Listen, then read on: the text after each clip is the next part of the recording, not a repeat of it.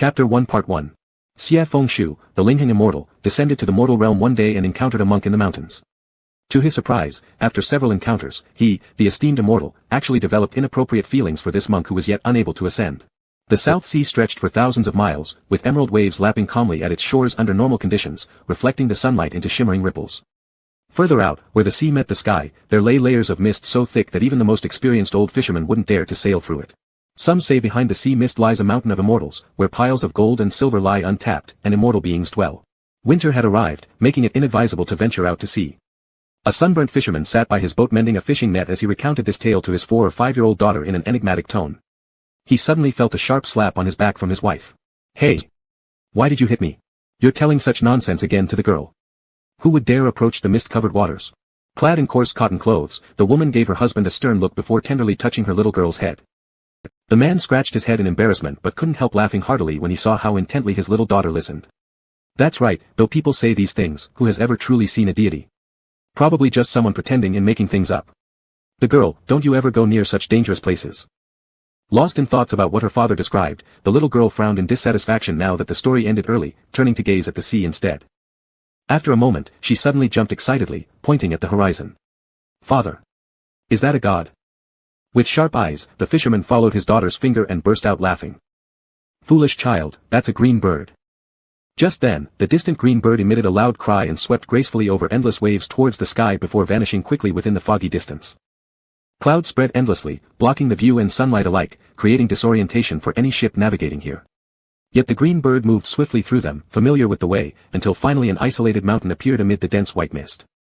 The mountain lacked much vegetation, with only a few pine trees standing atop its peak, while jagged rocks surrounded it. It stood solitary amidst the vast sea, with the crashing waves splashing snow-white foam against its stone base, producing deep echoing sounds. Gradually slowing down, the green bird eventually landed on the mountaintop, transforming into a small Taoist disciple dressed in light blue robes. This little Taoist looked no older than 11 or 12 years old, with his hair neatly pinned by a wooden clasp as he struggled to maintain a serious expression, albeit failing due to his round baby face that rendered him irresistibly adorable despite all efforts. He made a gesture with his hand, causing some of the cloud around him to disperse. Revealed beneath were white walls encircling a simple black-tiled courtyard. Pushing open the dark wooden gate, he stepped inside. The yard appeared uninhabited. Though winter brought lingering patches of snow on the ground, a pool blooming with thousand-petaled lotus flowers danced lightly in the wind in the center of the yard. Ignoring this tranquil sight, the young Taoist moved swiftly past it and exited through the back door, heading directly to the cliff edge. Sure enough, there stood a person at the cliffside. This individual was seated cross-legged beneath an ancient pine tree perched on the edge of the cliff. He wore a heavy lotus jade crown, adorned in garments of pristine white, tied with a black sash embroidered delicately with auspicious cloud patterns. His outer garment extended long sleeves adorned richly in detailed silver crane motifs, which shifted color elegantly from lighter to darker hues. Despite being richly attired, this man bore no other ornament save for a long sword suspended from his waist. The scabbard of this sword was entirely dark and unpretentious, visible only slightly below his flowing sleeves. More captivating than his attire was the presence of the person himself. Seated perilously close to the cliff's edge, merely an inch away from plummeting into the abyss, his demeanor remained relaxed and poised, exuding grace like the mist itself that swirled around this landmass. He appeared to be no more than 20-something, possessing a delicate beauty akin to fine jade.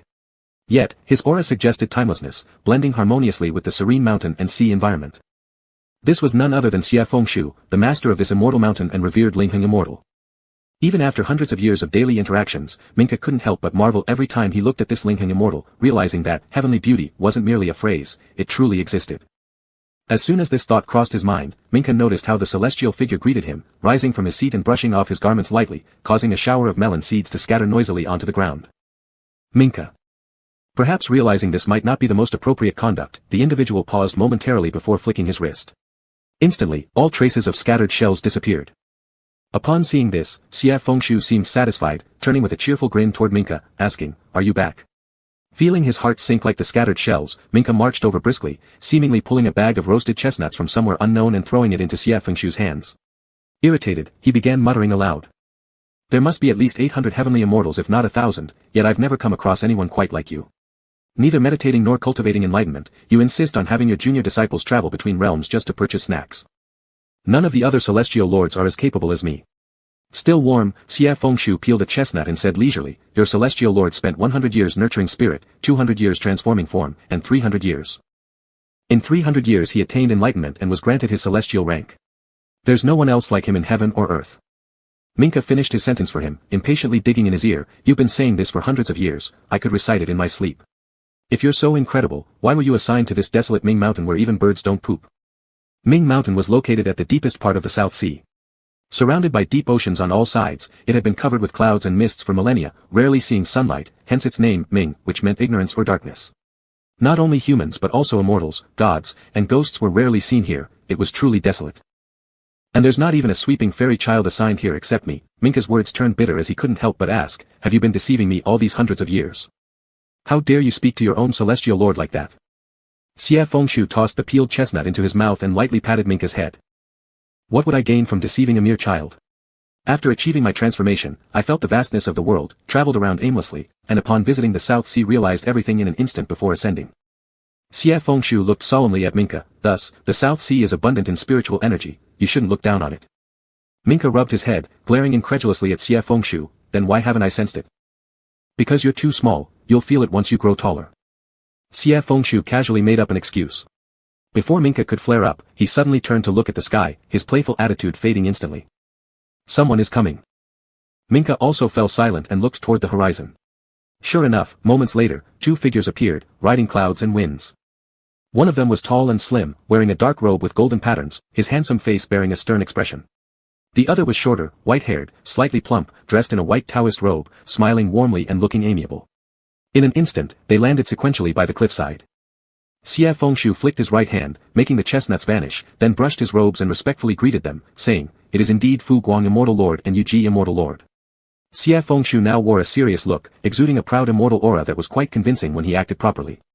Minka suppressed the urge to roll his eyes behind Xie Fengshu and followed suit, bowing respectfully while secretly observing the two immortals before him. The younger man in black robes was Fu Guang, whose name was Peiyu, the son of the Heavenly Emperor, reputed to be the youngest martial deity of the celestial realm, known for being rigid and taciturn. Now, he maintained his usual frown, refusing to even glance at Xie Fengshu. Beside him stood the cheerful old man, Yu Ji Immortal Lord Pang Yuanzi, who oversaw the hierarchy of celestial beings. Seeing that Peiyu remained stoic and silent, Pang Yuanzi greeted with a grin, Immortal Lord Ling Heng, it's been quite some time since we last met, how have you been? More than just, quite some time, Xie Fengshu lived in seclusion, hardly seeing other immortals every 100 or 200 years. Yet, there's no use striking against someone smiling kindly, so Xie Fengshu replied with a smile, it has been quite some time indeed. Thanks to all of you, I live peacefully here, always striving to contemplate and understand deeply. Just after he finished speaking, a soft snicker echoed out. Xie Fengshu immediately turned to Minka, his face clearly demanding an explanation, do you want to challenge me? Minka feigned innocence, meeting his gaze without blinking, almost shouting, not me. Only then did Xie Fengshu realize the laughter came from Fu Guang, the immortal lord standing in front of him. Look, this is the drawback of celestial offspring, arrogant, always thinking highly of themselves, not respecting other celestial lords. Pang Yuanzi quickly interjected to ease the tension, clearing his throat, to be honest, we're here to inquire about something. He sobered up, becoming grave, may I ask if the immortal lord has recently descended into the mortal world? Xie Fengshu acted as if he hadn't heard that previous chuckle, replying, no, I haven't. Pang Yuanzi frowned and continued questioning, then while you've been on this Ming Mountain, have you encountered any other chimeras or spirits? Never. Besides fish in the sea, it's only me and Minka here. Xie Fengshu paused for a moment and asked, what exactly happened? At this point, the statue-like Peiyu finally glanced at him and deigned to speak. Recently, demons and monsters in the human world have started acting up again, causing disturbances. Normally, earthly immortals can handle it, but a few days ago, Siming Immortal Lord was attacked while descending to Earth. Xie Fengshu was startled. Men and beasts both belong to the same land. Previously, when demons harmed humans, sometimes earthly immortals dealt with them by returning them to their original forms, while severe cases involved heavenly thunder punishment, turning them into ashes. But things never escalated beyond control, until now that demons dared to attack immortals. Is Siming Immortal Lord unharmed? The person himself is fine, sighed Yu Ji Lord, but the Star Array Destiny Disc was stolen by that fiend. Xie Fengshu felt a pang in his heart, thinking that it made sense why both of them had the look of being half dead. The Star Array Destiny Disc was under the control of the Celestial Lord in charge of fate in heaven. No bigger than an adult's hand, it bore markings of the 12 celestial houses, as well as the heavenly stems and earthly branches.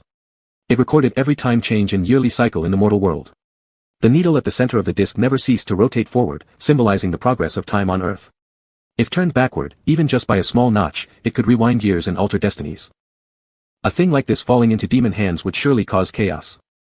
Although Xie Fengshu usually acted carelessly, he was still ranked among the immortals. Now, he frowned with the others as well. All three wore deeply troubled looks, and when they glanced at each other, Xie Fengshu spoke first. What do we do? Search for it, Pang Yuanzi chuckled helplessly. Unfortunately, according to the Bill of Fate Immortal, that fiend is exceedingly powerful. It was night when the attack happened, and the Immortal didn't get a clear view of its appearance. We explored all traces within the heavenly court, but couldn't find any trail. If not detectable in the celestial realm, then either the star array destiny disk had been taken beyond the boundaries of the three realms, or some potent talisman was shielding it.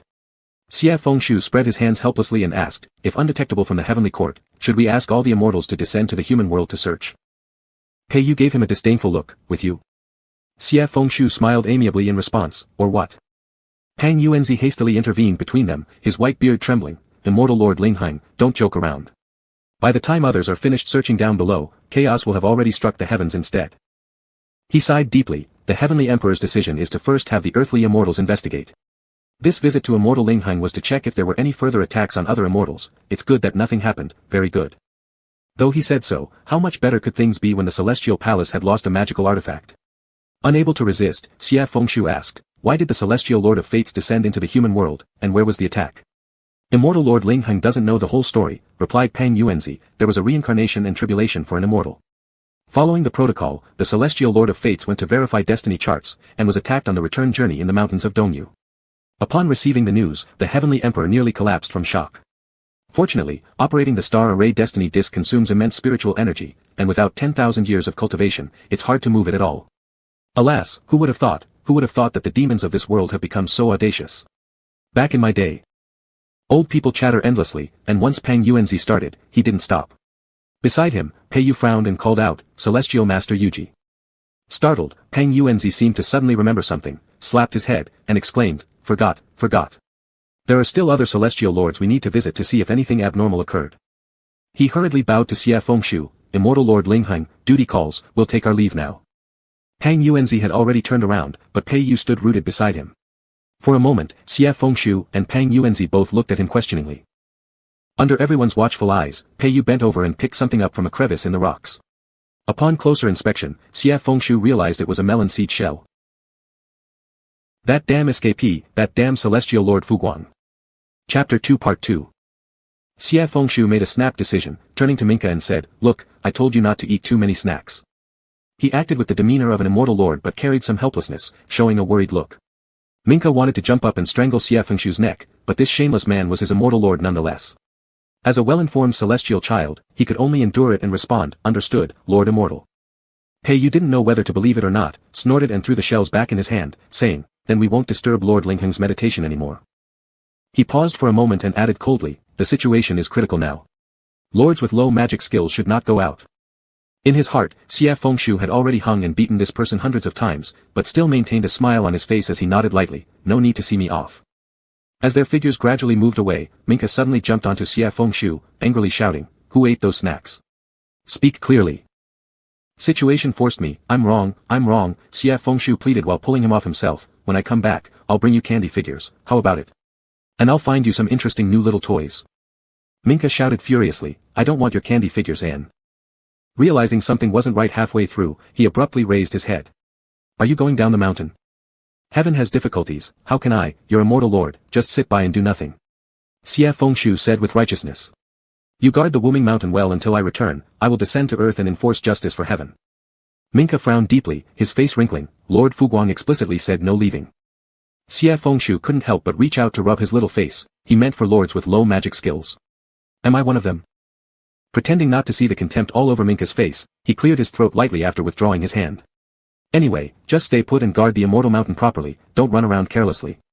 Times are different now, be careful not to be eaten by demons. Minka remained unmoved, just snorted, then followed Xie Fengshu through the courtyard, all the way to the mountain gate. Amidst the cloud-covered mountains, Xie Fengshu's figure was half hidden, half visible ahead.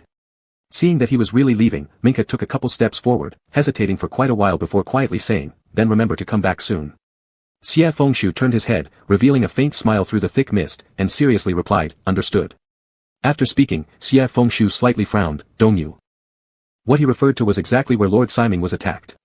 Seeing his unsatisfactory expression, Minka pricked up his ears wanting to know what came to mind, then heard Xie Fengshu mutter to himself, Where was it again? At this point, Minka finally gave him a rolling of eyes. With such behavior, he's enforcing heavenly law indeed, enough to make the heavens cry. Xie Fengshu spoke grandiosely, but actually it was because Master Fu Guangpei's arrogant demeanor irked everyone. Combined with the fact that he had stayed on Wuming Mountain since his ascension, he was already bored. It would be best if he could retrieve the fate disc, otherwise, it would serve as a human realm trial. Different from the endless sea of Nanming, Dongyu had more mountains, continuous without end. The entire mountain was covered with lush ancient trees and vines, with peaks surrounding and magnificent peaks stretching for thousands of miles. Since it was already winter, there was a thin layer of snow on the trees and the white landscape stretched endlessly, with only a few spots revealing some dull green pine colors. Xie Fengshu looked at the endless range of mountains before him, wishing he could turn around and leave immediately. Peng Yuanzi merely said that Lord Siming lost the star map fate disc somewhere in Dongyu, but did not specify exactly where. Would he have to search mountain by mountain? Not even considering whether he had the leisure time for that, Xie Fengshu looked up at the sky. He didn't start his journey early anyway. Plus, the distance from Nanming to Dongyu was 100,000 miles. Even though he rode the wind at great speed, it still cost him some time, and now the sky was darkening with the moon rising from the east. Xie Fengshu sighed heavily. Well, he might as well think about where to spend the night. Slowly walking forward in the mountain while observing the surroundings. Dongyu's mountains were dense with forests and sparsely populated. There had been several heavy snowfalls just a few days ago, covering the trees with layers of white snow, with the ground accumulating snow about 1 finger deep.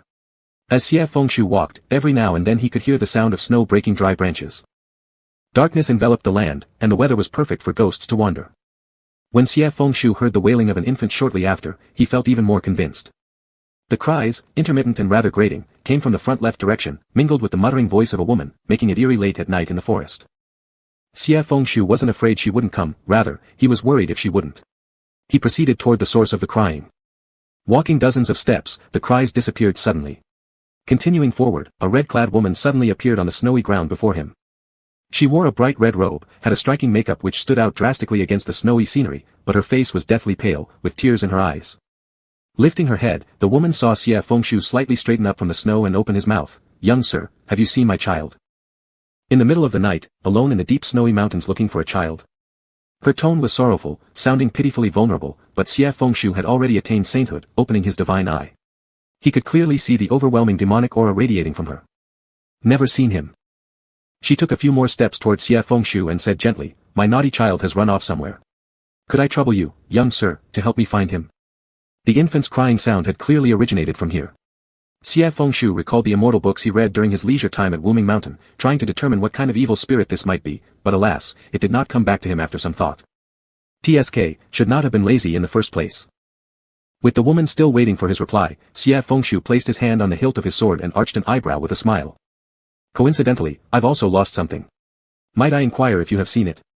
The lady glanced up with a delicate look, awaiting his continuation. Xie Fengshu then said, "A black fate disc." Her expression suddenly turned cold as she drew out her tone. "So you're a celestial master, are you?" Her tear-streaked face revealed an odd smirk showing her sharp white teeth. At the same moment, the piercing wail of an infant sounded again.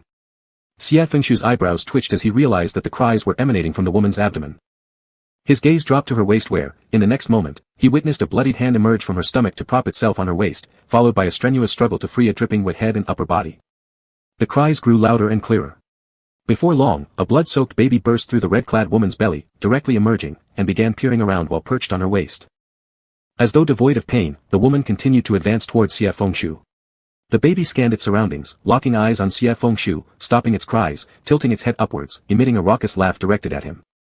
The creature reeked of demonic energy, its laughter rough and grating, akin to metal scraping against each other, ear-splitting. At this sight, Xie Fengshu appeared to have an epiphany, exclaiming, "Ah!" This sudden cry startled both the mother and child apparitions, freezing them momentarily to stare at Xie Fengshu, perplexed. Staring at the two demons, Xie Fengshu finally called out the academic name of these mountain ghosts. "Mother and child ghost." After saying it, he paused and added somewhat uncertainly, turning his head to the female ghost to confirm, "Am I right?" Infuriated by being mocked, the ghost roared furiously. Both figures charged towards Xie Fengshu without delay. Xie Fengshu unsheathed his sword in an instant. His sword was named Fengyan, its handle intricately wrapped with half-inch red strings. Its guard was a diminutive silver-colored 9-tier lotus, closed yet never fully bloomed. Coarse craftsmanship made it appear rather peculiar. 3 feet in length, its width did not exceed half a finger, the blade was perfectly straight with several lines of Sanskrit carved on it. Only the tip held a subtle curve, sharply tapering off, revealing an icy chill amidst the snowy terrain. Xie Fengshu lunged toward the woman first, then noticing the ghost child coming, conjured a talisman in his left hand and threw it out, uttering firmly, "Burn." Instantaneously, the talisman transformed into a blazing flame, darting swiftly toward the ghost infant as though it had a mind of its own. That fiend seemed exceedingly afraid of fire, retreating rapidly while letting out a shrill scream. Meanwhile, Xie Fengshu swung his sword at the ghost mother, slicing through the air and raising layers of accumulated snow, which forced the ghost mother back several steps in fright. Unsuccessful in their attack, likely recognizing their disadvantage, they turned to flee into the mountains. Without hesitation, Xie Fengshu pursued, dashing through the snow-covered ground at high speed. Along the way, the snowfall on the trees continuously fell due to the commotion. However, the dense forest offered the ghosts greater familiarity than him, and despite gritting his teeth and chasing for an unknown duration, they only grew further apart. In the end, the woman turned around, letting out a spine-chilling cackle, accompanied by the baby's ear-piercing cries. In the next instant, they vanished into the darkness. Left with no choice, Xie Fengshu came to a halt, frowning as he surveyed his surroundings before temporarily resheathing his sword and continuing forward. Xie Fengshu initially thought that the demon might have concealed itself nearby but failed to find any trace. With his atrocious sense of direction, he wandered aimlessly for approximately half an hour, when suddenly, deep within the pine forest, a courtyard came into view. Approaching cautiously, under the moonlight, Xie Fengshu observed a temple. He slowed his pace, finally stopping about 10 yards away from the temple. Situated amid the dense central forest, surrounded by towering ancient trees stretching far across the mountains, the temple wasn't very large. It carried a profound atmosphere, symbolizing seclusion in deep mountains and purification in the vast sea of pines. The vermilion walls and brown tiles of the temple looked somewhat worn out and faded due to their age. A massive ancient tree stood at the temple's entrance. The ancient tree towered over the temple entrance, its trunk so thick it was almost intimidating. Its branches and leaves stretched across the inside and outside of the temple, almost overshadowing half of it. Xie Fengshu looked up to see a thick expanse of white under the moonlight, radiating a chilling glow. At first, Xie Fengshu thought the white was frost covering the entire tree, but then a light fragrance wafted towards him. Examining it more carefully under the moonlight, he realized it was actually a myriad of flowers that looked like snow. This was an eternal spring tree. The eternal spring tree had unique characteristics. The older it grew, the longer its flowering period would be. 1,000-year-old eternal spring could bloom once every few decades, with its flowers lasting for dozens to even hundreds of years without wilting, hence the name, eternal spring. The flower petals numbered 9, white as snow and shaped like lotuses. Due to their enduring nature, these were also regarded as one of the holy flowers in Buddhism. The eternal spring before him had dense blossoms and deep roots, likely having existed for several thousand years. Xie Fengshu retracted his gaze when suddenly he noticed a figure at the temple's entrance. Already tense, he instinctively reached for his sword but stopped himself mid-motion. Under the moonlight, Xie Fengshu made out the person clearly. It was a monk. The monk wore a plain white robe. In his right hand, he held an antique lamp, casting a dim candlelight illuminating a corner of the night. His left wrist bore a string of black sandalwood prayer beads, and aside from that, he carried nothing else. Against the snowy backdrop, the monk appeared austere and somewhat thin. But this monk seemed unfazed by the cold, merely standing on the snow-covered temple grounds, tilting his head slightly as if gazing at Xie Fengshu. Unsure how long he'd been standing there, the monk showed no emotion, his eyes falling upon Xie Fengshu like frost on the highest peaks of eastern mountain ridges, freezing Xie Fengshu momentarily. With respect, Xie Fengshu gave a bow and addressed, "Esteemed." He hesitated, uncertain of what proper title to use, finally deciding carefully, "Esteemed practitioner, have you perhaps come across a red-clad woman and a child?" The monk didn't respond, merely standing at the top of the steps leading to the temple door, looking at Xie Fengshu from afar. There was no demonic aura emanating from the monk. Snow fell on his robes yet they remained spotless. Clearly unaware of the biting cold, he was probably a practitioner who resided deep within these mountains. Having formed this conclusion, Xie Fengshu decided to introduce himself. "I am Immortal Ling Heng, Xie Fengshu." Upon hearing this introduction, after a brief moment, the monk turned to Xie Fengshu and said, "Come in." No sooner had he finished speaking than the monk pushed open the door and walked straight in, disregarding whether Xie Fengshu had heard or not. Since Xie Fengshu had been at a loss where to set foot anyway, he simply followed suit, stepping into the temple despite the monk's aloof attitude. Pushing through the temple gate, what greeted Xie Fengshu first was a courtyard. The courtyard was paved with blue stones, bordered on both sides by lush bamboo groves, providing a touch of green against the snowy night. Outside was a world of ice and snow, yet within the temple grounds, the floor was dry with not a speck of snow visible. Not far from the yard was a Dharma hall, faintly emitting some light. Seeing the white-robed monk enter the Dharma hall without pause, Xie Fengshu hesitated only briefly before following awkwardly, lightly coughing as he spoke, "I'm passing by your sacred land, I'm sorry to intrude." Before he could finish his sentence, Xie Fengshu caught sight of the interior and instinctively stopped talking. This Dharma hall was vast, but also strange. Unlike other temples that housed golden statues of Buddhas, burned incense and lit lamps, this Dharma hall contained no statues. Other than 2 doors and windows, the remaining 3 walls were all grey stone surfaces. It felt less like a temple hall and more like a stone chamber. If that were all, it wouldn't be noteworthy, but etched onto the 3 stone walls were countless Buddha reliefs. These reliefs were uneven and depicted various Buddhas in differing poses, some seated serenely on clouds with their heads bowed as though overlooking all beings, others with closed eyes gently holding flowers, exuding an air of meditation, yet another wielding sacred instruments, trampling fierce demons underfoot, faces stern and majestic. The 3 walls were densely filled with Buddhas, laughing, yelling, sitting, lying, every posture and motion different without repetition. Despite spending several hundred years in the celestial realm, Xie Fengshu immediately understood upon surveying them. 1,000 Buddhas of the self-infinity heaven, 1,000 Buddhas of the formless heaven, 1,000 Buddhas of the great Brahma heaven, etched onto the 3 walls were a total of 3,000 gods and Buddhas from the 3 heavens of Buddhism. Xie Fengshu had initially thought the temple looked rather shabby from the outside, but inside revealed a whole new dimension, especially this Dharma hall which was extraordinarily mysterious. Yet apart from the wall carvings, the interior of the room seemed sparsely furnished. As Xie Fengshu redirected his attention from the stone walls, he focused on the space ahead. Directly facing one wall stood a black offering table. 2 plain cushions lay in front of it, while at its center sat an oil lamp burning brightly, precisely the same lamp the monk had been carrying earlier. The Buddha lamp was small, about the length of a palm, immaculately white like jade. The lamp body was undecorated, simple yet archaic, resting on a 9-petal lotus base with a small flicker of red flame dancing within, further accentuating the room's emptiness.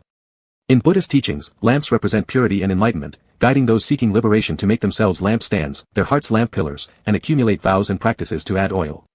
Wisdom is akin to the illumination of a lamp, capable of breaking through ignorance and folly, thus opening minds accordingly.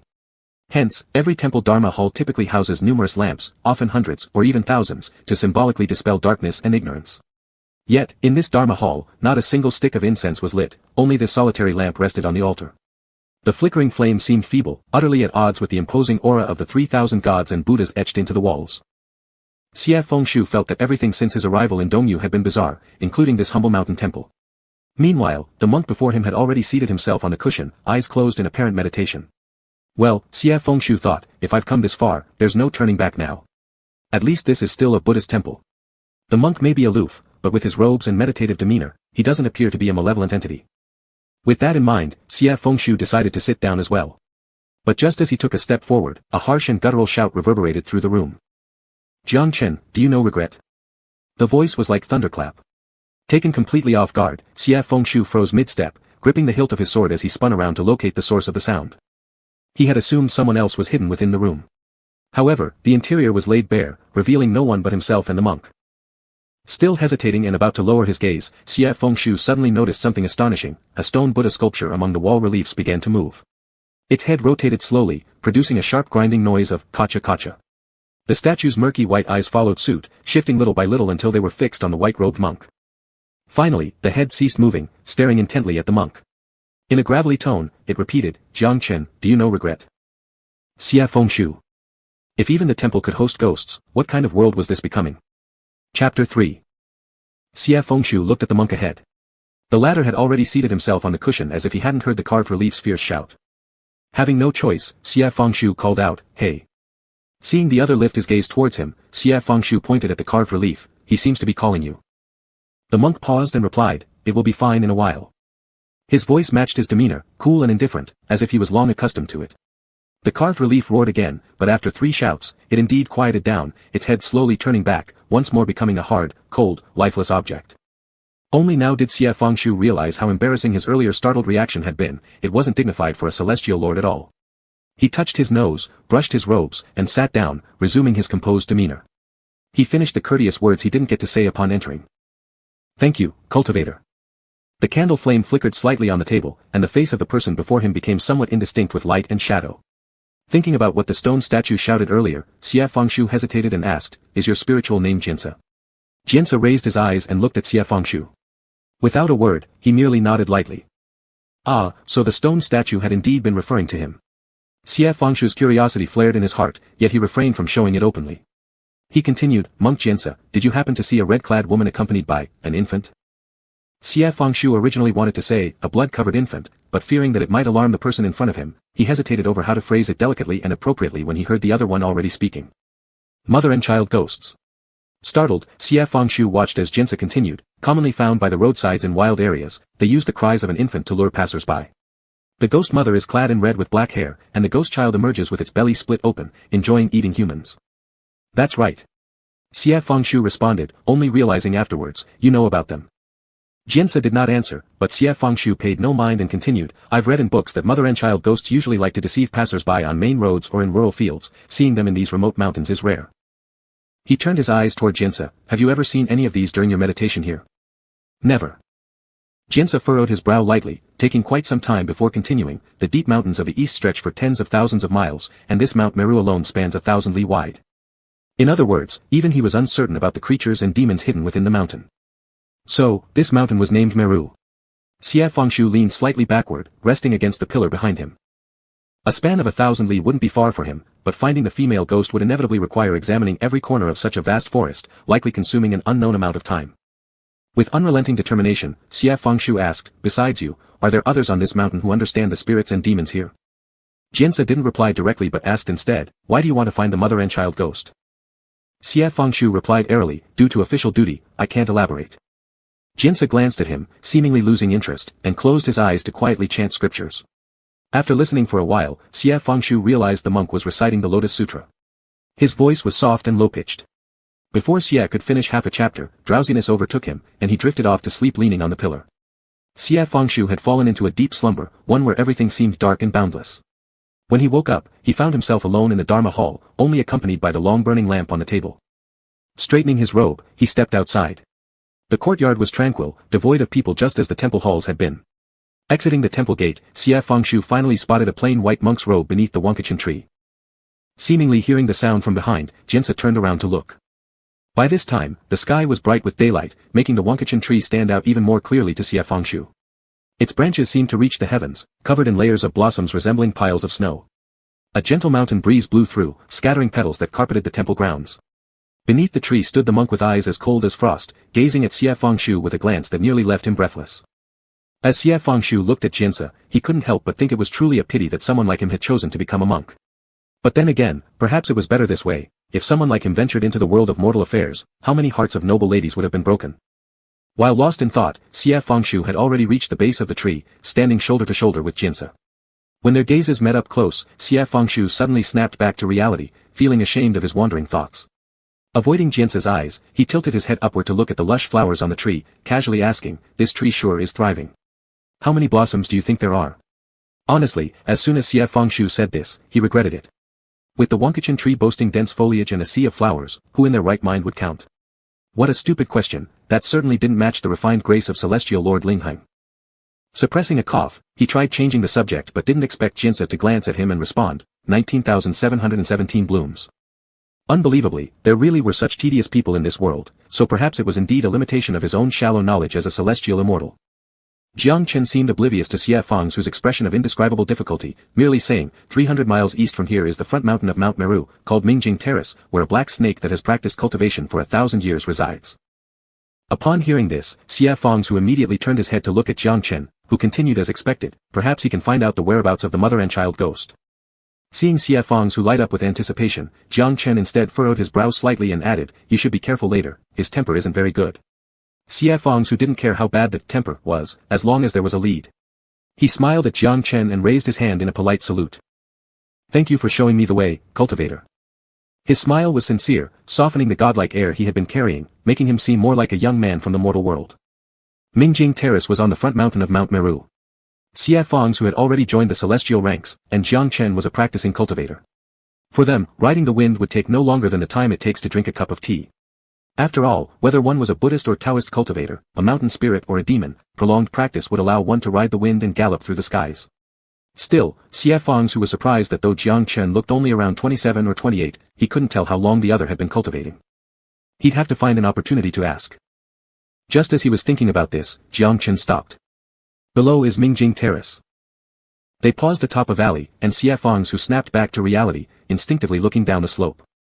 He originally planned to thank the person politely and ask about the cave dwelling of the black snake demon, but upon seeing the whole view of Mingjing Terrace, he froze mid-sentence, forgetting what he wanted to say. Behind Xie Fengshu stretched endless verdant mountains, while before him lay a vast expanse of black scorched earth. In some places, the land had dried up so much it had cracked, as if once ravaged by a great fire. At the highest point, remnants of tree stumps remained, burned completely black and dead. This entire area, spanning 100 miles, appeared lifeless. Only below the slope was a lake, its surface calm and reflecting the bleak image of the scorched earth and dead trees, emphasizing the purity of the water, resembling a flawless beauty mirror. Jiang Chen noticed Xie Fang's stunned expression and explained, 700 years ago, Mingjing Terrace experienced a heavenly thunderstrike that caused an unending wildfire. That explains it. Xie Fang's hesitated for a moment, then took a step forward, treading on the scorched earth. Not sure if it was an illusion, as he walked among it, Xie Fang's thought he could still smell the burnt odor of scorched grass and wood. He hadn't taken more than a few steps when he suddenly sensed something amiss behind him, just in time to hear Jiang Chen shout, Xie Fang's Hu. Xie Fang's immediately leapt aside several steps, looking up to see a deep gash where he had been standing moments before, made by a whip. A figure stood nearby, glaring unfriendly at Xie Fang's Hu. In his right hand, he held a jet-black long whip. Dressed in black short-sleeve robes with slight tight cuffs, his left ear adorned with a rhombus-shaped silver earring shaped like bamboo leaves, gently swaying after striking in the air. On his face, he wore a half-face mask covered with dark patterns, completely hiding the left side of his face, leaving sharp eyebrows and eyes revealed. Xie Fang's realized instantly, this must be the rather ill-tempered master of Mingjing Terrace. Unbeknownst to him, Jiang Chen had already moved to stand behind them, expressionless, first nodding slightly to the newcomer. This is Xie Fang's of Lord Ling Heng. Ling Heng Lord. The person repeated it, knitting his sword-like brows together, sneering coldly, what brings the celestial lord here to my Mingjing Terrace? Jiang Chen did not respond, only turning his head towards Xie Fang's stating, Lord Zhangzi, Chao Shi. Xie Fang's now understood that the master of Mingjing Terrace not only had a poor temper but also disliked divine beings and cultivators alike. But Xie Fang's never paid attention to such attitudes. Had he done so, he would have fought to the death long ago with certain others. Besides, he was seeking help now, so he only acted as if he couldn't detect the hostility, smiling broadly as he tipped his head. I'm sorry to bother you. Chao Shi gave him a cursory glance, coldly sniffed, then turned back to Jiang Chen, asking, why did you bring him here? His tone was still unpleasant, yet he clearly knew Jiang Chen well. Jiang Chen went straight to the point, saying, last night, Lord Ling Heng was passing by Mount Meru when he was attacked by a mother and child ghost. Mother and child ghosts? Even Chao Shi seemed startled, frowning deeply shortly thereafter in disbelief. When did Mount Meru ever have mother and child ghosts? So we'd like to ask you to search for them. Chao Shi looked at both of them, seemingly considering the truthfulness of their words. After quite a while, he sighed, troublesome. Though obviously annoyed, he didn't refuse. Putting away the long whip, he brought his hand to his lips and whistled sharply. The clear whistle resounded through the valley. After a while, Xie Fang's heard rustling noises coming from within the mountain, as if many animals were crawling low through the forest, scattering in all directions. Lowering his hand, Chao Shi said coldly, wait. The three of them stood on the scorched earth of Mingjing Terrace, falling silent for a moment. Seeing that Chao Shi still wore an expressionless face, Xie Fang's refrained from speaking awkwardly and instead turned to look around. All around were black ashes and dust. Xie Fang's gazed at them for a long while before shifting his eyes toward the broken ancient tree atop the hill. That tree had lost all its branches and leaves, only leaving a battered trunk sticking out of the charred soil. Yet, Xie Fang's found himself staring at it for a considerable amount of time and couldn't help but ask, what kind of tree is this? Chao Shi gave him a cold glance as if to say, none of your business, and then Jiang Chen beside him responded, a phoenix tree. According to legend, when the phoenix traveled eastward, it once rested upon a divine wood, this divine wood being none other than the phoenix tree. The phoenix tree before their eyes was now severely damaged, but one could still tell it must have been an ancient tree. What a pity. This is what Xie Fang's thought, intending also to inquire about the mountain fire 700 years ago when suddenly Chao Shi spoke up beside him. It's been found. Scarcely had these words left his mouth when Xie Fang's heard faint movements behind him. In a flash, a finger-thick black snake with white stripes slithered along the snowy ground towards them. Xie Fang's who had been born with a fear of snakes, instinctively took a step back. Chao Shi glanced at him disdainfully before squatting down halfway and extending his hand. His attitude toward the snake was much better than toward the two humans. The snake climbed up along Chao Shi's fingers, coiled around his wrist, and raised its head, hissing twice. Chao Shi patted its head as though in approval and looked up at the two of them. It's been found, but I doubt it will be of much use. He gazed at them, his expression even more unpleasant than before. The mother and child ghost is dead. Chapter 4, Descent from the Mountain 4. The mother-child ghost was indeed dead, her body in a cave no more than 100 li away from where Xie Fengshu had lost her last night. The corpse was shriveled, as if all its essence had been drained, leaving only skin stretched over bones. Her abdomen was sliced open, her red clothes mingling with congealed blood, hardened into a large brown mass after the night. A few paces away lay a fallen demon prone on the ground, its head bent at an unnatural angle. Chao Shi bent down to touch it briefly with his hand, then pulled back in disgust. Also dead. It appeared both had been struck down without warning. The three stood in a mountain cave facing the two dried corpses, exchanging puzzled glances. Last night, when Xie Fengshu asked about the ghost's magical artifact, she immediately guessed that he was a celestial being. There must have been something significant behind it. Xie Fengshu originally wanted to investigate further, but now with the death of the mother-child ghost, the first clue since his descent from the mountain had been severed. However, given the circumstances, he took it in stride, chalking it up to bad luck. But finding the life chart would have to be done gradually. Xie Fengshu sighed lightly and gave a respectful bow to Jiangchen and Chaoshi. Thank you both for your assistance. Chaoshi leaned against the cave wall with his arms crossed, coldly replying, if it wasn't related to the bright mirror terrace, who would bother helping you? Jiangchen stood silently beside him. His eyelashes slightly drooped as he made a prayer gesture towards the corpse of the mother-child ghost. Sunlight streamed in from outside the cave, illuminating half his face, making his features appear deep and profound. For a moment, everyone fell silent. As Xie Fengshu watched Jiangchen finish his salute to the corpse, he felt a sudden wave of emotion and almost said, compassionate cultivator. But the next moment, he saw Jiangchen squat down and reach his hand into the gutted belly of the ghost mother. Xie Fengshu. What was this monk doing? Even Chaoshi beside him didn't expect it, straightening slightly upon seeing it. Unfazed by their gazes, Jiangchen moved his right hand gently, as if searching for something. After a while, he stopped, grasped a dark red string, and slowly pulled something out of the ghost mother's belly. Xie Fengshu's heart leapt in shock as he realized there had been this red string concealed in the pool of blood around the ghost mother's stomach, barely visible unless closely examined. Jiangchen stood up, and Xie Fengshu immediately stepped closer to take a look, even Chaoshi moving in for a better view. Jiangchen pulled out a black rectangular wooden tablet covered in bloodstains. It was roughly a finger long and half a finger wide, simply tied with a knot made from a dark red string. Carved on the tablet was a black eagle with spread wings, soaked in blood. Beneath it were two characters that seemed like a name, but not in Chinese script. Xie Fengshu carefully studied it, trying to recall any records in the classics. Then he heard Jiangchen say, Bayan. Xie Fengshu paused, startled. What? The text on the wooden tablet translates to Bayan, which is a person's name. Though there was blood on Jiangchen's hands, something Buddhists should abhor, he seemed entirely unconcerned. This is the script of the Wuchu tribe. Wuchu. It was the first time Xie Fengshu had ever heard of this name, and he looked completely baffled at Jiangchen. Jiangchen met his gaze when he glanced up, hesitating for a moment before continuing. The Wuchu people have lived secluded in the southwestern mountains for thousands of years. They revere the eagle as their totem, known for their fierce bravery. Because the southwestern region is full of savage beasts and marshlands, they carry with them engraved incense with tablets bearing their names and totems, seeking protection from their revered heavenly deity. Xie Fengshu's interest was piqued. Which deity? Jiangchen paused silently for a moment before answering, Qiyu. Xie Fengshu was speechless. He had initially thought it might be one of the modern deities up in heaven, offering clues worth investigating, but instead, it turned out to be this ancestor separated by tens of thousands of years. In ancient times, Emperor Yan and Emperor Huang battled the war god Qiyu, shaking the heavens and earth. With the help of Nuwa, they killed Qiyu in Zhuolu, uniting the mortal realm. That was ancient history dating back tens of thousands of years. All the ancients had passed on, how could Xie Fengshu find answers? Jiangchen remained silent, seemingly ready to hand the wooden tablet to Xie Fengshu. He extended his hand but suddenly pulled it back. Xie Fengshu, who had been about to reach out and take it, stared blankly. Looking up at Jiangchen with confusion, the latter ignored him, simply saying, but this happened many years ago. Since I started my cultivation, I've never left Mount Sumru. I know little about the outside world. Despite this, Xie Fengshu already viewed him differently, humbly asking, Master, may I ask how many years you have been practicing cultivation in your honored place? Jiangchen paused before replying, 700 years.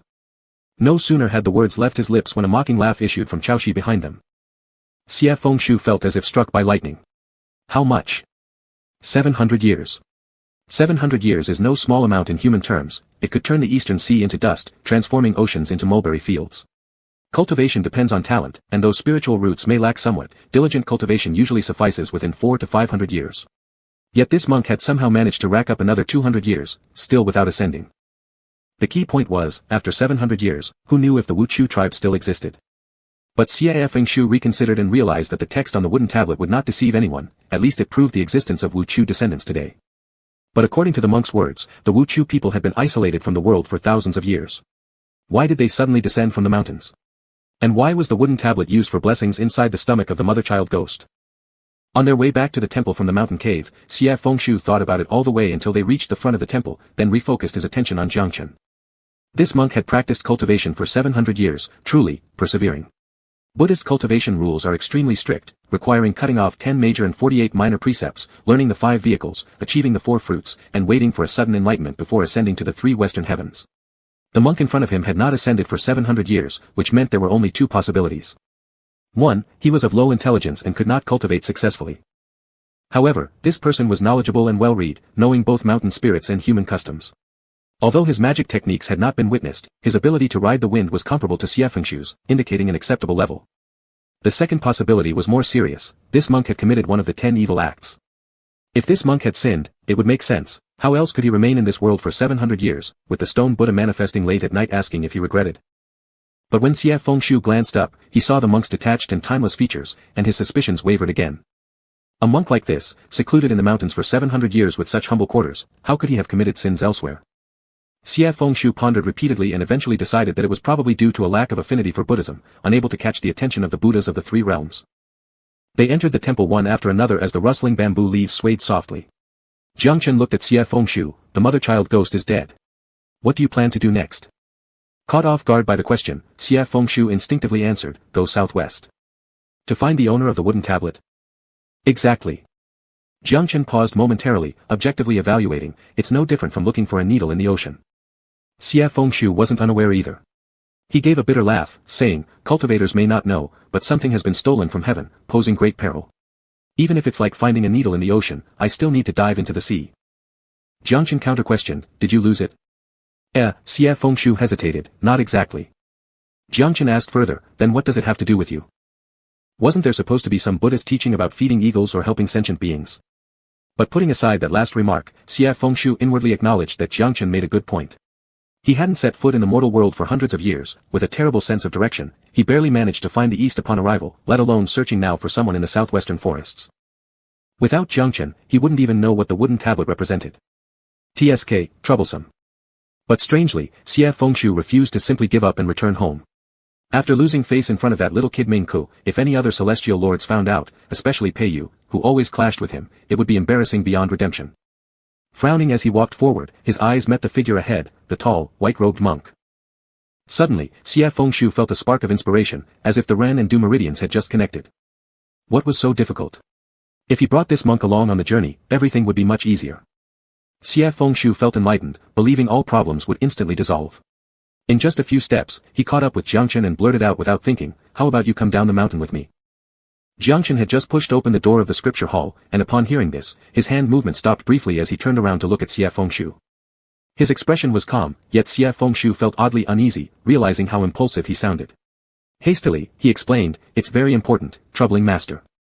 I cultivate the hard path and should not involve myself in worldly matters. Jiangchen's tone remained calm, you'd better go back. With that, he stepped back into the scripture hall. There was no way Xiefengxu would easily give up. He stubbornly followed Jiangchen closely. Cultivator, please reconsider. It can count towards benefiting all sentient beings. He buzzed around Jiangchen incessantly like a bee. The latter, however, paid no attention, sitting cross-legged while removing a string of beads from his left hand, rolling them one by one between his fingers, a clear sign of intending to meditate.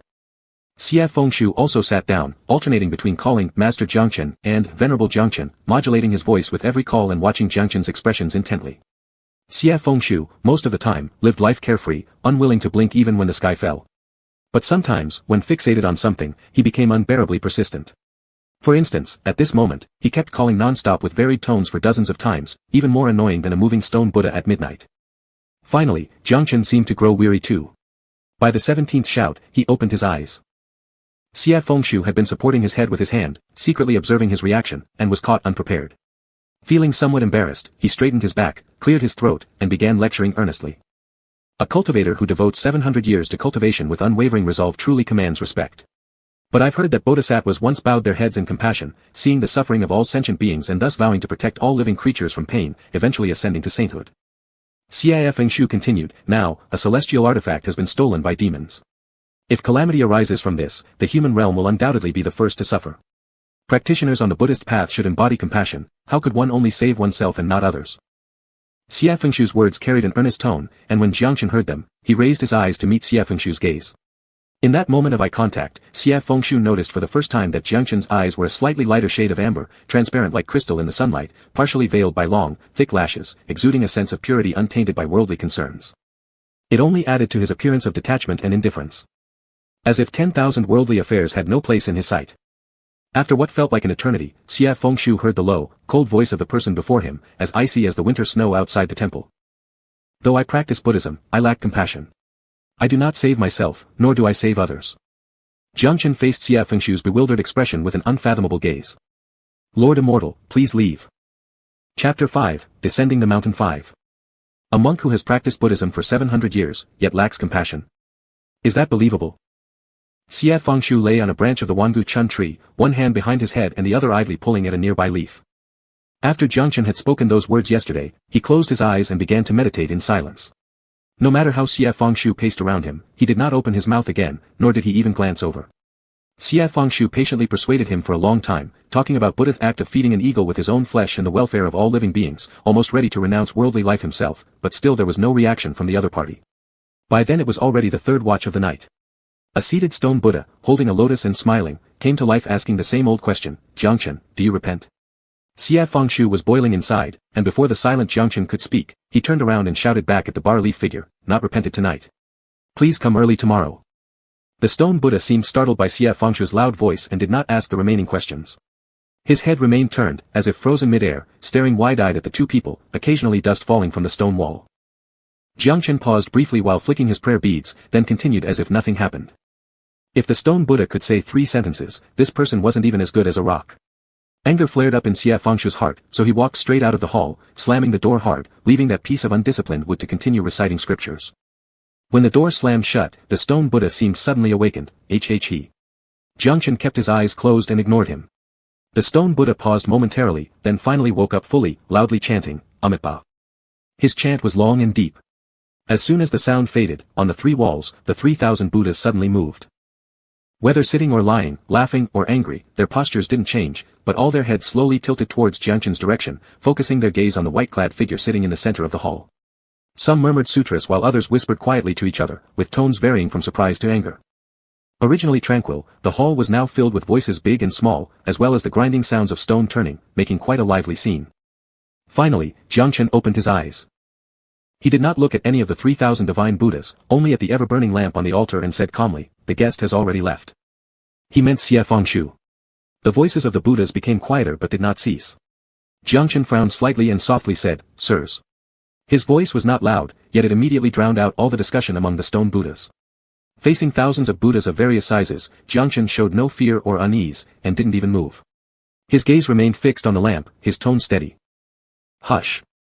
If Xia Fengshu were here, he would certainly earnestly educate him. You, a little monk, dare talk to the Buddhas like this, no wonder after 700 years you're still stuck in this mountain. But Xia Fengshu was not there, so he couldn't see it. After Jiang Chen finished speaking, all the stone Buddhas actually fell silent. Their expressions varied, some seemingly still dissatisfied, but none dared to utter another word. Subsequently, the 3,000 stone Buddhas all turned their heads back in unison, resuming their previous poses, becoming once more cold reliefs on the stone walls. Jiang Chen sat straight on the cushion without moving. The Dharma hall was restored to silence, and Jiang Chen did not resume chanting scriptures. It was as if there was only the faint sound of wind outside the door between heaven and earth. Having lived carefree for several centuries, Xia Fengshu rarely got mad, but this time he decided to take this monk away. He didn't want to face him directly for the moment, so he strolled around the courtyard twice to calm down, and then found no meditation room. Without hesitation, he climbed onto the ancient Wangu Chun tree in front of the temple and picked a spot to lie down. Of course, he wouldn't go back easily. When he first descended the mountain, he encountered the mother and child ghost. That wooden tablet was also clearly placed inside the corpse's abdomen. Aside from being concealed because the weather was too cold for the blood to drain, there was no other disguise. How could there be such a coincidence? Even a fool could see it was intentional. But precisely when Xia Fengshu's curiosity was piqued, not even 10 oxen could drag him back. The wind and snow had stopped during the night, and through the layers of flower petals, he gazed at the vast starry river, gradually calming down most of his anger. It wasn't that Xia Fengshu was upset because Jiang Chen was ignoring him. Rather, he really wanted to take this monk with him. Although one reason was that he thought the other might be helpful, the more important one was that for reasons unknown, he simply liked the look of this person. Very much. Perhaps because this was the first person he had met since descending the mountain, and the person carried many mysteries that made Xia Fengshu want to get to the bottom of them. Especially after hearing that this person had been practicing for exactly 700 years. One light, one temple, one Dharma hall carved with the images of 3,000 Buddhas, reciting scriptures continuously for 700 years, waiting every evening for a certain stone Buddha to rise as if from the dead and shout out. Xie Fengshu was seized by an overwhelming feeling of suffocation just at the thought. Does he not find this dull and wish to take a walk down the mountain? After much contemplation, Xie Fengshu let out a long sigh amidst the myriad flowers. Forget it, Xie Fengshu muttered in his heart, I'll try again tomorrow with that stubborn blockhead. If he still refuses to leave the mountain, then I'll go alone. After my business is done, I'll visit the Buddhas of the Western lands shamelessly, asking any compassionate Buddha to take in this foolish monk as an act of kindness, and I will count this as one of my daily good deeds. But Xie Fengshu had never been to the Buddhist cultivation realm, nor did he have dealings with the Buddhas. He carried merely the title of Ling Heng Immortal Lord but possessed no real authority, unsure whether they would honor his request. Xie Fengshu rambled through countless chaotic thoughts and rested briefly amidst the tree's branches before time slipped away into the present. It was already dawn, yet no one had emerged. He couldn't bring himself to return to the Dharma hall, aimlessly tugging on the flower leaves, inadvertently pulling a Wangu Chun flower with a bit too much force. That's that, now there are only 17,912 flowers left on this tree.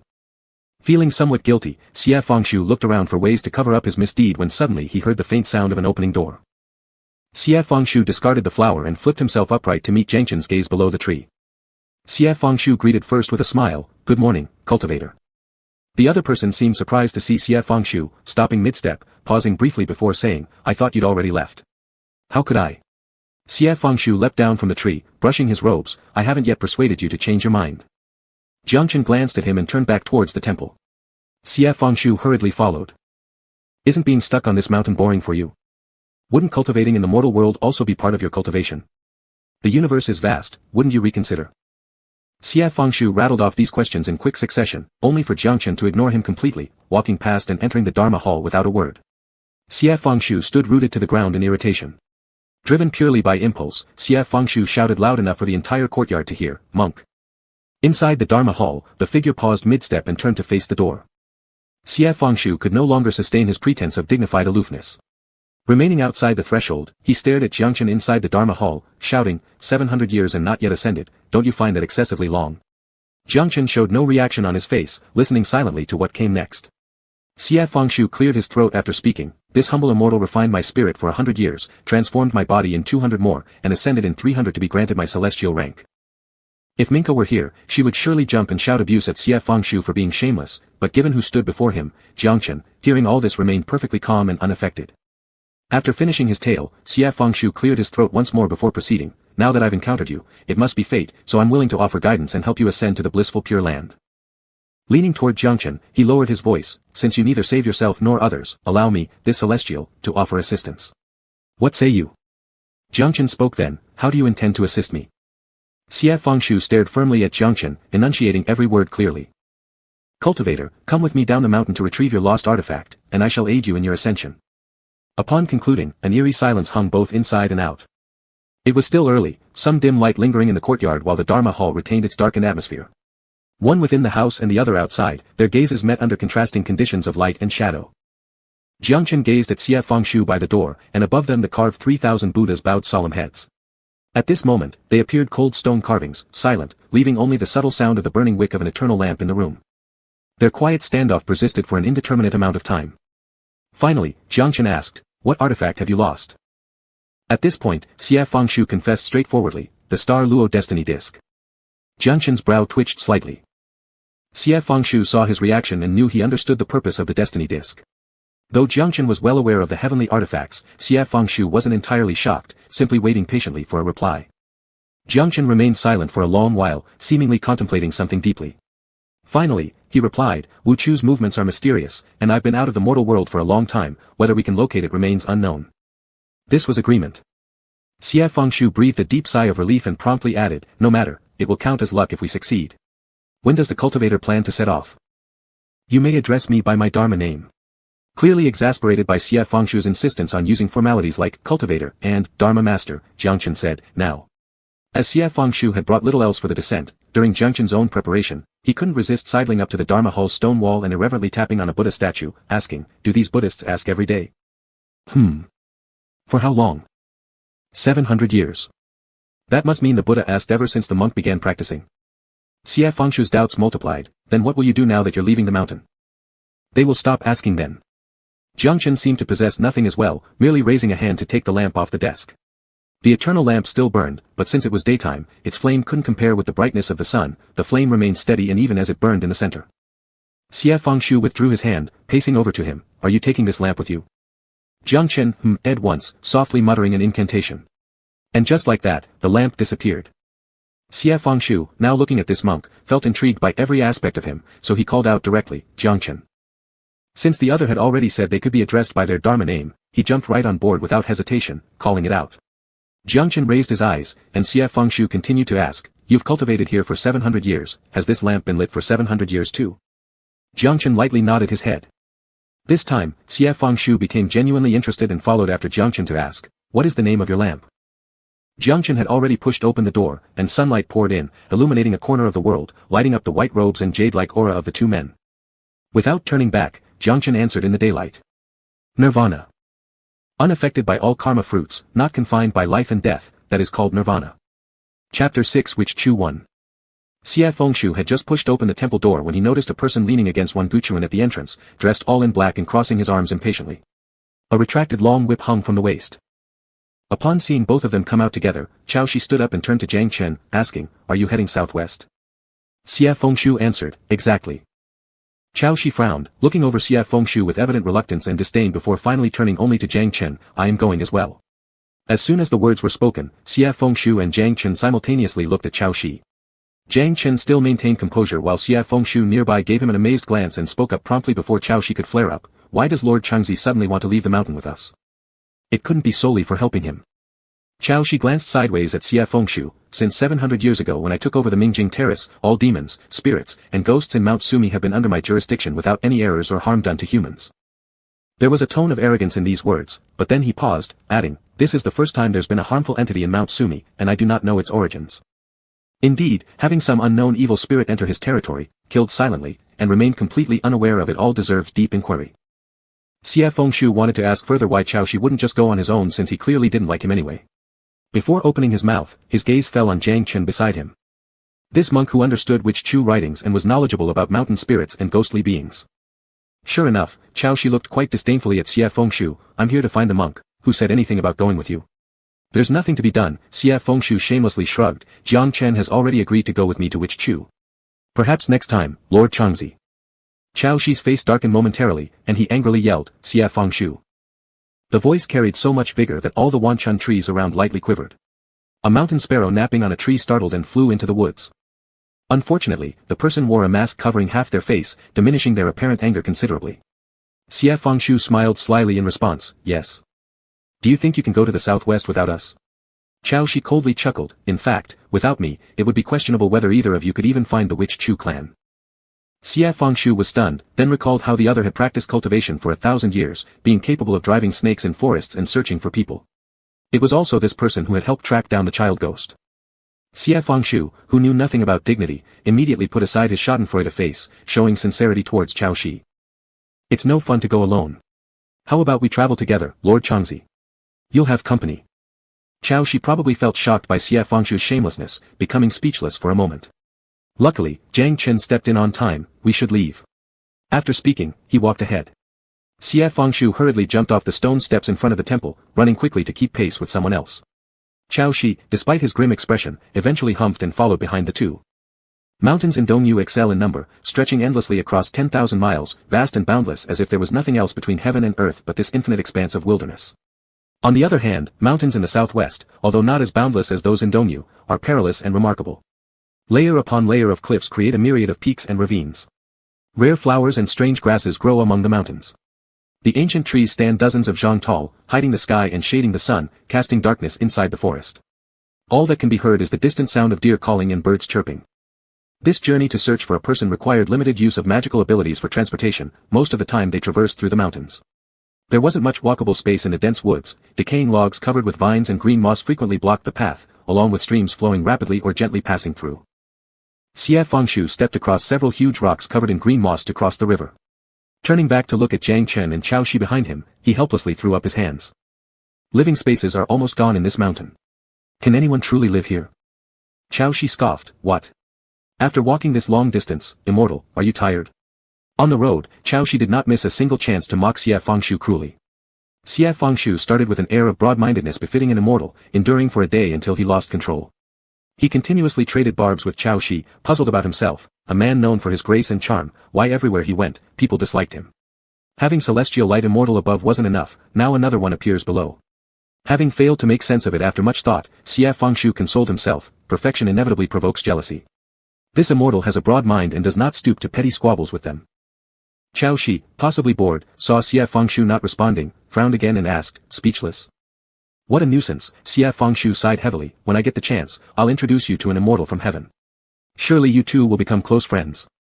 Thanks, but no thanks, Cao Shi responded with disgust on his face, I don't care for those pretentious gods.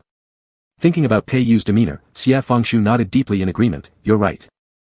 Seeing Cao Shi once again giving him a look of, there's something wrong with you, Xie Fengshu decided to ignore it and turned his head to look at Jiang Chen. Unexpectedly, Jiang Chen also raised his eyes to look at him, speaking in a calm tone, it's still not too late to turn back now. What kind of people were these? Xie Fengshu almost found himself laughing from anger. He simply sat on the green stone by the river with a carefree grin, tossing a smile toward the two of them. Your immortal is good at nothing, but my heart is like rock when it comes to difficulties, no regrets even if I die 9 times over. The three had already reached deep into the woods. Jiang Chen glanced at him for a moment, then turned to nod at Cao Shi, Longzi Jun, thank you for your trouble. Unlike his usual manner, Cao Shi didn't argue this time.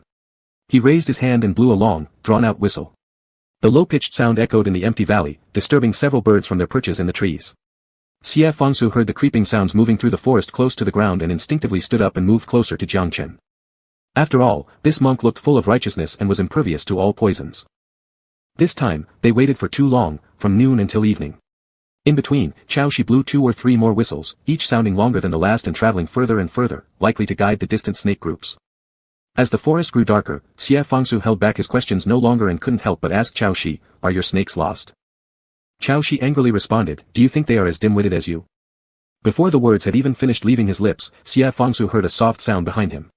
Turning around, he saw an adult wrist-thick black-red flower snake nearly touching the hem of his clothes, seemingly trying to climb up his leg. Xie Fengshu almost fainted. In a rush, he forgot about his dignity and grabbed hold of Jiang Chen, leaping backward, so that only half his head remained visible behind the monk. Stammering, he said, did it get the wrong person? Jiang Chen, who wasn't expecting such suddenness from Xie Fengshu, almost got pulled down. Instinctively, he grabbed the other man's hand hanging over his shoulder, slightly frowned, and turned his head back. But in the end, Jiang Chen took half a step back, moving a bit further away from the snake. The flower snake, which only wanted to get closer to Xie Fengshu, lifted part of its body and gave him a glance, as if slightly wronged. Unfortunately, Xie Fengshu was as timid as a mouse and didn't understand the snake's silent communication. Its tiny eyes only met the calm gaze of Jiang Chen. Pausing for a moment, the snake ultimately bypassed this cold-looking monk and crawled back towards Cao Shi. Cao Shi watched the whole scene, scoffing and calling Xie Fengshu a coward. Then, squatting down, he gently patted the snake's head. Slightly comforted, the flower snake affectionately rubbed against Cao Shi's wrist before curling itself up and slowly slithering westward, leading the way for the trio.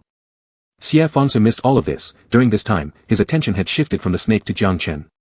In his previous panic, now realizing what happened, he lowered his head, scanning the pure, jade-like nape of Jiang Chen's neck, feeling a faint warmth transmitted through the monk's robes, along with a delicate fragrance of sandalwood, resembling wood and pine, extremely light. It made Xie Fengshu almost think it was an illusion. How strange. This monk doesn't burn incense, yet there's an aroma. While pondering this, Xie Fengshu even tried lowering his head to sniff again.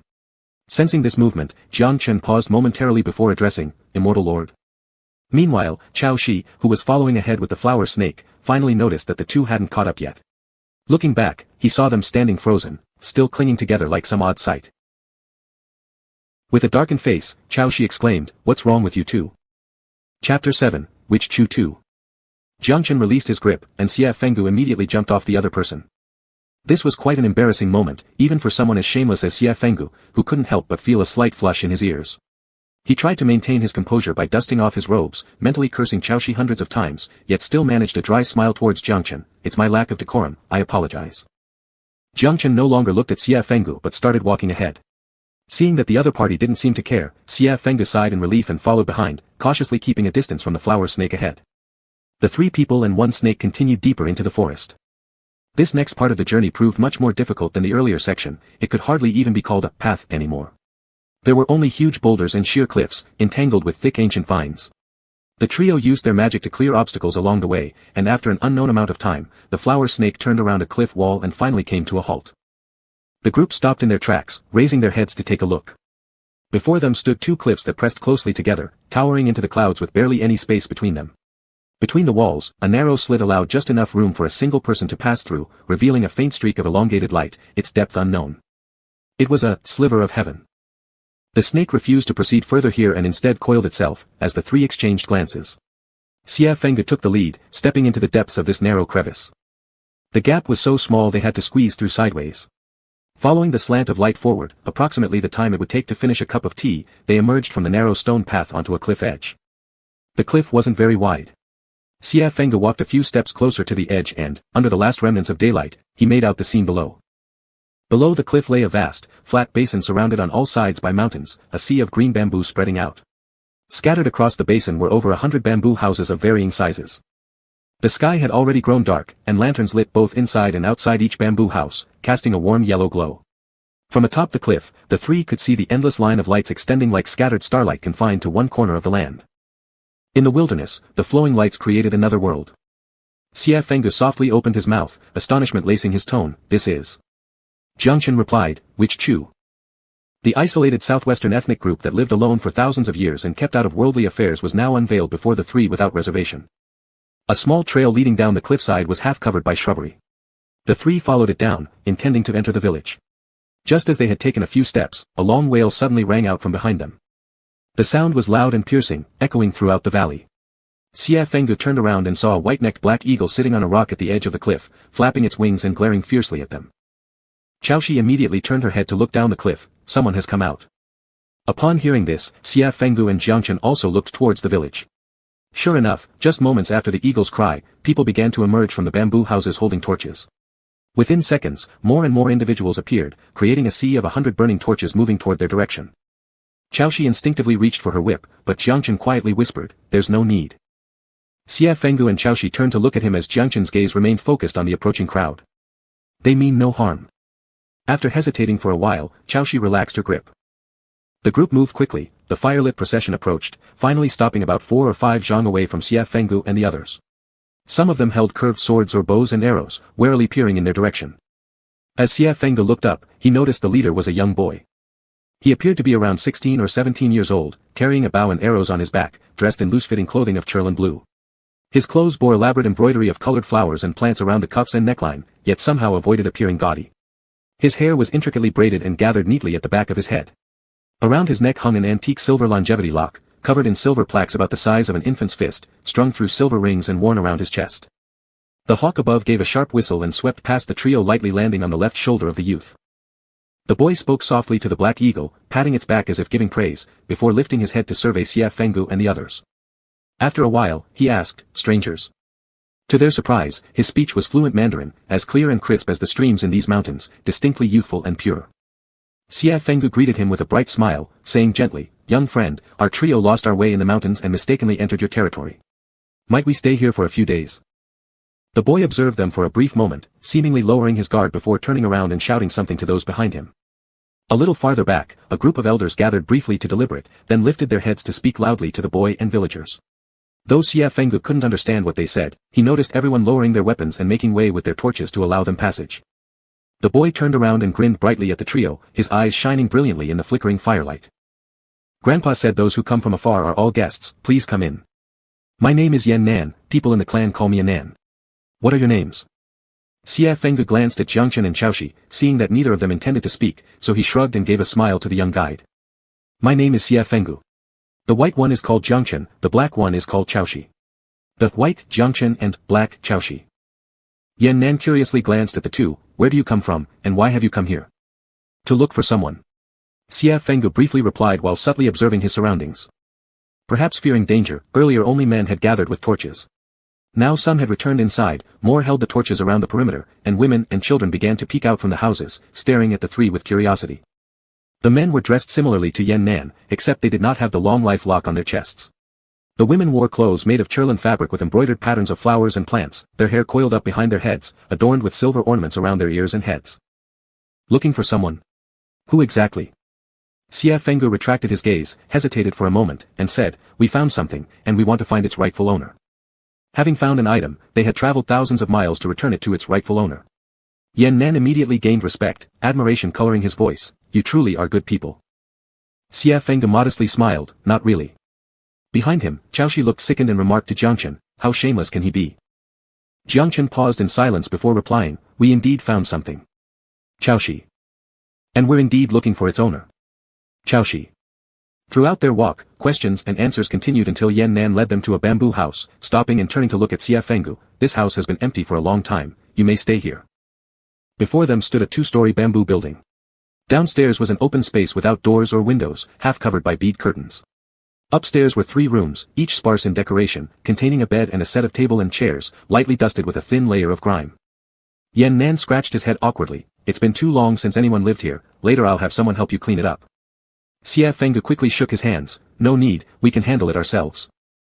Alright, Yan Nan didn't insist due to Xie Fengge's determined attitude, then rest well early. Once Yan Nan left, Xie Fengge used a cleansing charm to clean the place. He stood by the window for a moment, hearing children's laughter carried by the night breeze, occasionally mixed with faint scolding from a woman, or hearty laughter from a man. Although Xie Fengge couldn't understand the words, he could feel the vivid life force rushing towards him. He dropped the bamboo curtain. I think the customs of the Witch Chu people are simple and honest, not at all like those capable of killing maternal ghosts. Chaoshi lazily raised an eye, so, murderers write murderer on their faces now. That was fair. Xie Fengge turned to Jiangchen, who was also looking at him. Calmly speaking, let's find the person first.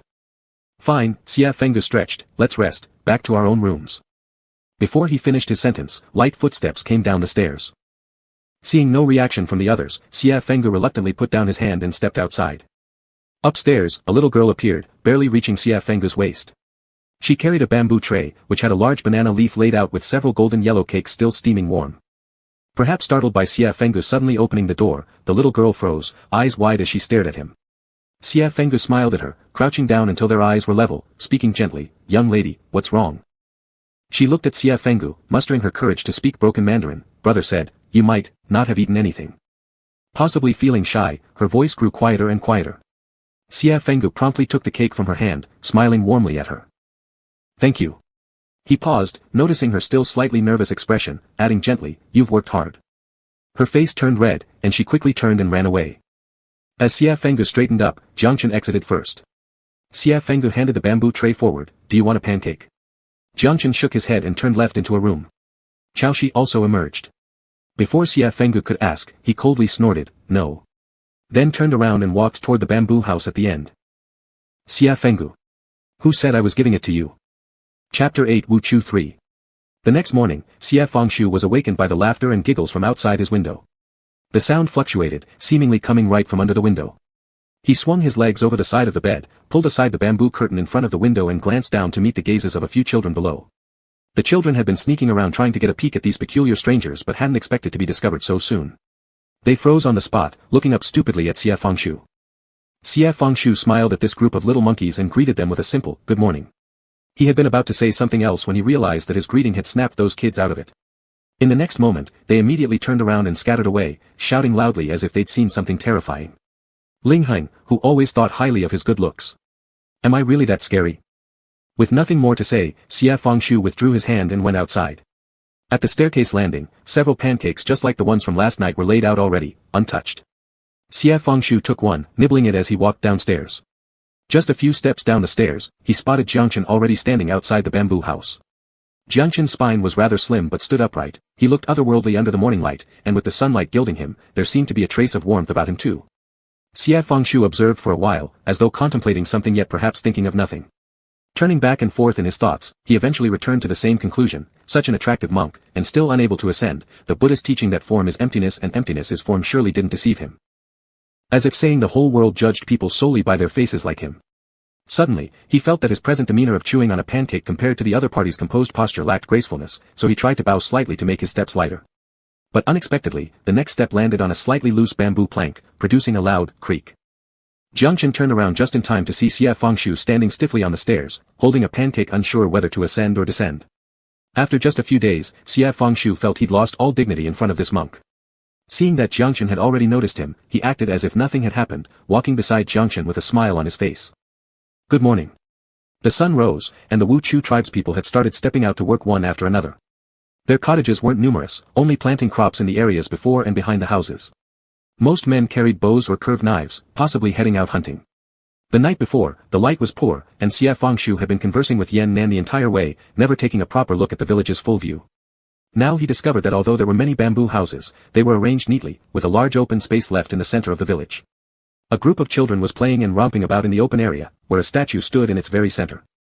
The statue was approximately 2 people's height, carved out of mountain rocks, and conveniently faced away from Xie Fengshu and Jiang Chen. Xie Fengshu hadn't noticed this stone statue during the night and felt curious, glancing toward Jiang Chen and asking, "Shall we take a closer look?" Jiang Chen paused briefly and replied, "Changzi hasn't come down yet." His original intent was likely asking if they should wait, but unexpectedly, Xie Fengshu grinned upon hearing this and answered joyfully, "That would be exactly what I wanted." Jiang Chen shot him a glance, and Xie Fengshu returned it confidently until finally, it was Jiang Chen who shifted his gaze first and moved toward the village. From the bamboo house to the statue wasn't more than 100 steps. Along the way, there were people secretly sizing up Jiang Chen and Xie Fengshu. Jiang Chen stared ahead calmly, as if not noticing it all. Xie Fengshu paid no attention either. Occasionally, someone would stare too long, he would turn his head and smile broadly at them, making the other person blush and feel embarrassed. Thus surrounded by onlookers, the two walked the whole way. Reaching the central area of the village, Xie Fengshu finally got a clear view of the statue. It depicted a man in armor, wearing his hair loose and barefoot, with a pair of ox horns atop his head. In one hand, he held a massive axe, his facial expression fierce, his head slightly lowered as if inspecting his territory. Xie Fengshu stood under the statue, directly meeting its gaze, and thus the intimidating aura of the statue seemed to focus entirely on him. Upon seeing the statue's face directly, Xie Fengshu showed a startled expression. He had earlier been attentive and observant of the surroundings along the path, but now it seemed as if all his senses had been drawn into this sculpture before him.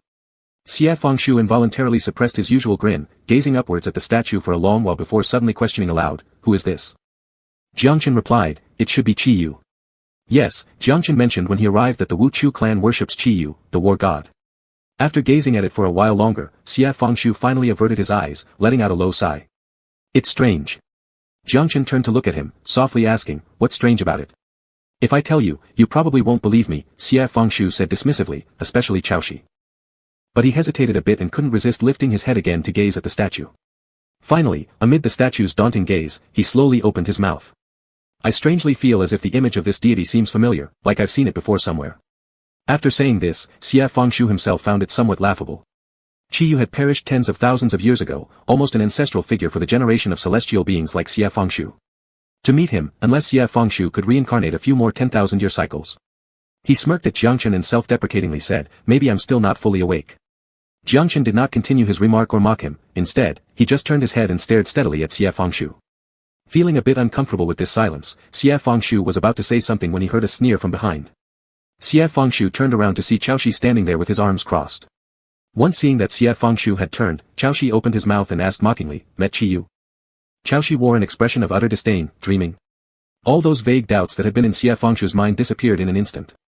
He thought that someday he would definitely find a way to put a bag over this so-called Changzi and give him a good thrashing.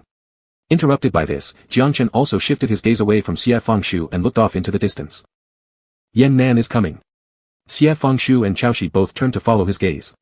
Yan Nan came riding on a black steed, radiant as the sun and moon. Upon nearing them, he pulled the reins tight, dismounted gracefully, and greeted loudly, "Are you awake already?" Xie Fengshu asked, "Are we going out?" Yan Nan's eyes curved into a smile, exuding youthful innocence, "We're going hunting today. There isn't much meat left in the village anyway, and since you've come, we should hunt something big to entertain you." Xie Fengshu guessed he meant wild boars or the like. Touched as he was, he quickly waved his hands and refused, "Not necessary, not necessary. We can eat anything." He glanced at Jiang Chen and added to Yan Nan, "Besides, we have a monk here." Yan Nan blinked in confusion, "What's a monk?" "Brother, how am I supposed to explain?" Seeing no intention from Jiang Chen to clarify his identity further, Xie Fengshu fumbled and vaguely answered, "Someone who doesn't eat meat." Yan Nan seemed to understand but didn't inquire anymore, "All right, then I'll pick some wild fruits along the way." Probably in his heart, not eating meat sounded like a very pitiful thing. Yan Nan comforted Jiang Chen while leaving, "The wild fruits in the mountain are also delicious." Sigh, what a simple child. These three, one demon, one celestial being, and one Buddhist cultivator, whether they ate or not actually made little difference. But Yan Nan's enthusiasm was so genuine that there was no reason to refuse. Thus, Xie Fengshu simply thanked him, "Thanks." Yan Nan carelessly waved his hand, "Don't mention it, you're guests.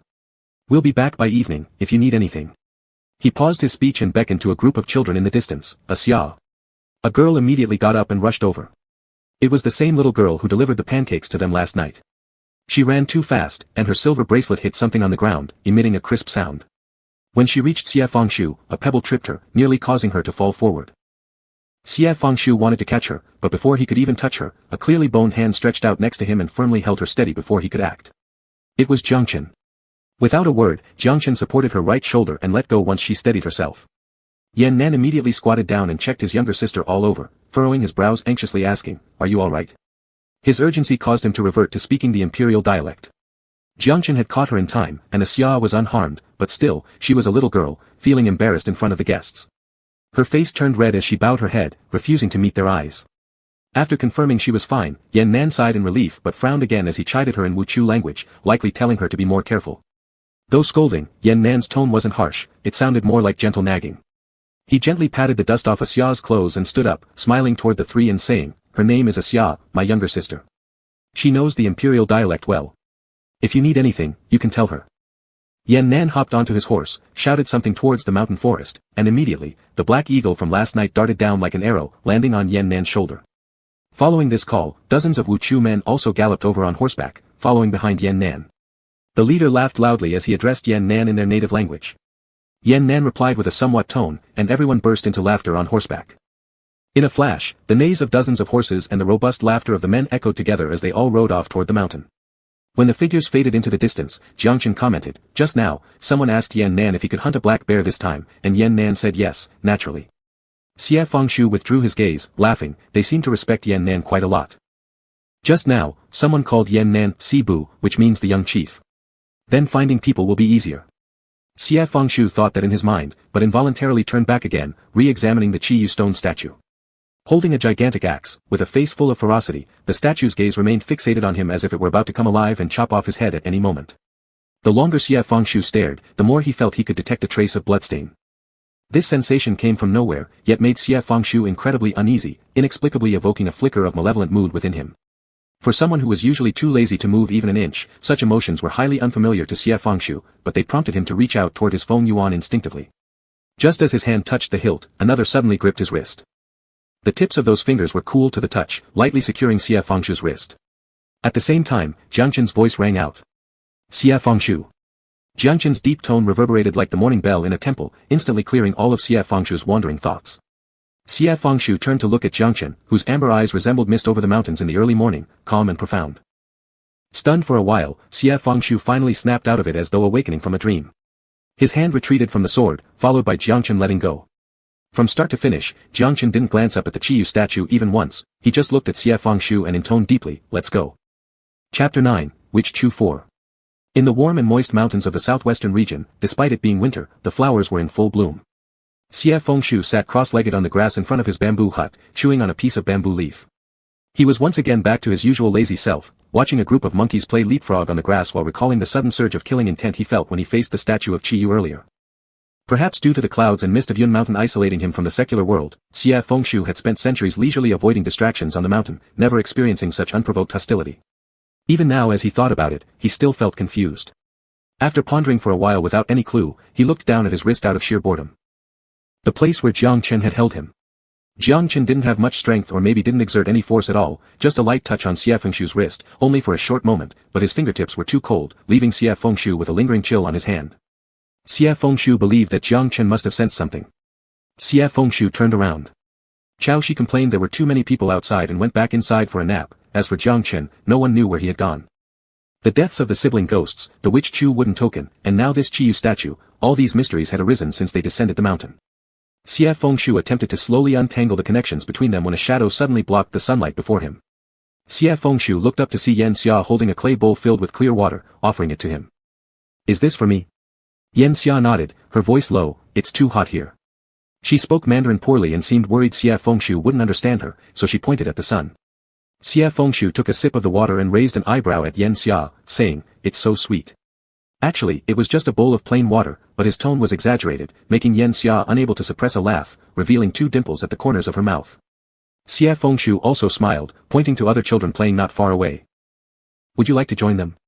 Yan Xia looked over, shook her head, "My brother said I need to take care of you." This brother-sister pair was sincerely concerned, fearing even the slightest mistake with their distant guests. Xie Fengshu couldn't help but smile. As he glanced downward unintentionally, he noticed the small wooden token tied to Yan Xia's waist. He patted the ground, asking, "Would you like to sit down for a bit?" Yan Xia hesitated for a moment and sat on the grass in front of Xie Fengshu. Xie Fengshu opened the conversation, "Both your brothers and your Mandarin are good." Yan Xia looked up shyly, answering softly, "Mother taught us." "Your mother?" Yan Xia nodded, "Mother is like you, she came from outside the mountain." Xie Fengshu was startled and immediately understood what she meant. "Your mother isn't from this tribe?" "Not at all. Grandfather said mother arrived in the spring, father encountered her during a hunt, she had been mauled by a black bear. Father killed the bear and brought her back. It was probably the story of a young man from another tribe rescuing a maiden in peril, akin to a romance in popular tales." Yan Xia spoke very slowly, and after Xie Fengshu listened, he asked again, "What happened to your parents?" "They were taken by the mountain spirit." Yan Xia lifted her head, her small face under the sunlight was almost translucently white. "After my birth, mother's health has always been poor. Father went to gather medicine on the cliff and never returned. My brother said father was taken by the mountain spirit, and in that winter, mother was also taken by the mountain spirit." Xie Fengshu was startled, unsure of what he felt.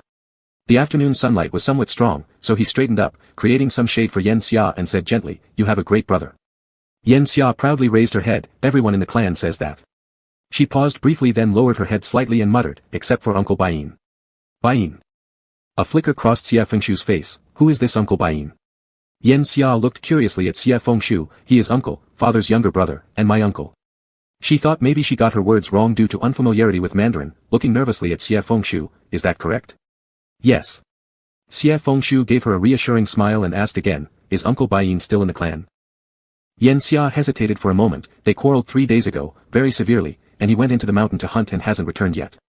In the southwest mountains, hunting trips often lasted 1 or 2 days. Xie Fengshu paused and asked, "Why does your uncle dislike your brother? Could you tell me?"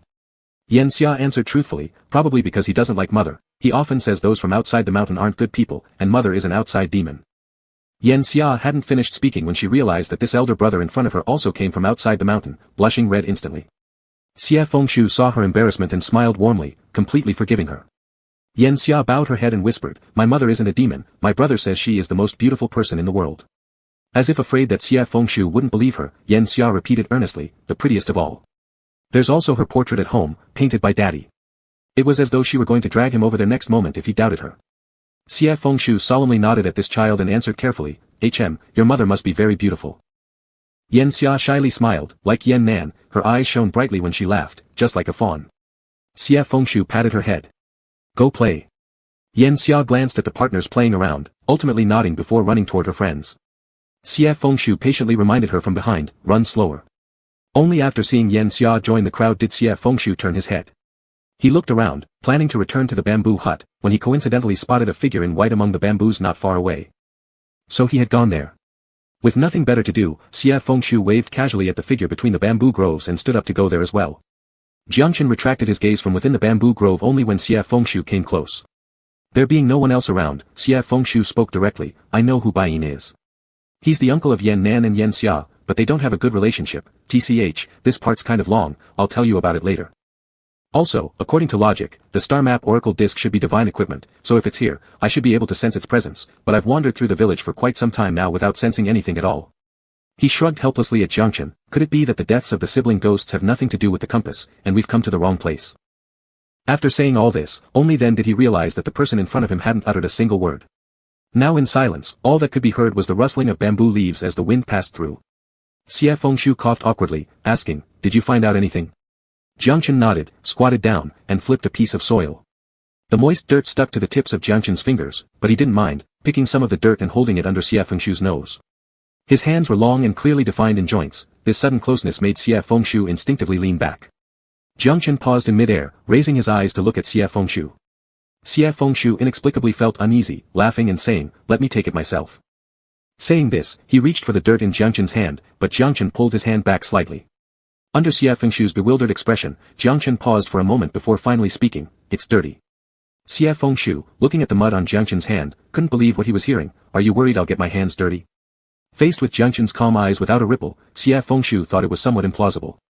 After a moment of silence, Jiangchen said, "This soil is peculiar." Xie Fengshu's attention returned, no longer hesitating, and leaned down to smell the soil on Jiangchen's hand. He smelled for a while and found something off. Moist soil should carry a damp and earthy smell, but the soil on Jiangchen's hand gave off a dry, acrid odor, similar to the smell of sulfur. Like scorched earth. Xie Fengshu frowned, looking at the endless bamboo forest across the mountain. On scorched earth, life was flourishing. Xie Fengshu squatted down to pull out a young bamboo shoot poking its head out from the foot. Given its short time in the ground, the bamboo barely reached his calf, incredibly thin.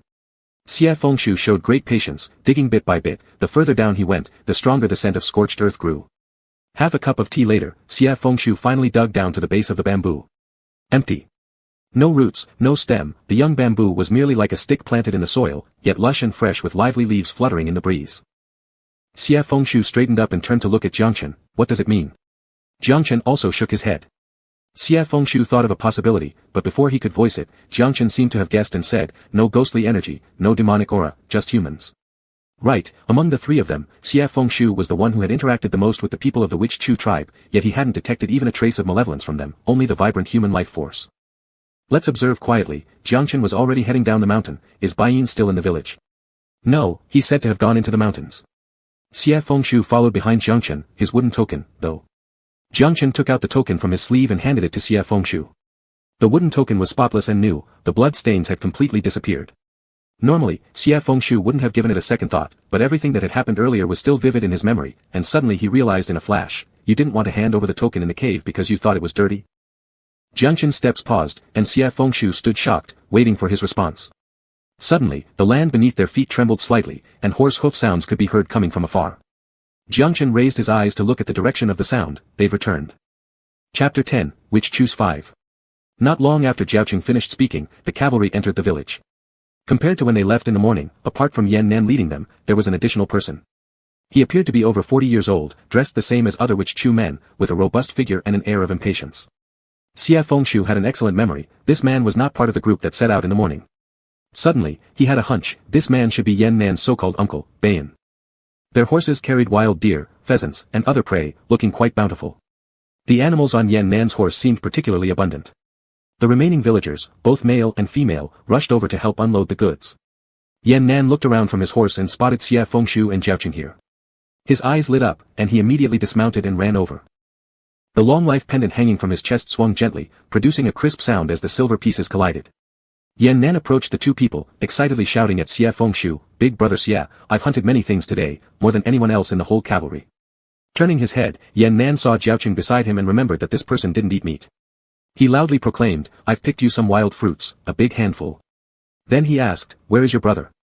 He was still just a young man, though pride couldn't be hidden from Yan Nan's face. Unable to suppress himself, Xie Fengshu teased, sleeping, perhaps. Did you hunt any black bears? Yan Nan's self-satisfaction vanished instantly, looking like a drooping little dog as he mumbled, no. Beside him, Jiaoqing spoke, Witch Chu men are considered adults once they manage to hunt a fierce beast by themselves.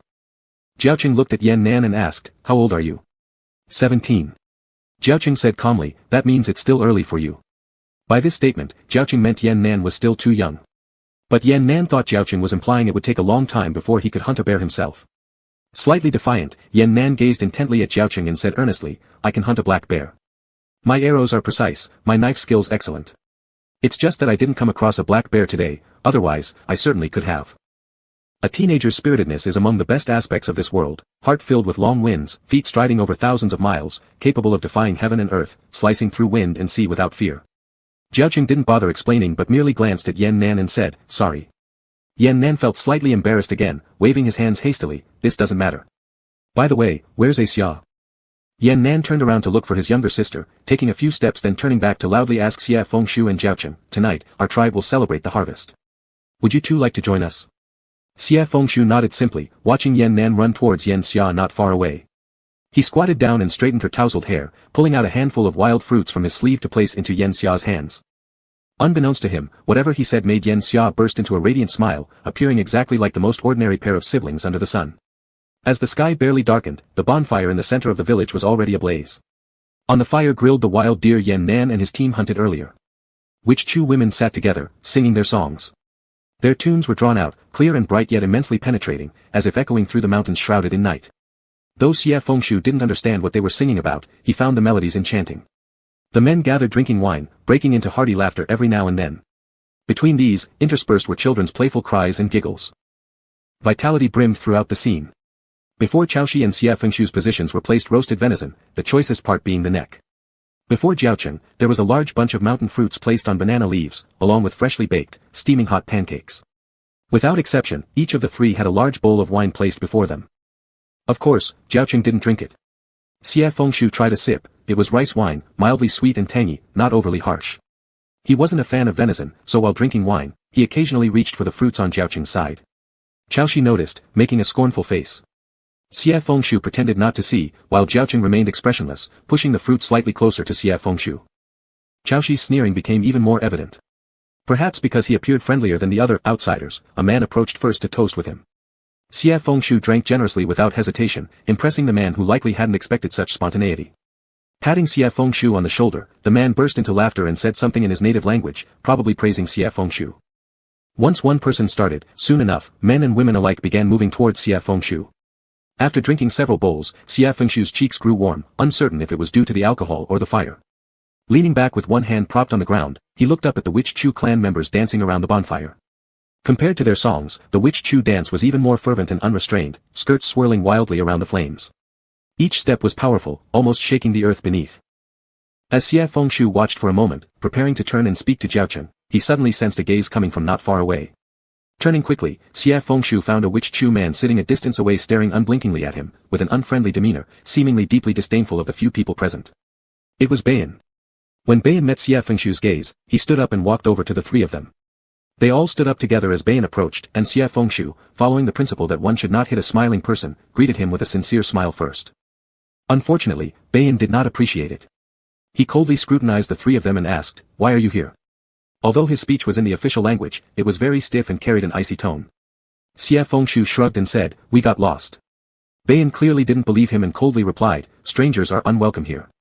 While speaking, he also rested his hand on the curved blade at his waist, as if just waiting for any sign of trouble from Xie Fengshu so he could immediately draw his weapon. However, before Xie Fengshu could respond, a cheerful voice interrupted. "They are my friends." All of them turned their heads, and Bayan's expression turned ugly, veins bulging in his neck.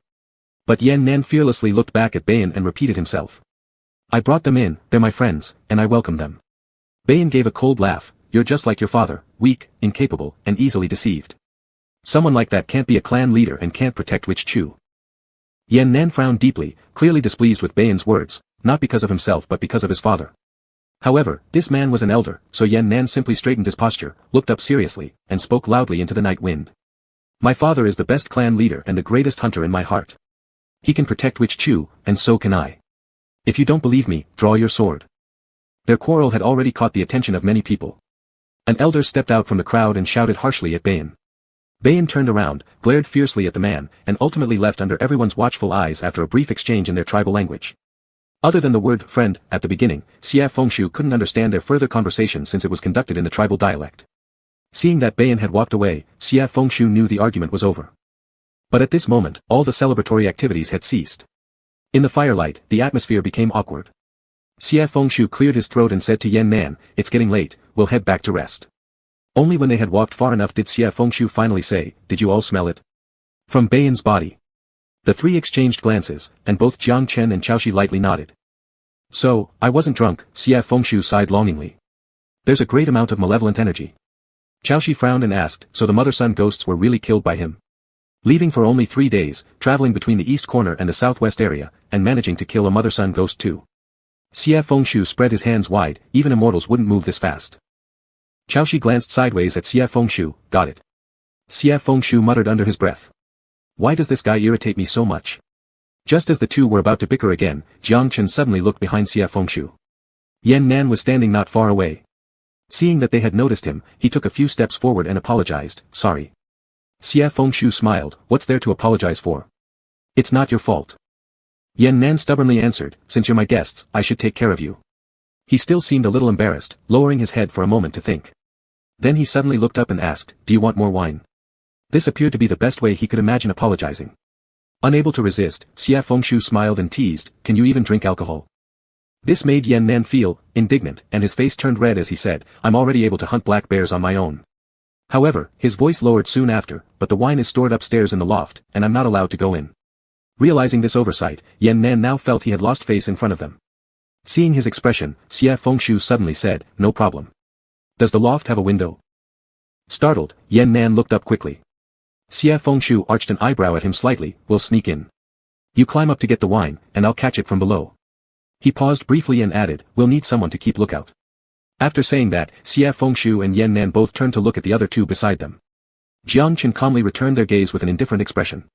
Xie Fengshu touched his nose, looking away first. Their eyes then landed on Chaoshi simultaneously. Unable to bear it anymore, Chaoshi exploded, are you guys crazy? I'm not going. Chapter 11, Which Choose 6. Did you get it? No. No.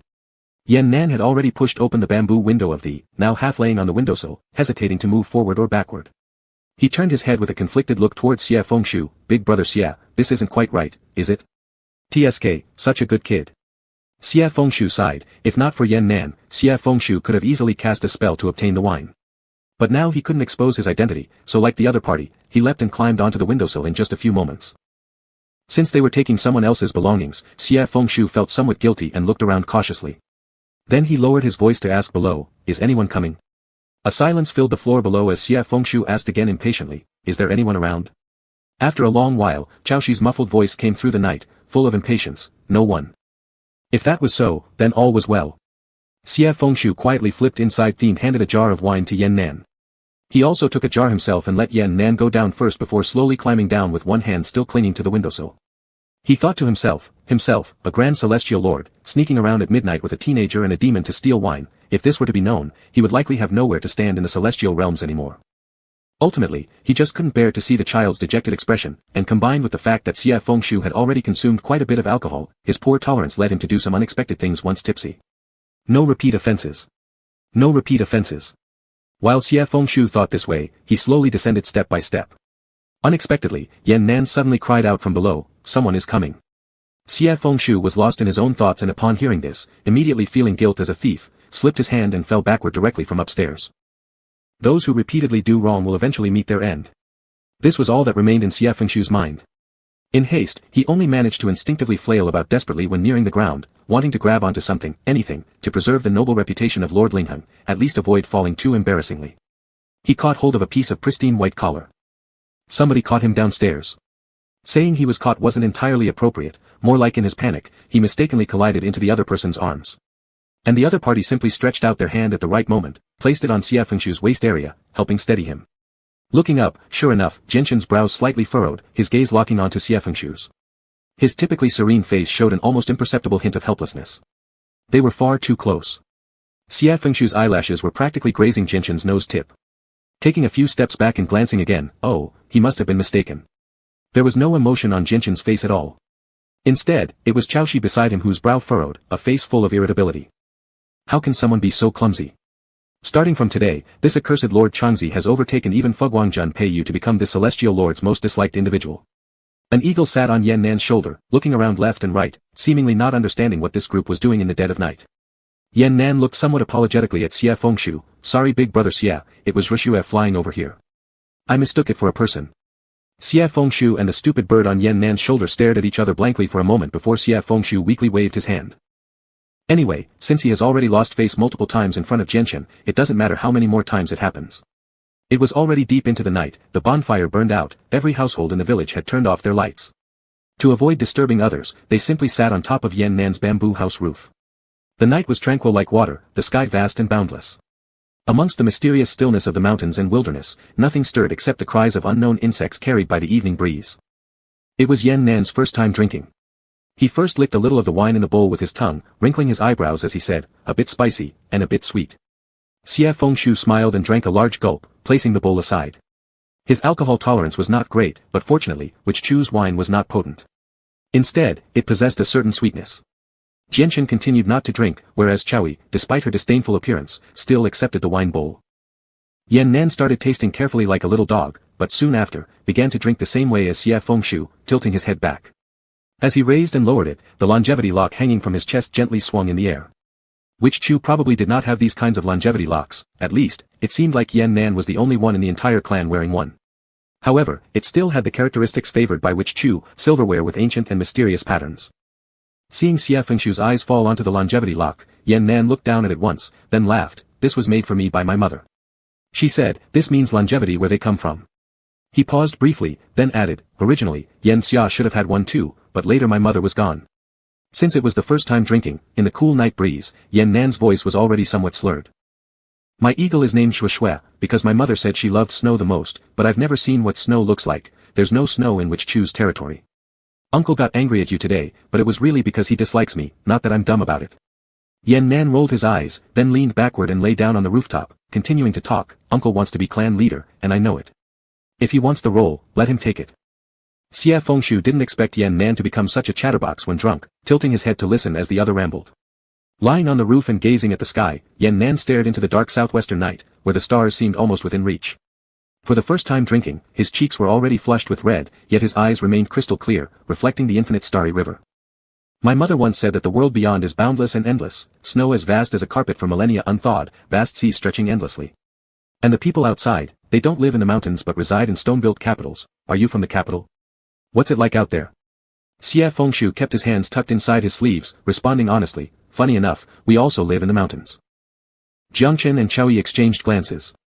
Yan Nan smiled with the corners of his eyes curved up, unconcernedly turning his head and speaking again under the quiet starlight, it doesn't matter. I have just turned 17, and after hunting a black bear, I will be considered an adult.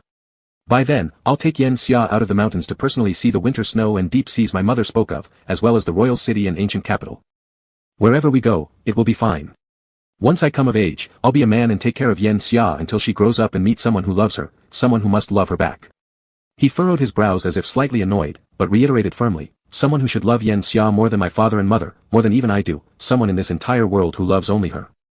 With unwavering resolve, bearing the pride suitable for his young age, he spoke so naturally that it was taken for granted. Xie Fengshu teased with a smile, with this mindset of yours, probably no one in this world would measure up to Yan Xia. Yan Nan huffed unhappily, then I'll take care of her forever. The nearby Chao Yi suddenly laughed lightly. His laughter was soft, fleeting before disappearing. Then he murmured quietly, my senior sister used to say the same thing. His voice carried a gentleness never heard during their journey, tinged with faint amusement. Always worried about her junior disciples being deceived, she spent each day worrying ceaselessly, believing she had to look after them forever, so she always complained she'd never find a husband.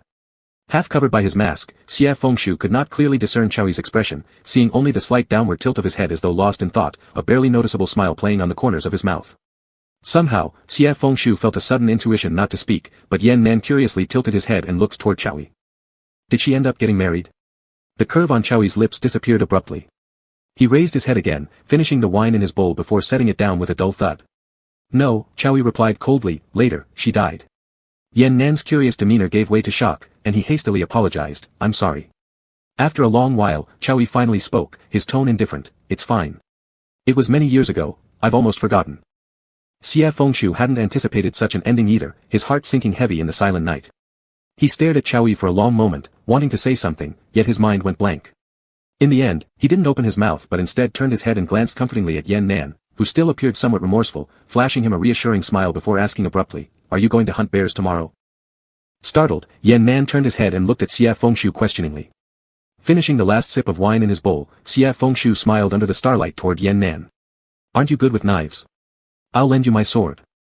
If not tomorrow, then the day after, if not then, the next day, we'll succeed eventually. Eyes widening, Yan Nan sat upright immediately. Your sword.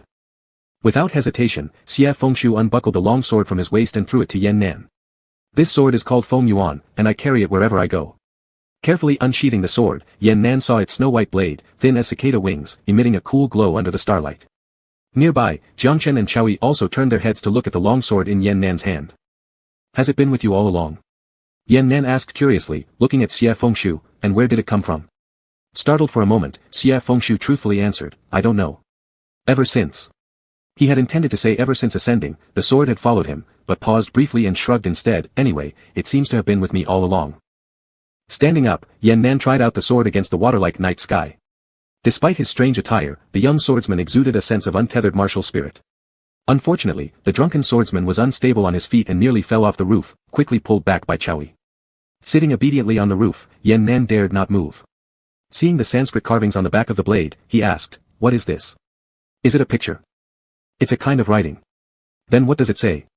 Xie Fengshu shrugged, I don't know. You don't even know this. Yan Nan returned the sword to its sheath and handed it back to Xie Fengshu, is this even your sword? Hey, Xie Fengshu chuckled with a trace of annoyance, it's always been on me, how can it not be my sword? Yan Nan hadn't felt drunk until now. When he swung the sword earlier, his actions became bigger and his head grew dizzy as well, but he still struggled to keep his eyes open as he stared at Xie Fengshu. Then why don't you know anything about it? Xie Fengshu found this strange too. Ever since his ascension, the sword had stayed by him. He didn't know its origins, only knowing that his previous life was a pure spirit roaming across the vast cosmos without a form, wandering through countless realms before ascending in Nanaying. But if he were originally born as a spirit, how could he have carried a weapon? Xie Fengshu had pondered this before but couldn't figure it out. After much thought, he decided it didn't matter, since he had the sword, why not just carry it? It felt rather handy anyway. Looking at Yan Nan struggling to stay awake, Xie Fengshu helplessly said, I know you're about to fall asleep, go back to your room. Yan Nan obediently stood up. He was almost asleep, yet very cooperative, allowing them to drag him downstairs and toss him onto the bed. After tucking away the little troublemaker, the three returned to the bamboo house together. The world was serene, and no one spoke throughout their journey back. Once upstairs, Chaoshi and Jiangchen each entered their respective rooms. By then, the alcohol had started affecting Xie Fengshu, who paused in the corridor outside his door, intending to enjoy the cool breeze for a while. Seeing this, Jiangchen glanced back at him before entering her own room, without uttering a word. What an odd-tempered monk. Xie Fengshu withdrew his gaze somewhat bewildered. In the tranquil night, he reflected on what Chaoshi had said earlier on the rooftop. For some reason, he wanted to ask Chaoshi more about his deceased senior sister, her name, age, and also how she died. But he never got around to asking during their trip. Intruding into someone else's past wasn't a good thing, especially when it concerned those who've passed away, it would show disrespect to the deceased. Once the heat on his face subsided, Xie Fengshu let out a long sigh and pushed the door open. The room was pitch black. Too lazy to light a lamp, Xie Fengshu closed the door and walked towards the bed by feel alone. He had just taken a step when he stopped.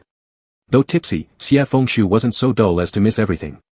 There was someone extra in his room. Chapter 12, Which Chu 7. Suddenly entering the room, Xie Fengshu's eyes had yet to adapt to the darkness, and for a moment, he couldn't see the specific location of the person. First, he smelled an unfamiliar aura of dark magic, which was emanating unreservedly from the windowsill. Xie Fengshu sobered up instantly. He began feeling for his sword while simultaneously looking out the window. The starlight had been brilliant last night and Xie Fengshu hadn't closed the window, allowing the moonlight to flood the room. However, at that moment, the starlight that should have illuminated the floor was mostly obscured. Xie Fengshu placed his hand on the handle of the Feng Yuan Dao, slowly pulling it out. He did not light a lamp immediately, carefully withdrawing the blade so as not to disturb the creature hiding in the shadows. Unfortunately, things didn't go as planned. As soon as he pulled out an inch of the blade, he felt a gust of wind rush toward him. In the blink of an eye, Xie Fengshu sidestepped to avoid the attack and then drew his sword fully, striking swiftly at the source of the ambush. The flame on the desk suddenly ignited, illuminating the entire room. Before him stood a dark-robed creature, its face wrapped tightly in layers of black cloth, exposing only a pair of blood-red eyes. The intruder seemed surprised at being discovered, hesitated for a moment, then abruptly leaned backward, falling off the windowsill. Xie Fengshu immediately rushed forward, peering down from the windowsill. The area below was empty, but when he looked up, he caught sight of the figure fleeing into the bamboo grove. Without hesitation, Xie Fengshu leapt out the window and pursued the fugitive closely. The fleeing creature didn't engage in battle and fled with incredible speed, but Xie Fengshu kept up just as tightly. In moments, they both entered deep into the bamboo forest. Surrounded by layer upon layer of trees, it was already nighttime, making the black-clad figure sometimes difficult to distinguish. Concerned about deception, Xie Fengshu reluctantly slowed his pace. Holding his sword cautiously, he carefully surveyed the surroundings. The dry branches and leaves underfoot made faint snapping sounds, clearly audible in the serene night. When overly quiet or intensely focused, human senses heighten. This certainly applied to Xie Fengshu. In such a state, he heard another faint sound of dried leaves being stepped on. Xie Fengshu abruptly turned his head toward the source of the sound. He had assumed it was the same dark creature from before, but upon closer inspection, he realized it was someone else. A few steps away, there stood a stranger dressed in a long robe adorned with gold patterns, his narrow eyes slightly slanted, exuding an air of malevolence. At his waist hung a simple black sword, devoid of ornamentation, but filled with ominous dark energy. It seemed as if this man had been waiting for quite some time, staring into the darkness at Xie Fengshu for who knows how long. As their eyes met, there was a fleeting expression of surprise followed by a soft chuckle, as if witnessing something unimaginable. He spoke leisurely, "How could you, actually become an immortal?" His voice stretched slowly, like an exclamation of disbelief. Xie Fengshu quickly searched his memory, confirming that he had never seen this person before. Gripping the hilt of his sword, he frowned and asked, "Who are you?" The man's smile disappeared instantly, replaced with an icy glower.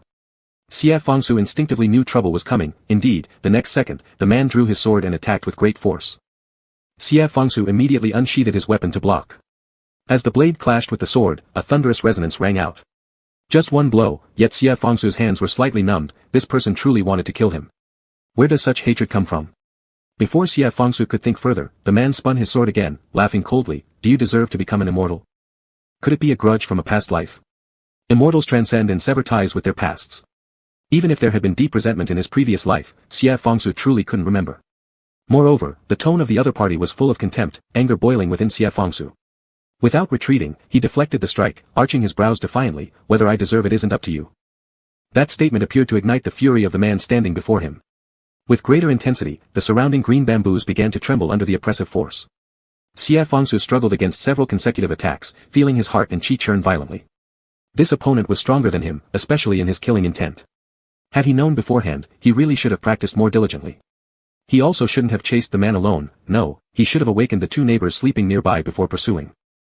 Regretting his earlier decision, Xie Fangsu barely blocked another attack. Within the moment, the man swung his sword again, aimed straight for Xie Fangsu's chest. His eyes burned with overwhelming jealousy and hate, as though he held a bone-deep grudge against Xie Fangsu. Forced back several steps, Xie Fangsu looked up again just in time to see the long sword slicing towards his heart. The sword stroke carried heavy murderous intent. Xie Fangsu had no time to block with his blade, seeing the sharp edge nearly piercing his chest. It's over, seeking a magical tool ends like this before even getting started. With nowhere to escape, Xie Fangsu shut his eyes and prepared to endure the strike. Ching! The expected pain never came. Instead, there was a sharp clang of metal against metal, cutting through the night sharply. Xie Fangsu opened his eyes. The overpowering energy of the long sword was already in front of Xie Fangsu, his fallen strands of hair were shaken and floated in the air by the sword's power. The deadly blow stopped an inch away from his chest and could not advance any further. It was intercepted by a dharma-destroying mace. This mace was black, topped with three-faced Buddha statues wearing 5 skull crowns on their heads. One face smiled, one was furious, and one cursed. Each face was vividly detailed. Below the Buddha images was a 5-pronged vajra with similar ends, its midsection forged into 4 layers of 8 petals. Further down, there was about a 2-foot-long triangular sharp blade engraved with countless Sanskrit characters.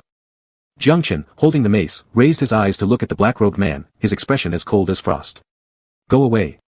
At this collision, their spiritual powers surged like a sea, and the other party was forced back several steps before stabilizing himself. He looked up and eyed Jiangchen. Upon seeing Jiangchen's face clearly, he hesitated for a moment and then burst out laughing softly. Master Jiangchen, it's been a long time. They apparently knew each other. Xie Fangsu was stunned for a moment and looked at Jiangchen. Jiangchen's expression remained unchanged as he stared silently at the person in front of him. But the other party didn't care about his attitude and instead asked curiously. Haven't you transcended after 700 years yet, Master Jiangchen? Xie Fangsu thought to himself, wow, this news has even spread to the demon race. If it was him, he probably would have replied directly with something like, what's it to you? But Jiangchen didn't seem to hear the mockery in the other's words.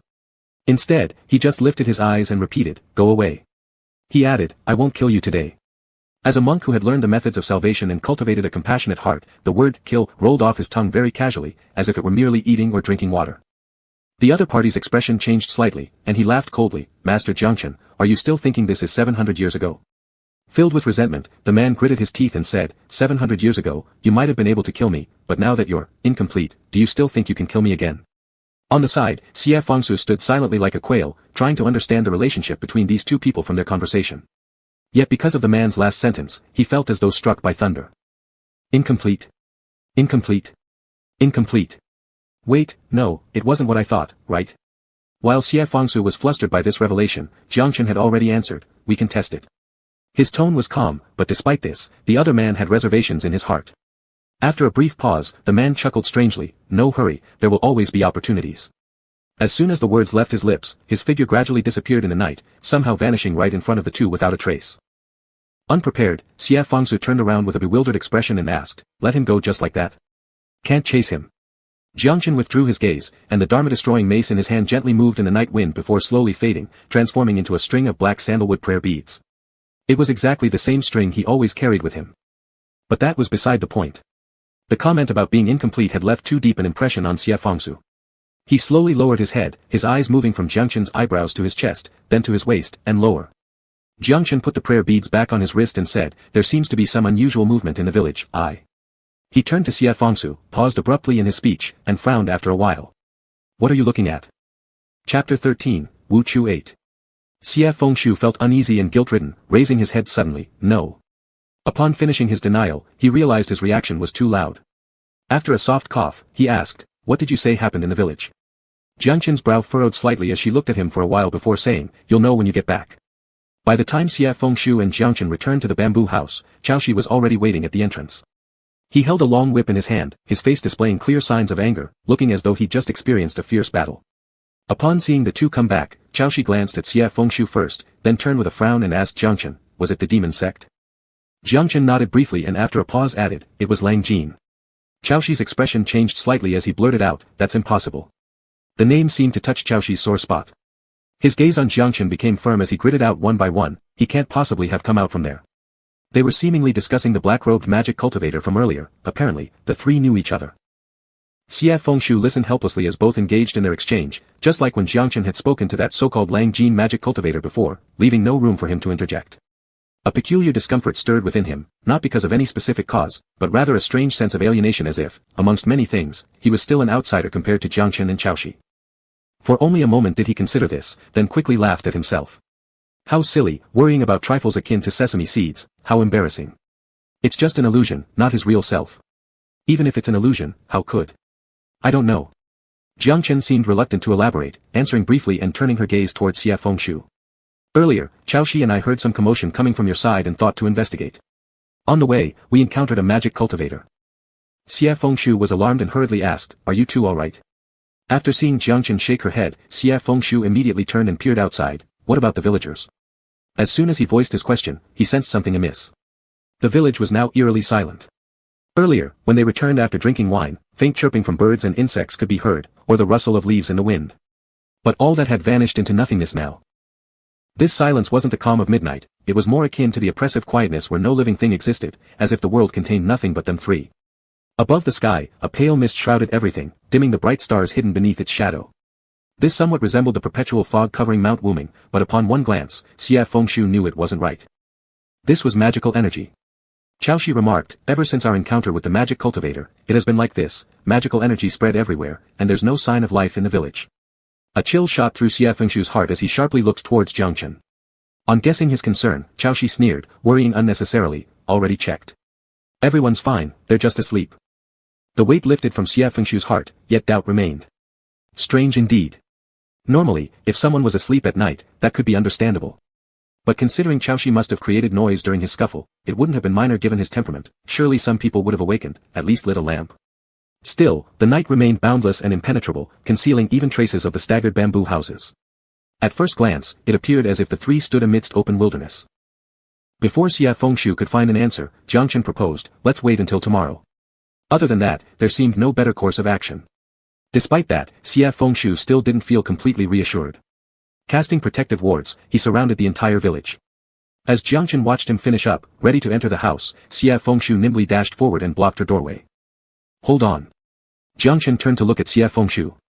Unperturbed and leaning casually against the doorframe, Xie Fengshu met her eyes straightforwardly, asking, "Surely, you're not asleep yet?" His tone was confident, almost shameless.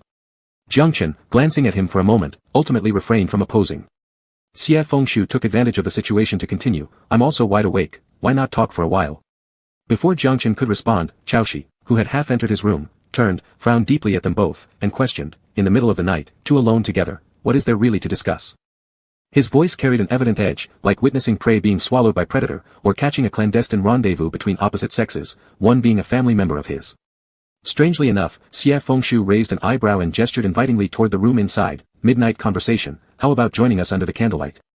Predictably, Chaoshi promptly retorted, "Who would want to converse under candlelight with you?" Before slamming the door forcefully shut behind him.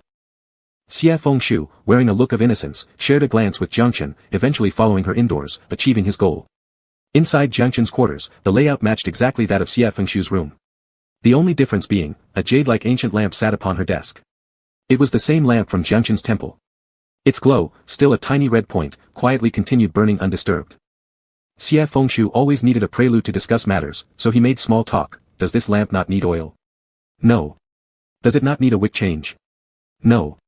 Seeing Xie Fengshu's hand reaching out to touch the lamp, Jiangchen spoke first, "Wait."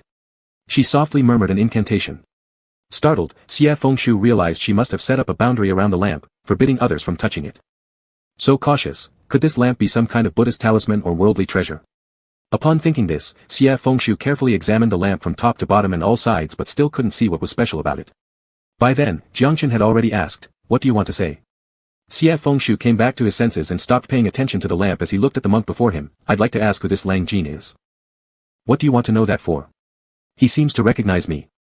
Xie Fengshu shrugged. The way he acted, it was like he wished to eat my flesh and drink my blood, even saying I wasn't worthy of immortality. Jiangchen's tone was calm without ripples. Worthiness isn't decided by him. Strange coincidence, I said the same thing to him too. Xie Fengshu cleared his throat. True as that may be, it's always right to clarify things. Perhaps we could find some clues regarding the star chart of fate too. After a moment of pause, Jiangchen slowly began. He was once the guardian under Feng Ji, the former leader of the demon sect. The demon sect, led by Feng Ji, with Lang Jin as second in command. Feng Ji. Guardian. Demon sect. Xie Fengshu thought long and hard but his mind remained blank. He had never read any records of this in the books he perused on Wuming Mountain, so he continued questioning the monk before him. "What do you mean by once? Could it be that the great master of the demon sect passed away unexpectedly?" This time, Jiangchen's silence stretched longer.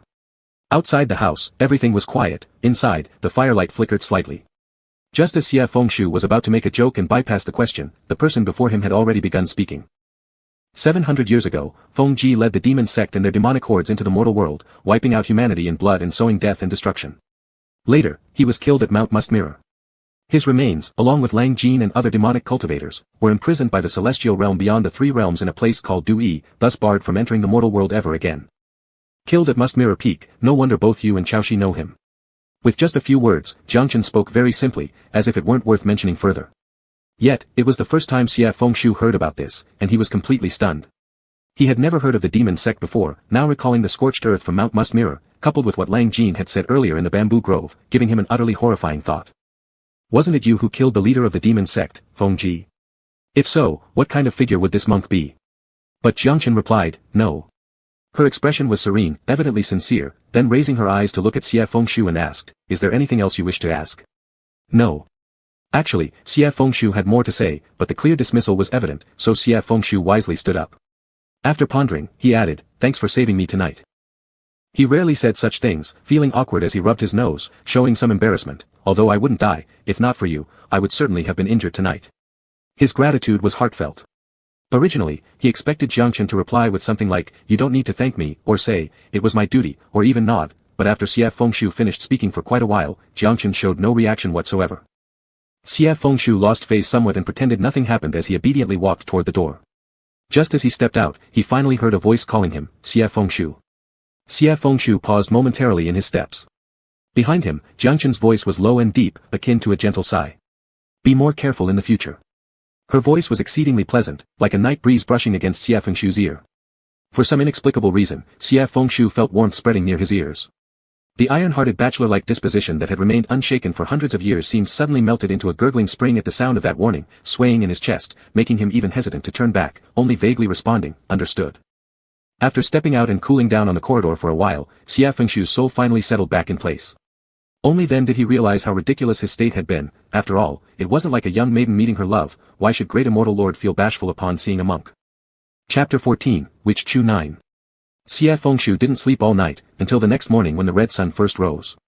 The demonic energy in the sky had not yet dissipated, instead it seemed to have become even thicker, gray and hazy, looking like an overcast day with impending rain. The clan began to stir again as it did the previous day. Amidst the morning mist, people slowly started to come out and move about. The sound of conversation drifted from afar, still a scene full of vitality. Even Yan Nan, who was completely drunk last night, had already gotten up, standing early in front of the bamboo house. Seeing them descend the stairs, he gave these few people a brilliant smile. "You're awake." Xie Fengshu said, "You slept like that last night, and you're also awake." Yan Nan hurriedly made a shushing gesture, then awkwardly scratched his head. Xie Fengshu smiled and asked, "Are you not going hunting today?" "It was originally said we wouldn't." Yan Nan looked up. "The weather is bad today, it looks like it's going to rain. But my uncle insists on taking a group out." For Yan Nan, who lacks spiritual power, this pervasive demonic energy merely seems like a day of poor weather, probably dissipating the next day with clear skies. The three exchanged a glance. Xie Fengshu asked first, "Since the weather is bad, why must you go out?" Furrowing his eyebrows, Yan Nan answered, "My uncle said that after some time, the birds and beasts will hibernate, making hunting even more difficult. What he says makes sense, but given the weather today, I don't think much will be hunted." Someone shouted Yan Nan's name from afar. Yan Nan turned around and responded loudly, then turning back said, "They are calling me, I'll go ahead." As he rushed away, Xie Fengshu turned to look at the two. "What exactly is this thing?" After a while, Jiang Chen finally spoke, "It's probably an array." Xie Fengshu was startled, "What?" The cultivation method of the demon sect is different from others, rarely do they have those who practice self-discipline. Sometimes they absorb the spiritual energy or golden elixir from other cultivators to enhance their cultivation level, sometimes there is mutual slaughter within the demon sect for refinement, and another way involves using an array to extract the life force of living beings as sacrifices, rumored to increase spiritual power thousands upon thousands of times, and can even allow soul transference for rebirth. This was the first time Xie Fengshu heard such a bizarre cultivation path, so much so that his brows furrowed hard enough to kill a fly. After pausing for a moment, Jiang Chen added, "This is just my guess, after all, this cultivation method is too." He didn't finish, but Xie Fengshu already guessed that such a practice was horrifying, using humans as sacrifices for one's own immortality. What kind of person could commit such an act? This was likely also the reason why Jiang Chen hadn't immediately revealed it last night. On the side, Chao Shi showed no expression, only giving a cold laugh. "What can't they do? Have you forgotten the Mingjing terrace from years ago?" Jiang Chen hesitated momentarily, did not reply, but only said, "This array must be set among the sacrificial crowd, ensuring the array eye isn't destroyed."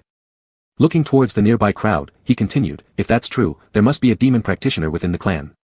Xie Fengshu asked, "Bayan?" Jiang Chen remained silent for a moment before answering, "Perhaps."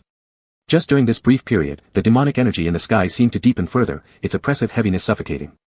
Xie Fengshu shifted his gaze inward and asked, "How do we break the array?" "Before the array activates, find the array eye." That would prove challenging. Last night both Xie Fengshu and Jiang Chen were lured into the bamboo forest and weren't even aware when the demon set up the array. Moreover, Chao Shi's confrontation with the demon race made it even less possible to notice the location of the array eye. No wonder that the demon practitioner in the room did not fight him directly. Thinking too deeply is fruitless, Xie Fengshu glanced at the crowd in the village preparing to enter the mountain and suddenly said, "Wait for me here." With that, he strode towards the crowd. A group of people was inspecting their bows and weapons, and as soon as Xie Fengshu approached, everyone lifted their heads. At the center, Bayan also raised his head, gazing at Xie Fengshu. Yan Nan watched him somewhat surprisingly and asked, "Big brother Xie, what's wrong?" Xie Fengshu flashed a bright smile, speaking loudly, "I heard you're going hunting in the mountains today, can you bring us three along?" Yan Nan's face displayed some difficulty, glancing at Bayan first. The latter was looking down at Xie Fengshu with a gaze like a snake's core, by which Xie Fengshu had already smelled the intense demonic aura on him. Without flinching, he calmly stared back at Bayan, then suddenly remembering something, said, "By the way, we found something, it might be yours." Under everyone's eyes, Xie Fengshu took out the wooden plaque, dangling it casually with his finger around the red thread, flicking it indifferently in front of Bayan. Bayan's complexion changed slightly, while Yan Nan's voice, filled with curiosity, arose, "Eh? How did you get Uncle's wooden plaque?" Xie Fengshu grinned slyly and answered, "We picked it up." "Where did you pick it up?" Before Xie Fengshu could answer, Bayan pushed through the crowd, taking a couple steps towards Xie Fengshu. As the distance closed, the demonic energy swirled violently around Xie Fengshu, as if trying to tear him apart on the spot and feast on his blood and flesh. But in the end, Bayan simply extended his hand, took the plaque, and even said, "Thank you." He gave Xie Fengshu a strange smile and said, "If you want to come, then just come." When Xie Fengshu returned in front of the bamboo house, Jiang Chen and Chao Shi looked at him together. Chao Shi couldn't help but ask first, "What did you say to him?" "Nothing much, I just returned the wooden plaque to him and told him we wanted to go into the mountain with him," he agreed. Xie Fengshu shrugged his shoulders, probably thinking about killing me in the mountains. This was said lightly, but after hearing it, Chao Shi had an indescribable expression, "You're actually happy about courting death." Xie Fengshu put on a surprised look, "I'm still an immortal, can I be so easily killed by some half-human, half-demon thing? Besides, there's still you too, would you let me die?" After finishing his sentence, Xie Fengshu remembered the lash from Chao Shi back in Mingjing Terrace and cautiously rephrased his words, "Jiang Chen probably wouldn't let me die, right?" Chao Shi. Faced with Xie Fengshu's jocular chatter, Jiang Chen maintained a normal expression and only said, "They're setting off." Today, the mountain they were going to was extremely steep, so they didn't ride horses, they only walked. For tribes living in the mountains long-term, climbing up cliffs and crossing valleys were as common as eating and drinking.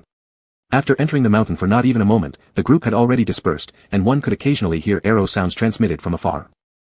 Yan Nan, however, stayed beside the three, frowning while incessantly reminding them, "There are many poisonous insects and wild beasts in the mountains, stick close to me and don't run around recklessly." Hearing this, Xie Fengshu, who had been staring at Bayan's back in front of him, couldn't help but laugh, "Aren't you hunting anymore? What about you guys if I go?" At these words, Xie Fengshu momentarily felt that Yan Nan resembled some elder of his own. Faced with Yan Nan's worried expression, he patted the latter's shoulder earnestly and said, "Go and worry about your own hunt. Aren't you supposed to hunt bears? Do you need the knife?" Yan Nan still looked conflicted. Seeing that Xie Fengshu was really preparing to unfasten the sword, he hurriedly said, never mind, you keep it for self-defense, be careful, all of you. Altogether thousands of years old among the three, being reminded to stay safe by a teenage boy was indeed bizarre. When Yan Nan's figure disappeared deep into the forest, the few lifted their eyes again, finding Bayan had stopped under the tree ahead, glaring fixedly at the three. Only 4 people remained in this forest now, accompanied by the crisp cries of birds and the chirping of insects. With a long knife in his hand, his gaze was terrifying. However, Xie Fengshu's greatest hobby throughout his life was to enjoy provoking trouble fearlessly. Smiling at Bayan, his tone was relaxed, what's wrong, no intention of hunting today. He paused briefly before asking again, or have you already spotted your prey? Bayan made no move, his voice stiff and cold, what do you really want to do? His official dialect suddenly became fluent at this moment, without any emotion, hard as ice. Xie Fengshu answered truthfully, there's quite a bit. I want to know whose idea it was for Witch Chu to set up an array, whether or not the mother-child ghosts were killed by you, if the theft of the star map compass is related to the demon sect, and whether you are human or demon. Xie Fengshu added slowly word by word, and where exactly is the array eye of the demon array? Bayan frowned as he looked at the three, what are these mother-child ghosts and what kind of compass, I don't know. Xie Fengshu slightly narrowed his eyes as he looked at the other person. Bayan continued, as for the array eye. He coldly chuckled at the three, go find it yourselves. The moment the last word fell, dozens of demon cultivators dressed in black robes and black clothes appeared in front of him, dressed exactly like those in Xie Fengshu's room last night, charging towards the three fiercely. Xie Fengshu decisively slashed one down with his knife, instantly turning into black demonic energy dispersing, then slowly gathering again. This process was endless, though uninjured, it was incredibly annoying. Xie Fengshu got irritated after a few rounds. Catch the thief first, catch the leader first. He glanced at Bayan behind the demons, addressing the other two, give me a hand. Instantaneously, both understood his meaning. Chao Shi split open a demon with her whip, shouting loudly, don't recklessly throw your life away. This person truly had no trust in him at all. While cutting through the demon in front of him, Xie Fengshu took the opportunity to glance at Jiang Chen. The Buddhist beads were still on Jiang Chen's wrist, and it seemed the time for the Dharma club to appear had not yet come. He simply held his palm with one hand, closing his eyes and quietly reciting a Buddha verse. Upon opening his eyes, countless light golden Buddhist lotuses sprouted around him. The lotus had 9 petals, extremely pale in color, emerging one after another towards the demons. They were merely palm-sized, vanishing instantly upon touching the demons. Black and golden clouds intertwined ceaselessly. Occasionally, the escaping black mist tried to take shape, but was once again met with golden lotuses. Buddhist lotuses flowed continuously. In a short while, there were no longer any formed demons remaining. Jiang Chen stood and shouted, Xie Fengshu. Xie Fengshu darted forward swiftly, rushing ahead with his blade raised. In the next instant, he had reached beside Bayan, his blade slicing straight down. An unexpected change occurred, and Bayan was completely unprepared, the long knife had already reached in front of him. In a panic, he quickly stepped back, but Xie Fengshu had already flipped his wrist and slashed toward the other's chest. The blade carried an overwhelming killing intent, stopping just half an inch from Bayan's chest. There was no blood on Bayan's chest, only black demonic energy dispersing. Xie Fengshu arched an eyebrow, so you're no longer human. Now tell me, where is the array eye? Bayan stared fiercely at Xie Fengshu, his eyes gradually turning red as if about to bleed. He suddenly let out a long howl and lunged towards Xie Fengshu's blade. Xie Fengshu was startled, it was too late to pull the knife out now, and Fengyan's chest had been pierced through. The demonic energy burst forth from Bayan's body, rushing into the sky. Without the support of demonic energy, his body instantly turned into a pile of dry bones. He intended to use his life to activate the formation. Xie Fengshu hadn't yet reacted when, in the next moment, the ground beneath their feet began to quake violently. In a hurry, Xie Fengshu randomly threw a talisman paper. The paper turned into a green crane in midair, and the three leaped onto its back. This earthquake was short but fierce. Small rocks and dirt tumbled down continuously due to the shaking, and the slope under their feet slowly split into 2. In the lower area, because of the quake, a sinkhole gradually revealed itself. Due to the intensity of the earthquake, they couldn't see clearly while airborne. Only after the world regained stillness did the three finally land. Xie Fengshu retracted the talisman paper, with a lingering sense of fear. What exactly are they trying to achieve, willing to sacrifice their lives to activate the array, enhance spirit energy, or rebirth? Jiang Chen's expression was grim, and he remained silent, lost in thought. Sensing this, Xie Fengshu spoke up, I wonder if Yan Nan is all right. Let's go back. Before he finished speaking, Chao Shi suddenly opened her mouth. There seems to be something in the pit. Their positions were slightly different, Chao Shi landed on the edge of the sinkhole, while Jiang Chen and Xie Fengshu were further inside. Hearing this, Xie Fengshu took a few steps forward, saying aloud, what? Before he could finish speaking, he saw the scene below the deep pit. Xie Fengshu's pupils contracted, and his face changed drastically in an instant. A deathly silence enveloped heaven and earth, only the mountain wind piercing through the woods brought bone-chilling cold. Unknowingly, much time had passed. Xie Fengshu looked up at Jiang Chen and Chao Shi, shock evident on his face. It's impossible. Before the two could respond, he repeated in a hoarse voice, how can it be? Halfway through, he stopped himself, lowering his gaze again to look at the sinkhole. In the stone pit lay over 100 skeletons, both large and small. Due to the long duration, their flesh had all rotted away, leaving countless white bones and occasionally some tattered ochre-colored clothing interwoven in the deep pit. They appeared incredibly terrifying and indicated that they had been dead for a long time. Among the skeletons, the one on top was different from the rest. He didn't seem tall, also skeletal, and because of the long passage of time, some parts of his hands and ribs had broken off, appearing somewhat shattered. The only intact part was the dark silver longevity lock around his neck, about the size of a baby's fist, strung through a silver ring and hanging over his chest. Chapter 15 Witch Chu 10, Part 1. Are the Witch Chu people they've seen in these days human or ghost? Xie Fengshu has seen them work with the rising sun and rest when it sets, drinking wine with them in front of a bonfire. When offering toasts, some men were so nervous that they stuttered. In the end, they could only give Xie Fengshu a hearty laugh and drink a large bowl of wine to show their respect. And those women who sat around the stairs of the bamboo tower, braiding their hair and singing songs, as well as the children crowding before their bamboo tower, looked curiously upward. None of them gave off even a hint of ghostly presence. Everyone was vibrant and pure, as clean as the streams in these mountains. But if they are humans, then what about all those corpses stacked up everywhere? Perhaps Xie Fengshu couldn't be sure about others, but he had seen Yan Nan's unique long-life lock that his mother left him many times. It was absolutely impossible for him to mistake it. Do they know they are already dead? Unexpected changes have occurred one after another. Xie Fengshu's mind wandered aimlessly, yet at the same time, it felt blank. Suddenly, he thought again, if the Witch Chu tribe had indeed perished here, then the ritual array by the devil sect that sacrifices living beings would be utterly meaningless. Had they not discovered this? Traveling thousands of miles to choose the Witch Chu clan as sacrificial victims, yet unaware that the entire clan was already extinct, was that possible? Many questions swirled in Xie Fengshu's mind like tangled threads, making his head ache slightly. He suddenly heard Jiang Chen shout, Xie Fengshu. He looked up, and the other person furrowed his brows slightly, saying, snap out of it. I'm fine, I just find it strange. Xie Fengshu gathered himself together and pulled his lips into a very reluctant smile toward Jiang Chen. Jiang Chen looked at him and suddenly said, maybe the Yan Nan and his tribesmen here are truly dead, but the ones we encountered are not. This statement was peculiar and without much context. Xie Fengshu froze, not understanding his meaning. Jiang Chen continued. The rebirth of withered bones and the cycle of heaven and earth can only be done through a stellar destiny board. This statement struck Xie Fengshu like thunder, shocking him deeply. He blurted out instinctively, you mean? Before he finished speaking, Chao Shi suddenly said, the weather is changing. The three looked up together. Thunder rumbled suddenly, reverberating across heaven and earth.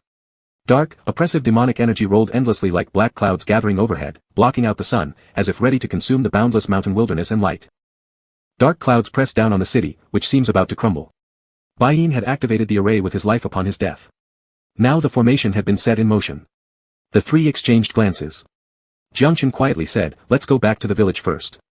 They no longer cared about revealing their identities, moving quickly through the wind towards the Witch Chu village. The demonic chi above the village was noticeably more concentrated, darkening the sky and sending fierce winds in all directions. Upon landing in the village, the three already heard the frightened cries of children mixed with the hushed comforting voices of adults. Even within those consoling tones lay panic. Yan Nan was in an open area in the village, pushing Yan Xia into the arms of an older woman while shouting loudly in the Witch Chu language. Under his shouts, women and children entered the houses while men holding bows and long knives formed a vigilant circle. During a brief pause, Yan Nan noticed the trio and immediately ran over to them, shouting, why did you return so late? I thought you might have gotten lost. When he reached the trio, Yan Nan furrowed his eyebrows and loudly said to them, this weather is rather strange. You should go back inside and take shelter. Oh, by the way, did you see Uncle Baiyin? Xie Fengshu looked directly at Yan Nan. Yan Nan was breathing heavily from running fast, his chest rising slightly. His tied-up thin braid flapped in the wind, the silver charm on the chain around his neck clinking melodiously as it bumped together. His thick eyebrows knitted together, although still underage, the air of innocence was completely gone, replaced instead by an unwavering courage. Full of youthful ambition, he was like a young man destined for great things. After a long speech, Yan Nan finally stopped when he noticed the three of them standing there without any movement. With a bewildered face, he asked, what's wrong? Under the dim sky, Xie Fengshu's gaze passed Yan Nan's shoulder and fell on a bamboo house behind him. Xie Fengshu's Adam's apple moved slightly, and he finally spoke, but first asked, is anything unusual happening in the tribe recently, especially after your uncle came back? He didn't mention the piles of white bones in the wilds, nor did he inquire about any of his own earlier doubts. Xie Fengshu thought to himself, regardless of whether he is human or ghost, alive or dead, today I must protect these siblings, these people. Not even the demon sect or Lord of Heaven himself will make me step back. Chapter 16 Which Chu 10, Lower, Show. In the dim light, Yan Nan looked at Xie Fengshu in confusion. What? Before Xie Fengshu could ask again, a cry of panic rang out from the nearby Which Chu clan members. Instantly, they turned around. A streak of black demonic energy descended from the sky, its claw-like form lunging fiercely toward the crowd. The next moment, Yan Nan shot an arrow that struck right into the mass of black mist. The mist scattered for a moment but quickly recombined and charged toward Yan Nan. Just as Yan Nan was about to grab another arrow, Chao Yi standing beside him lashed a whip, shattering the mass of demon energy. This was just the beginning. Countless clumps of demon energy roared in from all directions, furiously eroding the group. They were not solid forms, impossible to completely cut or destroy. Just after being split apart with a sword, they would immediately reform and counterattack. In the chaos, some people couldn't be protected in time, already someone had been swallowed by the demon energy and screamed in agony. Xie Fengshu slashed through the demon energy before him and rushed over there hastily. It was too late. The demon energy dissipated, revealing only a pile of white bones left behind. Xie Fengshu's chest heaved up and down rapidly as he gritted his teeth and shouted, Jiangchen. Where's your lotus from before? It's no use. It was Chao Yi who answered him, yelling loudly, there are too many. Indeed, it was too much. Never in his life had Xie Fengshu seen so much demon energy, it obscured the sky and covered the sun, surging like a dark tide. They had to find the array's focal point. Xie Fengshu shouted again to Yan Nan, where did your uncle return from exactly? Yan Nan's voice came faintly from afar, unclear, I don't know. Xie Fengshu glanced around wildly, frantically trying to recall that night when he met Baiyin. Meanwhile, more people were devoured by the demon energy, cries of terrified children could be heard echoing, and some demon energy was already making its way indoors. Xie Fengshu threw a burning charm to barely hold them back while Jiangchen arrived near the bamboo house. At this moment, Yan Nan's voice suddenly reached them, statue. Qiyu statue. Xie Fengshu immediately shifted his gaze to the statue of Qiyu. Only then did he realize that despite the demon energy blanketing everything, rampaging wildly, there was a brief void precisely at the stone figure of Qiyu. Xie Fengshu leapt forward and swung his sword at the statue. Sealed abyss shimmered with cold light, exuding sinister power, cleaving the statue directly in two. The top half of Qiyu's statue, axe in hand and glaring angrily, slowly fell to the ground, creating a deep thud. In the heavens and earth, everything seemed to halt abruptly. It was an eerie silence and pause, as if the whole space had been cast under a spell, even the strong wind seeming to freeze midair. But this state lasted for merely a brief instant. Following that, countless masses of demon energy burst violently in the sky and were swept away cleanly by the mountain winds. Xie Fengshu let out a deep breath of relief and was about to retreat toward the injured when Jiangchen suddenly stopped him. Wait. Just as Xie Fengshu was about to ask what was wrong, his eyes passed over Jiangchen and paused. Not only had the demon energy disappeared from view, but numerous armed Which Chu clansmen also gradually faded into the mountain breeze. Next went the houses, vegetable fields, and bamboo forests. Like piles of sand, one gust of wind wiped them clean, exposing their original forms. There was no village, no clansmen, and no endless sea of bamboo homes. What lay ahead was just a wild mountain, devoid of ancient trees, mostly covered in newly sprouted plants, just enough to reach the ankles of their long boots. At the sight, only Xie Fengshu, Jiangchen, Chao Yi, and Yan Nan remained. After a long silence, Xie Fengshu finally found his voice, how could it? Big brother Xie, don't you already know? We're all dead. Yan Nan smiled lightly. The array eye of the demon practitioner technique lies within the stone statue. The array eye of the stellar array technique also resides in that same statue, though separated by 100 years, time reversed, causing them to overlap. As he spoke, changes began happening to Yan Nan's body. His flesh started rotting and dissipating, exposing skeletal structures, especially his right hand which had become entirely skeletal, visible from beneath his loose Chulan sleeves. The only thing remaining intact was the longevity lock hanging around his neck, swinging emptily in the wild plains, tinkling faintly in the wind. With a hoarse voice, Xie Fengshu asked, so how did all this happen? Yan Nan replied, actually, much of what you've experienced is true. 100 years ago, because of the chief position, Uncle stormed off in anger and met those creatures. They probably told him they could help him reclaim the chieftainship. Uncle believed them and handed over his wooden token as a symbol of trust, leading them into the mountains. The result was over 100 Which Chu clan members becoming sacrifices for the evil spirit sect, their teeth grinding and blood sucked dry until nothing was left but a pile of bones. At that time, Yan Nan was only 17 years old. His biggest worry each day was when he'd be able to hunt bears and come of age. Yet what awaited him was witnessing the entire clan's annihilation, himself dying at that very moment. He felt resentful and unwilling to enter the cycle of rebirth. With what little strength remained in his fragmented soul, he buried the remains of his entire clan. How much strength could a ghost who died an unnatural death possibly have? Yet, Yan Nan was not one to give up, little by little, he slowly dug into the soil, moving the remains inch by inch to ensure his clansmen were laid to rest. When the last handful of earth was scattered, even the withered trees that perished in the mountain fire had sprouted new buds. Thus, isolated graves and old ghosts endured for 100 years. In the stillness, the bones of Yan Nan's right hand dangled empty in the wind. He seemed to understand what Xie Fengshu and the others still wanted to know, so he continued, "A while ago, someone suddenly sought me out. He held a compass, claiming it could bring the clan members back, including Yan Xia. His condition was to help him bring all of you into the mountains." Yan Nan looked at Jiang Chen and added, "He said there was a white-clad monk inside, and he needed me to steal a lamp from him." In the silence, Cao Shi interjected, "You obviously knew the focal point of the compass array lay within the Qiyu statue." "The man said we had worshipped the Qiyu statue for thousands of years," Yan Nan softly explained, "so it possessed enough spiritual power to aid the operation of the compass." Pausing momentarily, Yan Nan then continued, "But earlier. I couldn't bear watching them die again. They called me Cebu. I failed to protect them in life, but I resolved to do so in death." He glanced at the three people before lowering his voice. "In fact, several times I let Yan Xia watch over you in order to snatch the lamp. On the night I stole the wine, I wasn't asleep either." Yan Nan hesitated, "But I thought, since you genuinely regarded me as a friend, I shouldn't act this way." Yan Nan appeared as if he had done something wrong, losing his usual youthful carefree spirit. He smiled slightly while looking down. "Big brother Xie, I'm sorry for betraying your trust, but I truly missed them too much." After a long pause, Xie Fengshu responded, "You haven't wronged anyone." His voice was hoarse as he looked at Yan Nan and repeated, "You haven't wronged us or your clan." Apart from this, it seemed like Xie Fengshu couldn't say anything more. Instinctively, he turned to look at Jiang Chen. Jiang Chen's face bore no expression as she merely looked at Yan Nan and asked, "Is the person who came to find you a demon?"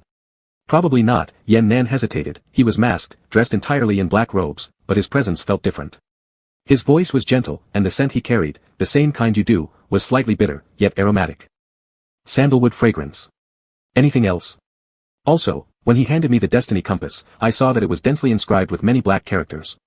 They were so close together that they even covered his hands." Yan Nan looked at Xie Fengshu, "The same kind of words on your blade, big brother Xie." Sanskrit. After a long moment, Jiang Chen nodded and approached Yan Nan. Xie Fengshu immediately remembered what Jiang Chen had said in the temple, "Cultivation has no place for compassion," and quickly stepped forward to block her path. "What are you going to do?" Jiang Chen glanced at Xie Fengshu and replied calmly, "With just a fragment of soul lingering, he's already remained in this world far too long. All traces of the past should be erased now, allowing him to cross over to the next life." Her words were truthful, and Xie Fengshu understood, yet he did not want to yield. With unresolved feelings, Yan Nan's incomplete soul had been trapped for hundreds of years, leaving him no chance of rebirth. What Jiang Chen likely meant was to make him vanish completely. Caught in a standoff, Xie Fengshu softened first, muttering, "At least wait, at least." Until the clan members and sister Yan Nan longed for were gone. Confused and unsure of his own thoughts, Xie Fengshu heard a voice behind him, "Never mind, big brother Xie." Yan Nan wore a relaxed smile, consoling Xie Fengshu instead, "I've lingered here long enough, it's time for me to leave." Surrounded by decaying flesh and exposed bone, Yan Nan's smile remained radiant.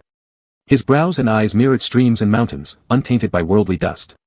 "I've already seen them," Yan Nan sighed. "This lifetime is without regret." Xie Fengshu stared blankly for a long time before finally lowering his hands. Jiang Chen glanced at Xie Fengshu, seeming to have something to say, yet she ultimately remained silent. Approaching Yan Nan, she raised her hand and intoned a Buddhist chant.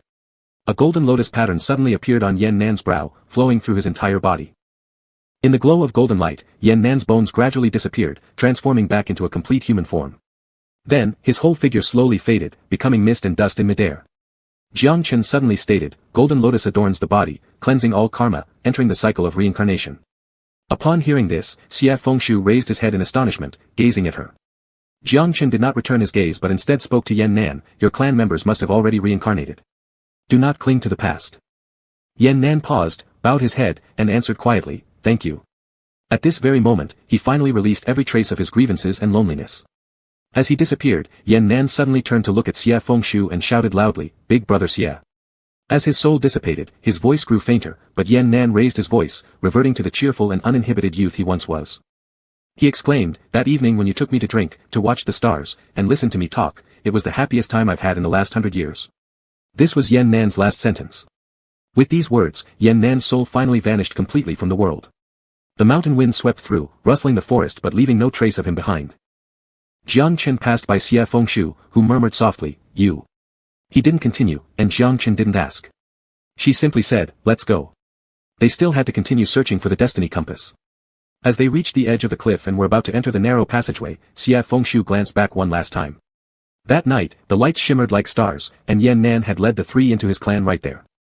Today, the land stretched far and wide, with lush green forests covering all traces of the bloody battles that took place 100 years ago. In the glow of the twilight, everything appeared serene, as if this were just an ordinary corner in the southwest.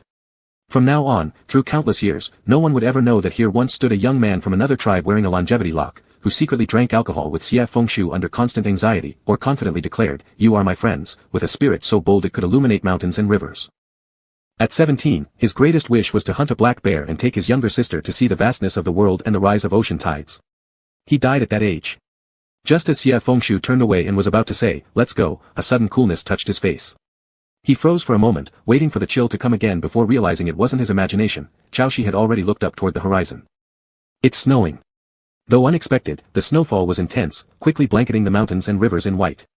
Today, for the first time, the southwest, where snow never fell, finally saw a thorough, heavy snowstorm. But amidst the solitary snow against the green peaks, there was no one left to witness it, and no one left to wait. Chapter 17, Shido Forest 1. The snow grew heavier on the way back, and none of them spoke. Not until they left the southwestern mountains and could see the main road did they notice a shabby old temple by the side of the road, where they could at least take shelter for the night from the wind and snow. The three of them entered the temple. It seemed that no one had come to worship here for a long time. The place was in ruins. In front of the door stood a Buddha statue 2 people tall holding a Buddhist lamp with closed eyes, sitting on a lotus flower. 2 children were beside it, also covered in spider webs and dust. After using seals to clean up, the three finally sat down inside the temple. Xia Fengshu took a moment to glance up and felt that this Buddha's serene features were eerily familiar, as if he'd seen it somewhere before. Perhaps it was among the 30,000 Buddhas of Jiangchen. Xia Fengshu asked casually, "What kind of Buddha is this?" Jiangchen also saw the statue in front of him. He hesitated for a moment and replied, "Dipankara." Xia Fengshu rarely dealt with Buddhist practitioners, so he hadn't heard of Dipankara. He responded offhandedly, Looks like there aren't many followers." Since Xia Fengshu wasn't very familiar with all the Buddhas, he didn't expect Jiangchen to have any further explanation or intention to offer even reverence, merely moving his gaze away calmly from the statue. Xia Fengshu then pulled back his gaze and softly asked, "Where are we going next?" Jiangchen said, "Shido Forest." Xia Fengshu was startled. "Buddhist Shido Forest?" Jiangchen nodded.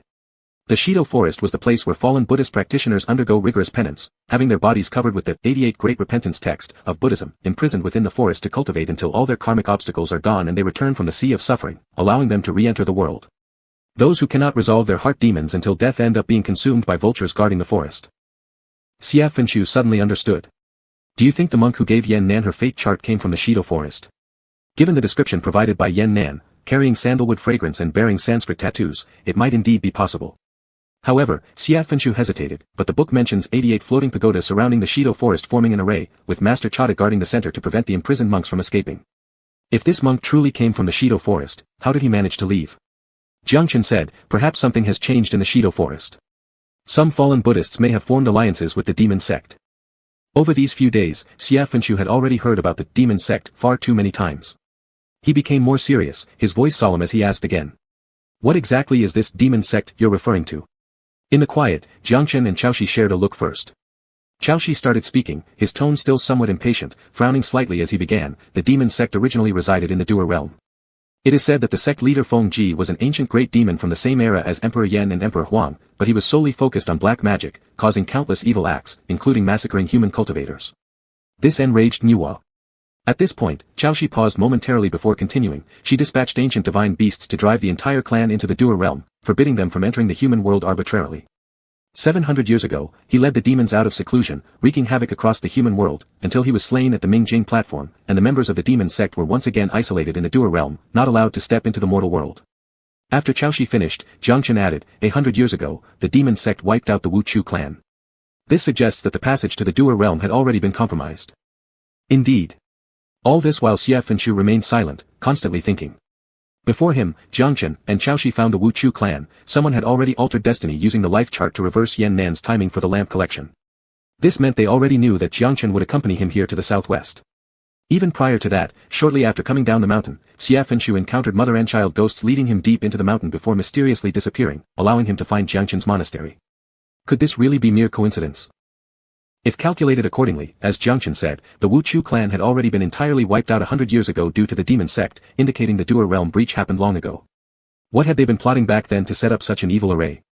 Thinking about this, Xia Fenshu suddenly asked, can the array allow someone to reincarnate through soul possession? You're saying they didn't want to resurrect the demon sect leader killed 700 years ago and whose body remains sealed in the Dua realm? Upon hearing this, everyone fell silent. The only sound between heaven and earth was the incessant wind and snow outside the temple. Lifting his eyes, Xia Fenshu noticed that Jiang Chen's expression had grown slightly colder, with furrowed brows, something Xia Fenshu had never seen before. And opposite him, Chao Shi's face had turned unbearably grim. Feeling slightly awkward, Xia Fenshu couldn't help but feel like he had mentioned something inauspicious, hastily adding, I was just guessing aloud. Finally, Jiang Chen spoke, we'll know when we get to the Shido forest. Being saved from the situation, Xia Fenshu let out a breath in relief, nodding his head in agreement. Chao Shi didn't add much either, simply stating, let's rest. To everyone's surprise, he really leaned against a pillar inside the temple, crossed his arms, and closed his eyes. When the three of them had entered, they sat apart from each other, but now with Chao Shi resting, Xia Fenshu waited a little longer, seeing if the other had truly fallen asleep.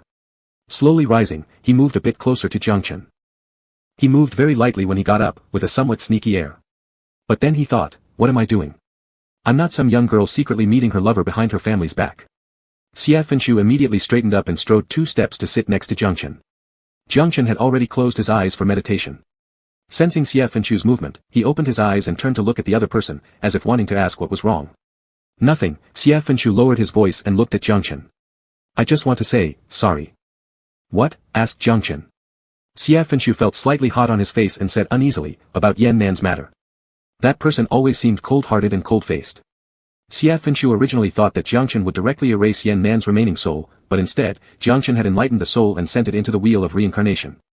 You once said you wouldn't save others or yourself, so I judged you wrongly. He thought for a moment and then raised his eyes to look at Jiang Chen and said, aren't you pretty humane? Jiang Chen looked at him for a while, his eyes like crystal without any dust, and during their eye contact, Xia Fenshu actually felt uneasy and first turned away, not knowing where to put his gaze. It ended up landing on the Buddha statue in front again. By chance, when Xia Fenshu glanced at the Buddha statue, he finally realized where his sense of familiarity came from. He looked at the Buddha statue, then at Jiang Chen, and then at the statue again, then at Jiang Chen once more, and finally hesitated and said, how come I feel, this statue looks a bit like you? Jiang Chen gave a flat expression and took a glance at the Buddha statue, does it? Xia Fenshu examined carefully for a moment. On closer inspection, it doesn't really look like. Most of the Buddha statues in the wild temples were made of clay, rough in workmanship and covered in dust. Xia Fenshu looked a few times, and before thinking properly, blurted out, the clay sculpture is not as good looking as you. The moment these words left his mouth, Xia Fenshu wanted to bite off his own tongue. Even though over the years his face had become as thick-skinned as a wall, even though they could be considered familiar friends, even though the person was truly handsome. Saying this to a monk was definitely too shameless. After hearing this, Jiang Chen didn't comment, but paused and there was a slight curve at the corner of his lips. This curve was so subtle that it barely counted as a smile, but indeed made his face soften instantly, even giving an impression of being as warm and gentle as jade. He looked at Xia Fenshu and suddenly extended his hand towards Xia Fenshu. It seemed as if the action was about to touch Xia Fenshu's face. Caught off guard, Xia Fenshu froze on the spot, staring blankly as the hand came closer to him, passing by his cheek. Next, he felt someone lightly brushing against his right ear. These touches were so light that it felt like feathers just skimming by, just touching and then leaving. However, Xia Fenshu felt the place touched near his ear burning suddenly, the heat rushing up to his cheeks. Even in the dead of winter, it made his brain foggy. What was that supposed to mean? It couldn't possibly be a special greeting among Buddhists, right? And even if it were something particular. Chao Shi was still sleeping nearby. Seeing probably something unreadable on Xia Fenshu's face, Jiang Chen paused, then spread his hand open. There's a spider web. I might have picked it up when entering the temple. Xia Fenshu withdrew his previous words and redrew 2 conclusions. First, immortals must never misunderstand themselves. Second, himself was, indeed, shameless. Chapter 18, Corpse Forest 2. The next morning, the sun rose as the clouds cleared, and the snowstorm had ceased. Xia Fengsu woke up early. Chao Shi was nowhere to be found, and Jiang Chen still sat quietly with eyes closed in front of the pillar. Xia Fengsu stared at the side of the other's face for a while, from the eyelashes to the tip of the nose, then to the pale lips. Though the figure looked cool and aloof, it made Xia Fengsu inexplicably feel at ease, as if spring breezes filled his heart. Xia Fengsu hesitated about whether to wake the other up or not. Before he could make up his mind, he suddenly heard a crane cry from outside the temple. He stepped out the door and saw a white crane soar over the clouds from the south, finally landing before Xia Fengsu, circling twice.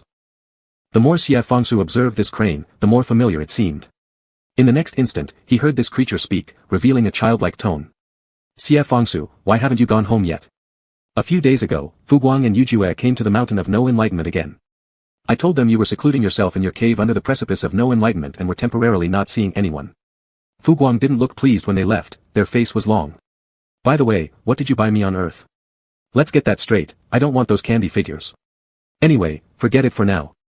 Just remember to come back soon, or you'll be in trouble when Fu Guang finds out. Xie Fangsu. This rapid series of words sounded like cannon fire in Xie Fangsu's ears, incredibly noisy. But Xie Fangsu hadn't heard Minka chatter in a long time, and instead of being annoyed, he felt amused after hearing it. He patiently spoke to the crane, what's there to fear? Would Pei Yu eat me? Don't worry. I will return home soon, and I'll bring you something new when I come back. After speaking, Xie Fangsu gently stroked the top of the crane, and the white crane let out a long cry, spinning half a circle before flying eastward and quickly disappearing into the clouds. When the crane's silhouette was no longer visible, Xie Fangsu turned away, only to hear an unexpected voice beside him ask, who is Pei Yu? Deep and unanticipated, this sound nearly startled Xie Fangsu into jumping. Turning back, he saw Cha standing behind him. Why does this person walk without making any noise? Xie Fangsu took a deep breath and answered, Fu Guang Immortal Pei Yu, the god of justice in the heavenly realm. Does he rank higher than you? Cha said, or is he always targeting you? Otherwise, why would he say you'll have no good fruit to eat? Rank truly was a fitting word. For a moment, Xie Fangsu almost felt as though he wasn't in the celestial ranks but in some noble household's private quarters. Anyway, there was no harm in telling this person. Besides, having been together for a while, although Cha had a bad temper, he certainly wasn't someone who gossiped, in fact, he disliked talking altogether. Xie Fangsu simply spread his hands and replied, not really. Well, about ranking, Pei Yu is the war god of the heavenly realm and has always been strict. It's not accurate to say he targets me. After pondering for a bit, Xie Fangsu added, in any case, I rarely interact with any of the celestial lords. When Xie Fangsu first ascended, he was assigned to the mountain of no enlightenment. At first, he didn't even have a heavenly child attendant. The solitary mountain surrounded by vast seas, hidden in mist for 100 years, received no sunlight, so vegetation hardly grew. Even the 1,000-petaled lotus in the courtyard was constantly dying despite his efforts, it took 100 years of trials before one survived. Being restless by nature, every day he carried a little snack and cheerfully ran to the other immortals' residences to chat.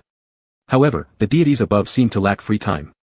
Xie Fangsu didn't mind much, switching homes when one said they were too busy, moving elsewhere when another mentioned they were meditating. So vast was the celestial realm that Xie Fangsu tirelessly traveled all around it. Over time, Fu Guang Lord Pei Yu arrived at the mountain of no enlightenment with a divine decree, giving Xie Fangsu a cold glare and scolding him harshly, saying that his random roaming disturbed the cultivation of other celestials. Xie Fangsu thought he might indeed have bothered others, so he spent some time reflecting seriously, and stopped going out frequently.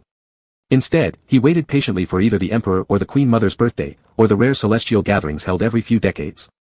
On the third day of the third lunar month, during the Empress Mother's birthday celebration, invitations were widely sent, requiring all celestial lords to attend.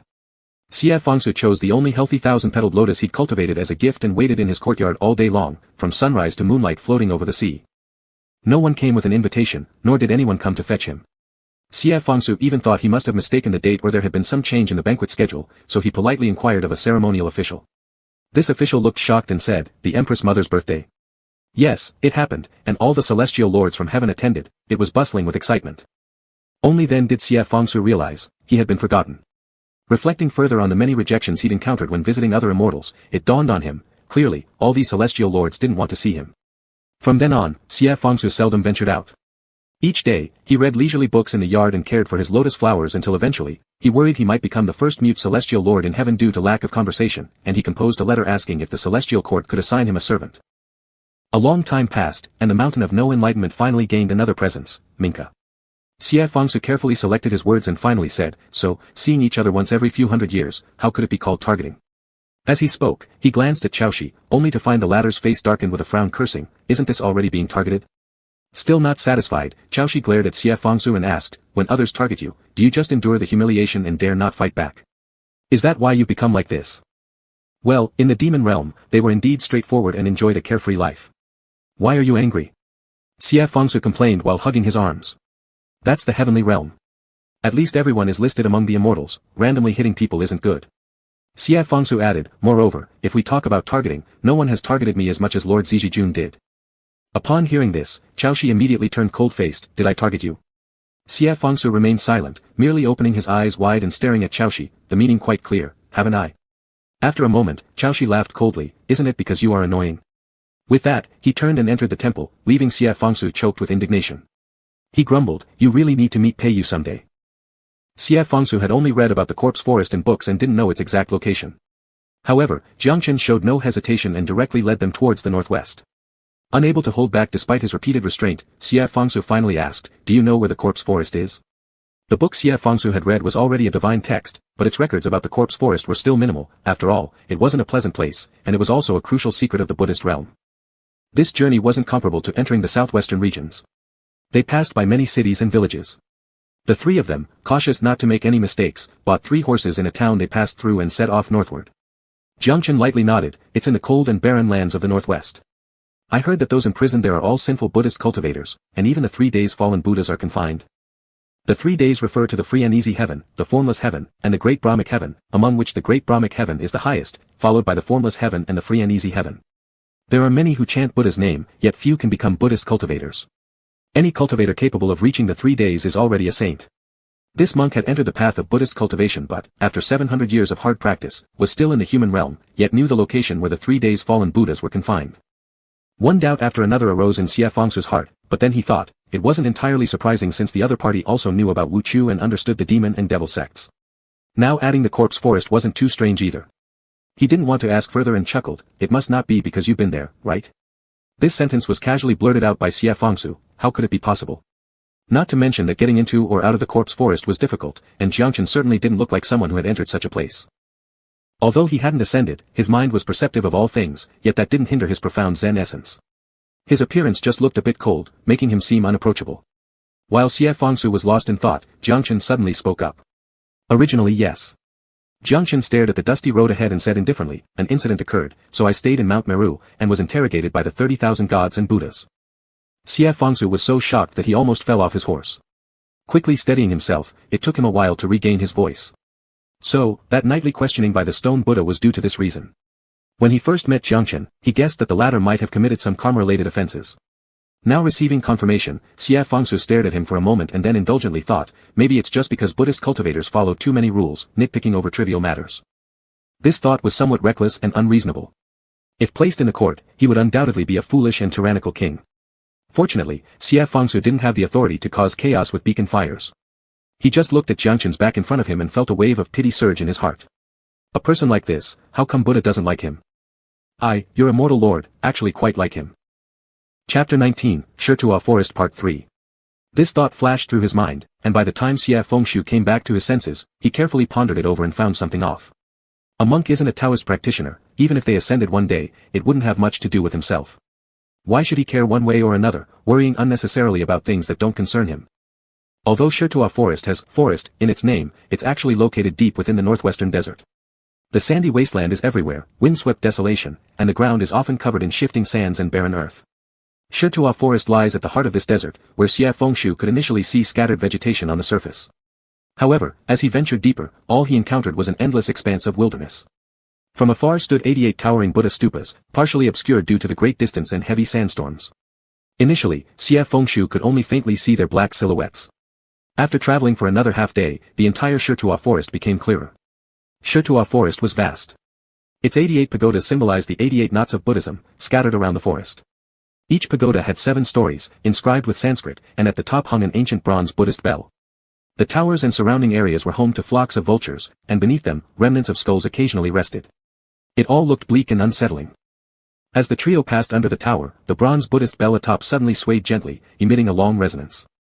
The sound lingered, fading slowly, while a solemn and authoritative Buddhist chant echoed simultaneously. Om Amitabha, who dares intrude upon the sacred grounds of the Buddha? Jiangchen, walking ahead, stopped first and raised her eyes towards the depths of the Shirtua forest. Moments later, a figure clad in pale grey robes appeared, treading lightly against the wind, stopping before the three. The man held a sandalwood rosary in his hand, his face etched with old age, making it hard to estimate how many years he had lived. Upon recognizing Jiangchen, surprise flickered across his face. "It's you." His tone was astonished, instinctively raising his hand to salute her, but midway he paused abruptly, seemingly troubled about whether he should proceed or not. Jiangchen, appearing oblivious, merely nodded slightly toward him. He withdrew his hand and reciprocated with a nod, saying, "Why has the Dharma master come?" "To search for someone," replied Jiangchen. "May I ask Venerable Chada, have any monks lately departed from Shirtua forest without completing their precepts?" Only then did Xie Fengsu realize that this person was none other than Chada, the guardian of Shirtua forest. Monks undergoing their precepts in Shirtua forest would bear the text of the 88 Buddha's Great Repentance Sutra on their bodies until the day of enlightenment, when they transcend the ocean of suffering. The person mentioned by Yan Nan must still bear this scripture and therefore remains incomplete in their vows. But as Xie Fengshu glanced up, he saw Chada shaking his head decisively. I've guarded this forest for thousands of years. No monk has left here except those whose karmic debts have been absolved and have transcended via enlightenment. As for monks who haven't completed their precepts, none have left. Chada's expression was serious as he turned to Jiangchen, asking, is there some unforeseen change? Jiangchen shook her head without mentioning the issues in the southwest, simply asking, how many are currently undertaking precepts in the forest? Excluding those who have attained enlightenment and those who have perished, there are 9 remaining. However, each of them practices separately throughout the forest, so gathering them all together might be impossible. There's no need, we'll find them ourselves. Chada then directed his attention to Xie Fengshu and Chaoshi behind Jiangchen. Chaoshi maintained a cold silence, while Xie Fengshu smiled and introduced himself. I am Xie Fengshu from Wuming Mountain. Chada returned a respectful Buddhist greeting, though his brows remained furrowed, as if he were somewhat disapproving. Eventually, he redirected his gaze to Jiangchen, saying, very well, if anything unexpected happens, you can seek me out. He sat centered within the Shirtua forest and couldn't leave for long. Once they walked away, Xie Fengshu asked Jiangchen, do you know him? We've met once. Jiangchen was hesitant to elaborate further, instead stating, Chada said no one has left the forest. Xie Fengshu mused, perhaps with the help of some demonic cultivators, he failed to notice. Jiangchen responded, Chada's connection with the 88 stupas makes such a scenario unlikely. Cha opened his mouth impatiently, there are only 9 people inside this forest now, why not go meet each one individually? Time-consuming though it was, it seemed to be the only method. Glancing at each other, the 3 moved deeper into the tower forest. The living beings within the Shirtua forest, besides the monks, were probably the vultures nesting on the tops of the pagodas. They slept in large groups on the towers, glaring fixedly at Xie Fengshu and the others when they approached, as if deciding whether the visitors were edible corpses or skeletons. After a prolonged moment, they closed their eyes and curled up again to doze off. After walking in the forest all day, the 3 had seen only 5 or 6 practicing monks. Their ages varied widely, wearing grey monastic robes worn thin and torn from the winds and sands. Most were engaged in silent meditation, showing no concern for the strangers among them, merely glancing silently at the trio before resuming their meditations. Surrounding them were countless bones, belonging to those who never achieved sudden enlightenment nor cleared their sins by death. Xie Fengshu only knew that the person who gave the destiny chart to Yan Nan was likely one of the inhabitants of the Shirtua forest. He certainly wouldn't just approach them and inquire, have you secretly left Shirtua forest and gone to the southwest? Thus, he could only mentally remember the appearances of the few monks they'd encountered. In the blink of an eye, the sky had darkened. A solitary moon ascended high into the heavens, hanging above the northwestern desert. The 3 found a wind-protected stupa to sit and rest. Xie Fengshu was the first to speak, we've met 6 monks now. What do you think? Before Jiangchen or Chaoshi could respond, Xie Fengshu murmured as if talking to himself, I don't think any of them are the one. Jiangchen asked, why not? Their eyes. When they saw us, it was like they were looking at this barren land, vultures, or stupas, without a ripple of emotion. Xie Fengshu paused for a moment, then sighed, even though this may sound unlucky, it's like they were looking at dead people. They're not like dead people, Chaoshi said coldly, it's us who resemble them. Spending decades, even centuries, in a place like this where you can't leave or smile, chanting repentance texts day after day.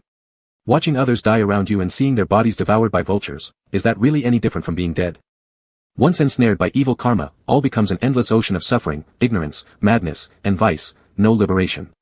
At first, when Xie Fengshu read about Shirtua forest in books, with only a few lines, he didn't feel much beyond that.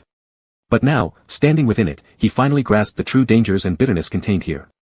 Buddhist practitioners spread compassion worldwide, yet places like this still existed. Xie Fengshu's thoughts were a jumble. On one hand, he felt pity for the monks inside, on the other, he wondered if perhaps they truly committed evil acts. If innocents died because of such karmic retribution, weren't they more pitiable? Thinking of this, he couldn't help but think of Jiangchen. His first thought, oddly enough, was, fortunately, she wasn't condemned to suffer in this Shirtua forest.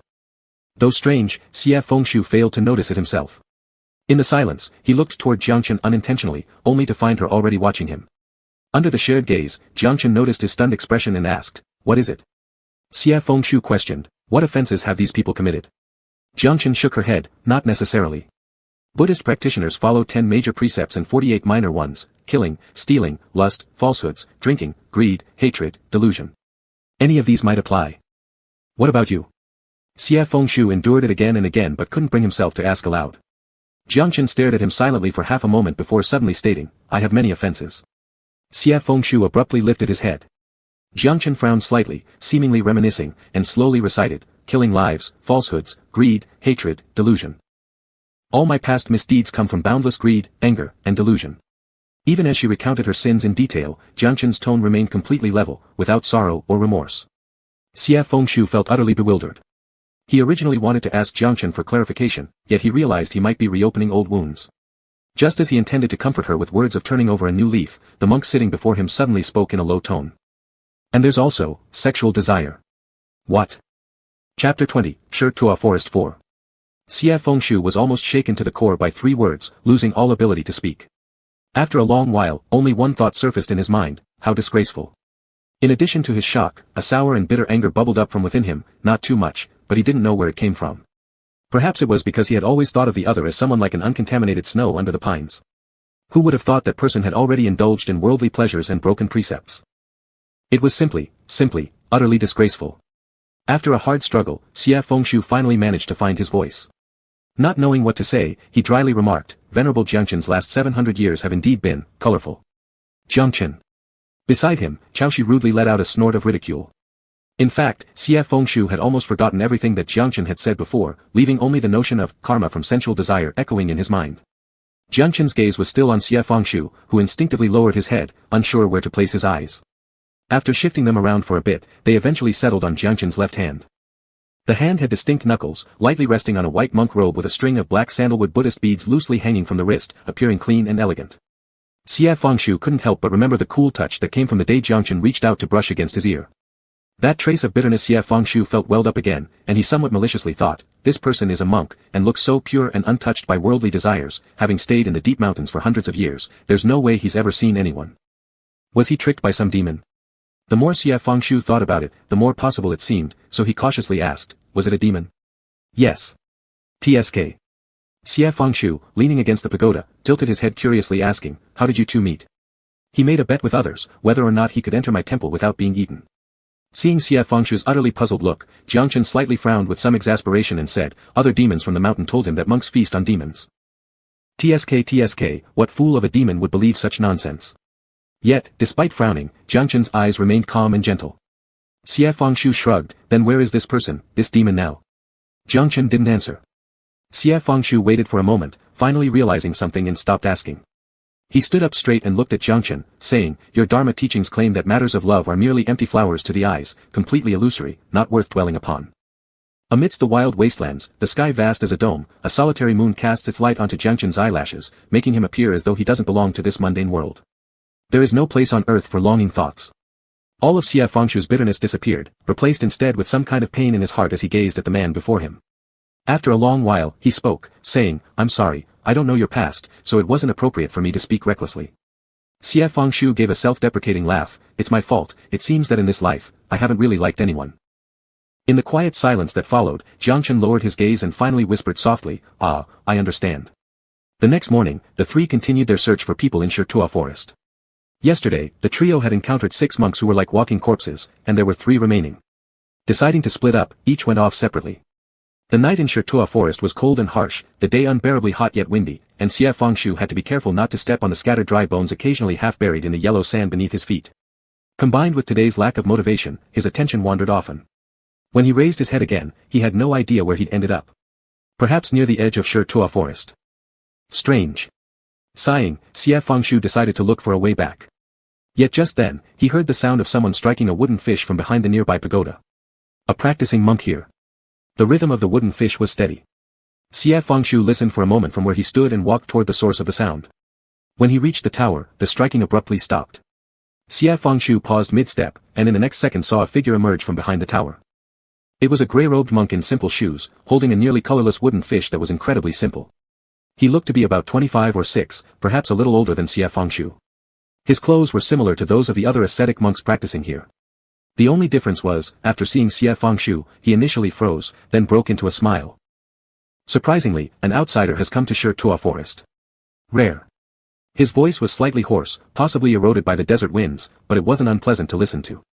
Having met many of the ascetic monks in Shi Tuo Forest, it was rare to encounter one willing to talk to him. Quickly, Xie Fengshu introduced himself, this lowly one is Xie Fengshu from Wuming Mountain. Ah, an honored celestial sir. The other clasped his hands in prayer, offering a Buddhist greeting. This poor monk is named Jia Yun, once a disciple seated below the Lord Dinger Light Buddha in the colorless heaven realm. So he was actually a cultivation practitioner already among the upper three heavens. Xie Fengshu was slightly surprised and, lifting the hem of his robes, sat cross-legged beside the other. Since you've already entered the upper three heavens, I committed karma related to sensual desires, so the Lord Dinger Light Buddha sentenced me to practice here. Excuse me, I no longer wish to hear those 3 words. However, the monk in front of him was composed and even smiling. Xie Fengshu's interest was piqued again, and he asked, "Permit me to ask, how exactly did you incur karma?" Jia Yun replied, 200 years ago, I descended into the world for cultivation. Passing through a town in southern Jiangnan during a great drought, I begged alms from 77 families. The 78th family opened the door, and she handed me a bowl of water. At this point, Jia Yun paused, and Xie Fengshu thought it was just a brief halt. After a long while staring at each other incredulously, Xie Fengshu finally said disbelievingly, "That's all." "That's all. Just like that?" "Just like that." Xie Fengshu was visibly disheveled and asked, "What kind of karmic offense is that?" Jia Yun smiled slightly. At that time, I had spent 100 years cultivating in the mortal world, traveling far and wide across the lands. When I returned to the formless heaven realm, the Dinger Light Buddha asked about my journey. All I could recall vividly was the bowl of water she handed to me. The color of that porcelain bowl, its patterns, and on that day, she wore a green dress, much like the willow trees in the rain of southern Jiangnan. Xie Fengshu remained silent for a moment before asking, "Then what happened? Did you meet her again?" Jia Yun shook his head. "Afterward, I came here. 200 years have passed, she should have long been married and given birth to children, reborn through countless cycles." He said this calmly, with not a trace of regret or resentment, embodying the Buddhist philosophy of, when conditions gather, things arise, when they disperse, things perish. Yet after 2 centuries, he still remembered every detail of her attire without a single mistake. Xie Fengshu opened his mouth but ultimately decided against asking the obvious question of whether it was worth it. He recalled how last night, Jiangchen spoke of past affairs with bowed eyes and a gentle demeanor. Straightforward infatuation yields no benefit, yet wistfulness remains an unrepentant madness. And what manner of demon was that?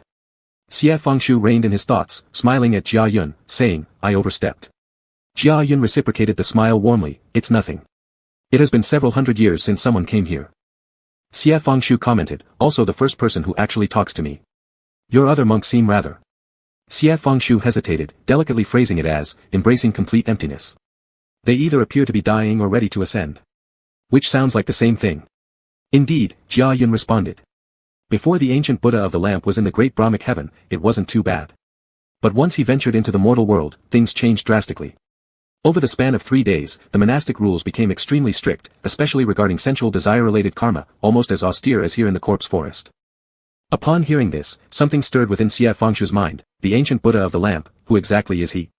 Amidst the sandstorm, Jia Yun's expression suddenly grew solemn, filled with reverence. The ancient Buddha of the lamp is the ancestor of all Buddhas, having established the 3 heavens in ancient times, sharing origin with heaven and earth. Later, after descending into the world for cultivation, he never returned, for over 1,000 years. There are rumors he descended to subdue evil, though their truth is unknown. Over 1,000 years, that didn't match. Xie Fengshu felt somewhat relieved, expressing his thanks before bringing up the matter at hand. "May I inquire, venerable sir, if there have been any recent anomalies in the corpse forest?" "Anomalies?"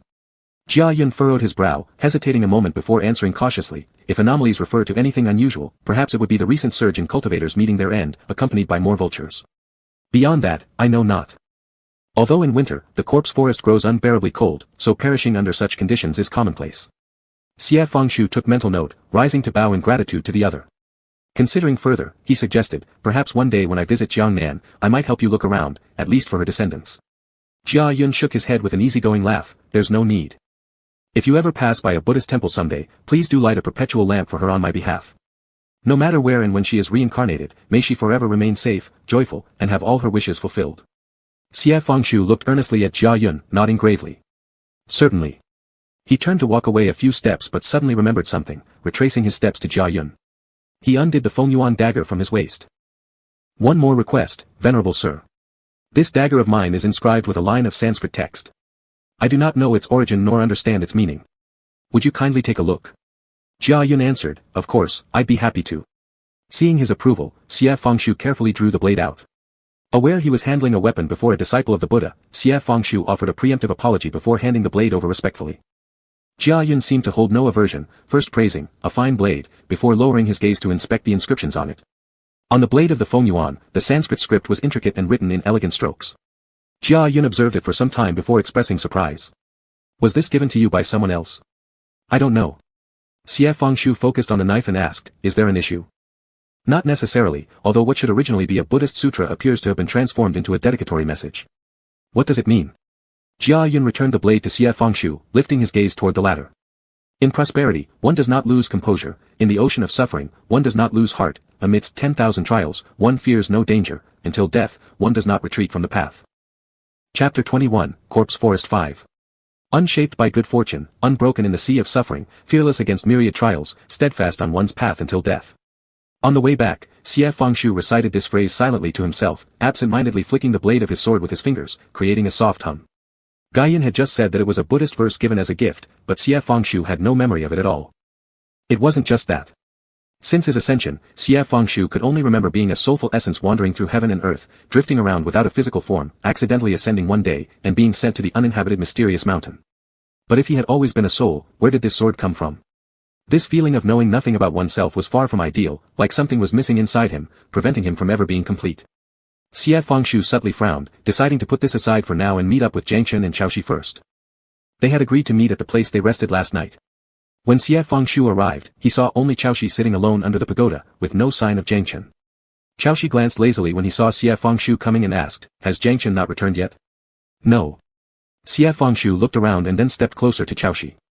Qiaoshi didn't move, only looking at him warily, asking, what are you doing?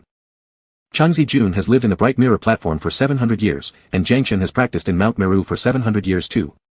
I assume you two must have known each other for a long time. So what? Xie Fengshu took another step closer, maintaining an appearance of divine grace but whispering so low that it seemed out of character for him. Then do you also know the person whom Master Jiangchen cherishes? Qiaoshi's face turned alternately pale and red, finally responding harshly as if suppressing some anger, what business is it of yours? Last night you wouldn't stop asking, and today you ask again. This person's temper was unpredictable, but Xie Fengshu was used to it and remained unperturbed, saying, just curious. He momentarily wasn't sure what else he wanted to ask, finally remembering Gaiyan's words and cautiously questioning, could she have given Jiangchen a bowl of water? Seeing Qiaoshi's look of, what nonsense are you talking about, Xie Fengshu coughed awkwardly, I guess not. It seemed there were countless reasons why the monk would lose his heart to someone, and they weren't necessarily the same. Truly mysterious and unfathomable. Qiaoshi stared at him for a while before finally speaking coldly, rather than concerning yourself with others' past lives, why don't you worry about yourself? Hurry back to your immortal mountain and be your celestial lord. His tone was unfriendly, and Xie Fengshu sighed, temporarily shifting his focus away from whether Jiangchen had drunk that bowl of water, and earnestly suggested, Changzi Jun, we've traveled together for quite a while now. Even if we aren't friends, at least we're fellow travelers. Can you tell me why you dislike me? By now it was dusk, the setting sun hanging in the sky, casting a golden glow over the vast desert. Under the dusty twilight, Qiaoshi stared at Xie Fengshu for a long time before finally speaking. Because you look exactly like someone I used to know. Xie Fengshu asked, what kind of person? Qiaoshi snorted, stupid and lazy, never knew how to practice cultivation, would rather sneak around stealing chickens and getting into trouble, crying like a baby whenever caught doing something wrong, always got deceived because of his dumb nature, and would never learn to listen. The more Qiaoshi spoke, the angrier he seemed to get, speeding up his words. Xie Fengshu heard no compliments after listening for a long time, reluctantly rubbing his nose under Qiaoshi's fiery gaze and hurriedly calming him down, got it, he was your mortal enemy, a family grudge. Qiaoshi suddenly fell silent. The dim sunlight softened the edges of his mask, and the expression beneath was unclear. He gazed intently at Xie Fengshu, but his eyes seemed to be looking somewhere beyond him. After a while, Qiaoshi turned his head and softly spoke. It's not that. He said, he was my junior disciple, my comrade. His voice was calm, yet Xie Fengshu detected a hint of warmth in it, as if recalling something precious to hold dear. But this feeling was fleeting, and the next moment Qiaoshi irritably looked towards the direction Jiangchen had gone in the morning. Why hasn't the monk come back yet? If there's no gain from there, then we've seen all the monks of this corpse forest. The topic changed quickly, clearly showing he didn't want to talk about it further. Xie Fengshu understood and followed his gaze. Amidst the rising sandstorm, Xie Fengshu squinted against the wind and slowly said, who says? Isn't there still one more? Qiaoshi paused in surprise. Just as Xie Fengshu was about to say something, he felt something off. In an instant, Xie Fengshu grabbed Qiaoshi beside him and swiftly retreated. Using his celestial powers to fly, they moved incredibly fast, putting dozens of paces between them within moments. The next second, the pagoda they were originally leaning on was struck with a single palm, crumbling into dust. In the midst of the vast desert, winds and sand often reach their peak as the sun sets in the west. Whirling for thousands of miles, layers of yellow sand are stirred into the sky, blowing against the bright white monk's robe until it surges like an ocean of clouds. Amidst the fierce wind, he looked up at the figure before him with calmness, not a hint of surprise on his face. Lang Jin's black robes fluttered in the wind, the solitary wolf's golden patterns upon them appearing to come alive, as if eagerly waiting to pounce on the monk before him. Lang Jin stared at the white-robed monk and smirked. Master Jiang Chen has actually arrived at the corpse forest. Jiang Chen said, the demon sect has indeed gone through great trouble. They had ingeniously lured Xie Fengshu into Dongyu, then used that opportunity to take him out of Mount Meru. In exceptional times, extraordinary methods must be employed. After all, following the battle at Bright Mirror Platform 700 years ago, would my demon sect dare to approach Mount Meru? Though Lang Jin smiled, he clenched his teeth in bitterness and mockery. 700 years ago, your single palm shattered every one of my meridians, nearly dissipating my soul, leaving me to barely survive within the demon sect for 700 years. I have never forgotten this, for 700 years, it's been seared into my heart. Also, the headmaster, Xie Fengshu, that abomination. At the mention of Xie Fengshu, Jiang Chen cut him off, unperturbed. Evil demons bring calamity upon the world, reaping what they sow. His words were dispassionate, without mercy. Lang Jin chuckled coldly. Master Jiang Chen, you seem biased. If I am considered a demon causing havoc among the people, what about Xie Fengshu? Staring at Jiang Chen amidst the swirling sands, his gaze was piercing, every word feeling like a poison-coated blade. During ancient times, Xie Fengshu wielded Feng Yuan, first defeating Qi Yu at Shuolu, then slaying Qua Fu in the Great Marshes. He almost overturned half the heavens, wasn't it glorious? So, after tens of thousands of years, has the master truly forgotten? Shouldn't such an evil devil die without a burial place? And yet today he ascends to immortality. Isn't this proof that heaven is blind? As his voice faded, the wind and sand grew more intense, sharp and ear-piercing like the cries of 10,000 ghosts. Amidst the dim heavens, Jiang Chen's white robes appeared pristine, devoid of any expression. He simply stated, we both know the cause and effect from back then. The past dust has settled, and his sins have been purged. Upon hearing these words, Lang Jin's eyes brimmed with even greater hatred, but he burst into a low laugh the next moment as if suddenly enlightened. His tone became slow and unhurried. Yes, I almost forgot. Didn't the venerable Buddha personally slay this fiend at Mount Meru, bringing salvation to the heavens and earth? How could I forget such a great deed? His words carried an eroding malice, clearly audible despite the swirling sands. Isn't the revered one afraid that one day he will remember? Hard to change one's nature, isn't it? A strike could end your life, to exact vengeance for the fatal blow he once suffered. Why not kill him again while you have the chance, preventing him from accumulating further misdeeds? Jiang Chen suddenly raised his eyes, shocking Lang Jin. Before Lang Jin could react, overwhelming pressure descended upon him. Simultaneously, there appeared a magic Vajra staff in front of him. That overbearing killing intent was heavier than even demons. Though Lang Jin was nothing more than an illusion now, not an actual entity, he seemed to be transported back 700 years in an instant. He remembered that this monk standing before him had once reached the pinnacle of myriad deities, daring to slay demons and immortals alike. Amidst the storm of sand, Jiang Chen fixed his gaze on Lang Jin. Pale as snow, his expression remained as still as water in a deep well. I will bear the consequences of his transgressions. My life is also for him to claim. If Fengji really awakens, tell him. I will come to the demon sect. Chapter 22, Shida Forest 6. The stone towers of Shida Forest's pagodas had withstood the erosion of wind and sand for centuries without decay, indicating they were not ordinary objects. Now one was shattered by a single palm strike, showcasing the profound cultivation of the newcomer. If Xie Fengshu hadn't run fast enough, his fate might not have been much better than that of the stone tower. After narrowly escaping death, Xie Fengshu felt a pang of fear but tried to appear calm.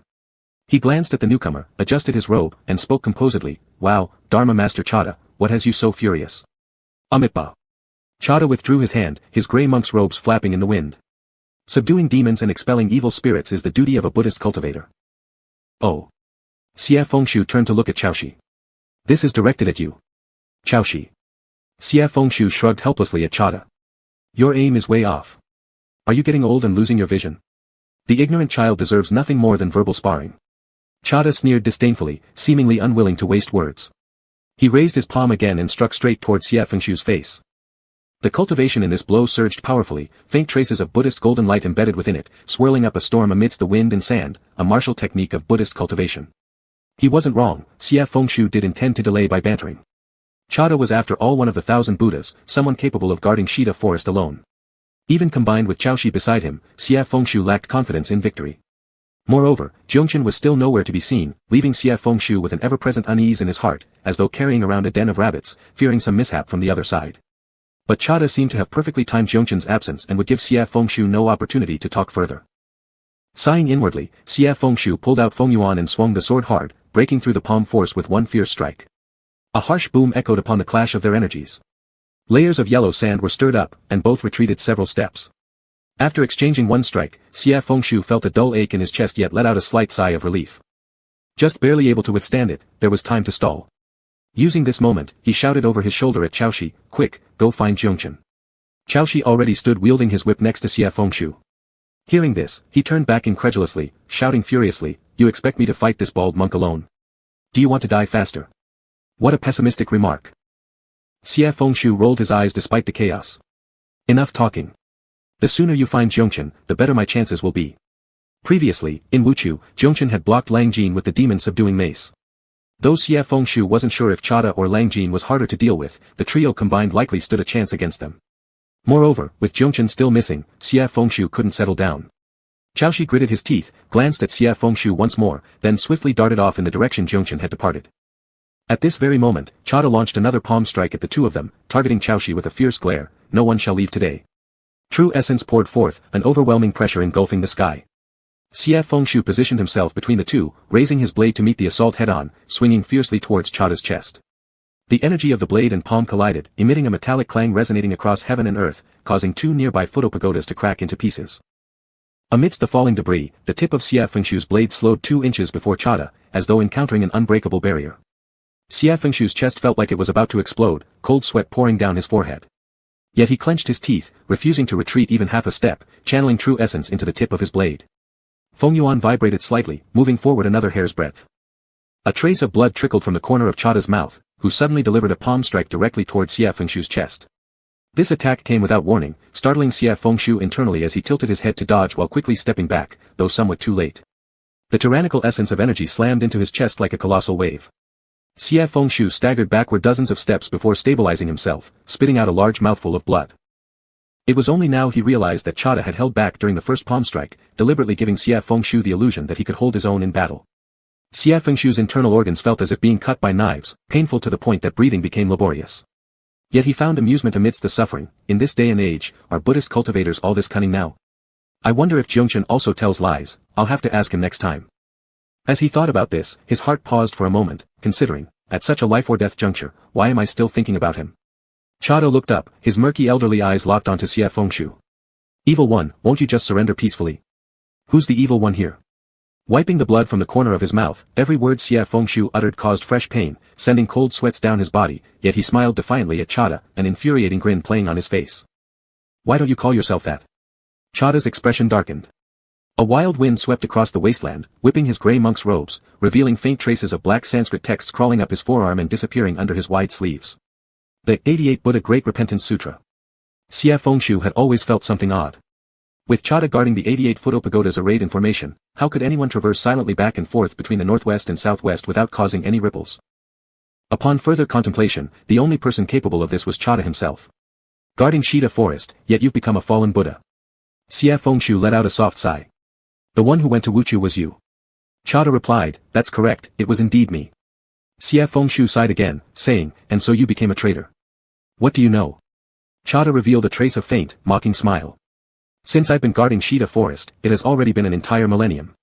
For 1,000 years, I've watched these sin monks either perish or ascend. Only I have been unable to leave for even half a step day and night." His eyes no longer carried the pity and calmness from their first meeting, instead, they were now filled with overflowing hatred. They had 2 paths available, but I had nowhere to turn. Sometimes I don't even know if this Shida Forest imprisons them or me. Once caught in obsession, demons emerge in all directions. So you started aligning with demon sects, and the recent increase in fallen monks within Shida Forest is also due to you. Xia Fengshu paused, killing your fellow monks to cultivate black magic. What fellow monks? Chada glared coldly, a group of sinners. Now other sins are deemed deserving of death, while his own became excusable. Chada's emotions became agitated, incessantly ranting, and Jiongchen, with the overwhelming sins he committed, should have come to die in this Shida Forest hundreds of times over. If it weren't for his past slaying of demons. When he got to this point, he suddenly stopped speaking, looking at Xia Fengshu. "And why am I telling you all this? Today if I kill you, isn't that equivalent merit?" Xia Fengshu hadn't fully grasped what he meant by this statement before Chada leapt into the air once more, palm striking towards Xia Fengshu's left shoulder.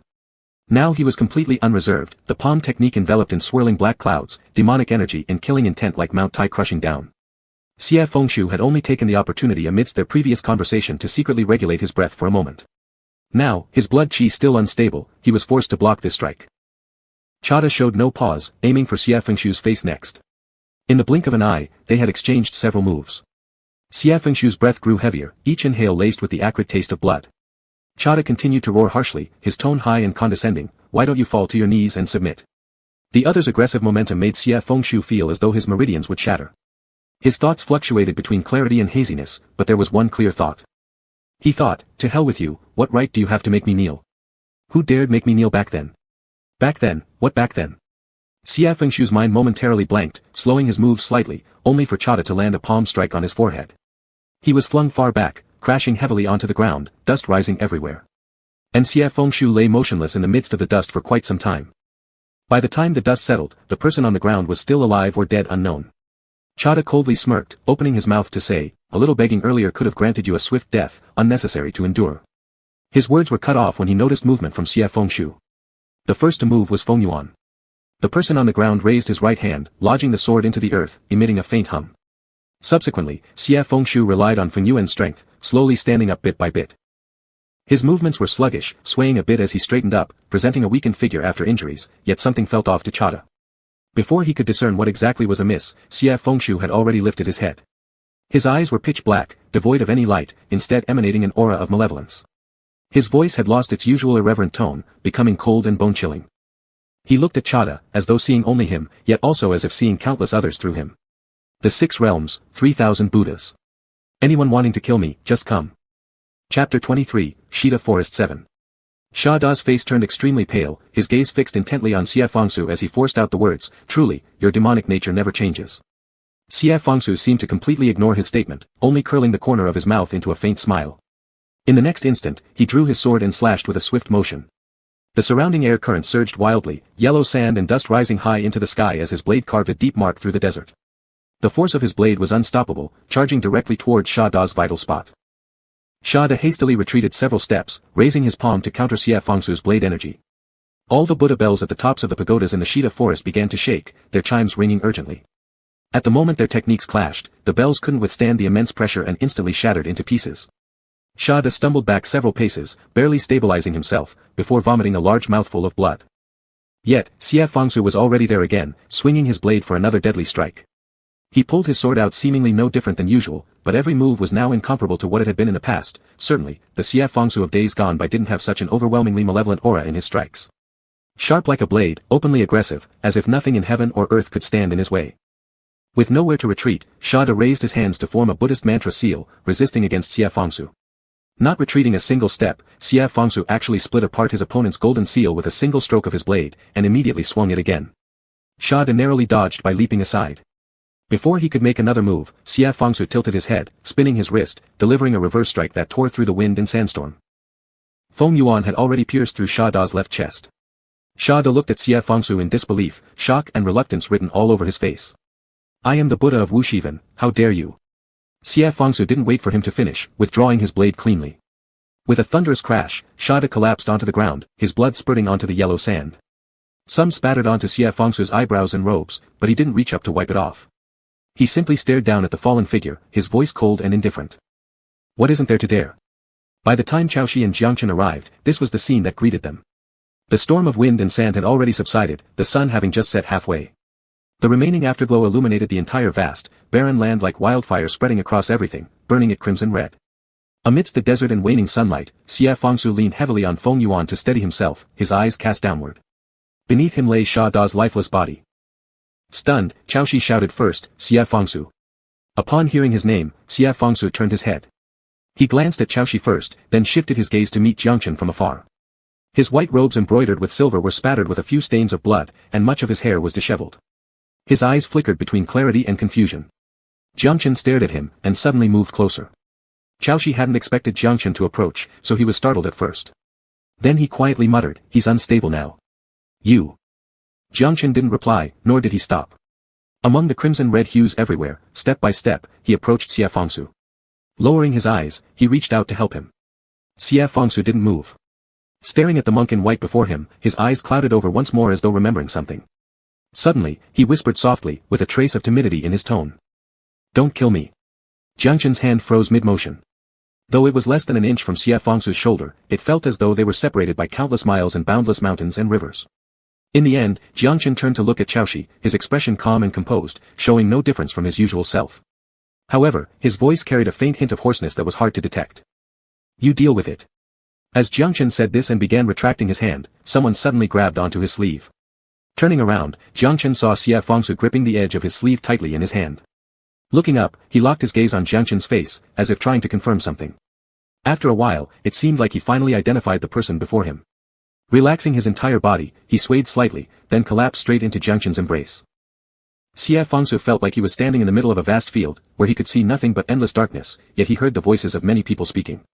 Voices came from men and women of all ages, a chaotic cacophony. First, one person murmured lowly, even Lady Nuwa said it has an unchangeable demonic nature and fears great calamity. Another person, seemingly high above, sighed heavily, the will of heaven is unchangeable. There was also a panicking voice shouting, it has become possessed by demons. Hurry, go to Mahabrahma heaven to invite the ancient Buddha Rendant. Soon after, there were panicked calls and shouts from a crowd. The cries scattered and slowly faded away. After a brief moment of silence, a clear and bright female voice rang out, urgent and tinged with annoyance, Master, Qiaoshi took the junior disciple to secretly drink alcohol again. An elderly man's voice approached from afar, crying out sorrowfully, how much? How much did they drink, those two little brats? Swearing mixed with mountain breeze, as if something rolled down the hill, shaking the grass and trees, startling birds into squawking and flying away. Then came the hearty laughter of a young boy, accompanied by the gasping voice of the girl running through the mountain earlier, oh no, the younger brother drank too much and rolled down the slope, Qiaoshi. You're still laughing. Could that actually be Qiaoxi's laugh? TSK, he actually laughed. What a rarity. Though the sound was actually very noisy, Xie Fangsu didn't find it disturbing, instead, he even revealed a hint of a smile. Unconsciously, he took a step into the darkness. As he moved, all the sounds immediately vanished without a trace, leaving an eerie silence all around. Xie Fangsu stopped in his tracks, standing bewilderedly in the darkness. After a while, he finally heard someone call out again, Jiangchen. In the silence, this voice was as clear as the sound of a silver needle hitting the ground. Xie Fangsu felt that this voice was somewhat familiar. After pondering for a moment, he suddenly realized, ignoring the slightly youthful tone, wasn't this my own voice? Then, someone softly responded with a, their voice hoarse, which was exactly Jiangchen's. It must be true what they say about dreaming what you think about during the day, after all, having spent so much time with Jiangchen, it's understandable to dream about him. Xie Fangsu had just thought that when he heard himself continue, saying, why don't you become my wife? Xie Fangsu was scared awake. When he opened his eyes, his mind was still full of thoughts like, what nonsense is this? After a short moment, he became more alert and his vision cleared. Xie Fangsu was lying down. The world seemed upside down, and the first thing he saw was a white robe swaying slightly in the wind, occasionally sliding onto Xie Fangsu's face by accident, carrying a familiar sandalwood fragrance. It took him a moment to realize that he was actually lying on Jiangchen's lap. He hadn't forgotten the shock from his earlier dream and instinctively wanted to get up. As soon as he made a move, a hand landed on his shoulder. Jiangchen's voice was low, you're injured. Only then did Xie Fangsu become aware of the soreness all over his body, though it wasn't serious. The pain in his chest had already improved significantly. But at the other's words, he stayed still. The soft sandalwood aroma lingered as Jiangchen's hand rested on his shoulder, warm and comforting, making Xie Fangsu feel completely relaxed. A wave of drowsiness washed over him, and he just wanted to fall asleep again on Jiangchen's lap. Unfortunately, Qiaoshi returned at that moment. First catching sight of the two's posture, and seeing that Xie Fangsu was already awake, Qiaoshi's face darkened instantly. If you're awake, why are you still lying there? Get up.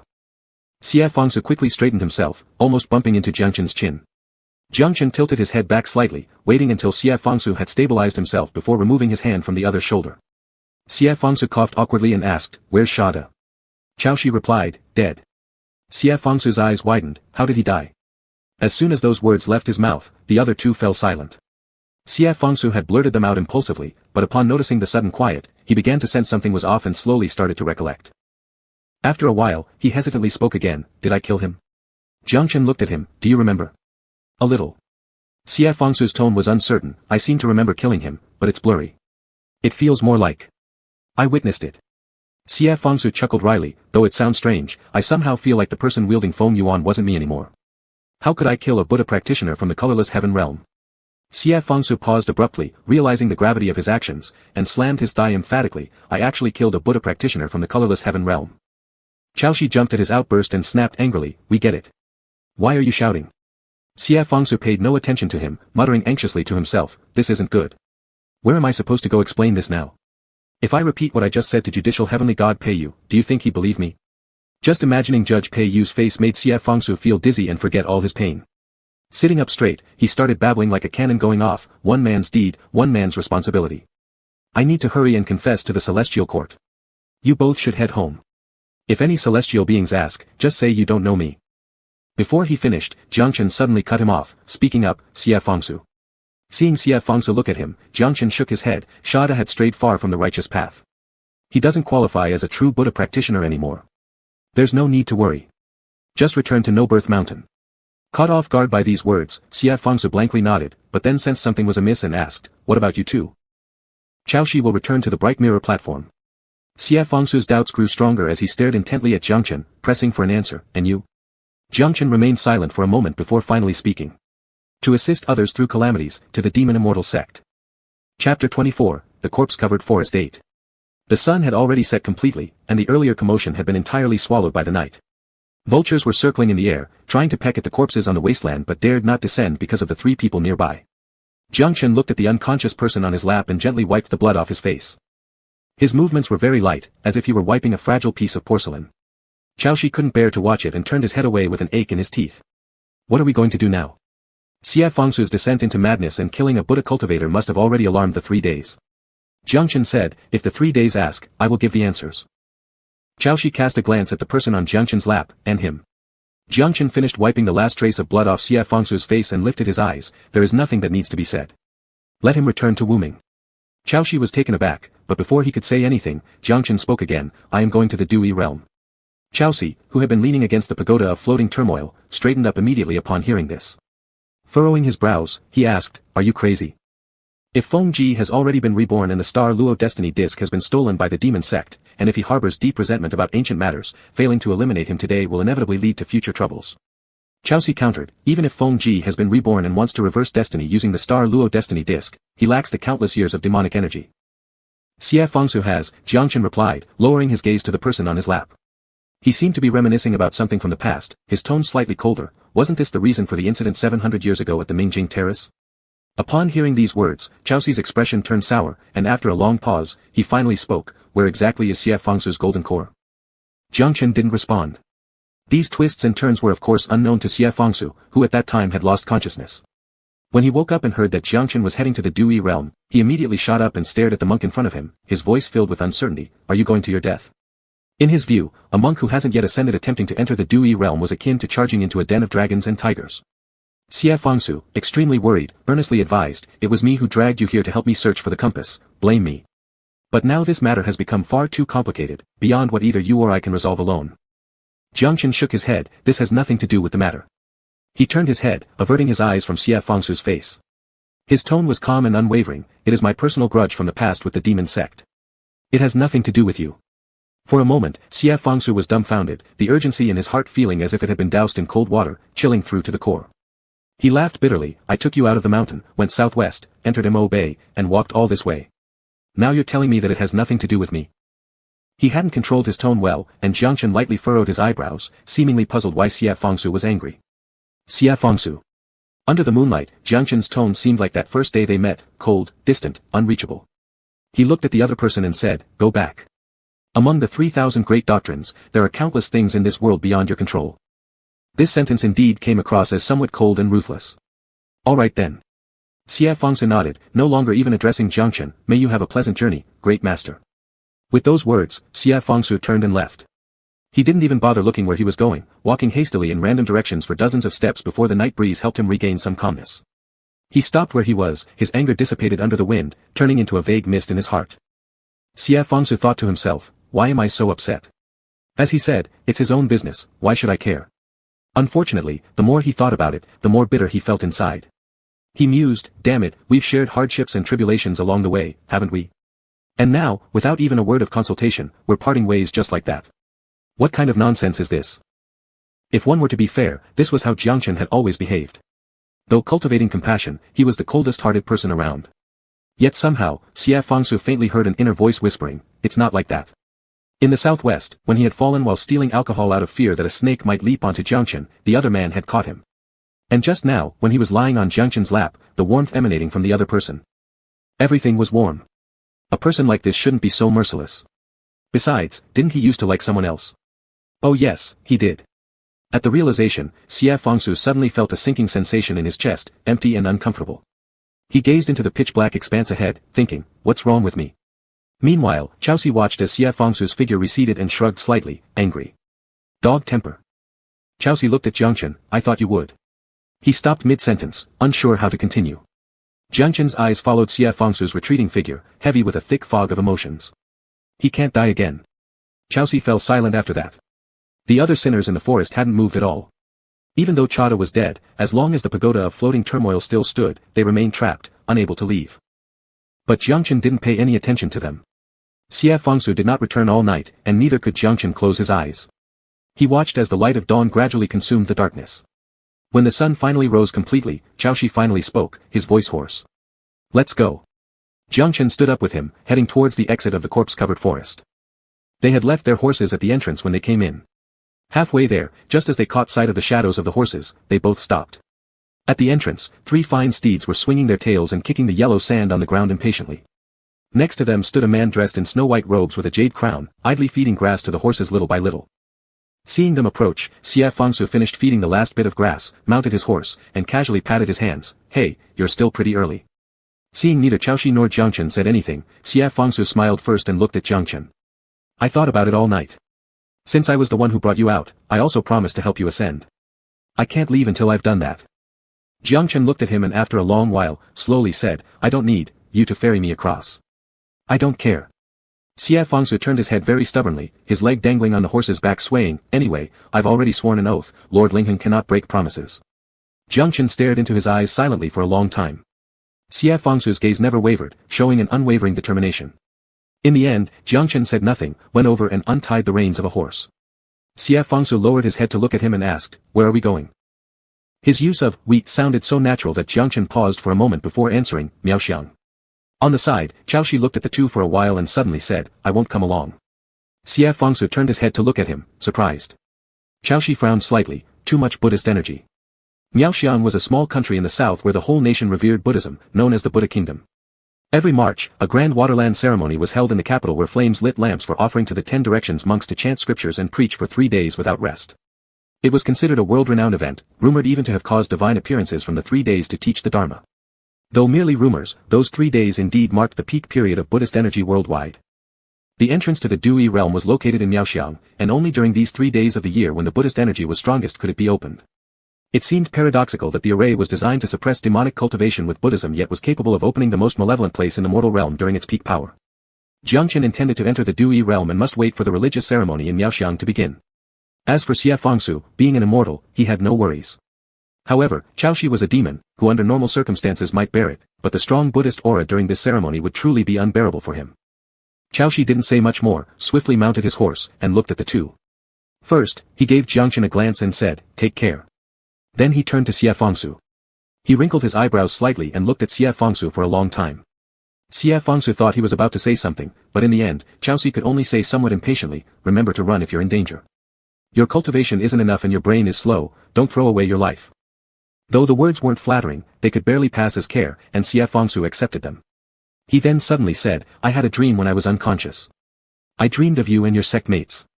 You snuck out with your junior disciple to drink alcohol, got caught by your master and senior sister. Your junior disciple got drunk and rolled down the slope. Xie Fangsu laughed talking about it, and then suddenly asked, have I met them before? His eyes were full of inquiry now. Chaoxi looked at him, throat moving slightly, and said, perhaps. After finishing his sentence, he pulled the reins, turned the horse around, and turned his head to Xie Fangsu again, seemingly wanting to call him something. But in the end, he only called out once, Xie Fangsu. By the time Xie Fangsu turned to look at him, Chaoxi had already turned around and faced him with his back, softly saying, I'm leaving. After that, he and his horse galloped into the endless yellow sands. Chapter 25, Miaoxiang 1. Miaoxiang, a nation in the south independent from central China, may not have an extensive territory, but it is rumored to have 800 large temples and 3,000 small ones scattered across the entire region. Nearly every household in Miaoxiang venerates Buddha statues, from the elderly to young children, all are capable of reciting several lines of Buddhist scriptures. As the March Dharma assembly approached, shops along the streets within the imperial city were already lit with lamps and burning incense, in front of each store hung Buddhist flags. Whenever a gentle breeze arose, flags fluttered along the long street, complementing the white walls and blue tiles, creating a particularly charming scene. As soon as the sky brightened, Sui Yunin had opened its doors early. Recently, there had been many visiting monks and guests, leading to good business. The waiter dusted the Buddha shrine at the counter first, then neatly wiped the tables and chairs. When he went to the entrance to organize the sutra flags, far away on the long street, 2 figures had already appeared. He did not notice them initially until a clear voice came from behind him. "Owner, do you still have any rooms available?" When business arrived, the waiter hurriedly responded, "Sir, we do," before turning around to look at the visitor. The first person he saw was a monk in plain white robes, his expression indifferent, making him seem difficult to approach. Next to him was a well-dressed gentleman with silver embroidery, who looked much more approachable. Smiling warmly, the gentleman added, "Then kindly arrange for us 2 superior guest rooms." Although unclear about their origins, people in Miaoxiang always showed great respect towards Buddhists. The waiter respectfully performed a Buddhist salute to the monk first before enthusiastically guiding both guests into the inn. "Are you here for the Dharma assembly? You've come just in time. If you had arrived 2 days later, there wouldn't be a single vacant room left in the whole city. The rooms are upstairs, mind the steps." Xie Fengshu followed up the stairs while idly glancing at Jiangchen beside him. Quickly, when Jiangchen turned back toward him, Xie averted his gaze as if nothing happened, continuing up the staircase casually. Though they had traveled together to Miaoxiang, combined, they had barely exchanged more than 10 sentences throughout the journey. At the start, this was because Xie Fengshu's resentment lingered deeply. He had mentally marked down Jiangchen's decision to abandon him mid-journey and refused to speak with him for several days. As the anger dissipated slightly, they found themselves unable to restart a conversation. And with Jiangchen's reserved nature, silence reigned between them. Sighing inwardly, Xie Fengshu mumbled irritably to himself. In no time, they had reached the door of their guest room. The guest room was located at the innermost part of the 2nd floor. The 2 rooms were connected, and once the attendant opened the door, inside they found fully equipped furniture including tables, chairs, and beds, all neat and clean. At first glance, the setup seemed like any other inn. A closer inspection revealed that the calligraphy hanging on the walls consisted entirely of transcribed Buddhist scriptures, with a Buddha statue venerated in the east-facing position. Xie Fengshu shifted his gaze and handed over some broken silver to the waiter with a smile and a polite "thank you." The waiter waved it off promptly, chuckling, "No need for formalities, sir." After speaking, he returned half the money Xie Fengshu had given, looking at Jiangchen. "It's our inn's rule during the Dharma assembly period, if a revered guest stays here, we don't charge for accommodation." Their habitual reverence for Buddhism made Xie hesitate briefly but ultimately not insist further. Instead, Jiangchen raised his eyes and gave a Buddhist salute.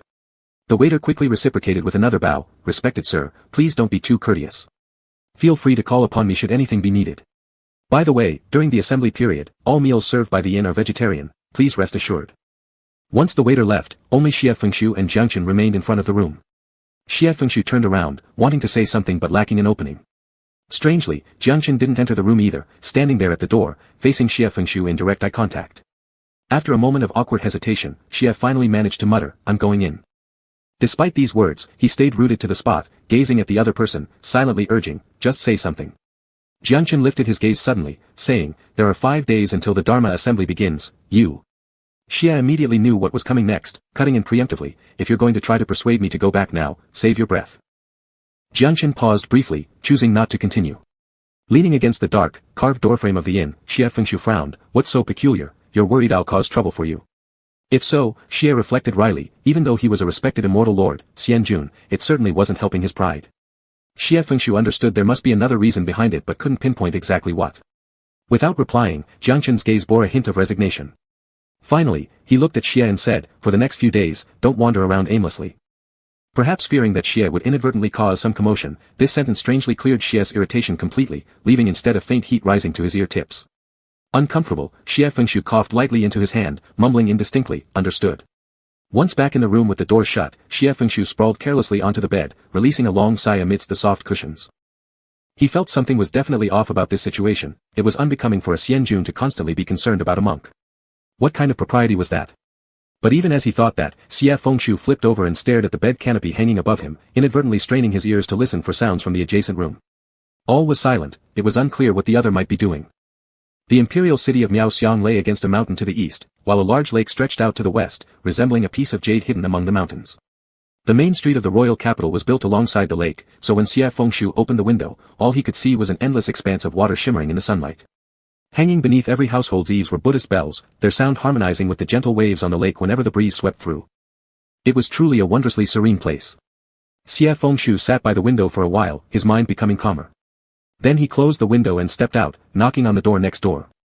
As soon as the door opened, Xie Fengshu got straight to the point. I'm going to light a long burning lamp for someone later. Just thought I'd let you know. He wanted Jiang to accompany him, but found it difficult to say outright, so he added needlessly, surely lighting a lamp doesn't count as wandering around recklessly. Unsurprisingly, Jiang responded, I'll go with you. The two descended the stairs and first had a meal in the hall. The dishes served at the inn weren't particularly elaborate, but they were indeed vegetarian. They finished their meal in silence. Once the chopsticks were put down, Xie Fengshu stopped the waiter clearing the bowls and asked, Excuse me, if I want to light a long burning lamp, is there a temple nearby where I can do so? Upon hearing this, the waiter blurted out without hesitation, for lighting a lamp? That must be Hanyin Temple. Of the thousands of temples in Miaoxiang, the most renowned was certainly Hanyin Temple in the imperial city. Hanyin Temple stood atop the eastern mountain in Miaoxiang's royal capital. Its towering Buddha halls and pagodas were solemn and majestic, with the main hall rising into the clouds. The temple housed tens of thousands of monks and enshrined the Buddhas and Bodhisattvas of the 3 days. Their statues were made of pure gold, each reaching dozens of zhang high. Within the grand hall, 108 ancient wooden beams were carved with golden coiled dragons. 3,000 golden lotus lanterns remained lit all year round. Even the temple steps were made of white marble, intricately carved with silver-threaded lotuses symbolizing lotus blossoms under each step, a vivid image that signified the blooming of lotuses with each step taken, like a stairway ascending to the heavens, shrouded in mist. Crowds thronged Hanyin Temple, and Xie Fengshu and Jiang found themselves amidst the flow of worshippers climbing the white marble steps to reach the temple entrance. Jiang's simple white monk robe stood out amidst the throngs, especially with his calm features, making him look like a gem among dust within the vast sea of people. Many, mostly women, couldn't help stealing glances in his direction. Xie Fengshu noticed this and frowned slightly, muttering to himself, what's so special about a monk? Completely forgetting how distracted he had been during their journey. At the temple gates, monks welcomed the arriving worshippers. Seizing a quiet moment, Xie Fengshu approached one with a smile, Venerable sir, I wish to light a long burning lamp. Could you please tell me which hall I should head to? In return, the monk gave him a respectful bow, speaking softly, to the left of the main hall, the farthest down is the hall of long burning lamps, where a master responsible for the lamps resides. Xie Fengshu expressed his thanks and entered the temple grounds with Jiang. Upon entering, Xie Fengshu discovered just how vast Hanyin Temple really was. It took them an hour following the winding paths within the temple complex before they finally arrived at a Dharma hall nestled deep inside. Unlike the glittering splendor of the main hall, this Dharma hall was ancient yet exceedingly plain, its atmosphere even more solemn. Though it was broad daylight, the doors were tightly shut, and hanging above them was a colossal plaque inscribed with only 2 characters, long burning. Perhaps due to its age, the plaque was somewhat faded, yet its strokes remained sharp and powerful, evoking an imposing aura. It was unclear who had written it. The earlier crowd had dispersed elsewhere, and very few continued this far. In an instant, it seemed this world was reduced to only this hall of long burning lamps and the 2 figures standing before it, Xie Fengshu and Jiang. They exchanged a glance, then Xie Fengshu pushed open the doors first. As soon as the door moved, Xie Fengshu heard a splash of water. He paused, looking down to find rippling water right by his feet. Inside the hall, water spread boundlessly, with golden Buddha lamps shaped like 1,000-petal lotuses floating on top. Starting from Xie Fengshu's feet, these lamps extended one after another to the deepest part of the Dharma hall. 3,000 golden lotuses illuminated the entire hall of long-burning lamps with flickering candlelight. Apart from these 3,000 Buddha lamps, there wasn't a path across the water, only a few staggered stone steps barely protruding from the surface, providing narrow passageways for stepping. Xie Fengshu and Jiang stepped cautiously onto these stones and made their way forward. Dressed entirely in white, they traversed between the golden lotus Buddha lamps, forming a strangely harmonious picture. After walking about 5 or 6 steps, Xie Fengshu suddenly heard a familiar chant coming from the front right. Amichuofo. This voice was old and resonant. Both Xie Fengshu and Jiang halted and turned toward the source. Standing ahead was a plump monk in tawny yellow robes, his eyes warm and kind. He paid respects to them with a single bow. Are the 2 of you here to light a lamp? Exactly, Xie Fengshu replied with a smile, and we're lighting it on behalf of someone else. The monk took a few steps forward and said, please follow me to collect the lamp. Midway through his sentence, he suddenly stopped. Just now, from afar, he hadn't been able to see Zhengchen clearly. Now, as they approached, and the sight of his full form came into view, his calm demeanor immediately transformed into one of astonishment. After a long pause, he finally remembered to pay Zhengchen a solemn Buddhist salutation, his tone rife with disbelief. Fellow disciples, Buddhist teachings are boundless, having already attained the golden body. He hesitated again mid-sentence. Buddhism advocates for the emptiness of the 4 elements, urging its adherents not to show emotions on their faces. And yet, at this moment, Xie Fengshu could clearly see the confusion and sigh of regret on the monk before him. Alas, why is the golden body incomplete? Chapter 26, Miaoxiang 2. Cultivating a spirit elixir or achieving a golden Buddha body, the path of cultivation in this world demands more than just accumulating years, something must eventually be cultivated. These achievements have always been matters of luck rather than certainty, particularly the Buddhist cultivator's transformation into a golden body, which requires not only many years of cultivation but also an extremely high level of wisdom. Abbot Jingwu had practiced diligently for 110 years at the Han temple and achieved the rare feat of a golden lotus crown on his head. Therefore, when he saw a young monk already possessing a golden body, he was shocked to the point of breaking temple etiquette. Only after realizing what he'd said did he notice that with such deep cultivation, the man before him was no longer someone whose competence he could casually comment on. Jiangchen didn't show any anger, nor did he offer an explanation verbally. Instead, he simply turned his head to look at Xie Fengshu. Go light the lamp. Abbot Jingwu, reminded by these words, bowed to Xie Fengshu. Sir, please follow me. Xie Fengshu looked silently at Jiangchen for a while, then turned around without any expression on her face and followed the abbot. This was the second time, he thought internally. The first time happened in the southwest when Lang Jin mentioned that Jiangchen lacked something essential in his body, but Xie Fengshu hadn't taken it seriously then. Now, having it revealed again by another Buddhist practitioner, the abbot himself, Xie Fengshu finally realized that there might be something wrong with Jiangchen's golden body. Once a Buddhist cultivator has reached the state of golden body, it means they are only a step away from ascension, yet he has been stuck here for 700 years. The Dharma hall had walls on only 3 sides, the roof was too high to see clearly except for a skylight that cast bits of light that got lost amidst the brilliance of the countless Buddhist lamps. Walking among 1,000 golden lotuses, Xie Fengshu raised her head and gazed at the abbot leading ahead. After walking for a while, Jingwu stopped, bent down, and picked up a floating unlit lotus lantern. Whom shall we light the lantern for? For a woman. Her name. Date of birth. Xie Fengshu was momentarily stunned, realizing Jia Yun never told her the woman's name. Perhaps even Jia Yun himself doesn't know. Xie Fengshu apologized, acting as a proxy, I don't know either her name or date of birth. Jingwu asked further, what is being requested? Xie Fengshu, thinking back to what Jia Yun once said, replied, I seek peace, happiness, and fulfillment of all her wishes. Jingwu recited a chant of Buddha, then sighed deeply, obsessive. Who would disagree? Xie Fengshu thought silently. And right behind me is another obsessive person like that. Abbot Jingwu softly chanted a Sanskrit phrase, the wick in the lantern he held ignited out of nowhere, its flame swaying in the air. Jingwu placed the lit lamp back into the water, watching it drift away. Xie Fengshu bowed in respect to the abbot and left the eternal light hall with Jiangchen. They retraced their steps through the winding paths within the temple grounds, the shadowy rooms contrasting against the serene pine trees lining their way. After walking side by side for some time, Xie Fengshu suddenly halted. Seeing Jiangchen raise his gaze, Xie Fengshu appeared enlightened at first, then opened his mouth reluctantly, Jia Yun told me a name, but I forgot just now. It's best to go back and inform them now. Jiangchen looked directly at Xie Fengshu, who returned the stare calmly. I will accompany you back, asked Jiangchen. No need, Xie Fengshu smiled, you wait here, I'll return shortly. Jiangchen observed him for a moment, and finally nodded. When Xie Fengshu pushed open the door to the eternal light hall once again, it was still ablaze with lights inside. Returning unexpectedly, Abbot Jingwu was likely surprised and asked Xie Fengshu, is there anything else you need, sir? Without hesitation, Xie Fengshu bowed deeply before Abbot Jingwu, paying his respects solemnly. I dare ask the venerable abbot, where exactly is the flaw in the earlier monk's golden body? For a moment, Jingwu's expression changed several times before he replied, one should not make hasty remarks about others. Why don't you ask him directly? He won't tell me, Xie Fengshu laughed lightly, you may not realize, I worry about possible harm due to flaws in his golden body. He is, to me.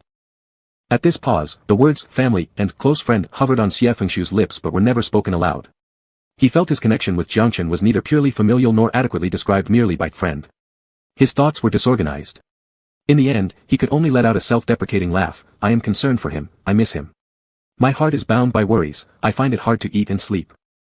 Abbot Jingwu stared at him for a long time, finally sighing heavily again, obsessive. Xie Fengshu remained silent, obediently accepting those 2 words and bowed respectfully again. Just halfway through the bow, Jingwu stopped in mid-action. A person brimming with celestial destiny, I cannot receive such courtesies twice. Having practiced for over 100 years, since Jingwu could perceive the problem with Jiangchen's golden body, naturally, he could see Xie Fengshu's divine rank as well. Softly, Jingwu continued, that co-practitioner earlier had the golden lotus crown gathered atop his head and thus completed his golden body. According to reason, he should have entered the ascension realm already. But inexplicably, he seems to be missing a piece of sacred bone. His voice resonated in the vast hall, making Xie Fengshu furrow his brows, sacred bone. Jingwu nodded slowly, sighing, even I, your humble servant, have never heard of such a thing. The layman, please rest assured. In Buddhist cultivation, there are 2 forms, the golden body and the mortal form. A flawed golden body poses no threat to one's life. However, the completion of the golden body is essential for ascension. As for the co-practitioner earlier, Zhenwu left his sentence unfinished, but Xie Fengshu understood already. Without a complete golden body, how could one ascend? That was why Jiangchen had remained in Mount Meru for 700 years. But hearing that it posed no danger to his life, Xie Fengshu sighed in relief. He bowed to Abbot Zhenwu with genuine gratitude. "A weight off my chest," he said as he stepped outside, then looked at the plaque above the door and asked, "I wonder whose masterpiece this calligraphy is?" Zhenwu saw him out and replied, "It's a humble effort of mine." "Beautiful writing," Xie Fengshu praised, then added casually, "This hall is called eternal light while my place of practice is called ignorance. I guess it's a kind of fate." Zhenwu slightly furrowed his brows. "Ignorance?" Xie Fengshu noticed his expression and asked, "Is there anything wrong?" In Buddhism, greed, anger, ignorance, and desire obscure the eyes, preventing insight into past causes and effects. Due to false attachment, one cycles through birth and death. This state is referred to as ignorance. Zhenwu shook his head. "There should be no hindrance for cultivators of immortality. It was my impertinent speaking." Xie Fengshu listened, startled momentarily, and finally laughed. "Thank you, Venerable Abbot, for your elucidation." Xie Fengshu pondered all the way back, still thinking that his immortal mountain named ignorance was probably because of its misty surroundings obscuring sunlight, unrelated to the Buddhist teachings Abbot Zhenwu mentioned. When they approached where they parted with Jiangchen, Xie Fengshu looked up. Not far away, Jiangchen was still standing there waiting for Xie Fengshu. But on the other side of Jiangchen now stood a woman. She appeared young, wearing a bright pink dress that looked fresh and lively against the ancient pines and cypresses around her. She smiled at Jiangchen. "Xie Fengshu. A monk and a miss, what sort of play was this?" Taking a few more steps forward, Xie Fengshu heard her ask, "May I inquire about your honorific name, revered one?" When patience wore thin, Jiangchen's face seemed frost-covered. Without answering, he turned indifferently and caught sight of Xie Fengshu just then. Xie Fengshu approached, feigning surprise. "Why are you waiting for me, and end up meeting a lady? Perhaps you've lost patience too." His tone carried a touch of frivolity, causing the girl to blush. Yet she lifted her head anyway, her voice clear and ringing. "This temple is so large, I got lost. I would like this master to show me the way." "That's inconvenient," Xie Fengshu replied, "we aren't from this temple either. Young lady, look for someone else instead." The young woman bit her lips hesitantly, but Jiangchen turned his gaze towards Xie Fengshu. His eyes were solely focused on him alone. "Let's go," he said. After walking for a distance, Xie Fengshu suddenly chuckled. The ancient trees blocked the sunlight, scattering fine shadows over their path, covering them both. Xie Fengshu smiled. "I thought you might have begged water to drink elsewhere." Jiangchen didn't know about Jia Yun's story. Furrowing his brows, puzzled, he looked at Xie Fengshu. Xie Fengshu gave no explanation, watching the man before him, with light gently falling on Jiangchen's eyebrows and eyes. His previously cold demeanor had melted away entirely. Xie Fengshu suddenly called out, "Jiangchen." "I must have been bewitched by ghosts," Xie Fengshu thought silently, yet his mouth opened instinctively. "One day, if you go out begging alms and wish for a bowl of water, don't knock on 78 doors, come only to me." Chapter 27, Miao Xiang 3. Jiangchen slightly furrowed her brows and after a moment, replied, "Austerities don't involve worldly affairs, no alms are given." Xie Fengshu. "All right, this is a piece of wood." Rarely did Xie Fengshu understand what it meant to bring trouble upon oneself, but the other party's tone was serious, so he felt embarrassed to explain. He only nodded at Jiangchen to show he understood, then said, "Let's go back." After walking dozens of steps, Xie Fengshu turned around and still saw the pink dress standing in the middle of the road, completely motionless. The moonlight began to rise, and the lights flowed brilliantly. The Dharma assembly was approaching, and the streets were getting busier day by day. The clamor mixed with the sound of waves hitting the shore from time to time filtered through the window. Xie Fengshu lay on the bed unable to sleep, so he got up and went to knock on the neighboring door. A moment later, the door opened. Jiangchen still had her hand on the door and looked down at Xie Fengshu. Xie Fengshu raised an eyebrow and smiled at Jiangchen. "Can't sleep, I want to come and talk to you." Jiangchen let her hand go and allowed her in, then closed the door. After entering the room, Xie Fengshu looked up and immediately saw the Buddha lamp placed on the bedside table. The lotus base seemed like jade but wasn't exactly jade. A dim yellow candle fire burned in the air. It was Jiangchen's lamp called Nirvana. Jiangchen had already turned around, and Xie Fengshu took his eyes off the lamp and sat in front of the blackwood table in the house, very familiarly pouring himself a cup of tea, then looked up and asked Jiangchen, "Do you want some?" Seeing Jiangchen shake her head, Xie Fengshu took a sip of tea and put down the cup. "The Dharma assembly will start tomorrow. I haven't asked you yet, where exactly is the entrance to Dewey Realm?" Jiangchen replied, "In the lake." Xie Fengshu was surprised, "This lake outside the window?" Jiangchen nodded. "The Dharma assembly lasts for 3 days, when does the entrance appear?" Jiangchen answered, "On the last day, when thousands of worshippers light tens of thousands of lotus lamps and place them in the lake, the entrance to Dewey Realm will appear." She always spoke calmly, with an aura that settled people's hearts. Xie Fenshu listened distractedly, inadvertently staring at her face. These eyebrows and lips, adding more would be too much, less would be too faint. How could they happen to grow into the appearance that pleased Xie Fenshu? He stared at her for too long, until she noticed and also looked up. Xie Fenshu feigned nonchalance and shifted his gaze to the lamp beside Jiangchen, suddenly remembering the 3,000 golden lotus lamps in the eternal light hall. A sudden thought came to Xie Fenshu, and he asked, "Is this eternal lamp also lit for someone else?" As expected, Jiangchen hesitated for a moment before answering, "Yes." Xie Fenshu nodded and asked, "Your sweetheart?" The word sweetheart was probably too straightforward. This time, Jiangchen paused even longer before finally speaking, "Yes, it's lit for him." "Oh." Xie Fenshu tilted his head towards Jiangchen.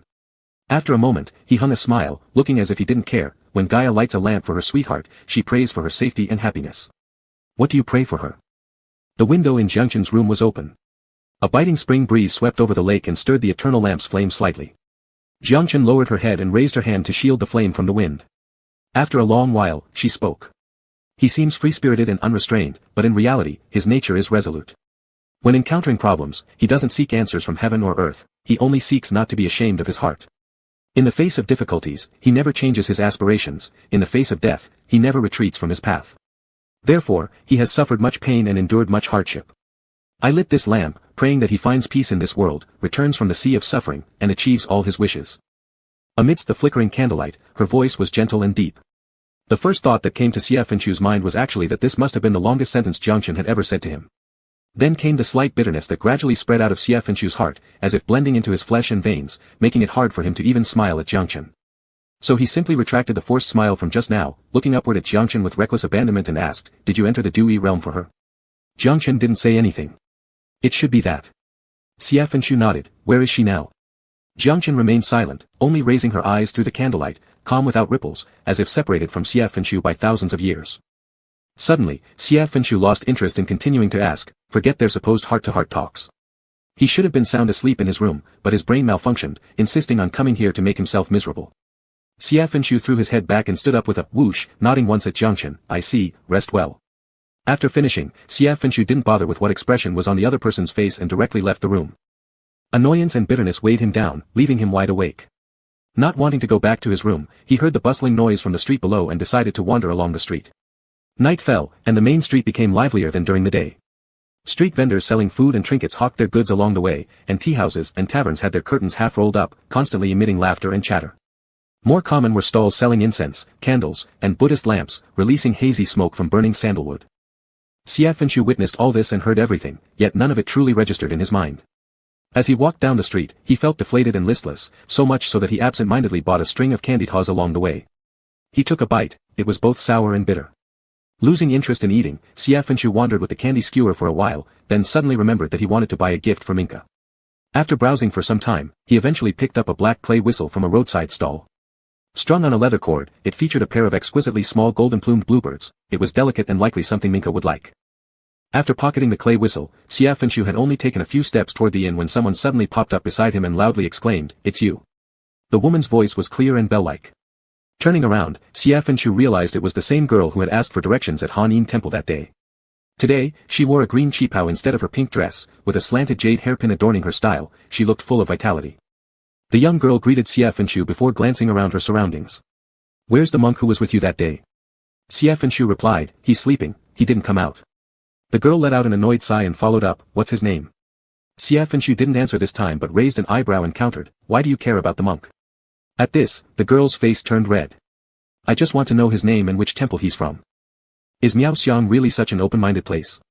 Xie Fenshu could only silently stare at her for a long moment before realistically reminding her, "Miss. This person is a monk." Though the girl was still young, she had a bold spirit. Lifting her head and looking directly at Xie Fenshu, she spoke bluntly, "Even if he's a monk, monks can leave the order." Her tone carried a touch of innocent naivety, one of those sheltered young ladies who'd never tasted hardship or experienced failure. Seeing her this way, Xie Fenshu thought of himself, then also recalled the person mentioned by Jiangchen earlier. A sudden smile spread across his face. If we're talking about foolishness, no one should criticize anyone else.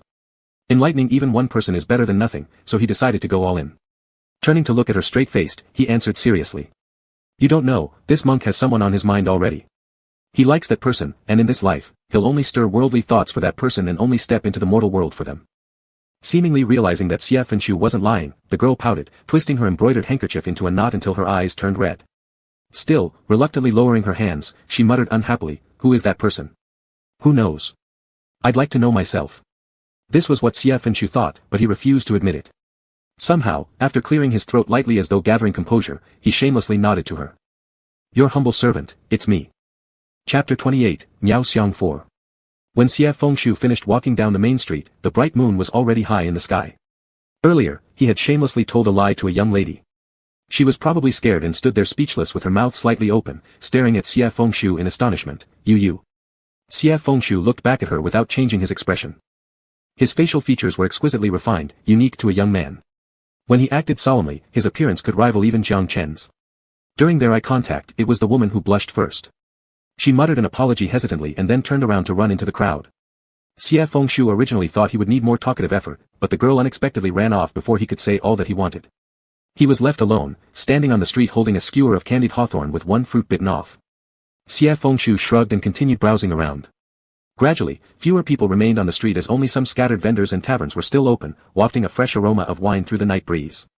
Suddenly inspired, Xie Fengxiu casually bought a pot of wine and walked back along the streets covered by the moonlight, taking sips while going. The wine was clear and emitted a light sound when it hit the black pottery wine jar. As Xie Fengxiu drank and reflected on what just happened, he thought to himself, regardless of how things were in the past life, right now Jiang Chen's reputation is ruined because of me. Thinking about this, he actually felt somewhat, strange yet comfortable. Most of the wine at Miaoxiang was fruit wine, with a light taste that lingered after each sip, although it could easily make one drunk. By the time Xie Fengxiu reached the inn, he had just finished a whole pot of wine. Suiyun Inn had 3 floors, the second and third were guest rooms, while the first floor had a large hall with 4 or 5 tables where guests could drink tea and chat. When Xie Fengxiu left, it was quite lively inside. However, upon returning, most of the crowd had dispersed, and the waiters were tidying up the disordered tables and chairs. Xie Fengxiu lied so smoothly and confidently to that young woman earlier, but now back at the inn and thinking of Jiang Chen upstairs, he suddenly felt somewhat guilty. Combined with the influence of the alcohol, his reactions were dull, so he hesitated to move inside the hall. A waiter glanced up and saw him standing motionless at the door and smiled, "Customer has returned, why not go upstairs? The venerable who was with you earlier came down looking for you." Xie Fengxiu couldn't help but ask, "He looked for me?" The waiter answered while cleaning up things, "Yes, he asked if anyone had seen you. I told him you went out, maybe wandering around, so he went back upstairs. Perhaps he's worried about you, you should go up and tell him." Only now did Xie Fengxiu realize leaving the inn in a fit of pique wasn't very wise. Feeling somewhat awkward, he touched his nose tip. Then he was also distracted by the smell of alcohol on his sleeve. "I'll stand here for a bit and let the alcohol clear." "All right," the waiter readily agreed, wiped clean the last long bench, and skillfully placed it on the table. "That makes sense." The venerable ordered water when going upstairs, possibly for bathing. "If you're looking for him, you'll have to wait." Xie Fengxiu. He suddenly politely bowed to the waiter, "Forget it, I'm a bit tired. I might as well go upstairs and rest." The waiter was startled and said halfway, "Then may you have an early rest." When he was halfway through the sentence, the person already patted his robe and decisively ascended the stairs. If it weren't for nearly falling at the corner of the staircase, no one would have noticed that he had drunk an entire pot of wine. Xie Fengxiu climbed upstairs fairly quickly. But when he stopped in front of Jiang Chen's door, he suddenly paused again, gazing at the shadowy candlelit green gauze window, unsure what exactly he had come to do. A moment later, Xie Fengxiu remembered, "Oh, the waiter said Jiang Chen might be bathing." In terms of propriety, Xie Fengxiu should have quietly gone back to his room and slept, but the problem was he was already half drunk. Alcohol bolstered his courage. Xie Fengxiu pondered and decided to use a spell. It was difficult for Ling Heng Fairy Lord, but surprisingly, even drunk, he didn't recite the wrong incantation. A smoky gray butterfly manifested mid-air, flew around Xie Fengxiu twice, and then entered the room through the gauze window. The smoke-colored butterfly was extremely faint, almost indistinguishable in the air. Xie Fengxiu tried to focus and establish resonance with it, but before he managed any movement, suddenly the sound of splashing water came from within. In an instant, Xie Fengxiu's butterfly was captured, and the sliver of divine awareness he left on it was completely severed. Xie Fengxiu. Still under the influence of alcohol, his mind sluggish, unable to respond immediately, the next second, the door in front of him was opened. Well, no face left to remain as a celestial being. Xie Fengxiu raised his eyes reluctantly and gave a forced smile, "Master Jiang Chen, aren't you resting yet?" Jiang Chen didn't reply but only frowned and looked down at Xie Fengxiu. Perhaps he had just bathed, his body still carried a moist atmosphere. His white monk robes weren't as neatly arranged as usual, the corners and sleeves were a bit messy. The string of black sandalwood beads around his wrist hung loosely. Xie Fengxiu was embarrassed enough to wish he could die right there. After a long pause, Jiang Chen finally spoke, asking instead, "Did you drink?" Xie Fengshu felt as if he had been caught doing something bad, and opened his mouth uncomfortably. I just drank a little. In reality, the corners of his eyes and neck were all flushed red, his entire body was saturated with the smell of alcohol, it wasn't just a little bit. Jiaochen looked at him for a moment and furrowed his brows helplessly. He said, "Come in." Xie Fengshu blankly followed Jiaochen into the room. Inside the room, there was a screen embroidered with lush bamboo. Xie Fengshu glanced at it, behind the screen was a bathtub. Feeling guilty, he turned away, and Jiaochen seemed to be leading him towards the table. Unexpectedly, Xie Fengshu stumbled and directly fell onto Jiaochen's bed. Jiaochen noticed the commotion and turned around to look over. In all sincerity, Xie Fengshu didn't mean to do it, just being drunk and dizzy made him act this way. He looked up at Jiaochen pitifully and said, "I'm drunk. You can't blame me." Jiaochen only said, "Sit still." And so Xie Fengshu truly sat obediently without moving. Jiaochen then went out through the door, disappearing somewhere. Xie Fengshu waited on Jiaochen's bed for a while, drowsiness creeping in. His head tilted, swaying back and forth, until he finally rested on Jiaochen's pillow. Through the blurry haze of intoxication, Xie Fengshu saw Jiaochen return. He placed a basin of water by the bedside, soaked a cloth in it, then paused for a moment in front of the bed and said, "Xie Fengshu, clean your hands." His voice was deep and low, which usually would have been used for chanting scriptures, but now sounded inexplicably gentle, perfectly fitting. Xie Fengshu didn't move. After a while, Jiaochen stepped closer, bending down to wipe Xie Fengshu's face himself. Both of them possessed celestial powers, a simple purification spell could have easily cleaned the mess. However, nothing compared to the warmth of the cloth against their skin in this moment. In his drunken state, Xie Fengshu lifted his gaze, seeing Jiaochen's serene expression with lashes softly lowered, patient in every detail as he wiped his face, then proceeded to clean his hands. A perpetual lamp lit at the bedside illuminated their profiles, while the other side of their faces was hidden behind the canopy. Between light and shadow, Xie Fengshu spoke faintly under the influence of alcohol. "Strange, I feel like this kind of thing is familiar, like once before, I got drunk, and you bent down to wipe my hands." After saying this, Xie Fengshu laughed first, "I must be drunk out of my mind." Jiaochen stopped his actions, raising his eyes to look at the person on the bed. Their gazes met in the dim candlelight, accompanied by faint sounds of the distant lake waves outside the window. Xie Fengshu suddenly said, "The day I returned to the Hall of Eternal Light, it wasn't because I remembered the name, I wanted to ask about you." Jiaochen replied, "I know." Xie Fengshu muffled two soft laughs with a suppressed tone, then stopped laughing and sat up quickly. Due to the sudden movement, his head spun again, but Xie Fengshu paid no attention to it, simply leaning toward Jiaochen. As they spoke, a mix of alcohol-laden breath escaped from between his lips. "The abbot said your golden body lacks 1 inch of Buddha bones." Xie Fengshu reached out and grasped Jiaochen's fingertips, exploring upward slowly inch by inch. Fingers, wrists, arms, shoulders, and finally resting his hand near Jiaochen's chest. Xie Fengshu moved very slowly, meticulously feeling along each point, seemingly confused by the differences between sacred and mortal bodies. Gradually pressing forward inch by inch, his voice grew hoarse. "Where does it hurt?" As his hand touched Jiaochen's heart area, it was gently pressed back by Jiaochen's hand. Xie Fengshu looked up to see Jiaochen's heavy, oceanic gaze, calling his name quietly with a hint of warning mixed with a touch of exasperation. Regardless, Xie Fengshu asked persistently, "Does it hurt? 1 segment of Buddha bones gone, did it cause pain?" After a pause, Jiaochen replied, "Go back to your room." Xie Fengshu smirked lightly, abruptly pulling Jiaochen's robe using the hand that was still pressed against his chest, leaning his whole body onto Jiaochen. Jiaochen, perhaps not expecting such proximity, instinctively leaned backward, causing both of them, bound together tightly, to roll off the bed and tumble onto the floor in the chaos. Amidst the struggle, someone accidentally tipped over the wash basin beside them, drenching both with half a basin of water. The wooden basin clattered noisily upon hitting the ground. The celestial and the monk rolled on the ground soaked from head to toe, looking even worse than a 3-year-old child.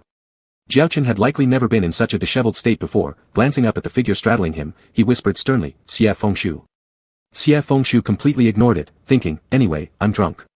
This excuse stood on shaky ground, yet Xie Fengshu took full advantage of it, acting outrageously while drunk. Sitting astride Jiaochen's waist, soaked clothing clinging tightly to his skin, water traces visible on his neck and collarbone, his wet hair hanging down, Xie Fengshu leaned closer once more and asked, "Does it hurt?" Looking at him, Jiaochen finally answered in a surrender-like manner, whispering softly, "No pain, please get up."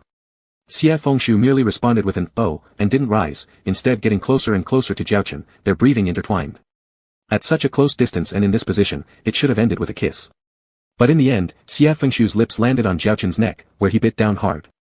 It was as if he were an animal, leaving a mark on what belonged to him. Afterwards, Xie Fengshu released his grip seemingly contented, then thoughtfully sucked gently at the bite for comfort. One of his hands still rested over Jiaochen's heart, held firmly by the other. Xie Fengshu tried to pull away but found he couldn't budge. "Never mind.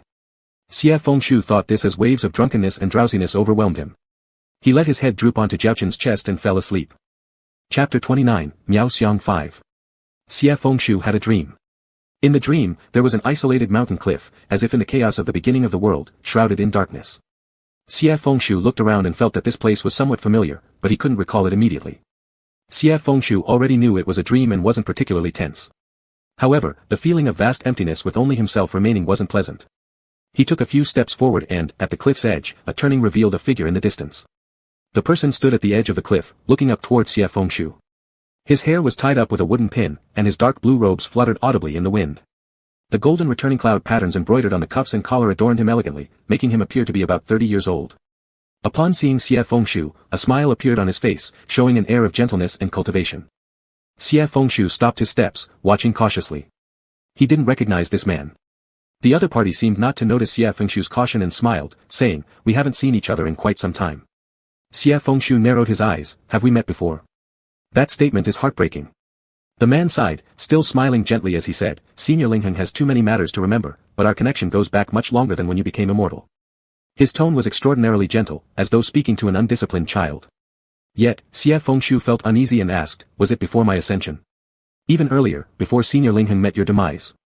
At the mere mention of death, Xie Fengshu's heart shook internally, yet he remained outwardly calm while the man continued smiling faintly. "Long ago, I first met Senior Ling Heng here. Since then, the heavens and earth have changed dramatically, but I have never forgotten. Unfortunately, I am constantly restrained by others, making meetings inconvenient. Now, with Senior Ling Heng having someone like Jiang Chen around, I can only reunite with an old friend in dreams." Despite the tender quality of his voice, his words insinuated an ambiguous relationship between them. Goosebumps ran down Xie Fengshu's arms, and he bluntly questioned, "What is your name?" His inquiry came across rather impolitely, but the man responded good-naturedly with a smile, 700 years ago at Mount Meru, Senior Ling Heng asked me the same thing. Back then, I was full of youthful vigor." He paused momentarily before shifting his tone, "My surname is Feng Ji. The master of the demon sect, Feng Ji." Xie Fengshu was startled and instinctively reached for his sword, finding it absent. Feng Yuan wasn't on him. Feng Ji seemed to understand his intentions and chuckled, "Why resort to blades during an old friend's visit?" Hearing him refer to himself as an old friend while remembering nothing made Xie Fengshu irritable, coldly retorting, "An old friend would not secretly set up such a dream." Feng Ji paused briefly before letting out a low chuckle, "Fair point." Although Feng Ji maintained a faint smile, appearing warm and refined, there was no trace of amusement in his eyes. His gaze was heavy like fog as he stared at Xie Fengshu. "In that case, I shall await our meeting in the realm of tribulation." "Oh," Feng Ji smiled again, his tone seemingly well-meaning yet laced with pity. "Senior Ling Heng should take extra care with Senior Zunjia Jiangchen this time." Xie Fengshu abruptly opened his eyes, finding the daylight flooding through the inn's smoky gray mosquito net above his head. Realizing he had been deliberately pulled into a dream and suddenly jolted out of it, he felt somewhat disoriented, merely staring blankly as the fabric swayed slightly in the breeze until he heard from beside him, "Awake?" Xie Fengshu turned his head to see Jiangchen seated by the table with a few books scattered about, probably Buddhist scriptures. Holding one in his left hand, he glanced up and their eyes met. In that instant, the events of last night flooded back into Xie Fengshu's mind. Caught spying while someone was bathing, touching that person all over, and even biting them on the neck. Recalling these actions, Xie Fengshu subconsciously raised his gaze. A faint mark rested on the left side of Jiangchen's neck, red, bearing the shadow of a bite in the ghostly pale skin. Why did I even wake up? A wave of shame surged from Xie Fengshu's chest to the top of his head, accompanied by intense heat nearly boiling him alive. Amidst his muddled thoughts, a fragment of sanity remained as he silently pondered, what should I do now? Should I confess or pretend I don't remember? Contrary to his turmoil, Jiangchen displayed remarkable calmness and put down the book. Let's go downstairs and have something to eat. Only then did Xie Fengshu realize he was still in the other person's room, on their bed, hurriedly climbing down to get dressed as Jiangchen patiently waited by the table before descending together. The narrow corridor forced them to walk one ahead of the other, with Xie Fengshu trailing half a step behind Jiangchen. Even a slight glance revealed the bruised mark on the other's neck. As Xie Fengshu heard voices growing louder from below, indicating an increasing crowd, he hesitated, perhaps, we should cover it. As soon as the words left Xie Fengshu's mouth, he regretted them so much that he nearly wished he could bite his own tongue. He hadn't yet decided whether to play dumb, but now it felt like self-incrimination. He took the initiative to admit fault, last night I drank alcohol, my apologies. Hiding a mark was easy for both of them, yet for some reason, Jiangchen had allowed it to remain exposed until now. Given it was Xie Fengshu's doing and also quite improper for a monk to have such a red mark on his neck, Xie Fengshu offered recklessly, let me conceal it with divine arts. Jiangchen glanced at Xie Fengshu upon hearing this, as if hesitating for a moment, but ultimately shook his head, no need. Xie Fengshu didn't understand what Jiangchen was thinking, so he gently reminded him, it might not look good if people see it when we go out. Jiangchen replied, insect bites happen often. What sturdy insect fangs these were. Seeing Jiangchen's calm attitude, Xie Fengshu would have seemed too concerned if he insisted further, so he just turned away to avoid looking at it and walked downstairs with the other person. Indeed, there was a lively scene downstairs. They found a quiet corner and waited for their food. During the gap, Xie Fengshu wanted to say something to break the awkwardness and coughed after some thought, then said, last night, someone lured me into a dream illusion. Upon hearing this, Jiangchen immediately looked up at him, waiting for more. The man claimed to be Feng Ji. Xie Fengshu paused momentarily, adding, I think no one would lie about this. Jiangchen asked, then. Xie Fengshu reflected briefly, shrugging and saying, that was all. He said he'd wait to meet me in the realm of tribulation.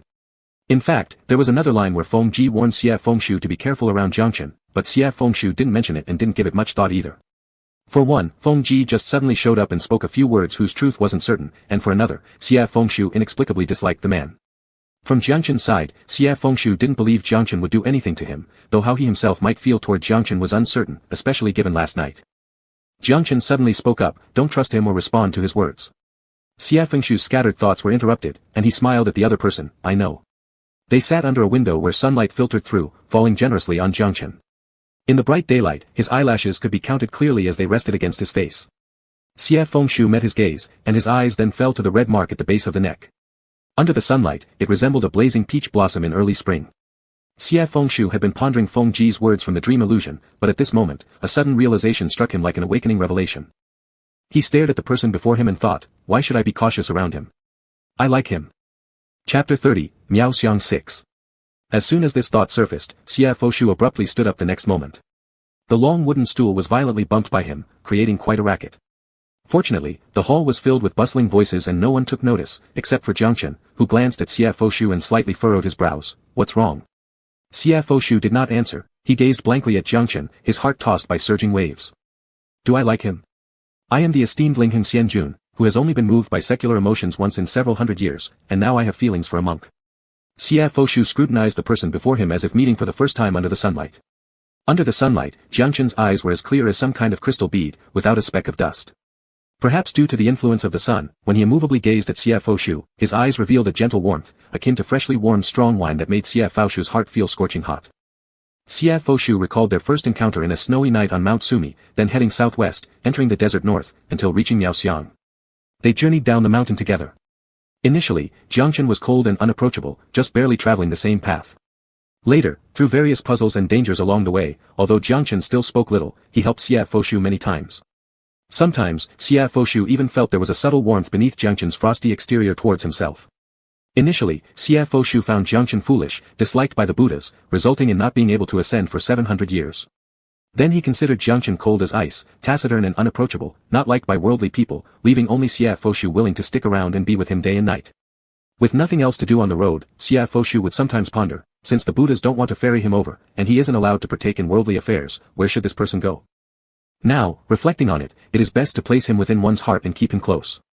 Upon contemplating this, Xie Fengshu suddenly calmed down, the idea in his heart becoming increasingly certain, crystal clear. Ah, I indeed like him. Xie Fengshu felt that all his peculiarities along the way finally had an explanation.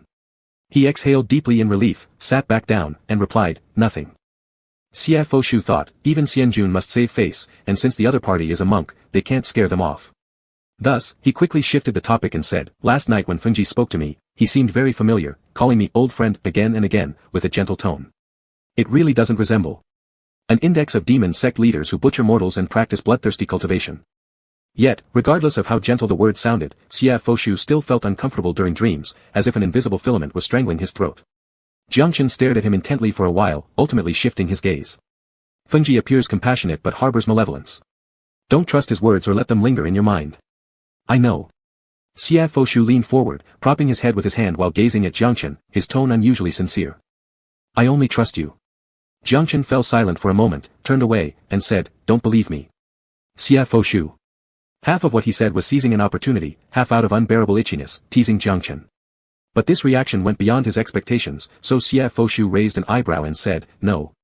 In recent days at Miaoxiang, I've been reading scriptures and listening to teachings every day. Yesterday, I read in a book that long ago the lamplit ancient Buddha lit tens of thousands of lamps, broke the darkness of confusion, and safeguarded the living beings of the world from suffering, leading them to happiness. Although I haven't seen that glorious scene myself, upon reflection, I thought that to me, Master Jiangchen resembles those eternal lights. He tilted his head slightly backward and said, if I don't trust you, then who else should I trust? Xia Foshu never imagined that one day he would actually be discussing Buddhist law with someone, nor did he expect Jiangchen to respond. The eternal light truly guided tens of thousands of lamps, but never intended to deliver sentient beings. Xia Foshu was startled. What? Didn't the scriptures you wrote yourself say otherwise? Jiangchen didn't reply, but there was a hint of laughter in his eyes. Xia Foshu lost interest in ancient Buddhas and enlightenment altogether. He mused, no matter whom other divine Buddhas ferry, this person before him might just be here to save him. Perhaps because of the burning intensity of his gaze, after making eye contact for a brief moment, Jiangchen averted his eyes. This sparked Xia Foshu's playful mood, and he cleared his throat, saying, Venerable Jiangchen. Jiangchen ignored him. Xia Foshu leaned closer, lowering his voice, Jiangchen. Finally exasperated, Jiangchen looked at him. As frost melted and spring returned to the earth. The Dharma assembly arrived shortly thereafter. During the day, Xia Foshu already found the city bustling with noise, but by nightfall, he realized what it truly meant for the streets to be emptied by everyone gathered in one spot. At the front of the procession were the monks with ritual objects, holding canopies and playing horns and bells to produce solemn Buddhist music. Behind them followed monks carrying flower garlands, Buddha niches, vases of pure water, and incense burners, all with lowered eyes and solemn expressions. Next came thousands of monks in a long line, each holding ritual instruments while reciting scriptures in deep voices that sounded majestic and grand. Bringing up the rear were pilgrims and believers, similarly holding lotuses and caressing prayer beads, looking devout as they chanted Buddhist scriptures. Of course, not everyone was entirely serious. There were also many young men and women, and children carrying various paper lanterns, laughing and playing at the end of the procession. Such a procession was splendid and magnificent, often stretching so long that the front had already turned around a street corner before the last group reached the end of the street. It would tour the entire city until reaching the lakeside, where it would turn back. For the first 2 days, Xia Foshu and Jiangchen stayed indoors, watching from the door for amusement. On the evening of the third day, when the sky had grown dark, Xia Foshu waited early in Jiangchen's room. Jiangchen put away the lamp and said, let's go. The last night of the Dharma assembly was also the most grandiose one. The monks and pilgrims, old and young, gathered noisily amidst the resounding chanting of scriptures, and within this crowd of tens of thousands, every person held a 1,000-petaled lotus river lamp with a small red candle at its center, glowing faintly. In the darkness, these lamps converged into a long river of lights. Xia Foshu, having nothing better to do, bought 2 lamps from a roadside vendor, giving one to Jiangchen and keeping the other for himself. They walked forward together amid the throng. When they arrived at the lakeside, everyone gathered around the lake and stopped. This vast lake in Miaoxiang stretched endlessly, producing waves even at night. Tens of thousands of lotus river lamps illuminated the shores, breaking through the night darkness and lighting up smiles on people's faces. Buddhist music filled the air by the lake shore. Everyone clasped their lotus lamps, closed their eyes to make wishes and offer blessings, then bent down and reverently placed the lamps in the lake. The flowing water carried the lotus lamps toward the center of the lake. For a moment, with the sounds of Buddhist music and chants, thousands of lamps swayed gently and merged into the lake, illuminating the heavens and earth with a stream of bright lights. Xia Foshu and Jiangchen walked behind the crowd and released their lamps later. Xia Foshu hadn't yet decided what wish to make, but Jiangchen was already prepared to place the lamp. Xia Foshu quickly pulled on his sleeve, surprised, you're not going to make a wish or offer a blessing? Jiangchen paused, replying, there's no wish to make. Xia Foshu looked at him for a moment and thought about the ever-burning lamp. Finally, Xia Foshu said, then make one for me. Jiangchen furrowed his brow, asking, what? Xia Foshu shamelessly replied, it said that this 1,000-petaled lotus river lamp is quite magical. You use your lamp to make a wish for me, and I'll use mine to make one for you. Perfect balance. Jiangchen was silent for a moment before answering, all right. He placed the lamp in the water, gazing at the little flame.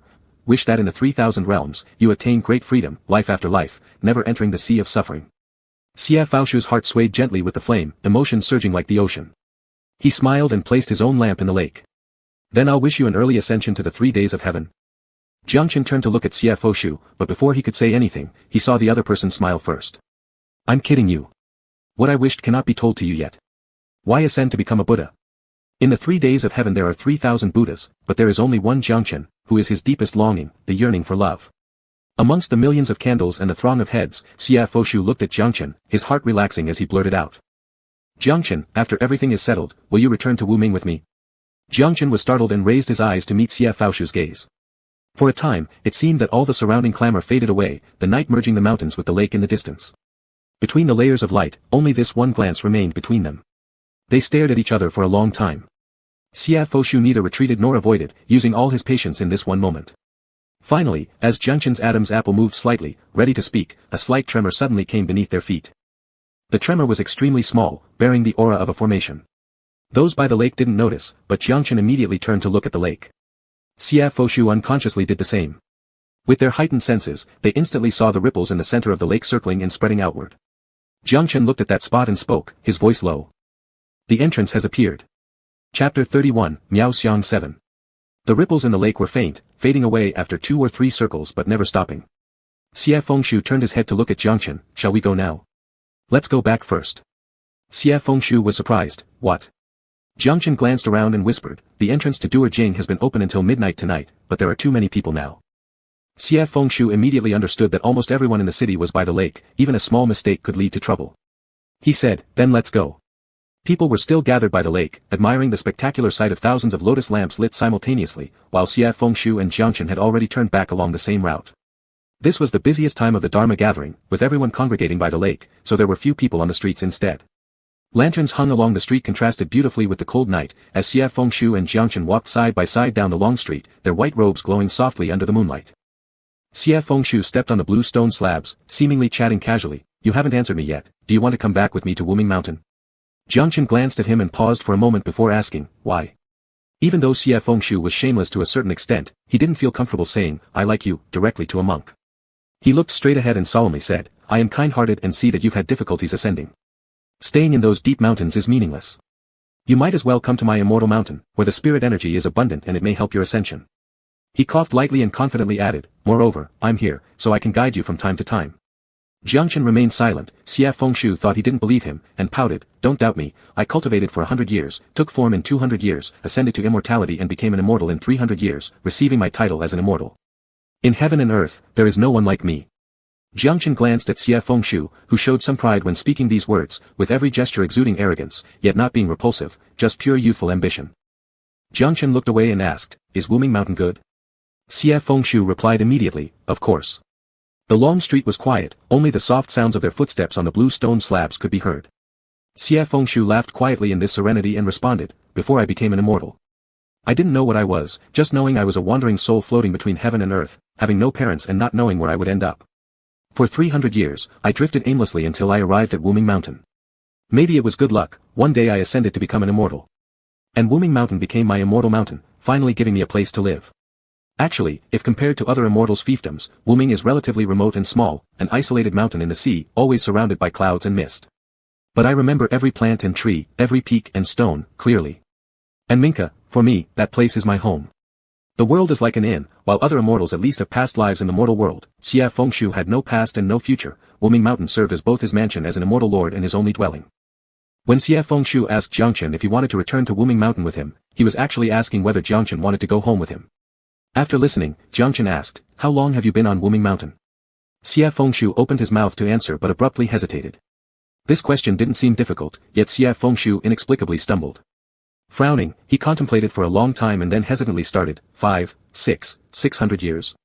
Xia Fengshu meditated deeply for half a while and finally raised his eyes with a mixture of shock and confusion. Damn, I can't quite remember.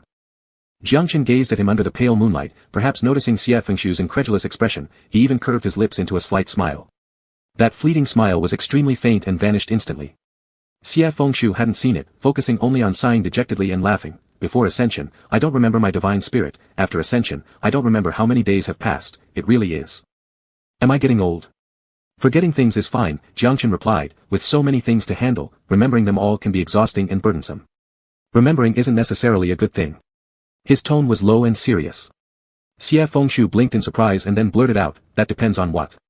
If one day I forget about you, it certainly wouldn't be a good thing. Jiangchen stopped walking. They were almost back to the inn, and his abrupt halt made Xia Fengshu, who had walked 2 steps ahead, notice only afterward, stop, and turn around. What's wrong? He wondered privately, could it be my words were too straightforward, scaring him off? Finally, Jiangchen merely shook his head and resumed walking forward. Xia Fengshu felt baffled but hurriedly caught up. When they reached the inn, Jiangchen said goodbye to Xia Fengshu at the door. I'll call you when we're ready to leave. Xia Fengshu originally intended to follow him inside the room, but hearing this, he felt somewhat puzzled and looked up curiously. Guessing his thoughts, Jiangchen explained, I need to meditate. Upon hearing this, Xie Fengshu felt embarrassed about intruding further and feigned casualness with a nod. All right, I'll come over later. Jiang Chen nodded slightly and then whispered again, Xie Fengshu. When we return to Wuming Mountain, you'd better not wander around recklessly. Xie Fengshu immediately raised his head, raising his voice a bit. Are you agreeing?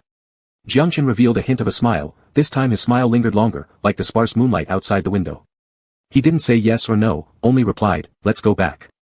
Even so, Xie Fengshu felt temporarily satisfied. He returned to his room and lay down on the bed, resting his hands behind his head, lost in thought. Once Jiang Chen returns with him to Wuming, he should take him to see Minka first, as well as the 1,000-petaled lotus flowers that he had grown. Jiang Chen would surely like them, and in the future, he could meditate under the cliff pines of Wuming. However, bringing outsiders back to the immortal residence required registration with the celestial realm, but it wasn't a difficult matter, just claim that Jiang Chen was his consort. Xie Fengshu paused here, reconsidering, would those learned scholars of the celestial realm easily agree without any evidence? Then, should he marry him first? Xie Fengshu sat up, furrowing his brows and thinking for a while, coming to a very serious conclusion. With 3 letters of engagement and 6 courtesies, white-haired vows must be set. Since he liked Jiang Chen and brought him home, they should hold a ceremony and record their marriage in the Book of Love. The ceremony would be held at Wuming Mountain. Although not deeply acquainted with other immortals, invitations should still be sent, including Chaoshi. It was uncertain whether he would come. Xie Fengshu's thoughts galloped like an unbridled wild horse, unable to be restrained. The noise outside began to fade after some time, gradually becoming quiet again. Probably, the Dharma gathering was over. Xie Fengshu patiently waited much longer until the outside became completely silent once more, then he pushed the door open and went to Jiang Chen's room. It was already deep into the night, and the entire inn was silent. Xie Fengshu knocked twice on the door, but no one answered inside. He knocked louder, lowering his voice slightly, Jiang Chen, it's almost midnight. There was still no response. Xie Fengshu's expression changed slightly, and he threw the door open. The room was empty, with no one left. Xie Fengshu was extremely angry, not even waiting for the stairs, directly leaping out of the window onto the roof and heading toward the lake. Monks do not tell lies, yet this monk actually deceived him. Although there was no one left on the long street, Xie Fengshu concealed his presence. Inflamed with rage, his feet did not make a sound, only the endless night wind roaring in his ears, accompanied by a sword's howl. A sword's howl. Xie Fengshu suddenly leaned to the side as a long sword swept past just beside his ear. Xie Fengshu retreated a few steps and looked at the person. Pei Yu. Pei Yu's face was filled with displeasure, pulling back his sword with a spin. Xie Fengshu looked astonished. Why is Master Fu Light here? That's what I should ask you. Pei Yu's expression was usually inscrutable, but Xie Fengshu had never seen him so visibly enraged before. His eyebrows furrowed as he asked, what does Lord Ling Heng want by secretly descending from the mountain? When his whereabouts were not exposed, Xie Fengshu felt somewhat uneasy, but now he was too busy chasing Jiang Chen and decided to take whatever consequences would follow. He hurriedly said, I have an urgent matter, I will seek repentance in the celestial realm later. After speaking, Xie Fengshu circumvented Pei Yu and continued toward the lakeside. Pei Yu couldn't stop him in time and angrily shouted behind him, Xie Fengshu. If you don't want to die, return to Wuming Mountain immediately. Xie Fengshu paid no attention, running all the way to the lakeside. The lake was vast, still covered with countless lotus lamps swaying gently in the night breeze, but there was not a single monk dressed in plain white robes to be found. Xie Fengshu was frantic with worry, shouting loudly, Jiang Chen. The surroundings were empty, with no reply. Xie Fengshu clenched his teeth and rushed towards the middle of the lake. Pei Yu had already arrived behind him, grabbing Xie Fengshu's shoulder. Do you want to enter the realm of tribulation? Xie Fengshu, both anxious and angry, no longer cared about maintaining his usual demeanor in front of Pei Yu. He coldly laughed in reply, how could I? I came thousands of miles just to play with floating lanterns. Pei Yu naturally picked up on the sarcastic tone in his words and sternly retorted, you can't go, come back to Wuming Mountain with me. Xie Fengshu retorted, otherwise what, kill me? To Xie Fengshu's surprise, Pei Yu really drew his sword, pointing it straight at Xie Fengshu. Xie Fengshu reached his peak of anger but instead calmed down, laughing, strange indeed. In the past, you wouldn't associate with me, not even deigning to speak a word. Each invitation or gathering in the celestial realm always excluded me. I assumed perhaps it was because Wuming was too far away, or maybe all you immortals were high-minded, or simply because I was unlikable. All these aside, what deep enmity drives Master Fu Light to want to kill me as soon as possible?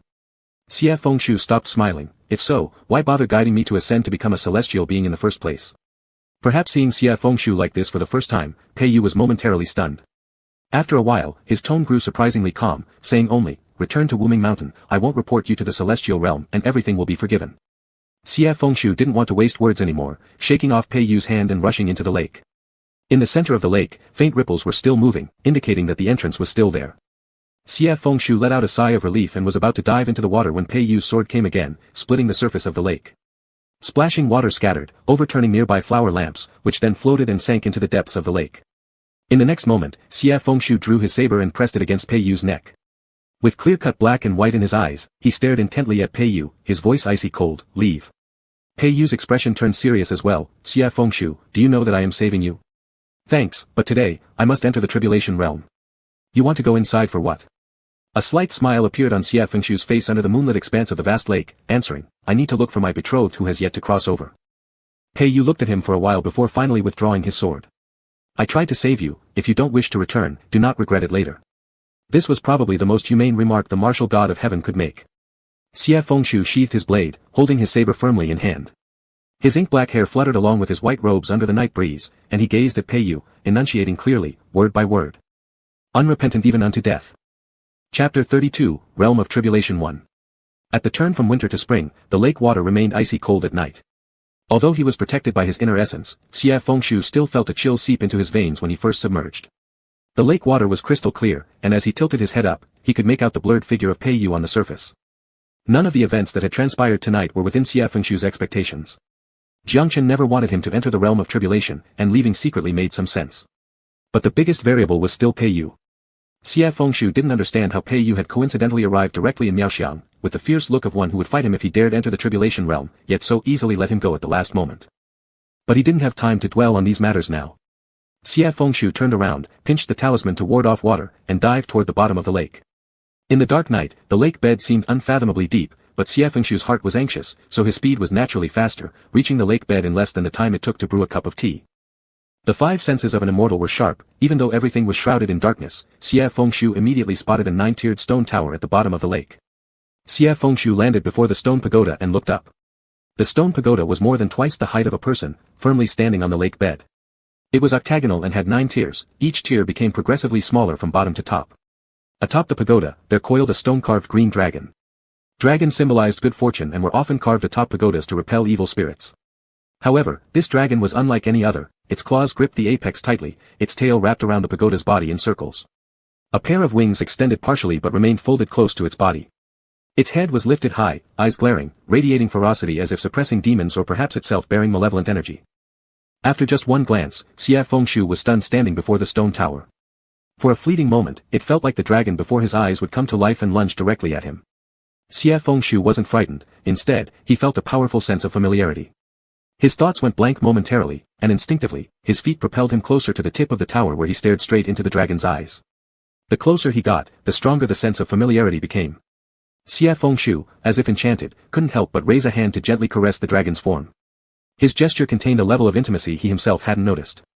In the next instant, the stone dragon faintly emitted a dim light, and the dragon beneath Xia Fengshu's hand suddenly grew warm, its scales seeming to slide several inches under his touch. Xia Fengshu snapped out of it and quickly withdrew his hand. When he looked again, all he saw was the lifeless stone carving. He was lost in thought, unsure of what to do next, when a muffled sound suddenly came from the base of the stone tower. Xia Fengshu descended before the tower only to find that the entrance on the first tier had opened slightly. Inside, it was pitch black. He reached out cautiously and discovered dry air inside, while outside lay the boundless lake water. Behind this door must be the realm of tribulation. Xia Fengshu sighed in relief and pushed the door open. The next second, his footing disappeared beneath him. Behind the door was a deep abyss, and caught off guard, Xia Fengshu plummeted down. Tricking people for fun. Before Xia Fengshu could recover from his daze, all around was darkness without end. In panic, he squeezed his eyes shut and quickly formed seals to drive the technique. Finally, he felt his rapidly falling body come to a sudden stop. Underfoot was solid ground once again, and he exhaled in relief. As he opened his eyes, Xia Fengshu realized there was a little bit of light in the surroundings. He found himself standing on a small isolated rock. The isolated rock was actually a rock no larger than a few inches square, hovering in midair and barely enough for Xia Fengshu to place his foot. At a distance of dozens of paces, there was another similar stone peak, forming a ring connected step by step. Each stone peak also had a chain as thick as an adult's arm dangling loosely, extending into the depths below. By now, Xia Fengshu was already near the bottom of the abyss. The sky above was pitch black, but a weak light emanated from the depths below, allowing him to clearly see the scene at the bottom. At the end of those dozens of chains was a black 9-tiered pagoda at the bottom of the abyss. That pagoda was identical to the one Xia Fengshu had seen underwater, except magnified tens of times. Towering grandly at the abyss bottom, it lacked the coiled dragon at its pinnacle, replaced simply with a common pointed spire. Chains locked every eave corner of the 9-tiered pagoda, surrounded by a pale black mist, persistent demonic qi. Yet there was a faint light filtering through, the reason why Xie Fengshu could make out the details of the stone peaks and chains solely thanks to this light. Xie Fengshu had imagined what the realm of tribulation might be like, and seeing it now, he did not feel surprised, it was as if it should naturally appear this way. Sounds like he'd been here before. Xie Fengshu mocked himself mentally, hesitated for a moment, then decided to search for Jiangchen first. He planned to settle the score for the monk deceiving him. Hiding his divine energy and concealing his figure to ensure he wouldn't be discovered, he proceeded towards the pagoda gate. The pagoda's door was half open. This time, Xie Fengshu had learned his lesson. He first glanced down to ensure the inside was solid ground, then cautiously probed with his foot before stepping in. The interior of the pagoda was brilliantly lit, with no one around. Before Xie Fengshu were 3 passageways leading in different directions. Xie Fengshu hesitated for a moment, speculating which way Jiangchen might have taken. In the end, he relied on his intuition and chose the right passage, moving forward silently. The corridor seemed extraordinarily long, with several forks and stone chambers along the way. Xie Fengshu didn't pay attention to them, gritting his teeth as he followed one path inward, yet couldn't help feeling a bit uneasy. What if Jiangchen hadn't taken this route? Where would he go cry? This pagoda was truly immense. Initially, Xie Fengshu hadn't noticed, but when he reached halfway and came across another fork, something felt amiss. Furrowing his brows slightly, after standing still for a moment, Xie Fengshu drew a conclusion. It appeared as though he was heading downwards through the tower. Xie Fengshu's first instinct was that he had taken the wrong path. After all, this was a 9-tiered pagoda, and he hadn't visited the upper levels yet. Turning around, he'd be delving into the earth instead.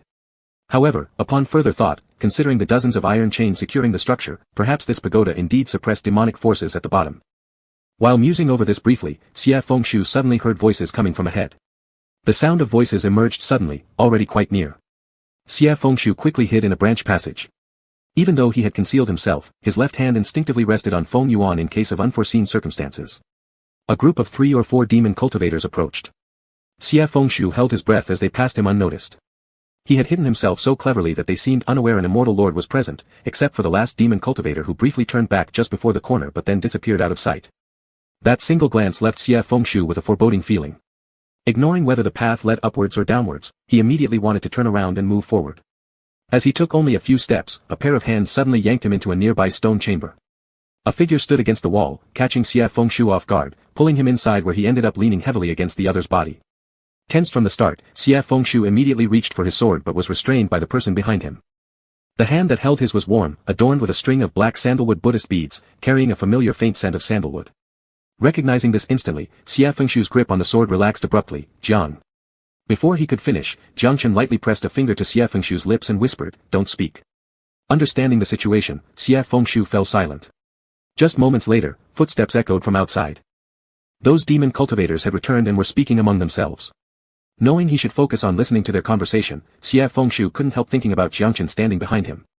Thankfully, he had found her, fearing she might already be battling members of the demon sect. Relieved, Xie Fengshu loosened up completely. Slightly tilting his head back, he leaned on Jiangchen's neck, inhaling the faint scent while absent-mindedly observing the finger Jiangchen still had resting by his lips. Xie Fengshu had always believed Jiangchen's hands were exquisitely beautiful, white as jade with clearly defined bones. At that moment, those fingers lay gently near his lips. Moments later, Xie Fengshu suddenly opened his mouth and nipped Jiangchen's fingertip. His bite wasn't light, yet he didn't care even when his tongue brushed against her finger. While biting, he angrily thought, tricking me again. Perhaps Jiangchen hadn't anticipated this sudden move. She moved only when bitten for the first time, allowing Xie Fengshu to continue thereafter. Finally, it was Xie Fengshu who released his mouth prematurely, finding his own action childish. Jiangchen's finger slid out of Xie Fengshu's lips, retaining a trace of moisture from the licking, lightly stroking the corner of his mouth. Chapter 33, Crossing the Tribulation Realm 2. The footsteps outside were getting closer, as a demonic cultivator passed by the stone chamber where Xie Fengshu and Jiangchen were hiding, and then gradually faded away. Only when the footsteps were no longer audible did Jiangchen finally release Xie Fengshu. However, Xie Fengshu did not step back. He merely turned around in place, raising his head to look at Jiangchen. They were very close, almost pressed against each other. With a wall behind him and nowhere else to retreat, Jiangchen could only reluctantly lower his gaze to the person on top of him, asking in a low voice, "What are you doing? Why don't you tell me what you're up to?" Xie Fengshu seemed completely unfazed by their awkward posture as he questioned, "You've been sneaking around, where have you run off to? Do you know I was nearly caught and dragged back to the heavenly realm by the war god?" Jiangchen fell silent for a moment before asking, "Pei Yu?" Xie Fengshu paused, "You know Pei Yu?" A wild thought crossed his mind, "It's not like you sent Pei Yu to catch me, right?" Fortunately, the monk in front of him merely furrowed his brows lightly and shook his head, saying, "I didn't expect him to come." I just wanted, after we missed the entrance of the tribulation realm, you would naturally leave. Xie Fenchu's anger had not yet subsided. Hearing this, he grabbed Jiang Chen's collar, moved an inch closer, and burst out, "Do you even know how fierce he was? If I hadn't run fast enough, I wouldn't have been able to keep up with you." Although his tone was harsh, it wasn't entirely out of anger, it was more like he was complaining about a wrong done to him. Jiang Chen looked at him and said, "Pei Yu is a revered war deity in the heavenly realm. Rarely does he make mistakes in handling affairs. He didn't intend to truly obstruct you." For some reason, there was a chill in these words, and the corner of his lips tightened into a straight line, as if harboring many grievances towards Pei Yu's methods. Xie Fenchu froze for a moment before finally speaking seriously. "I originally couldn't understand why along the way, you wanted nothing more than to abandon me, even lying to keep me away from the crossing. It feels too forced to claim it's just because you're afraid I'd hold you back." Xie Fenchu wore a faint smile, leaning his head and whispering, "You worry about me, harbor concerns, and wish me not to take risks, isn't that so?" His warm breath brushed over Jiang Chen's neck, making Jiang Chen roll his throat slightly, turning his head away without responding. In a great mood, Xie Fenchu finally took a step back, pretending to be broad-minded. "Forget it, I won't press the matter. Let's go." Out of the stone room, Xie Fenchu stayed alert while following Jiang Chen. After turning several corners, a descending passageway appeared before them.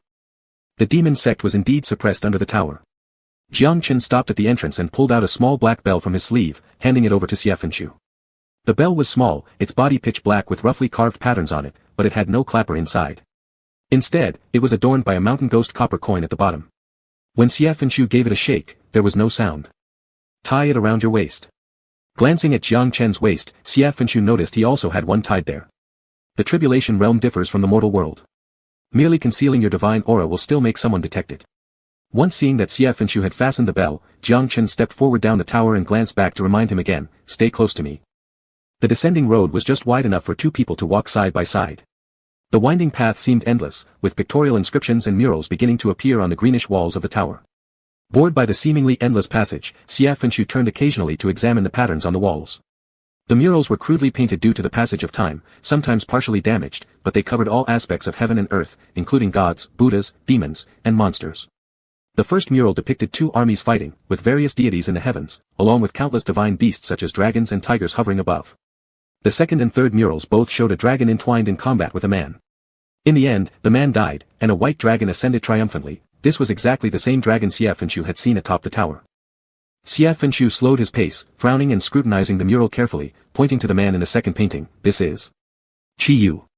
He had once seen the statue of Qi Yu in the southwest, and it matched perfectly with the figure in the painting. After taking a glance, Jiang Chen simply responded, Xie Fenchu pointed at the third painting. "Then who is this?" Jiang Chen answered, "Qua Fu." Xie Fenchu had only heard of Qua Fu chasing the sun and dying in the marshlands. The scene in this painting diverged significantly from historical accounts. Though puzzled, he held his tongue and continued looking at the next mural. The later painting still revolved around the same azure dragon, soaring majestically with wings unfolded amidst the skies. Facing it were countless hideous demons, evil spirits, and ghosts spread across the mountainside in dense masses. Some were tearing apart corpses, eating flesh and bones, presenting an utterly terrifying sight. Unable to hold back any longer, Xie Fenchu asked, "What does this painting represent?" Without hearing Jiang Chen's response, Xie Fenchu glanced at the person beside him and found that his gaze was fixed on the last painting. Xie Fenchu followed his eyes toward the final image. Unlike the previous grand or frightening scenes, the last mural simply portrayed boundless mountains. On a cliff edge stood two figures facing each other at a distance, their robes fluttering in the wind. Because the image was blurry, Xie Fenchu could not make out the features of the two figures. All he saw was Jiang Chen standing before the painting, tilting his head to scrutinize it carefully. His expression was as cold as frost, and a chill emanated from him. After a long while, he finally spoke. "The dragon in the painting is called Long. It's neither a god nor a demon, neither a celestial being nor an evil spirit. It's a divine beast born alongside heaven and earth. In ancient times, after Pangu opened the heavens and earth, he died from exhaustion. Gods, Buddhas, demons, and devils first appeared. The three pure energies within Pangu transformed into the three pure heavens, providing nourishment for the gods above. The evil yin energy became a great lake named Feng Yuan, which suppressed countless demons beneath its waters, and Pangu appointed Long to guard it." Xie Fenchu startled slightly, looking down at the knife tied around his waist. Later, Nuwa created humans, and the mortal world gradually divided into 5 major tribes. Yan Huang fought against Qiyu Echualu. Chaos and war raged on, leaving the people in misery. Nuwa, deeply pained by the suffering in the mortal world and favoring Yan Huang, summoned Long for assistance. Long first killed Qiyu Echualu and then slew Qua Fu in the marshlands, helping Yan Huang unify the human realm. In the midst of relentless warfare, killing 2 leaders of the human realm, despite Jiang Chen's succinct narration, revealed the fierce bloodshed. Xie Fenshu couldn't help but interrupt, if Ing Long left, what happened to Feng Yuan? Jiang Chen smiled faintly and replied, that's right. When Ing Long left, Feng Yuan lost its guardian. Demons and evil spirits broke through the seal, entering the human world. That was when the real calamity began, leading to widespread destruction. What happened next? Afterward, Ing Long exterminated demons and monsters, suppressing their sect in the Dui realm. Thinking of the Ing Long stone carving at the bottom of the lake, Xie Fenshu felt inexplicably stirred inside. Jiang Chen seemed unaware and continued, Ing Long slaughtered 2 human gods consecutively and suppressed countless demons, causing his mindset to destabilize. These consecutive killings tainted him with malevolent energy, turning him into a demon. Shocked, Xie Fenshu suddenly turned to look at Jiang Chen.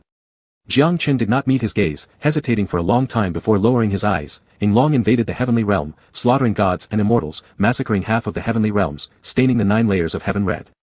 In the end, Niwa summoned the ancient Buddha of Lanting in the Dharma heaven, and Ing Long was killed at Mount Meru. The last sentence was spoken slowly, his tone low and heavy. Xie Fenshu, stunned, failed to notice, merely glancing up at the shadowy figure in the painting, draped in a crimson robe, with black hair and indistinct features. Xie Fenshu wanted to say something but ultimately said nothing. Niwa pitted all beings who suffered from the ravages of war, thus summoning Ing Long, yet her actions thrust the mortal world into the fires of hell. Was this truly compassionate? Ing Long bathed the heavenly realms in blood across 9 layers, becoming a demon due to the plight of mortals. Was his sin beyond absolution? As Xie Fenshu pondered these thoughts, he suddenly snapped back to reality. Niwa was the mother of the earth, the creator deity. Though Xie Fenshu's thoughts were not disrespectful, they were far from respectful either. As his mind receded, he recalled what Jiang Chen had said upon their first meeting, and slowly spoke. When we first met, you said that you lacked compassion in your cultivation, incapable of saving yourself or others. At the time, I thought you were heartless, unlike a Buddhist practitioner. But now, thinking about it again, there's no fault. Even self-redemption is hard, let alone rescuing others. Reflecting inward, seeing the suffering of all sentient beings, it's uncertain who could truly save whom among the myriad causes and effects in this world. Jiang Chen looked at Xie Fenshu and suddenly whispered softly, I'm sorry. Startled, Xie Fenshu asked, what? With eyes as clear as crystal, Jiang Chen gazed at Xie Fenshu and said, I said it then just so you'd leave. Xie Fenshu remained speechless. Sometimes, this monk is truly annoying. There was a hint of laughter in Jiang Chen's eyes, as he said, I once sought to save all sentient beings, doing what everyone believed to be right. This, however, became my own personal demon. Later, I defied all conventions, committing sins, yet I still feel no regret today.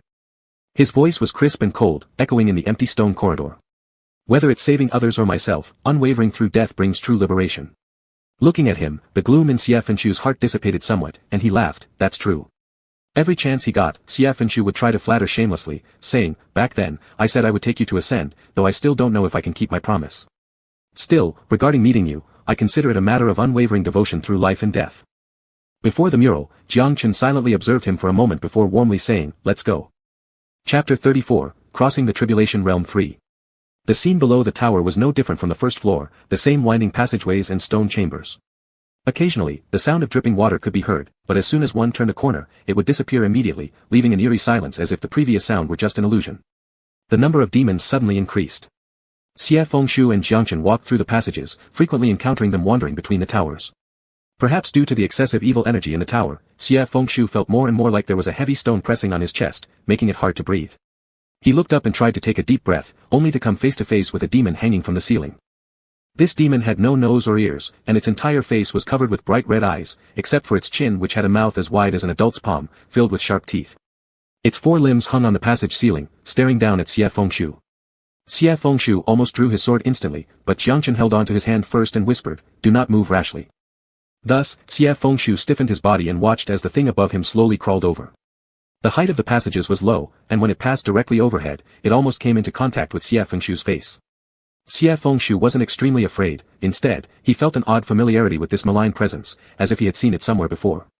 Distracted, he even forgot to lower his head and simply stared as the creature came closer.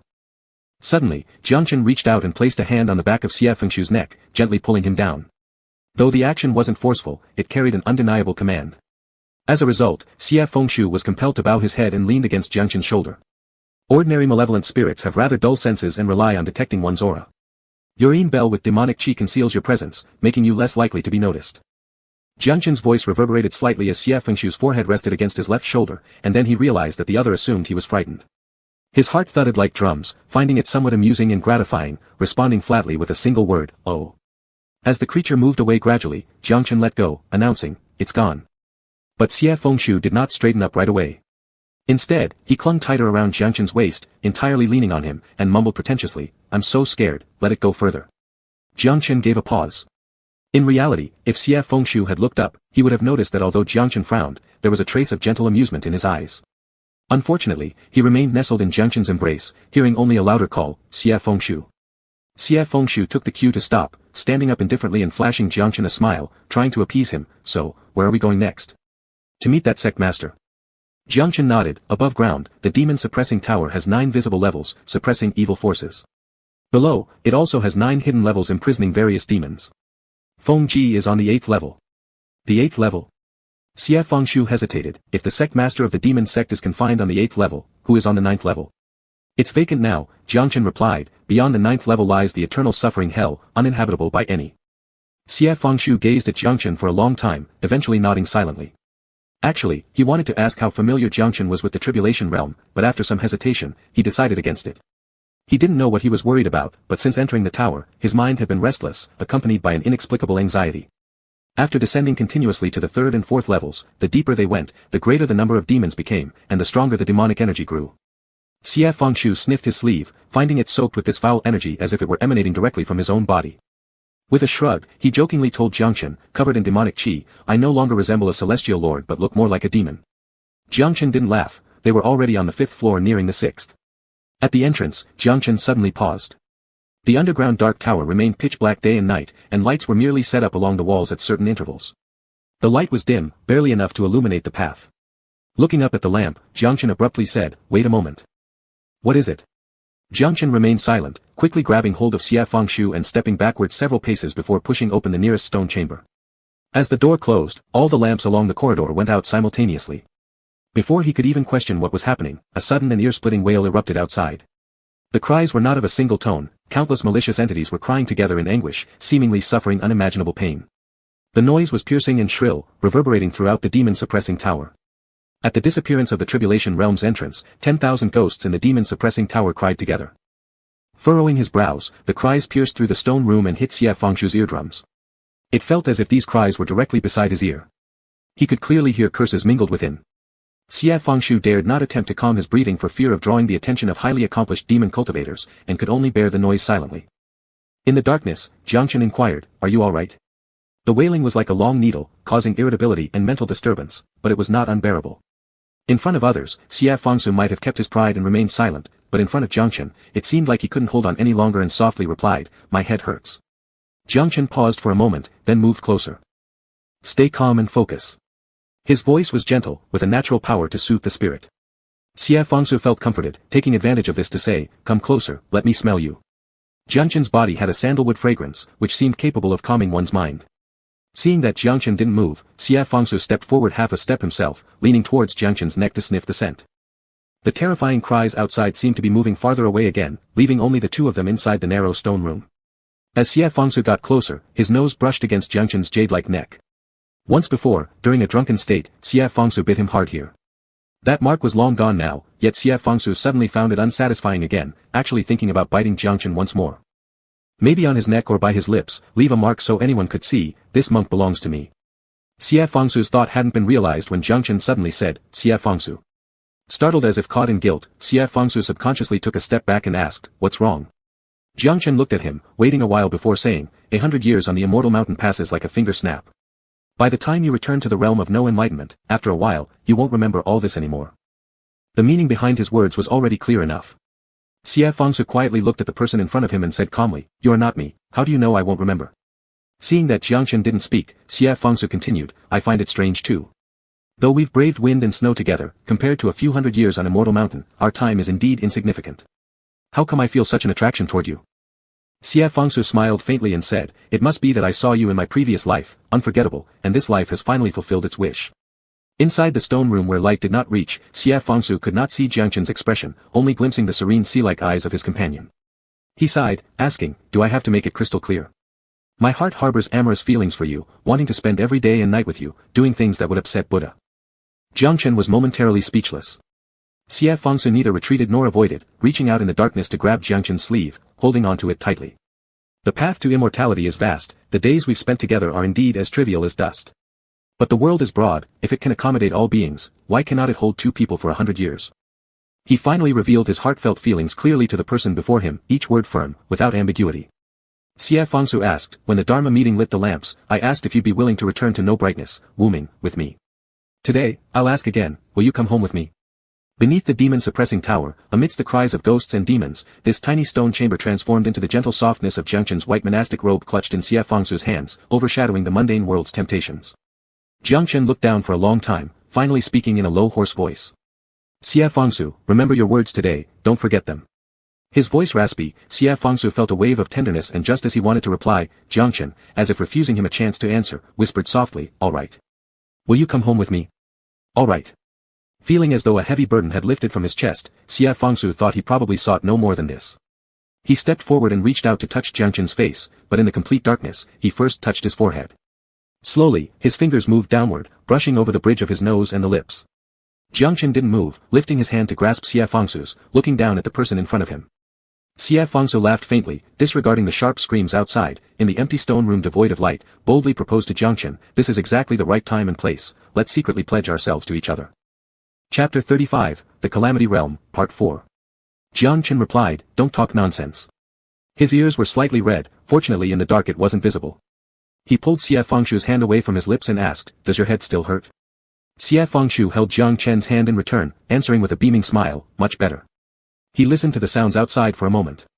Though they hadn't ceased entirely, the momentum seemed weaker, shifting from eerie wailing to muffled curses.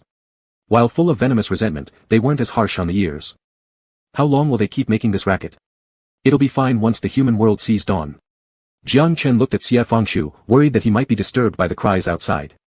He said, rest for a while. Sitting cross-legged on the ground, Jiang Chen remained upright like a tall bamboo shoot. Xie Fangshu was less disciplined. Sitting next to Jiang Chen, he thought for a second and then reclined, lying down on Jiang Chen's lap.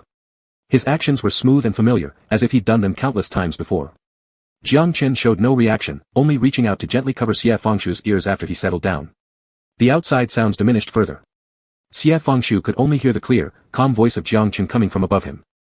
Sleep for a bit. Xie Fangshu, catching faint whiffs of sandalwood incense, obediently closed his eyes. When Xie Fangshu opened his eyes again, he found himself atop another isolated cliff. Frowning slightly, he realized he had fallen into an illusionary dream trap again. After all, the demon sealing pagoda was still Feng Ji's domain, he'd let his guard down. Sighing in mild frustration, Xie Fangshu raised his gaze toward the man before him. Feng Ji gave him a warm smile and said, Immortal Ling Heng has truly arrived in the Calamity Realm. As soon as Feng Ji spoke, Xie Fangshu felt something different. Feng Ji's voice was still pretending to be warm, but there was a slight variation compared to when he last entered this dream realm, possibly sharper and clearer, unlike his original deeper tone. Xie Fangshu carefully examined Feng Ji before him, noticing subtle changes in his features, yet on closer inspection, everything seemed unchanged.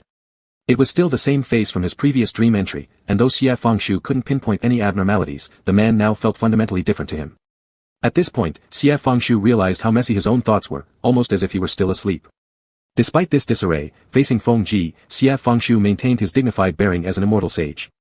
Pulling back his observing gaze, he spoke calmly, didn't you say we would reminisce? How can we do that without meeting? Feng Ji didn't seem bothered by the other's coolness, replying, that you remembered my words this time is quite rare. I wanted to wait for you in the 8th tower, but having heard that immortal sage is traveling alongside that monk, I cannot help but worry. Xie Fangshu coldly watched him, not responding. Feng Ji smiled and said, worry about dying at his hands again. After staring silently at Feng Ji for a while, Xie Fangshu suddenly smirked, do you think I would believe you? Isn't it the venerable Master Jiang who said I shouldn't trust you? Unbothered, Feng Ji leisurely responded, unfortunately, since ancient times, I have never lied to a mortal sage, whereas that monk is a liar. Taking a brief pause, Feng Ji sneered, never mind, blinded by emotion, if a mortal sage wishes to know the truths of past lives, just come find me in the 8th tier. Each word referred to him as, immortal sage, seemingly polite and warm, yet filled with sarcasm. Xie Fangshu picked up on it, refusing to acknowledge him, but Feng Ji continued asking, does the venerable Master Jiang possess a lamp? This sudden topic shift left Xie Fangshu silent, merely glaring coldly at him. Feng Ji too, losing his smile, slowly warned, immortal sage must be cautious of that everlasting lamp. As he finished speaking, before Xie Fangshu could respond, the figure before him suddenly vanished into thin air. Xie Fangshu wanted clarification on what he meant, but upon taking a step forward, the scenery abruptly changed. Cliff peaks amidst sparse snow-covered forests, the biting northern wind was like being cut by knives. Xie Fengshu turned around in a freezing snowstorm, feeling somewhat that this place resembled Mount Meru. Yet, he wasn't sure because Mount Meru's dense forests and numerous mountains stretched endlessly, remaining vibrant even in winter. In contrast, this place was desolate. However, the orientation of these mountains was the same as Mount Meru's. Uncertain whether to proceed or not, Xie Fengshu suddenly heard voices from behind. Turning around, Xie Fengshu saw two figures confronting each other atop a distant solitary cliff. One wore a crimson robe, blood-red in color, while the other wore frost-white monastic robes, unmistakably a monk. Caught amidst the blizzard, Xie Fengshu couldn't clearly see their faces, but immediately recognized this as the final mural. Before him stood Ling Long and the lamplighting Buddha. As if drawn by some unseen force, Xie Fengshu unknowingly approached the two. He first heard voices coming from the two figures, harsh and hoarse, filled with malevolence that pierced through the storm and reached Xie Fengshu's ears.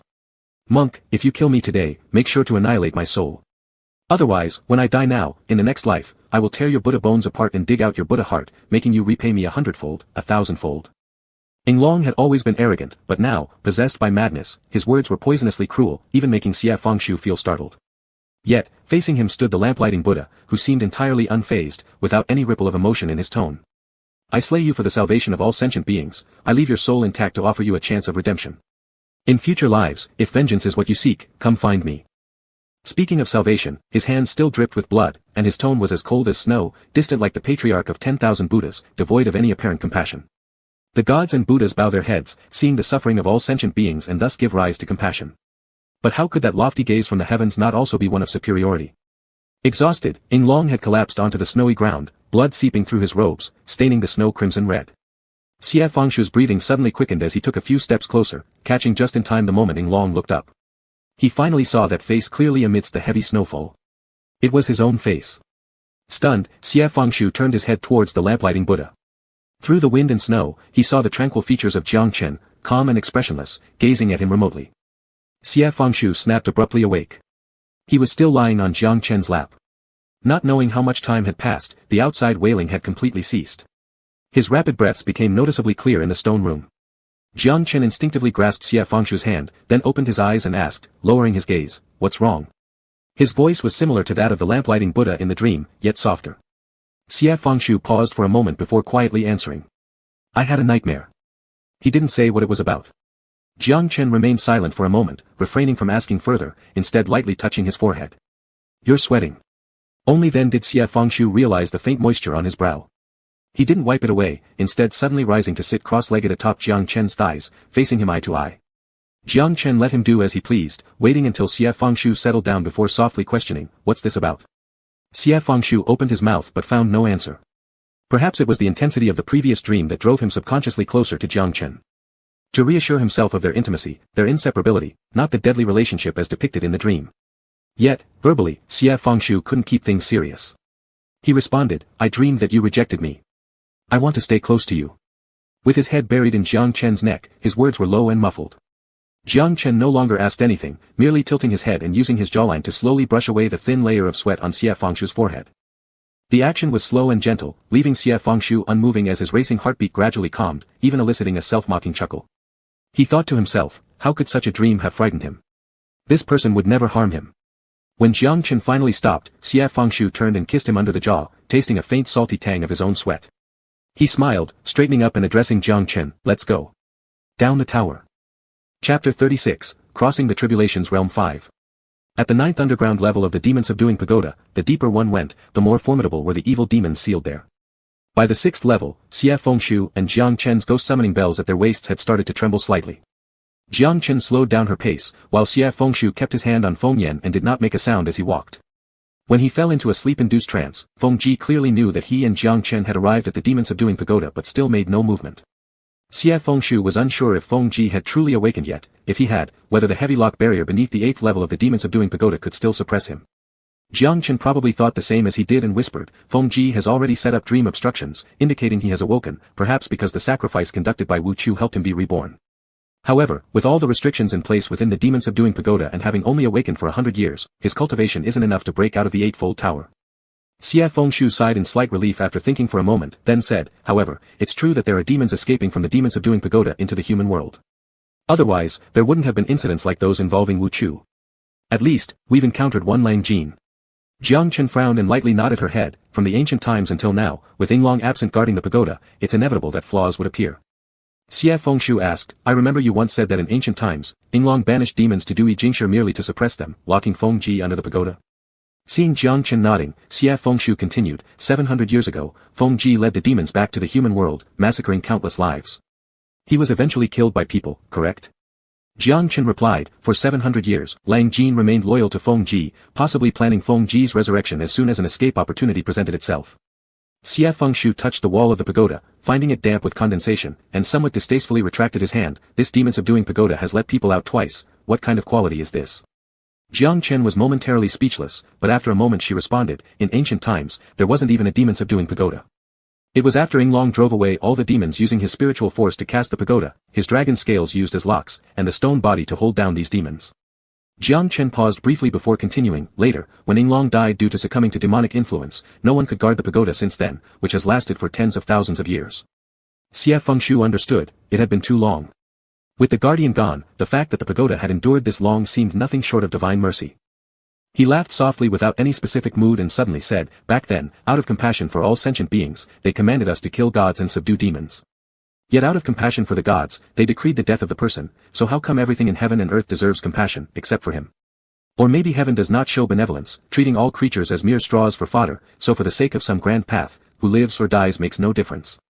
But Xie Fengshu pondered why, being a celestial lord himself, his thoughts were becoming so unorthodox. Back when Yinglong became demonic, should they really allow him to slaughter all the deities? His words were spoken carelessly, and after a pause without hearing Jiang Chen's response, he turned around to look at her. Unexpectedly, Jiang Chen also looked at him, and as Xie Fengshu raised his eyes, their gazes met directly. In the dim light, Jiang Chen's eyes were deep and foggy, seemingly hiding a trace of sorrow, but it disappeared in an instant, fast enough that it might just be Xie Fengshu's misperception. Jiang Chen turned her head and quietly answered, you're right. Niwa sought to save all living things, but instead, wicked demons ran rampant.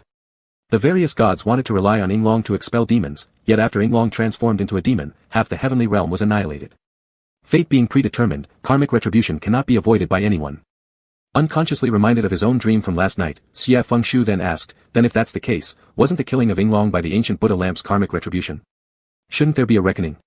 Upon saying this, the surroundings immediately fell silent, and Jiang Chen abruptly stopped in her tracks. Xie Fengshu also quickly halted and, when glancing at her, couldn't help awkwardly scratching his nose. He had spoken impulsively before remembering that the Buddha lamps were the ancestors of 10,000 Buddhas, making what he said seem rather disrespectful toward Jiang Chen. But Jiang Chen didn't get angry.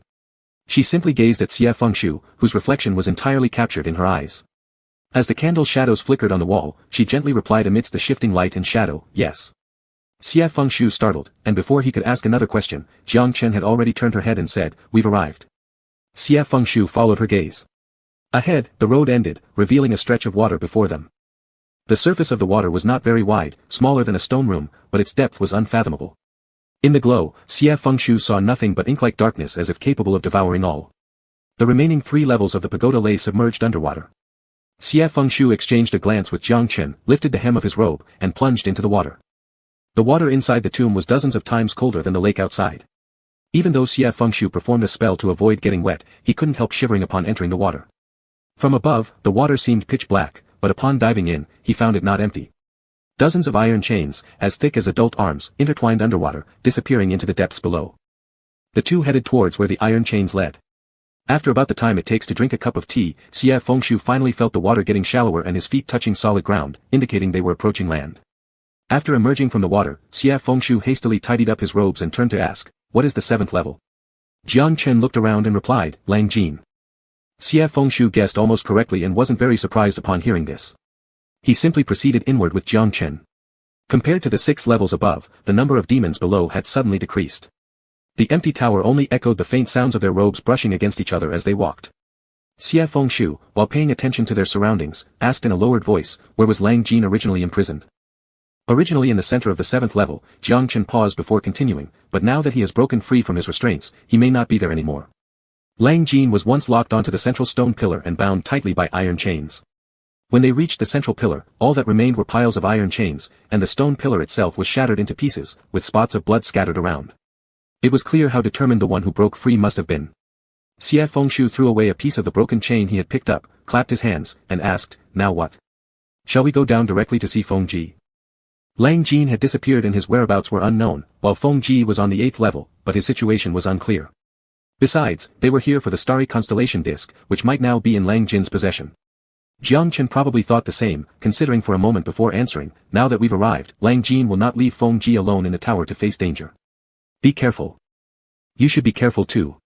Lang Jin seems eager to get rid of you, Xie Fengshu asked, what exactly did you do to offend the demon sect?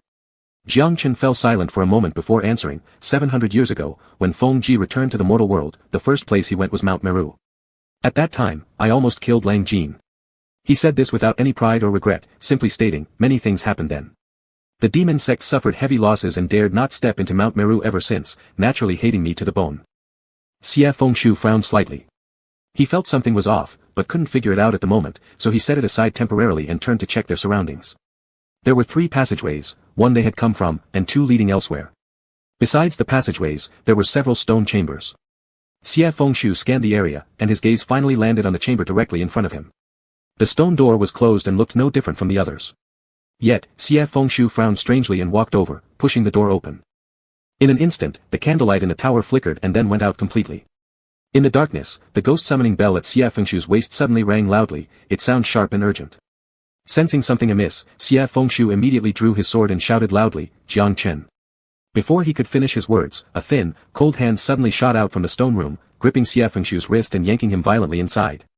Caught off guard in sudden darkness and unexpected events, Xie Fengshu didn't have time to react before he was dragged into the room, with the door shutting thunderously behind him. He slashed his sword at the hand holding him, trying to scare off the attacker, only to find the opponent didn't let go. The arm severed by the strike crumbled into bones, dangling limply from Xie Fengshu's wrist. With the strength gone from the grip, Xie Fengshu stumbled forward due to inertia. Instead of hitting the floor, however, he plunged into freezing lake water.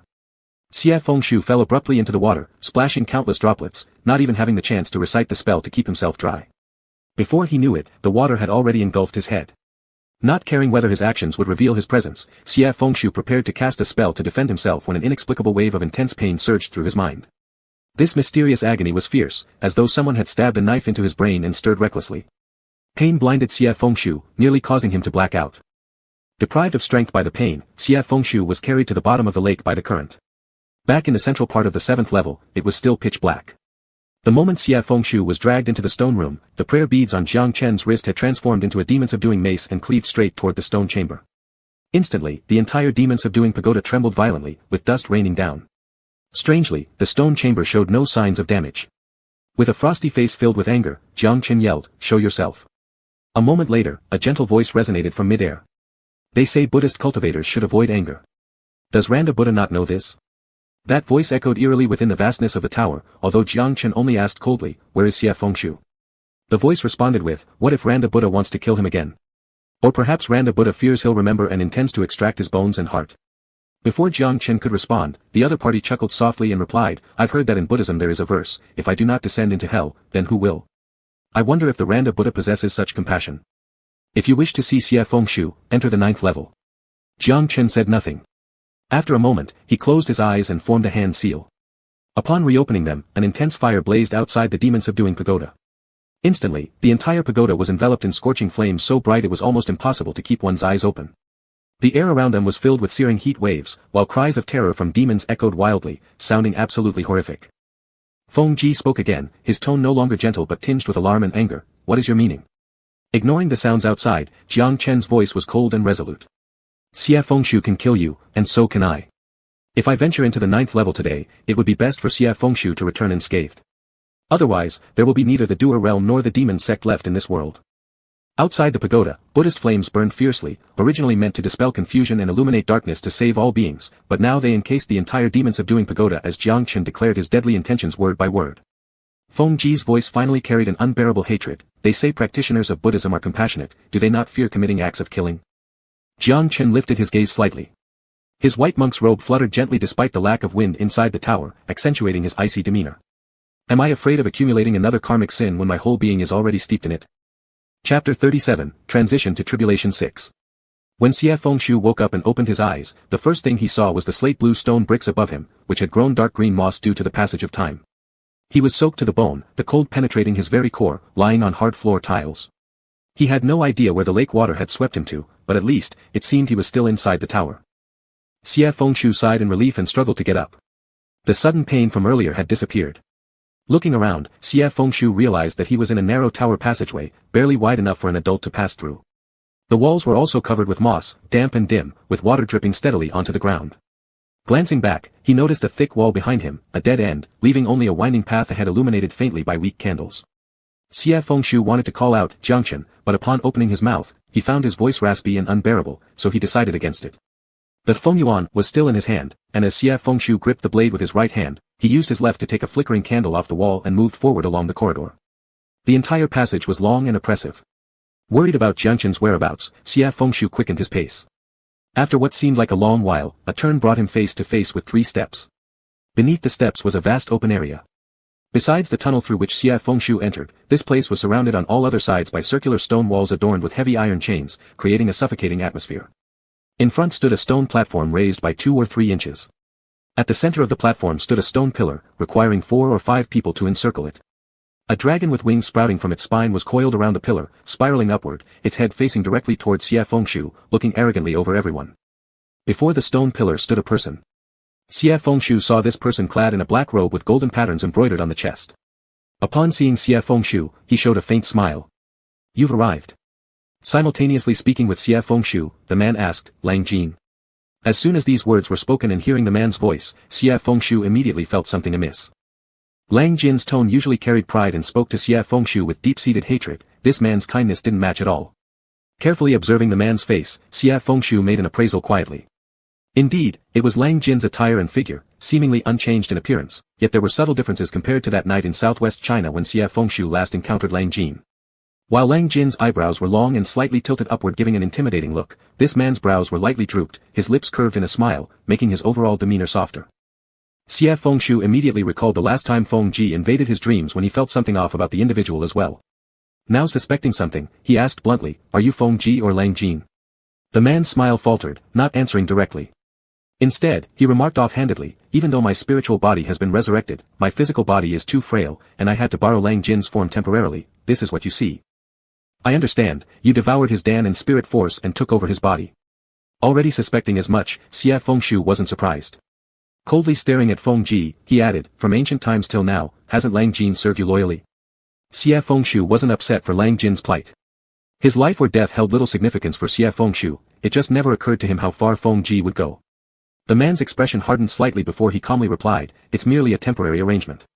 Once I leave the demon-suppressing pagoda, transforming the world will be but a moment's work, and at that time, I'll certainly find a way." Xie Fengshu sneered, "If you could leave the demon-suppressing pagoda, why wait for me? Haven't you thought that consuming Lang Jin's Dan and spirit essence might enable you to leave the pagoda? But apparently, the 8th level of the pagoda is too formidable. Misjudged the situation, and thus had to drag me down again." Feng Ji looked up, locking gazes with Xie Fengshu for a moment before suddenly laughing. Immortal Ling Heng truly possesses extraordinary wisdom. He emphasized the title, Immortal Ling Heng, his tone full of sarcasm. Xie Fengshu paid no attention to it, only inwardly confirming that this indeed was the 8th level. His previous statement was merely a bold guess, and now verified, he began thinking again where Jiangchen might be. At this moment, Feng Ji spoke once more, "Do you know why I can't leave?" Feng Ji turned aside, reaching out to touch the carved dragon behind him. His movements were exceedingly cautious, as if touching something terrifying. Xie Fengshu watched as he brushed against the dragon's body, causing the stone dragon to suddenly emit a crimson light. Feng Ji instantly retracted his hand, his actions large, as if suffering some kind of pain. It took him a moment to compose himself before addressing Xie Fengshu. This demon-suppressing pagoda was constructed using the power of Yinglong's spirit, his scales acting as locks, and his stone body serving as a guardian. Feng Ji chuckled softly, "Everyone says dragons have scales growing against the natural direction of their scales, touching them leads to certain death. Yet, Yinglong actually plucked one of his own reverse scales and placed it within this demon-suppressing pagoda to suppress demons and fiends. Immortal Ling Heng, care to guess where that reverse scale lies?" Xie Fengshu said nothing, merely glancing at the dragon pillar behind Feng Ji. As expected, Feng Ji also looked upwards, muttering softly, "This reverse scale has imprisoned me within the 8 levels of the tower for tens of thousands of years, day and night, without even a moment of peace." Feng Ji suddenly sneered, "It's truly strange. I heard that the pain of having scales ripped out is like having one's bones scraped, but it seems to be an exaggeration, isn't it, immortal?" Xie Fengshu listened and suddenly felt a slight pain in the back of his neck. His breathing became somewhat hurried, and he subconsciously moved toward the carved dragon pillar. After taking a step, the Zhaoyin bell on his waist emitted a soft sound. The bell's short, crisp ring instantly brought Xie Fengshu back to full consciousness. He stopped where he was, once again focusing his gaze on Feng Ji, with the Fengyuan already half-drawn from its sheath.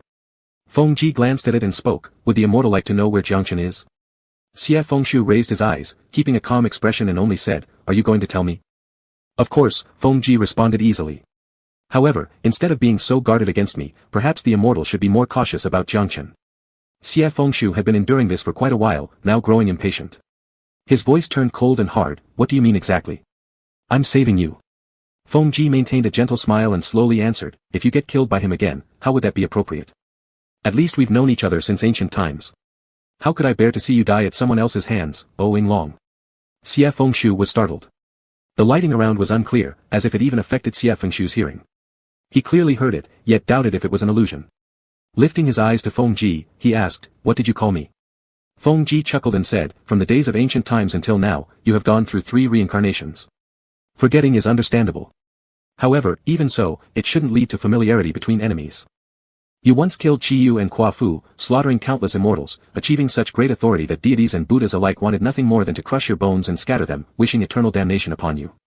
Now the celestial realm grants you a humble title of immortal, and you are overwhelmed with gratitude. And then there's the ancient Buddha of lamps." Feng Ji paused, lowering his voice with a sympathetic tone. "In ancient times, under the guise of saving all living beings, he mercilessly executed you on Mount Meru. Yet now, after a few sweet words from him, he becomes your beloved." The dim candle flames burned steadily, heavy iron chains exuding an icy chill. The stone dragon behind Feng Ji faced Xie Fengshu from afar, as though they were locked in eye contact. Xie Fengshu stared firmly at Feng Ji, his face pale as snow. Ultimately, he shook his head. "You wish to use my power to leave here, but I won't let you. I won't believe a word of what you say.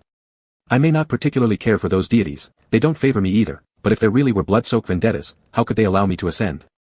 As for the ancient Buddha of lamps, I trust Jiangchen even less with all these tales. If anything is true, he should tell me in person." This statement was lengthy. Xie Fengshu spoke calmly, enunciating every word slowly, as though addressing Feng Ji while also muttering to himself. Feng Ji scoffed lightly, looking at him with an expression of both sorrow and pity. "All right, then let Jiangchen explain it to you personally." Straightening up, Feng Ji slowly approached Xie Fengshu and continued, "O Long, do you remember what the 9th level looked like? When you suppressed me on the 8th level long ago, the 9th was left vacant. Later, when you died, those gods, fearing that your death might result in a divine gathering, placed your sword on the 9th level." Feng Ji snorted contemptuously and commented, "Idiots." Xie Fengshu instinctively gripped his Fengyuan tightly, frowning and asking, "What exactly do you want to say?" "The 9th level is just a hair away from the boundless realm. Walking within it is akin to traversing hell, making it extremely easy to trigger heart demons, especially for those who already harbor wandering thoughts." With a casual wave of his hand, Feng Ji caused the stone wall to the right of Xie Fengshu to become faintly transparent, revealing layers of blazing fire and a monk dressed in pure white robes. "I'll let you take a look at his heart demon." Chapter 38, Crossing the Affliction Realm 7. The 9th level of the demon subduing pagoda was grand and spacious, unlike the upper levels that were adorned with heavy chains, restraining many. It needed no constraints, beneath it lay Avicii, and because of the proximity, one could already faintly hear the roaring and wailing of ghosts while walking here, feeling the scorching heat of the fires in the layers of purgatory. Within the purgatory, one easily sees heart demons. Though the walls of the pagoda were clearly slate blue bricks, when Jiangchen looked up, he saw boundless clouds instead. Among these clouds stood a Dharma hall. The Dharma hall had long white jade steps leading to its entrance, golden lotuses on the ground, faintly visible through the misty cloud-covered mountains. Inside the hall stood a person in pure white monk's robes, their back lean yet as straight as a pine tree. Their expression was cold and aloof, clearly resembling Jiangchen's own appearance. Jiangchen realized he had entered his heart demon, but instead of forcing his way out or speaking, he only observed the figure before him lowering their gaze toward the clouds below. In ancient times, when heaven and earth first separated, the outlines of mountains and rivers began to take shape, but the boundaries between realms remained unclear. The seas and mountains stretched endlessly. When Lantang gazed downward from the great Brahma heaven, it was like seeing through a vast layer of mist, seemingly endless. Amidst this vastness, there was one thing distinct, a lake far to the south. It stood isolated, disconnected from any other river or stream in the world, like a clear mirror resting on earth without ripples. Occasionally, a streak of white light would flash and then quickly submerge into the depths of the lake. This was the primordial creature guarding the evil spirits at the bottom of the lake, known as Long. Although Lantang knew of Long, he had never seen him nor paid much attention to him. At the time when the separation of heaven and earth began, Lantang was the ancestor of all Buddhas, standing independently of the 3 heavens. He did not easily descend to the human realm, nor did he associate with the deities of the celestial world. When the war between Yan and Huang against Qiyu began, Niuhua wanted to ask Lantang for assistance, but he replied, "The karma of the mortal realm should be borne by mortals themselves and has nothing to do with the gods and Buddhas." Compared to Nuwa, who showed compassion for all living beings, he seemed truly cold-hearted and emotionless, thus earning much criticism from the heavens for being the most indifferent despite practicing the path of compassion. However, Lantang didn't care. Later, when he learned that Nuwa summoned Yinglong to the mortal realm, he merely frowned slightly. The battle between Qiyu and Yen and Huang was an earthly calamity, bringing wars and suffering which were inevitable karmic outcomes. However, Nuwa's compassion led to the failure of the sealing boundary, allowing demons to escape. This created new variables. Yinglong was originally the divine beast left by Pengu to suppress evil spirits. Naturally, he became the one responsible during this crisis, killing demons and exiling them to the sealing boundary. To stabilize the magic seal around the demon-subduing pagoda, he sacrificed one of the scales from the back of his neck, forming a lock to complete the seal.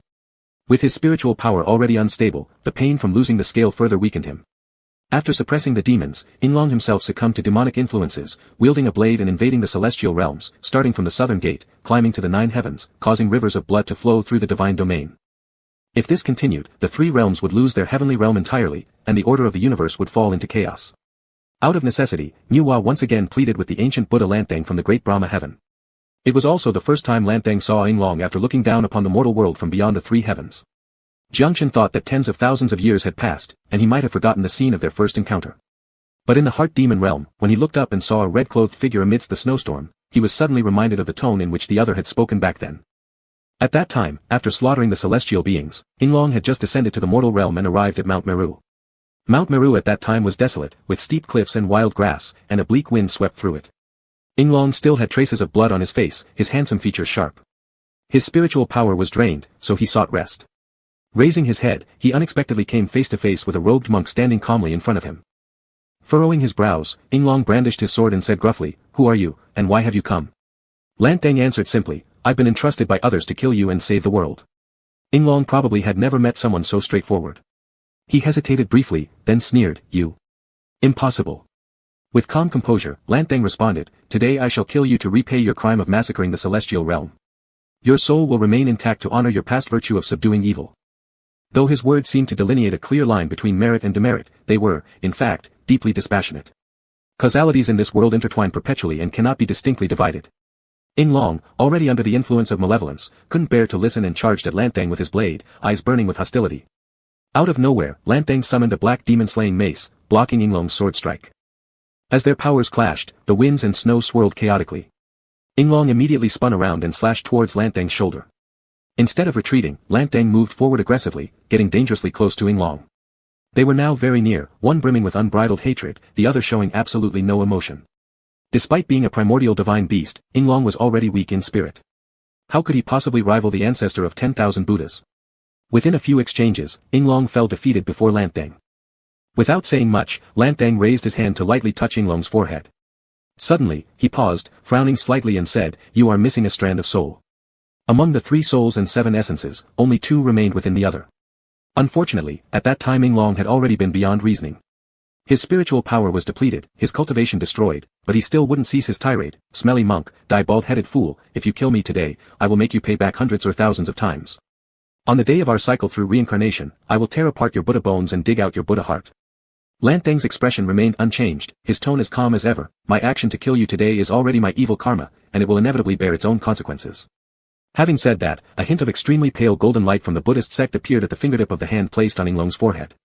Even though he knew it would be futile, Jiangchen saw this and stepped forward in an attempt to block with his raised hand. In an instant, the illusion before his eyes dissipated like clouds and fog. After some time, the vision slowly coalesced once more. But now, the scenery had changed, it was already tens of thousands of years after Lantang had killed Yinglong. Tens of thousands of years later, the mortal world had undergone tremendous changes, even the divine realm had transformed significantly. But the 3 heavens of Buddhism had no other difference aside from adding 3,000 deities and Buddhas. Inside the great Brahma heaven, a celestial envoy clad in white robes was speaking. At that time, the Venerable One acted out of compassion and left Yinglong's soul in the world after slaying him. Now, Yinglong has been reborn and reappeared among mortals. The celestial realm fears that his demonic aura hasn't been purified and might cause more calamities, thus asking the Venerable One to consider finding a solution. Though these words were polite, they essentially meant, "You should have ensured no lingering problems then, but due to your leniency, we are faced with another mess now, what's your plan?" However, none of them dared to say this directly to Lantang. Instead, they exhausted all eloquent phrases while also carefully watching the ancient Buddha's facial expressions, worried about saying something inappropriate. The man standing before them had his eyes closed, his face devoid of any emotion. As the celestial envoy continued, doubts began creeping into his mind. Had this person not heard a single word? After finishing, the great Brahma heaven fell silent again. Heavy cloud layers churned, and the intricately carved thousand-petaled gold-laden lotus engraved on the ground flickered amidst the mist. After a long pause, the celestial envoy finally couldn't help but call out, "Venerable One." Lantang finally opened his eyes and looked at the visitor. His eyes were as clear and calm as the sea, his face expressionless, making him appear cold and indifferent. The celestial envoy was startled inwardly, wondering if he had been abrupt somewhere and offended the other party. In reality, Lantang merely recalled the youth of the snowstorm from so many years ago, clothed in red as blood, fierce and cruel-looking, telling him that upon their cycle through reincarnation, he would break his bones and dig out his heart. With a tranquil tone, Lantang replied, Inglong's past life of slaughter had already atoned for his sins. Reborn now, he is but a young boy and is entirely unrelated to me anymore. The celestial envoy hesitated, hastily responding, Venerable One, the tragic scene of the celestial realm during those days serves as a warning. If Inglong's malevolence remains unremoved and continues to harm humanity, what shall we do? The Venerable One is the ancestor of 10,000 Buddhas, possessing a compassionate visage and the heart of Bodhi. Even considering the innocence of sentient beings, please spread your grace widely to all. After too much time spent viewing countless lives from above, gods often see themselves as superior. They don't speak without including mention of the masses below, but truly wanting to save all beings is rare. In ancient times, there was one who died at Mount Meru. Lantang still owed him a karmic debt. Ultimately, Lantang asked, where was Inglong reborn? Relieved, the celestial envoy quickly answered, at Mount Meru. Lantang nodded, saying no more. The celestial envoy didn't dare ask further questions either, respectfully bowing out of the hall. A long time later, Lantang finally stood up. The moment he stepped outside the palace doors, the sacred chant resounded throughout the three heavens. From the great Brahma heaven, the colorless heaven, to the free heaven, the 3,000 Buddhas all manifested, paying their respects along the long stairs to Lantang. Lantang slightly bowed his head, only stating, I will enter the mortal realm for a while. The Buddhas exchanged glances, and eventually Shakyamuni asked, Teacher, are you going to guide the world? Lantang answered, to repay karmic debts. The Buddhas glanced at each other again, but knowing curiosity is frowned upon in Buddhist practices, no one questioned further. The 3,000 deities and Buddhas all cleared a path, watching as Lantang walked through. His white monk's robe blended into the vast cloud seas, ethereal like fog and dust. Through the illusion, Jiangshan watched as his figure gradually faded into the mists. Following the ancient times, the ancient Buddha Lantang returned to Mount Meru once again, suppressing Inglong. Chapter 39, Passing the Tribulation Realm 8. When the great lamp of Daban returned to earth, it began to snow heavily on Mount Meru for the first time. He descended from the sea of clouds, his monk's robe pristine white, with frost on his brows and eyes, making him appear untouchable. Xia Fengshu's last vision in the illusion was exactly this image of him. He suddenly recalled when he had just left the mountain and entered Mount Meru for the first time. During a snowy night, the other stood among the trees holding a lamp and looking at him with an expressionless face, just like the isolated moon on the mountain, unreachable. Feng Ji waved his hand, and the stone wall returned to its original state. He looked at Xia Fengshu and sighed softly. Have you never doubted that if you were truly cultivating to ascend, why haven't you even obtained a golden pellet? Seeing Xia Fengshu raise his head, Feng Ji said, 1,000 years ago, after your second cycle of reincarnation, he re-entered the mortal world, suppressed your reincarnated soul, and took your golden pellet. His expression turned cold, no longer gentle as before. You vanquished demons and saved lives, but what did you ultimately gain? Those so-called gods wanted you dead, killing you in Mount Meru during your first life, and not letting go in your second either. They wanted you to dissipate entirely into nothingness. And that monk, do you really think why you fell in love with him so quickly? It was all his deceit. He intended to kill you. If one life wasn't enough to destroy you, then it would be 2 or 3 until you could never ascend. His tone was harsh and pressing, echoing through the vast tower, causing the candlelight on the walls to flicker slightly. Finally, his words became an aloof lament. Xia Fengshu, surely you don't think that a mere glance at humanity could grant you 100 years of existence. After a long pause, Xia Fengshu tried to say something, but the first sentence somehow didn't come out. His throat seemed to lose its voice in an instant, unable to produce even half a word. The candle shadows flickered faintly, falling upon his white immortal robes, his features completely shrouded in darkness, unclear and obscure. In the end, he merely gazed at Feng Ji, his voice almost inaudible. Why do you tell me these things? I cannot bear to see you deceived again. Feng Ji frowned anxiously, his worried gaze directed at Xia Fengshu as he spoke gently. I knew you since ancient times. Back then, when you built the demon-subduing tower, I knew that you were destined for immortality, but what did you ultimately gain? You exhausted all your spirit power, pulling out your scales to construct the tower. Yet even the demons in the tower are still alive, so why must you be the one to die? There was sorrow in his eyes as he looked at Xia Fengshu and asked, was it worth it? Was it worth it? Xia Fengshu also wanted to ask himself. No wonder all the Buddhas and deities refused to associate with him. He was nearly the demon who almost slaughtered the realm of immortals, a great evil monster without burial place who deserved death. How could anyone like him? He also remembered how Jiangchen used his chin to rub off the sweat on his forehead in the dark stone chamber, saying to him, Xie Fengshu, remember the words you said today. Perhaps because Xie Fengshu remained silent for too long, Feng Ji took another step closer. His face in the dim candlelight appeared infinitely gentle, his voice as light as drifting clouds. If I were you, I would reclaim my golden pellet, enter the ninefold heavens again, and question these hypocritical gods about the meaning of heavenly will. A faint smile crept onto his face as he placed his hand on Xie Fengshu's shoulder. The heaven and earth show no mercy, but I can help you. How to help? Naturally, it starts with leaving the demon-suppressing tower. After a prolonged silence, Feng Ji heard Xie Fengshu's raspy voice. I have suppressed you for tens of thousands of years, yet you are willing to repay hatred with virtue. Truly, a kindness hard to forget. He spoke slowly, his tone calm and devoid of waves. As the last word slipped out, he suddenly raised his eyes. In the next moment, Feng Yuan was unsheathed. Realizing something was amiss, Feng Ji swiftly leaped back, but it was already too late. A sharp edge of sword energy swept past his robes, instantly tearing a slash. This strike carried immense power, causing the chains around to tremble, and the dust on the walls shook down to the ground. Feng Ji steadied himself and, raising his head, his face had become as cold as ice. Pressing his anger, he forced out each word, What, you don't trust me? Could the mind demon of ranting be fabricated by someone else? Or are you forsaking deep hatred and resentment to serve the celestial realm as their dog? This phrase was indeed offensive, yet Xie Fengshu didn't even twitch an eyebrow. He held Feng Yuan before him, calmly responding, It's not that I don't believe you, it's just that I don't fully believe you. As for the mind demon, it is either an unattainable delusion or the most reluctant experience of one's own past. I'm just wondering, if slaying me in ancient times had turned into Jiangchen's mind demon, why would he still have killed me and taken my pellet in the second life? Xie Fengshu's mind still saw Jiangchen's indifferent expression from earlier, yet his words flowed uninterrupted, devoid of any emotion. If he really did kill me and took my golden pellet in the second life, then it would indeed be a grudge as deep as the blood ocean. Wouldn't you have shown me his mind demon from the second life immediately, embellishing it vividly to ensure my hatred for him burned deep? You say that 1,000 years ago I was reincarnated, but I heard that 700 years ago, you also left the demon-subduing tower and re-entered the mortal world, going to Mount Meru first. He raised his eyes to Feng Ji. Were you going to find Jiangchen, or me? Hearing that later you were killed on Mount Meru, did Jiangchen kill you, or was it me? Feng Ji's expression grew colder after listening, and he let out a short laugh at the end, filled with infinite anger. You trust the monk who has killed you but refuse to trust me? Demons, deities, they all want my life. Xie Fengshu finished speaking and seemed to find it somewhat amusing, lightly tugging at the corner of his mouth. He said, I don't know whom to trust, but there are certain things I still wish to hear for myself. At least when it came to Jiangchen, he wanted to listen to it himself.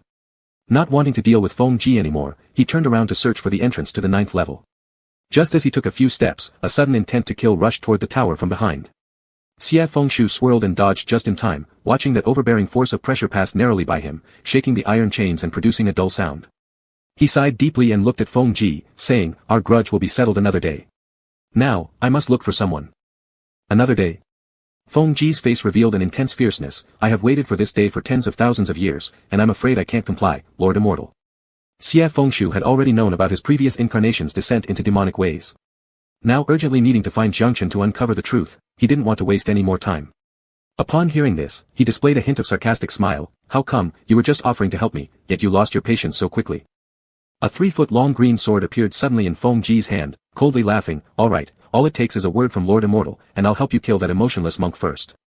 Xie Fengshu's expression turned cold, and he drew his knife and charged straight at Feng Ji. The cutting edge of Feng Yuan's blade was fierce and intimidating. The candlelight on the wall trembled under the wind caused by the blade, flickering between bright and dim, only leaving a faint reflection on the blade, illuminating Xie Fengshu's brows and eyes.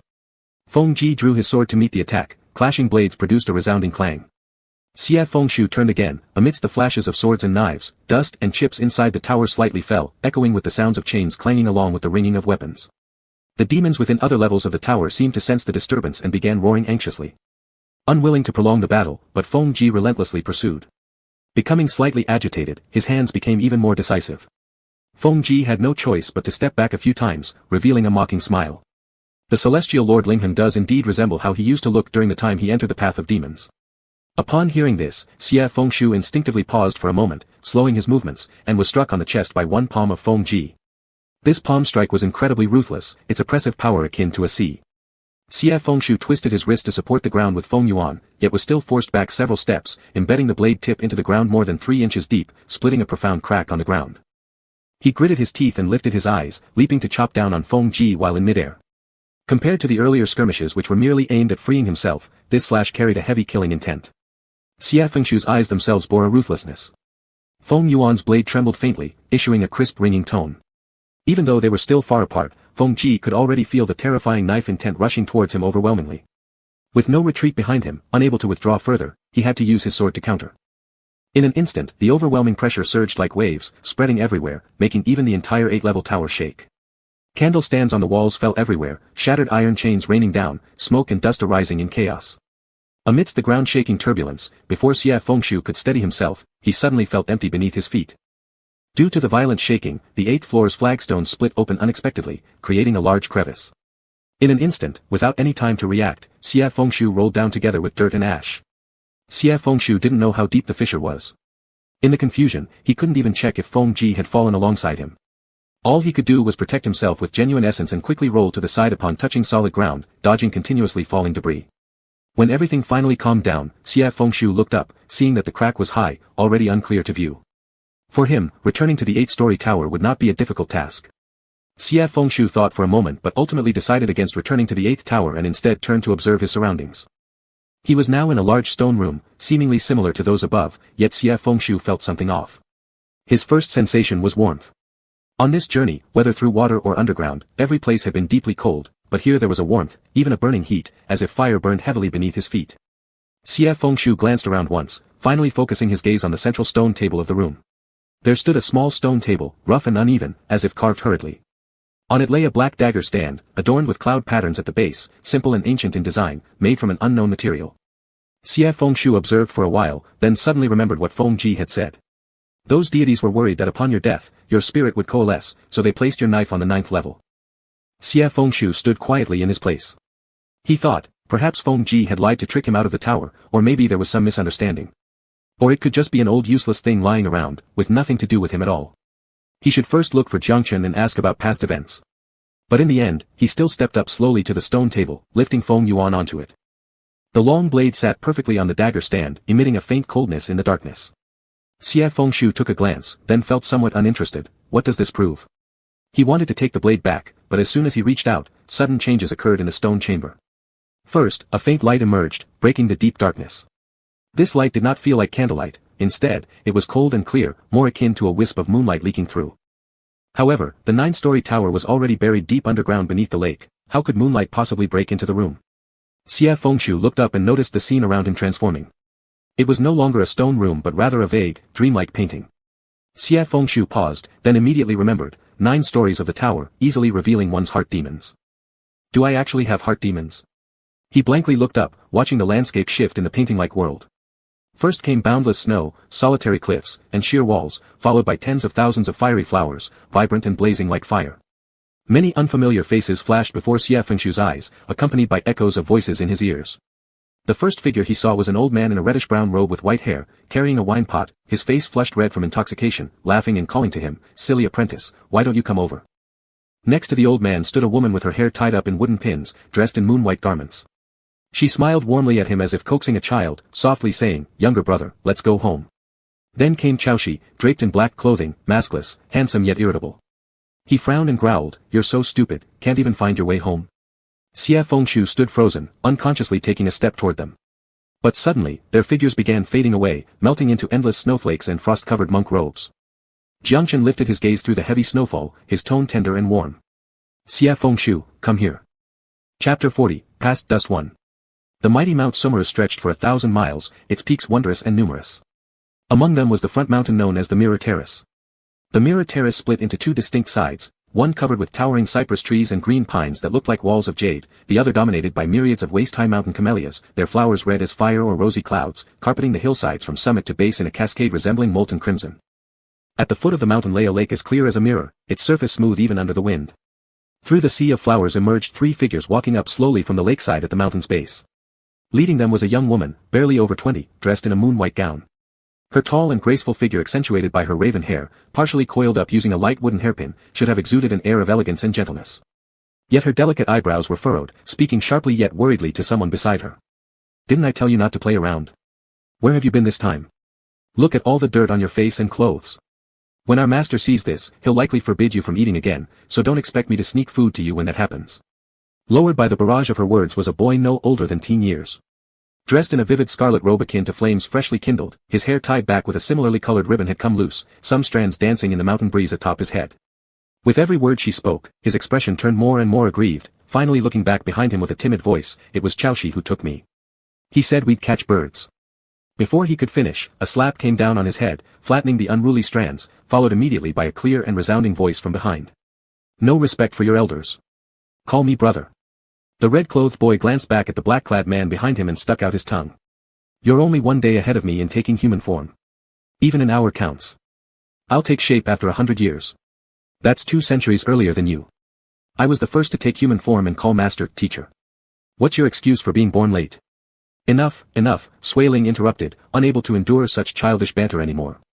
After listening to similar arguments for over a century, she felt every extra second aging her prematurely. She lightly tapped the forehead of the boy before her. "Feng Shu, are you stupid? You actually go wherever he tells you to? Don't you know he's got more schemes than sense?" Chowie bristled at this accusation. Grumbling under his breath, "Who's scheming?" "It's Feng Shu who's full of tricks, said we'd catch birds, then fell asleep under a tree and wouldn't wake up no matter how much we called. And you shut up too." Sui Ling, usually gentle, only revealed her irritation when pushed too far by these 2 immature disciples. Seeing her thus, both boys dared not utter another sound. Sui Ling sighed again, wiping a speck of mud off Feng Shu's cheek tenderly. "So, what did you catch after running around all day?" Feng Shu let Sui Ling clean his face obediently while muttering indistinctly. "We didn't catch anything. Chowie is too dumb. We found a few bird eggs instead." He rummaged through his sleeve and pulled out 4 bird eggs, black and white patterned, no bigger than his thumb. Despite their size, he displayed them proudly. "For in total, 1 each for master, sister Sui Ling, Chowie, and myself." Sui Ling couldn't help but laugh and give him an affectionate pinch on the ear. "Don't try to butter me up." Despite her scolding tone, her frustration had lessened significantly, and she continued guiding the 2 troublemakers toward home.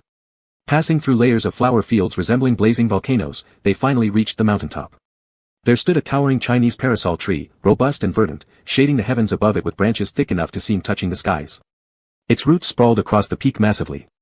Throughout their climb, Xie Fengshu walked with a respectful bow until now stepping closer, he smelled the tree and stood straight, commenting, "This smells entirely of alcohol. Did master get drunk again?" Chowie stepped forward as well, sniffing and nodding in agreement. "Definitely." Sui Ling rolled her eyes and performed a gesture with her hand, causing a pale layer of mist to rise gently before the trio. Once they passed through the thin fog, an otherwise vacant field unveiled a secluded courtyard surrounded by bamboo fences. Ivy crawled along the barriers, decorating the simple space with a touch of natural beauty. Within the yard stood several cottages. Xie Fengshu opened the gate first and, in a polite manner, announced their return, "Master, we're back." A moment later, the central thatched cottage door creaked open slowly. An aged voice accompanied by the sound of the opening door carried out, "You little devils, you're finally back." The 3 looked towards the sound, revealing an old man, his beard and hair fully silvered, wearing dark short clothes, holding an empty wine jar loosely in his hands. Noticing them, the elder gave a slight snort and demanded, "Where have you been making your sister look for you all day?" Xie Fengshu quickly tried to please the old man, presenting the bird eggs with pride, "We fetched these bird eggs for you, master." Lu Qiwu had initially intended to give these mischievous monkeys who wandered around recklessly a proper scolding. But unexpectedly, his youngest disciple's act of flattery stifled his long-planned lecture right back in his throat. All he could do was to turn his head and reprimand Chaoshi instead. "Taking your junior brother all over the place? Times are different now, if anything happens, what then?" Chaoshi accepted the scolding quietly, even sneaking a glare at Xie Fengshu, who lacked loyalty in such a situation. Xie Fengshu stuck out his tongue and asked Lu Qiwu, "Master, what's going on recently?" Lu Qiwu ushered his 3 disciples into the room as he spoke, "The spiritual creatures from the mountain brought me news, there's a monk who suddenly arrived within 100 miles of Mirror Terrace." Xie Fengshu had never left the mountain before. His understanding of the human world all came from Master Lu Qiwu's collection of books and the narratives shared by others. He turned to Sui Ling and asked quietly, "Sister, what's a monk?" Before Sui Ling could respond, Chaoshi sneered first, "It's just a great demon, specializing in devouring demons. A small demon like you, who has only been in human form for more than 100 years, would be swallowed in one bite without needing to pick the teeth. You're only a day older than me." And they started again. Sui Ling's head hurt, but luckily Lu Qiwu interrupted them, "In any case, stay away from the back mountain, be careful not to get caught and revert to your original forms." The 4 words about reverting their shapes were truly frightening, so everyone stopped arguing obediently and responded with an assured yes. Satisfied, Lu Qiwu nodded. "Eat dinner." Lu Qiwu was the parasol tree atop Mirror Terrace, having practiced cultivation for nearly 1,000 years. He was the oldest demon in the territory of Mount Sumeru, where the phoenixes heading west used to rest on his branches. Hence, Lu Qiwu gained some divine affinity, no longer merely a demon cultivator. Perhaps one day he might even ascend. However, observing the old man greedily chewing bones with his face covered in grease, Xie Fengshu found him utterly devoid of any grace or aura expected from someone destined to ascend, finding it hard to believe that this was possible. Even though there was already a lot of food, Xie Fengshu solemnly distributed the bird eggs during dinner. Lu Qiwu and Sui Ling couldn't bear to reject the goodwill from the child and ate the egg under Xie Fengshu's eager gaze, complimenting it as excellent taste. The tasteless thing was nowhere enough to clean between the teeth. Chowie rolled his eyes so much that they almost reached the heavens. He carelessly pocketed his egg and growled, "Eat dinner." After dinner, Lu Qiwu held another wine jar and lounged in a bamboo chair, watching his 3 disciples practice. Among the 3, Sui Ling was the earliest disciple. Her true form was the white fox of Mount Sumru. She was saved from freezing to death in the snow on Mirror Terrace before she could take a human shape. That was when Lu Qiwu gave her a name. Later, Lu Qiwu also rescued a baby snake that just awakened its consciousness, naming it Chaoshi. As for Xie Fengshu, even after nearly 1,000 years of cultivation, Lu Qiwu failed to identify Xie Fengshu's true form. It was early spring then. Lu Qiwu went out for a stroll. As soon as he reached the foot of the mountain, he saw a radiant white egg beside Lake Mingjing. Unable to recognize the species, its essence faint but continuous, indicating it was almost about to awaken its consciousness. Picking up 1 is carrying, picking up 2 is raising. Lu Qiwu returned home with the egg after wandering around idly, raising it until it became the fearless troublemaker it was now. No one could still identify what Xie Fengshu's original form was, knowing only that he was a prince-like figure. Practicing for just 2 hours, Xie Fengshu stuck his sword in the ground and said, "I'm done for today, we'll continue tomorrow." Lu Qiwu glared sharply, "Cultivation must never be abandoned halfway. Aren't your siblings continuing too? My sister practices spells, and Chaoshi trains with a whip. Mine is the heaviest, so I get tired faster." Xie Fengshu made excuses upon excuses and sidled up to Lu Qiwu. "Teacher, let's continue tomorrow, my hands can't even be raised anymore." His voice was bright and carried the softness unique to youth. Lu Qiwu coughed once and solemnly decreed, "Then you can all go to bed earlier tonight, but add half an hour tomorrow morning." This showed that the brat didn't develop his airs and graces without reason, since clearly the old man above had no principles either. There were 3 cottages. Lu Qiwu lived alone in one, Sui Ling in another, while Xie Fengshu and Chaoshi shared the third. Neither cared much for luxury, so apart from 2 beds and a table, there wasn't much else inside. When Xie Fengshu climbed onto the bed, Chaoshi across from him had already fallen asleep. Settling down, Xie Fengshu thought of the monk master mentioned earlier. He looked toward the opposite bed and called softly, "Chaoshi." Chaoshi's eyes were closed, but after a moment he lazily replied, Xie Fengshu disregarded his lackadaisical tone, turning over to ask, "Are monks really that scary?" "Scary? What does a monk look like?" "How should I know?" Chaoyi finally opened his eyes, saying, "To catch demons, maybe." "Here to capture demons?" "Yes," answered Chaoyi. Xie Fengshu sighed, his face full of distress. "The hawthorns in the mountains will soon be ripe, and I was looking forward to picking them." Chaoshi suppressed a laugh and scoffed, "Chicken." Xie Fengshu reacted like a cat whose tail had been stepped on, sitting up abruptly. He fumed, "I am not a chicken." "Then why are you so scared?" Chaoshi shot him a sidelong glance, teasing deliberately, "Don't worry, your senior brother will look after you. I won't let the monk eat you up." Xie Fengshu's face turned red with anger. He stopped talking to the other, lying down on the bed with a huff, muttering under his breath, "A monk? So what?" Chaoshi figured he was just complaining again, so he didn't pay any more attention. Xie Fengshu buried his head in the blanket, silently repeating to himself, "A monk? So what? I'm not afraid of him at all." Chapter 41 Past Life 2. It was late afternoon, with the red sun low and the mountain forest enveloped in twilight. Xie Fengshu walked alone through the woods, his red robes particularly eye-catching. He had slipped out after eating dinner secretly. On one hand, he wanted to skip practice, on the other, he couldn't let go of what Chaoshi said about him being a coward. Therefore, he summoned up his courage and dared to meet the monk who ate demons. Mount Meru was vast, and by the time Xie Fengshu reached the back mountain, the sunset had completely disappeared below the horizon. The wind picked up in the forest, rustling through the grass and trees. As Xie Fengshu moved slower and slower, he glanced around anxiously, fearing the sudden appearance of some monster with a green face and fangs. Unfortunately, apart from occasional pheasants or hares startling him, he saw nothing. Indeed, he felt somewhat guilty, never having ventured into the human world. All he knew about it beyond Mount Meru came from the stories and accounts given by others upon their return from excursions down the mountain. Lu Qiwu liked to exaggerate, Chaoshi enjoyed scaring him, while only Sui Ling seemed credible. Moreover, there were not many magical creatures on Mount Meru, most being minor demons like rabbit spirits or deer, which fled at even the slightest disturbance, faster than himself. In short, Xie Fengshu, despite having transformed into human form for over 200 years, had never seen a big demon that eats humans, nor a monk capable of devouring demons. As it was almost dusk, Xie Fengshu thought about going back but hesitated, considering how much Chaoshi might ridicule him if he returned empty-handed. Thus, he wandered aimlessly through the forest without purpose.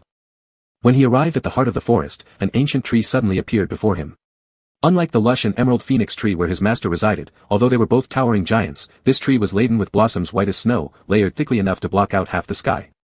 A breeze swept through, scattering petals like falling snowflakes onto the ground. At the sight of this tree, Xie Fengshu's attention was immediately captured, staring at it in fascination for quite some time before noticing a small courtyard behind the tree. The yard wasn't large, with red walls and brown tiles, looking somewhat weathered and faded. Never knowing that anyone lived here, Xie Fengshu approached and stood at the entrance for a moment before realizing, this must be the residence of the monk. Upon realizing this, Xie Fengshu deliberated for quite some time, ultimately allowing his curiosity to overcome his fear. With the fence being rather high, he leaped over gracefully, ensuring no one was inside before sitting cautiously on the wall. On both sides of the yard were dense bamboo groves, and the ground was paved with blue stones leading to a house at the end, its doors and windows tightly shut, appearing unoccupied. Even so, after some hesitation, Xie Fengshu still didn't dare to enter. What if the monk was treacherous, setting traps inside to catch demons?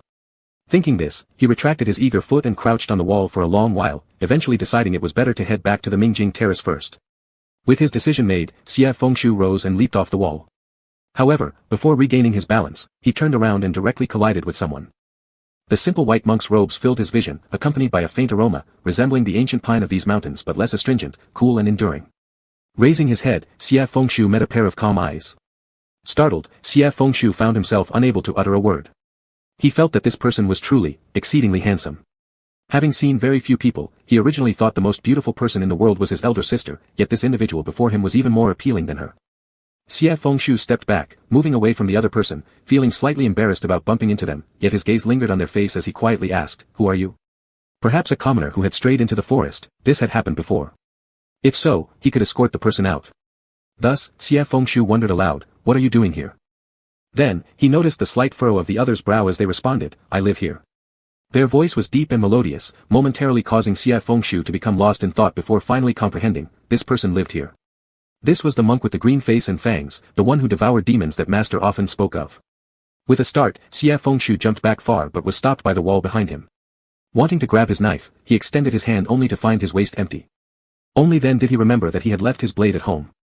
Still, the monk's eyes remained fixed on his face, and beads of sweat began forming on Xie Fengshu's forehead.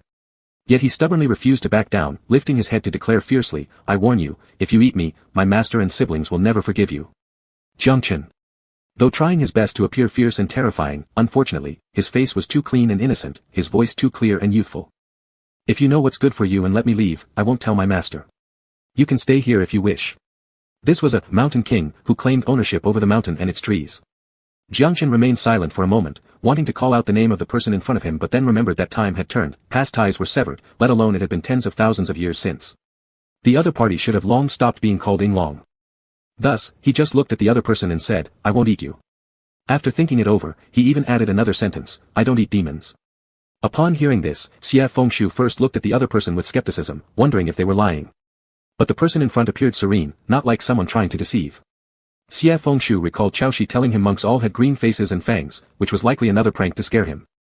Chaoshi was going to get beaten soon enough. Xie Fengshu relaxed slightly, tentatively stepping forward. Jiangchen didn't react much, he merely stepped back a few steps to allow the boy to move from under the wall. Taking a few steps, Xie Fengshu stood beneath the tree, looking back as if confirming, "Am I really leaving?" At that moment, Jiangchen said, "Wait a moment." Xie Fengshu restrained his urge to flee into the forest without looking back and stayed obediently where he was, consoling himself mentally, "It's fine anyway, since I can run fast, and he may not catch up." Jiangchen didn't know what Xie Fengshu thought. He pushed open the temple gate and went inside.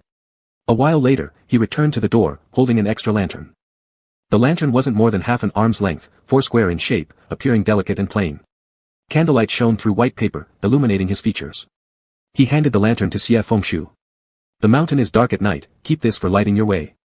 Xie Fengshu was startled, took the lantern in his hand, and only then realized how dusk had already enveloped everything. His sister must be anxious by now, unable to find him, and his master would surely scold them. Thinking about it, Xie Fengshu rushed into the night in a fluster, stopping halfway and hurriedly turning around to look toward Jiangchen under the tree. He felt a bit awkward, fearing the other might think he'd take advantage. Hastily raising his head, he said, "When I come next time, I will return it to you." Jiangchen shook his head, "No need." Xie Fengshu hadn't heard anything he said clearly and red robes vanished into darkness. The flickering candle light in the lantern swayed in his hand and gradually receded into the distance.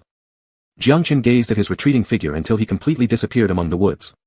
The heaven's concerns were clear to Jiangchen, nothing more than the fear after being bitten once by a snake, lasting 10 years and afraid of wells afterward, worrying Yinglong's reincarnation might again cause some killing of immortals. Originally descending from Mount Meru wasn't for their benefit, it was because he had participated in Yinglong's death back then and believed that even if he did not come, the heavens would find another way to eliminate potential future troubles. Better for him to take charge and save the trouble, comparing managing Yinglong's reincarnation to simply relocating his meditation. However, he never imagined that after rebirth, Yinglong's past dust had vanished completely, and the person had become an unrestrained and free-spirited youth standing before him now. After reincarnation, all memories were erased.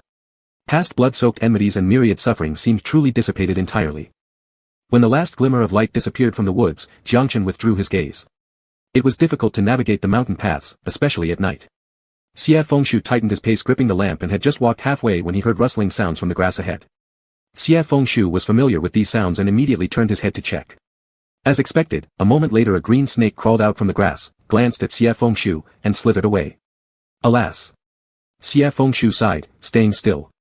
Moments later, another sound broke from the vegetation ahead, followed by a furious voice. Xie Fengshu! Are you stupid? Xie Fengshu's ears rang from the thunderous roar. Looking at the enraged face, he sulked, aren't I back? Chaoshi quickly leapt several strides to stand right in front of Xie Fengshu, raising his voice louder. What time is it? Do you remember to come back? You might as well stay outside forever. Knowing his mistake, Xie Fengshu muttered softly, where are master and elder sister? They're waiting at home, Chaoshi shot back. Do you want them to search for you at midnight? After scrutinizing Xie Fengshu thoroughly, Chaoshi gritted her teeth, I thought that monk captured you and ate you. Forget what you told me, Chaoshi poked Xie Fengshu's forehead. If you keep wandering off, I'll beat you for real. Breathing heavily, specks of ash on her clothes indicated she had searched extensively. Xie Fengshu admitted his error meekly, I've realized my mistake. When I noticed it was dark, I came rushing back without rest. Now I'm hungry. Chaoshi sniffed contemptuously, why haven't you starved yet? Xie Fengshu could only remain quiet, fearing to further irritate the person before him. He obediently trailed behind Chaoshi as they headed back. After walking a short distance, he heard Chaoshi gruffly order beside him, hold out your hand. Xie Fengshu complied in bewilderment, and the next moment, a black and white speckled bird's egg landed in his hand. It was the one he had handed to Chaoshi that day, one each for both of them. Chaoshi didn't glance at Xie Fengshu but kept his head down as he walked forward, scolding angrily, if you do this again, you'll starve to death outside, and I will absolutely not. Before he could finish, Xie Fengshu had already leapt onto his back, burying his head to nuzzle and rub chaotically while saying, thank you, brother. You're the best. My legs hurt from walking all the way, I can't go on. Chaoshi could no longer contain himself and shouted furiously, get off. Chapter 42, Past Dust 3. On that day, Xie Fengshu was grabbed by Chaoshi by the collar and dragged back. Then Sui Ling and Lu Qiuhu gave him a harsh scolding. Although Sui Ling was upset, she could not stand seeing Xie Fengshu giving in and cajoling. Lu Qiuhu endured as Xie Fengshu kept calling him master for half a day, watching him being both evasive and apologetic. In the end, he made Xie Fengshu carry water for 10 days straight, traveling back and forth daily from the foot of the mountain to the top. And Chaoshi did not help at all, lying amidst the mountain flowers with a foxtail grass in his mouth, mocking him. Xie Fengshu was already exhausted and threw the wooden bucket aside without hesitation, plopping down beside Chaoshi. Chaoshi slightly raised his arched eyebrows and turned over, sitting up, the water tank isn't full yet, and you've already learned how to slack off. Who's slacking off? Xie Fengshu stretched out on the hillside, disappearing among layers of mountain flowers, I just need a little rest. Chaoshi replied calmly from the side, do as you wish. If you haven't finished carrying water by evening, your practice time will be extended again. Xie Fengshu did not get up but turned his head to look at Chaoshi who sat in the dim light with a sharply defined face, appearing somewhat stern. He couldn't help but think about the monk on the back mountain. There was no such sharp clarity and openness on that monk's face, instead, it was calm like a clear lake. That day I went to find the monk we mentioned. I know, Chaoshi glanced at him impatiently, he has a handsome face, does not eat demons, and even lent you a lantern when you left, how many times do you intend to repeat this? Xie Fengshu didn't pay attention to him and stared at the vast cloudless sky above, why did you scare me? Chaoshi knew he had wronged. He hadn't really met too many monks before, only knowing that humans generally dislike demons, especially those practicing Buddhism. But this monk did not seem to be evil either. Unable to resist Xie Fengshu's constant chatter, he waved his hand impatiently, alright, I was wrong. What's his name? I'll apologize to him another day. Only then did Xie Fengshu remember, he didn't even know the monk's name. Thinking about it, he abruptly flipped himself upright on the grass. I'm going to ask him what his name is. This time, Xie Fengshu had learned his lesson. He first finished carrying the water and then told Lu Qiuhu. However, Lu Qiuhu was drunk out of his mind, snoring loudly, sleeping soundly inside the house. So, Xie Fengshu ran to find Sui Ling. Sui Ling's door was closed. Xie Fengshu knocked politely, and after a while, the door opened. Upon seeing it was him, Sui Ling smiled and asked, "Why don't you come in?" The master said that one cannot enter a woman's room casually, not even a female disciple's room. Xie Fengshu grinned cutely at Sui Ling, "Senior sister, I need to go out for a bit." Sui Ling patted his head affectionately, "Where to?" Xie Fengshu truthfully answered, "Back mountain." Sui Ling sighed, "To find that monk." Seeing Xie Fengshu nod, Sui Ling felt a headache coming on and asked, "You don't even know if he is good or bad, yet you are still planning to find him?" Xie Fengshu replied, "He lent me a lantern." Sui Ling looked at her young brother, who was now taller than herself. Speechless, she could only say, "Go early and come back early, be careful on the way. When the master wakes up, can you tell him for me?" Xie Fengshu complained, "I don't want to carry water anymore." Sui Ling found it amusing yet irritating, "Go quickly." In a few quick steps, Xie Fengshu flew out of the courtyard, thought about something and came back. He rushed into his own room and took down a lantern hanging on the wall. When he arrived outside the same courtyard from that day, the wooden gate was slightly ajar. Xie Fengshu didn't dare enter. Instead, he placed the lantern at the base of the wall and climbed up the wall. The door of the house at the end of the yard was slightly open, indicating someone was inside. Xie Fengshu waited on the wall for a while until finally, the door opened from the inside and the person from that day, the exceptionally handsome monk, came out. Xie Fengshu straightened up immediately, intending to call out, but realizing he did not know the monk's name, he hesitated. The monk looked up at him, saw Xie Fengshu sitting atop the wall, and stopped momentarily. He walked over and stood beneath the wall, looking up at the red-robed youth. "What brings you here?" If anyone else were asked such a question, they might have felt awkward, as it sounded almost like a polite dismissal. But Xie Fengshu wasn't offended, delighted rather, that the other person had actively approached him, enthusiastically replying, "I've come to return your lantern."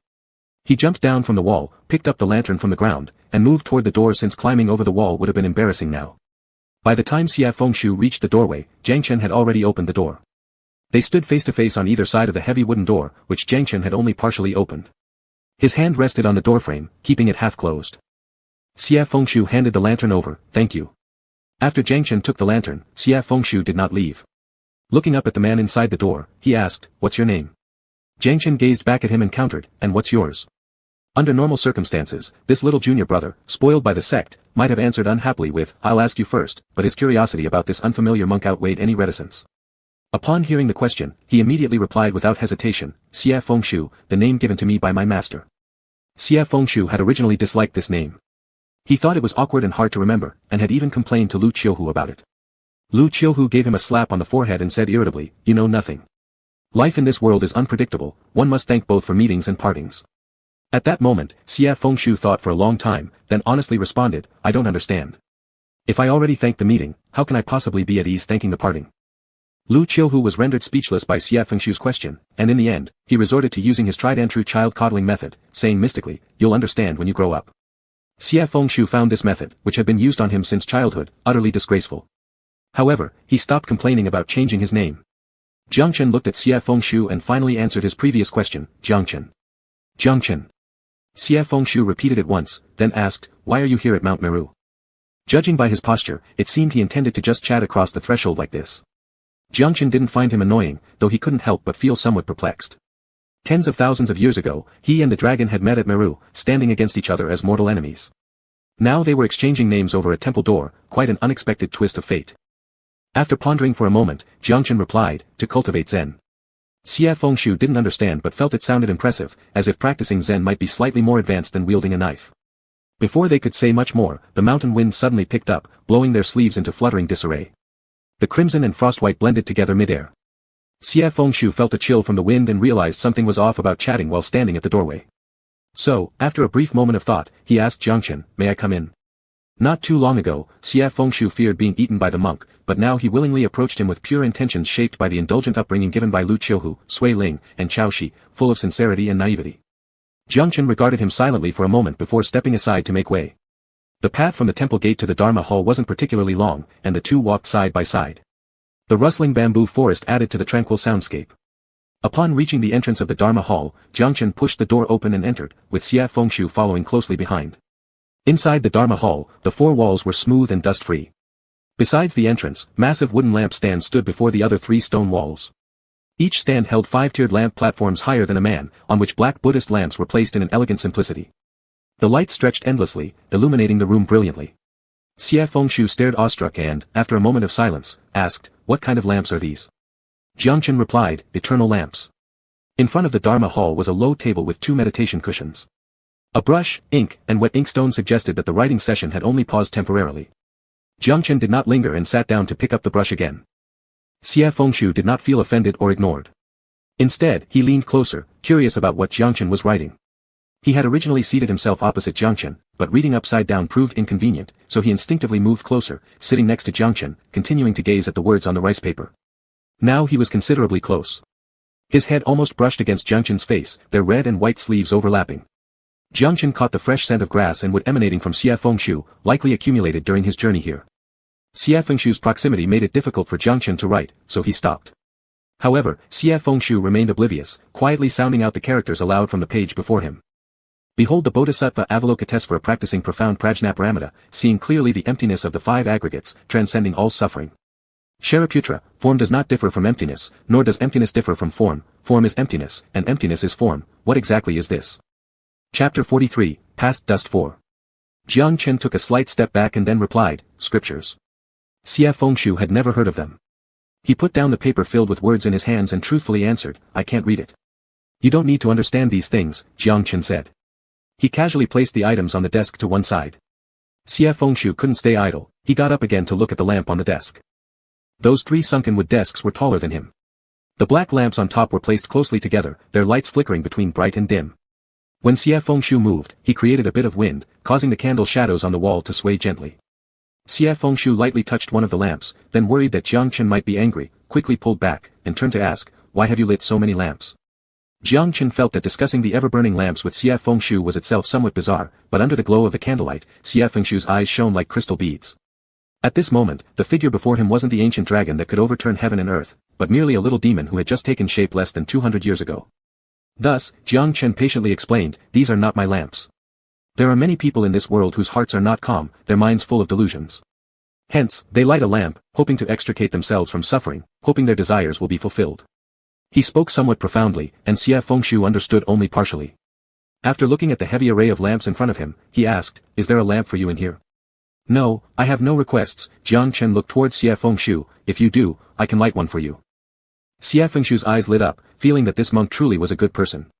But after standing in front of the lamp case, pondering deeply for half a while, he eventually said, "I don't seem to have any. I have my master and elder sister, annoying ghost Chaoshi around me, and now a monk friend. What I have is already more than enough." Jiangchen was caught off guard by the title, monk friend, and turned to ask, "Don't you want to ascend? Whether it be Taoist cultivators, Buddhist practitioners, or demonic ones, spending hundreds, even thousands of years, isn't it all for the purpose of ascending and becoming a deity one day?" Jiangchen thought that since Xie Fengshu had just undergone his transformation, perhaps he didn't know what ascending meant, so he very simply explained, "It means going to heaven to become a god." He had initially killed the dragon and thus owed him an outcome of karma. If Xie Fengshu wished to become a celestial being, guiding him across would count as repaying the karmic debt. Had the gods urging for ascension overheard, they might have been frightened unconscious. Jiangchen remained calm-faced, waiting solely for Xie Fengshu's response. "I know. My master is the longest practicing great demon on Mount Meru, maybe one day he will ascend. The other demons all envy him."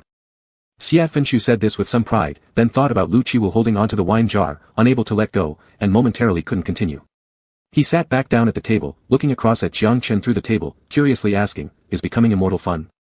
Jiangchen didn't know whether to answer first if it was enjoyable or to inform Xie Fengshu that immortality isn't playtime. Before he could think clearly, the red-clothed youth waved his hand, saying, "Never mind, I'm a demon and I don't understand, of course you wouldn't either." Jiangchen, who didn't quite get it either, stayed silent. Xie Fengshu sat cross-legged on the ground, leaning against a pillar.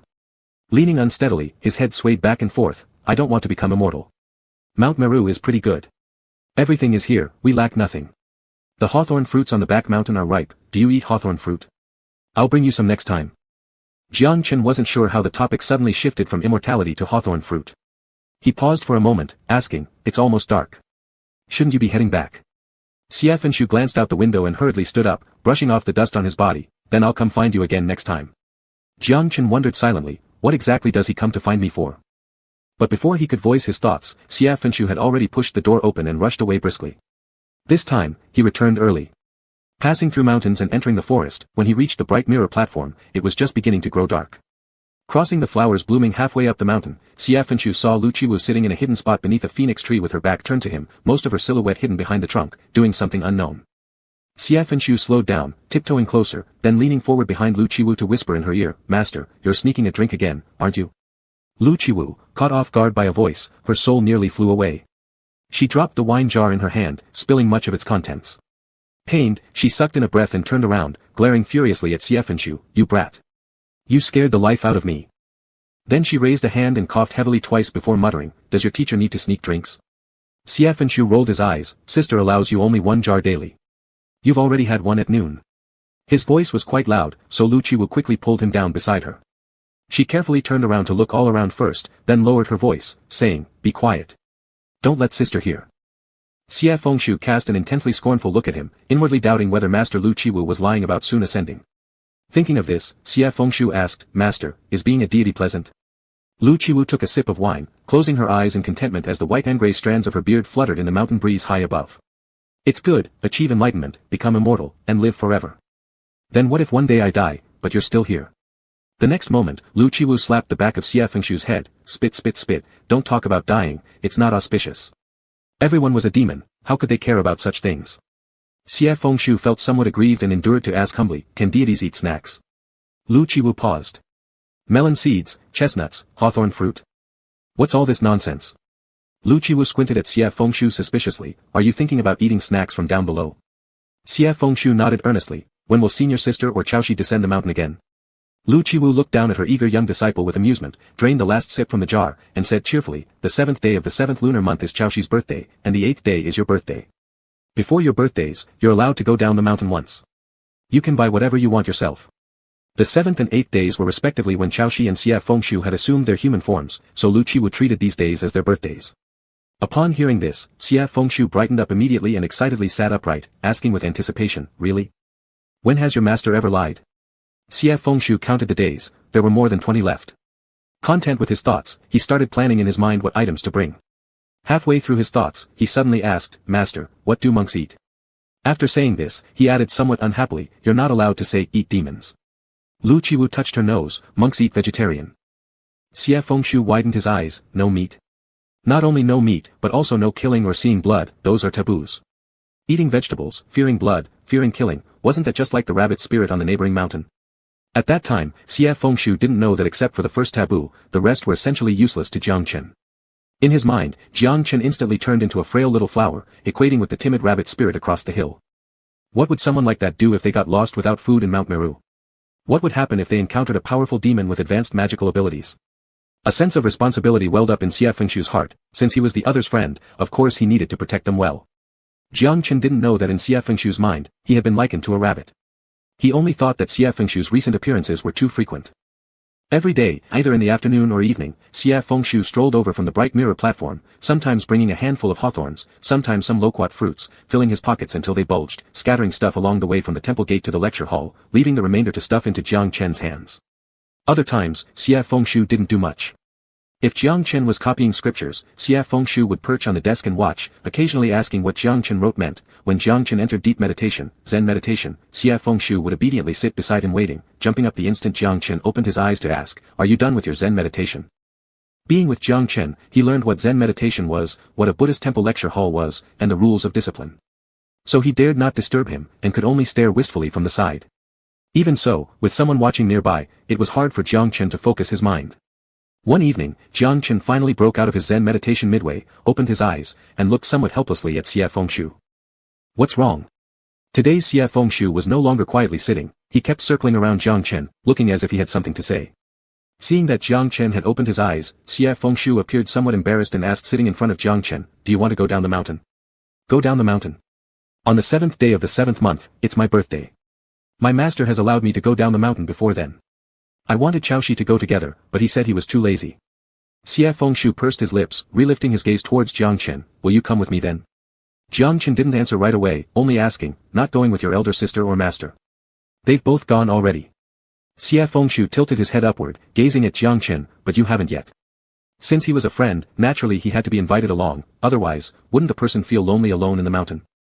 Jiang Chen glanced down at him, seeing Xie Fengshu's face brimming with anticipation, his features appearing clean and pure under the candlelight. Jiang Chen drew his gaze away from his face and asked, which day? Chapter 44, Past Life 5. Xie Fengshu went down the mountain for the first time in 200 years, practically bursting with anticipation. His birthday was still over 10 days away, but he had already planned out everything he wanted to buy, and went around asking everyone in his sect if they needed him to bring anything back. When he left, it was still very early, and Lu Qiwu was fast asleep. Xie Fengshu tried banging on his door, but got no response, so he decided to ask someone else instead. Chao Shi was practicing in the courtyard when Xie Fengshu approached and asked, "Are you really not coming?"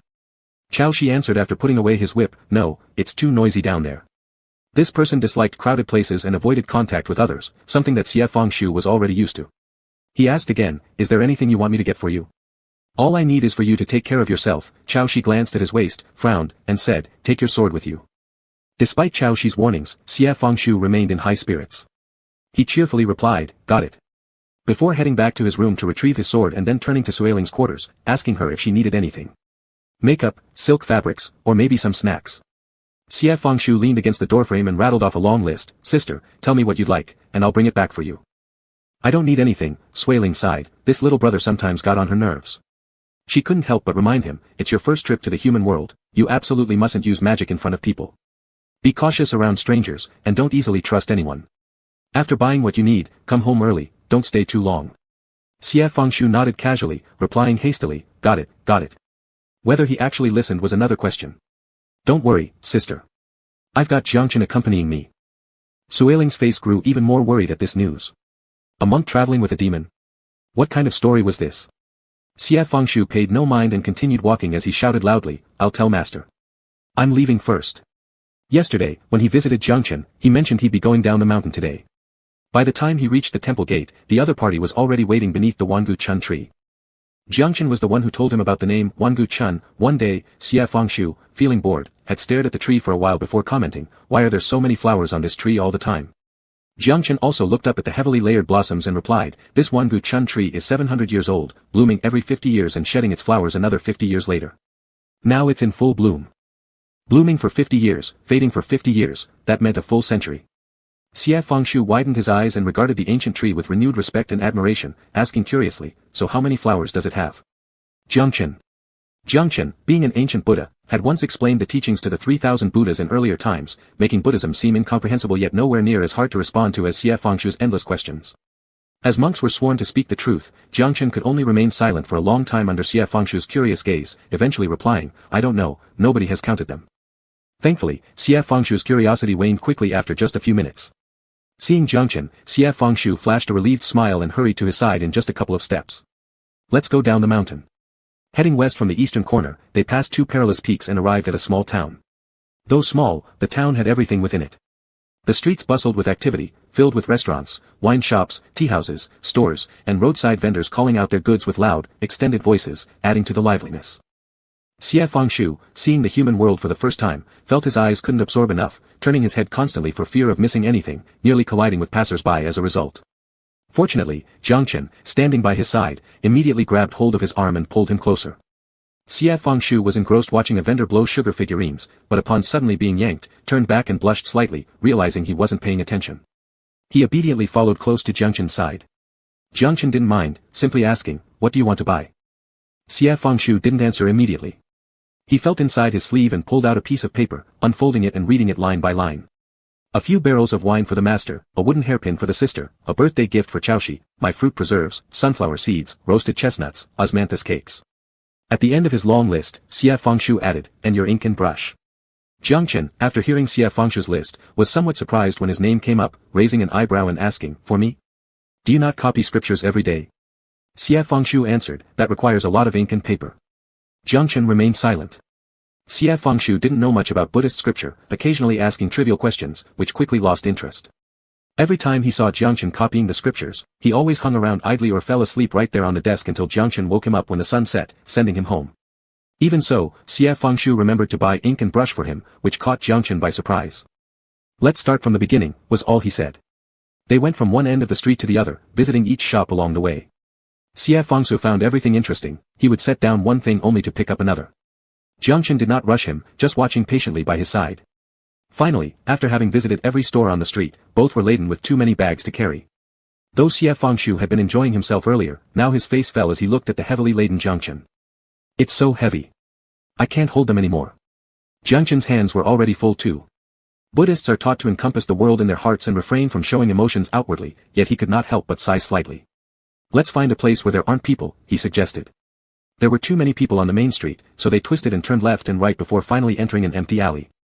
Xie Fengshu remembered Suiling's warning not to use magic where people were present. After checking cautiously around him, he used a secret art to gather all their purchases into the dimension bag hidden within his sleeve. With a sigh of relief, he tipped his head back and grinned at Jiang Chen. Alright, let's go home. They retraced their steps. It was close to dusk now, and the golden sunlight of the sunset bathed them. Walking away from the sun, their shadows intertwined at times as they made their way back. The city gates were already in sight when Xie Fengshu stretched like a cat and sighed. I never knew coming down the mountain could be this tiring. He paused for a moment then chuckled stupidly, adding, but it's quite fun. Where's the fun? Jiang Chen asked curiously. Everywhere. The grandpa who blows sugar figurines, the sister selling silk, the man roasting chestnuts, people walking in the street, and even those performing at the street corner are entertaining. Speaking clearly and with evident excitement and longing, he truly felt that everything and everyone in the mundane world was interesting, the lively sounds and sights. Looking at Xie Fengshu's face, Jiang Chen recalled the words of heaven's gods when they sought him to descend to suppress the Ying dragon. They had worried that the dragon still harbored demonic tendencies, which could endanger living beings, pleading for his compassion toward all sentient life. Sitting atop their celestial altars, these divine beings refused to step foot into the human world. Their so-called compassion for all beings carried less weight than a simple word interesting from Xie Fengshu. Seeing no ripple in his expression, Jiang Chen thought again, am I any different? Haven't I also sat atop the altar in Mahabrahma heaven for tens of thousands of years? He decided silently, celestial gods and Buddhas alike were blind. Noticing that he was being stared at, Xie Fengshu turned and asked, why are you looking at me? Jiang Chen shook his head, about to reply, nothing, when a middle-aged man suddenly darted out from a nearby alley. This man was poorly dressed, obviously unwashed for some time. Clutching a package, he rushed ahead as if he didn't see the two standing near the alley's entrance, and collided directly with Xie Fengshu. From the collision, the man's package spilled open, and several bundles of yellow grass paper money for tomb-sweeping ceremonies fell out. As the papers scattered across the ground, Xie Fengshu panicked, thinking it might have been his carelessness. Quickly helping to pick them up, he asked anxiously, are you all right? However, the man didn't even glance up or respond. He snatched the papers back from Xie Fengshu's hand and hurried toward the city gate. Watching the man until he disappeared in the distance, Jiang Chen turned his gaze first, asking, are you okay? At first, Xie Fengshu shook his head, but his brows remained furrowed deeply. It took a while before his eyes returned from the figure retreating into the horizon. Then, he softly spoke. That man carried a heavy aura of demon energy. Chapter 45, Past Dust 6. Jiang Chen also looked over and said, though the demon aura is heavy, it is not carried by itself. It's probably an ordinary person who has been plagued by an evil spirit. Xie Fengshu was originally worried about the figure leaving the city but turned his head again at the sound of Jiang Chen's voice. What kind of evil spirit? Jiang Chen answered, a Sha ghost. A solitary wandering spirit that died in the wilderness unable to return home. Due to their resentment, they gather into a Sha Qi, and upon encountering passing mortals, they attach themselves, slowly eroding the victim's spiritual essence, looking for a chance to seize the body and reincarnate. Xie Fengshu was stunned, and after a long while asked, will the person we saw earlier die? Jiang Chen lowered his eyes toward Xie Fengshu, whose face showed little understanding of concealing emotions, filled instead with concern. Jiang Chen sensed the presence of demonic energy from the approaching figure before Xie Fengshu did. With just a sidestep, he glimpsed into the cause and effect involving the other person. But he did not answer Xie Fengshu. Instead, he asked, do you not wish for them to die? Xie Fengshu responded immediately, of course not. Jiang Chen then said, then let us go take a look. Xie Fengshu had promised Suiling not to cause trouble and intended to buy what was needed and go straight home. Yet now, after hesitating for only a moment, he nodded. What if the person really dies? Lu Qiwu always believed that his 3 apprentices were intelligent and would one day become extraordinary demons through diligent practice, or even ascend as immortals. However, Lu Qiwu had taught his disciples with great seriousness that the path of cultivation lies in hard work and discipline, avoiding shortcuts, and certainly not harming others. Such wicked demons would invite celestial punishment and ultimate annihilation. When Lu Qiwu spoke these words, his expression was exceptionally grave, and Xie Fengshu had memorized them faithfully for many years.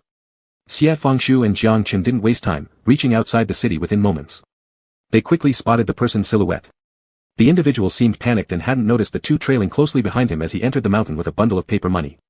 The 2 followed at a steady distance into the deeper parts of the forest.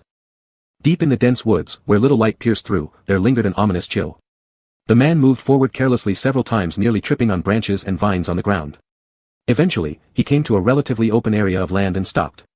Thus, Xie Fengshu and Jiang Chen halted as well, watching the humble man fall to his knees and pour out the bundle of paper money onto the ground before lighting them all on fire, nearly catching his clothes on fire. Startled, he scrambled backward a few steps and continuously bowed his head, repeatedly banging it against the ground.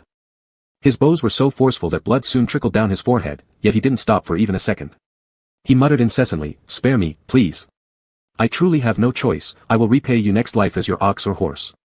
Xie Fengshu could not comprehend the situation unfolding in front of him but felt the cold wind swirling around and remained on high alert, tightly gripping the knife at his waist without blinking.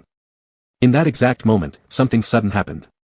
The burning pile of paper money flared up violently, a towering inferno rising nearly the height of a grown man.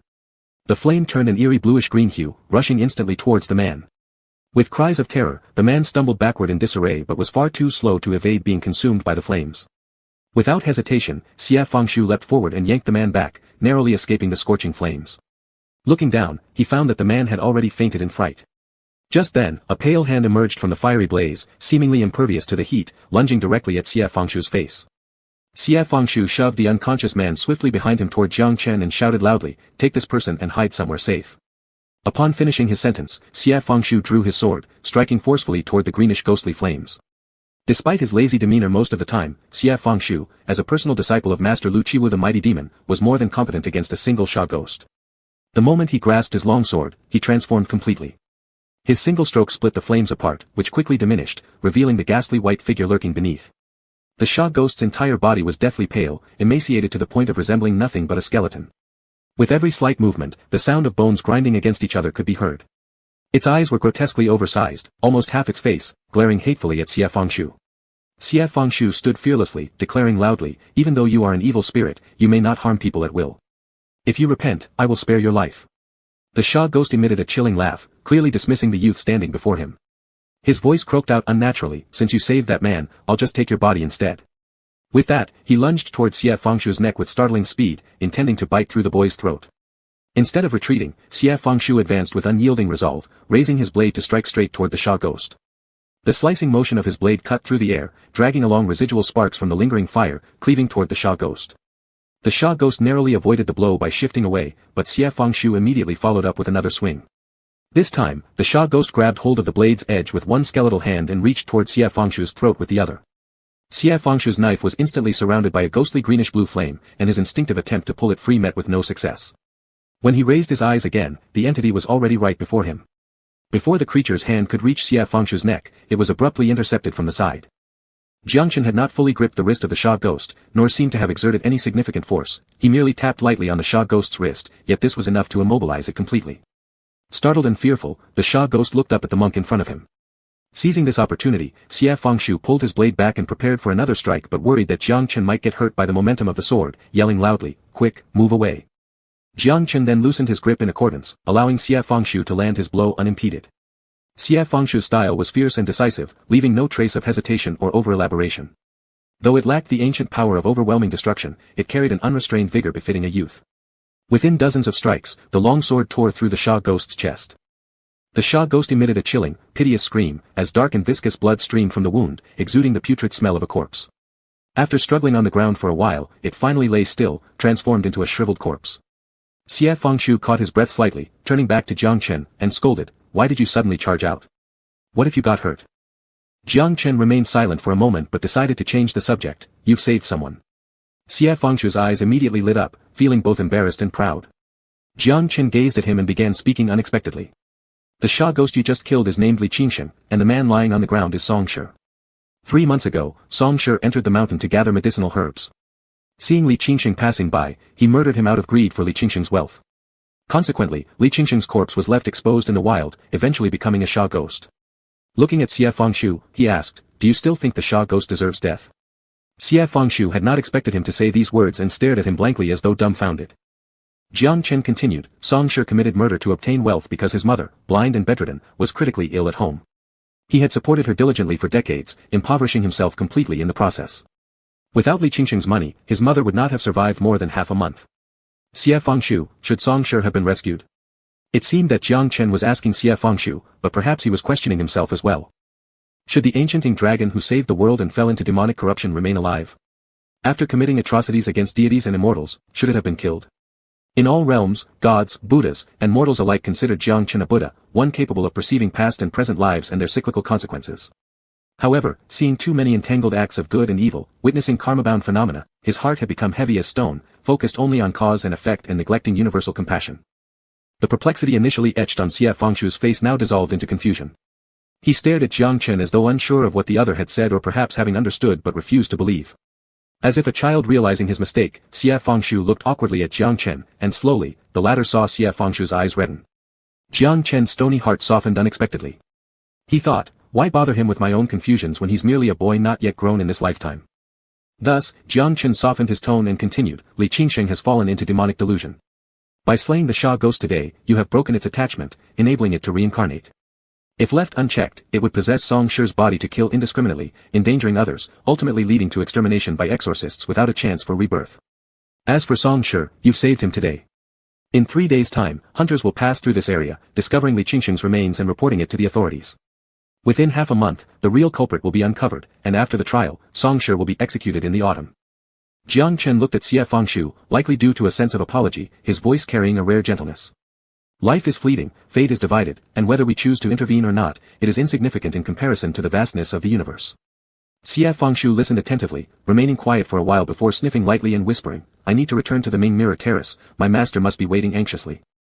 Though seemingly composed, he was indeed upset, angry and aggrieved, both at himself and at Jiang Chen. As frustration grew within him, he blurted out, I don't want to talk to you anymore, I'm going back. Jiang Chen paused momentarily and answered, all right. Neither bothered with Song Shi lying on the ground, heading towards the direction of Mount Meru. The way home was coincidentally also the direction where the Sha ghost's corpse lay. Not wanting to walk together with Jiang Chen, Xie Fengshu stormed ahead a few steps but then stopped abruptly upon spotting the Sha ghost's bloody body. The dark blood had already coagulated, looking quite terrifying. Xie Fengshu hesitated at his spot for a short while, then rushed back to Jiang Chen's side, raising a hand to cover the latter's eyes. Before Jiang Chen could react, a figure in crimson robes stood before him, covering his eyes with warmth, blocking out everything in front of him except for a faint beam of light seeping through the fingers. Hold on to me, let me lead you away. Don't look. Xie Fengshu's voice sounded hoarse, likely due to anger and sadness. Yet, despite his irritation, he continued, my master says monks shouldn't see such things. Killing, blood, such things were forbidden. After a long while, Jiang Chen gently raised his hand and gripped the one in front of his eyes, following Xie Fengshu step by step forward.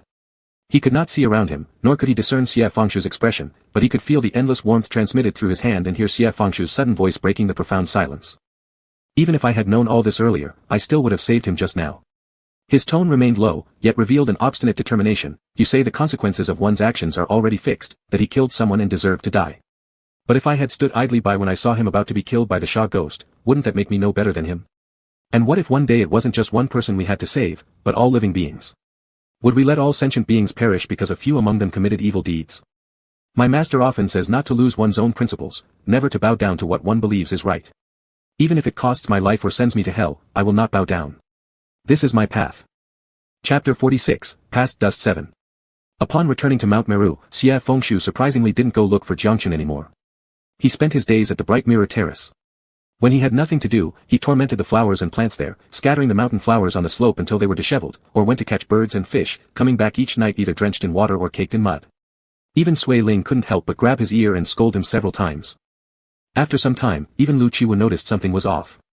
One day during dinner, he asked Xie Fengshu, why haven't you been going to the back mountain to find that monk recently? Xie Fengshu didn't want to talk and stuffed a mouthful of rice, filling his mouth full. Chaoshi hummed and said, had a falling out, right?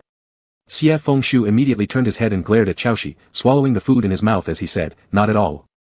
Then why don't you go anymore? Unhappy, Xie Fengshu pushed away his bowl and stopped talking. Lu Qiwu couldn't get an answer from him. Seeing Xie Fengshu upset, he stopped asking and instead gave Chaoshi a heavy pat on the head. Don't talk during meals. No one knows who spoke first. After dinner, Xie Fengshu practiced the knife as usual. Since the last time he killed the ghost, his blade had developed some burn marks, probably caused by ghost fire. Xie Fengshu showed it to Lu Qiwu, who waved his hand nonchalantly and said, when the master goes down the mountain next time, he'll find an iron shop to make you another one, it's not expensive. Xie Fengshu shrugged, stopped practicing, and climbed up to the roof to enjoy the breeze. At this time, the sun was setting, and under the vast sky, thousands of mountains shimmered with gold. The flowers halfway up the Bright Mirror Terrace looked like they were about to burst into flames, their shadows swaying in the mountain breeze. Xie Fengshu crossed his legs and watched for a while before withdrawing his gaze. At this hour, he would usually have already gone through these wildflowers and run to see Jiangchen. Xie Fengshu's anger had dissipated, and he thought he shouldn't be mad at Jiangchen. After all, the other party had merely spoken the truth. But he also couldn't bring himself to see them again, which made him feel even more dejected. A short moment later, a slight sound came from behind Xie Fengshu. Chaoshi lifted his robe and sat next to him. Xie Fengshu, feeling low, didn't bother to acknowledge him. Instead, Chaoshi frowned and stared at Xie Fengshu for a bit before opening his mouth impatiently. Xie Fengshu, weren't you bullied by that monk? Xie Fengshu lazily glanced at him, finally replying, no. Then why are you like this? What kind of look? Chaoshi was extremely straightforward, half dead. Xie Fengshu. I told you that monk wasn't good, Chaoshi continued, but you wouldn't listen. So, what now? Do you know? Xie Fengshu disliked others commenting on Jiangchen, frowning as he interrupted him. He's a good person. If he's such a good person, why did he upset you like this? I'm not angry. Do I not know you? Chaoshi snorted derisively. Whenever you're mad at someone, you refuse to talk to them. You torment the flowers every day, keeping your breath for half a month or so before letting go. What Chaoshi said made Xie Fengshu feel embarrassed, but he still stubbornly insisted, I'm not.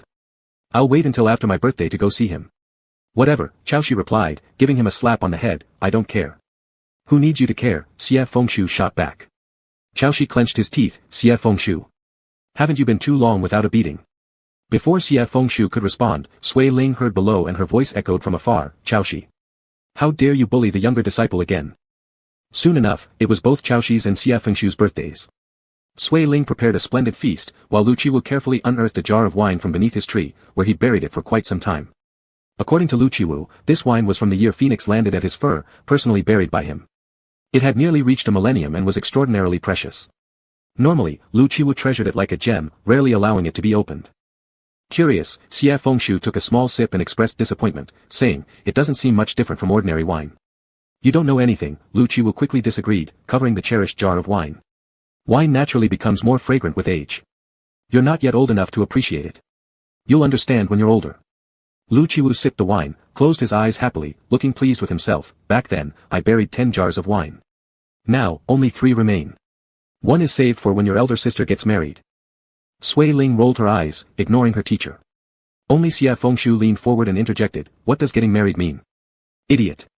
Chaoshi quietly answered, it means to Ji. Before he finished, Sui Ling shot him a glare, and Chaoshi obediently swallowed the rest of his words. Lu Qiwu continued, one is saved for when you and Chaoshi reach the golden core stage. Reaching the golden core stage means becoming a true great demon. Xie Fengshu complained, that's still so far away. With the bright moon overhead, the night was cool like water, faint cicada chirps and bird calls echoed from the wilderness. Under the moonlight, Lu Qiwu's face had turned slightly red. He chuckled happily as he patted his little disciple's head. Not long at all. Back then, when I brought all of you back, you were all so tiny, 100 years of life passed by in the blink of an eye. Once we reach the golden core stage, your master will give you all a resounding name, the mightiest there is. We'll shake the entire demon realm with it, and let them know that your master is Lu Qiwu. The other demons will tremble at the mention. Well, he was drunk and starting to babble again. The 3 disciples remained silent for a moment, only the night wind swept past. Finally, Chaoshi saved face by asking their master, for example. Lu Qiwu held his wine glass, deep in thought for quite a while, then slapped the table. Chaoshi's nickname will be Changzi, roaming freely through heaven and earth, unshackled in this world. Don't always look so serious and bitter. Xie Fengshu quickly asked, what about me? What about me? Hearing this, Lu Qiwu turned his head and looked at him. Likely because he thought this young disciple was far from reaching the golden core stage, he waved his hand, we'll see later. Xie Fengshu pouted and muttered, if I cause trouble outside, I'll just say my master is Lu Qiwu of Bright Mirror Terrace. If they have an issue, they can take it up with him. Lu Qiwu was greatly irritated by this disobedient student and retorted, go away.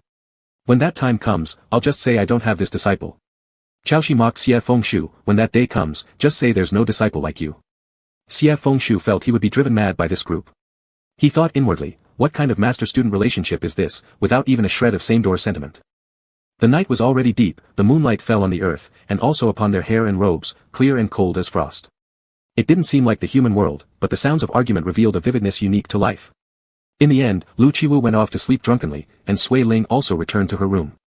Xie Fengshu followed behind Chaoshi as they ambled back to the rooms. However, when entering, Xie Fengshu stopped. Chaoshi turned around and frowned, asking, what's wrong with you now? Xie Fengshu had been holding back all day and finally couldn't help it any longer. He raised his head, looking pitifully at Chaoshi, I want to go see Jiangchen. He originally wanted to invite Jiangchen over to celebrate his birthday, but due to his stubbornness, he hadn't seen him at all. Perhaps because of how pitiful his expression looked, Qiaoshi impatiently waved his hand. If you want to go, then go.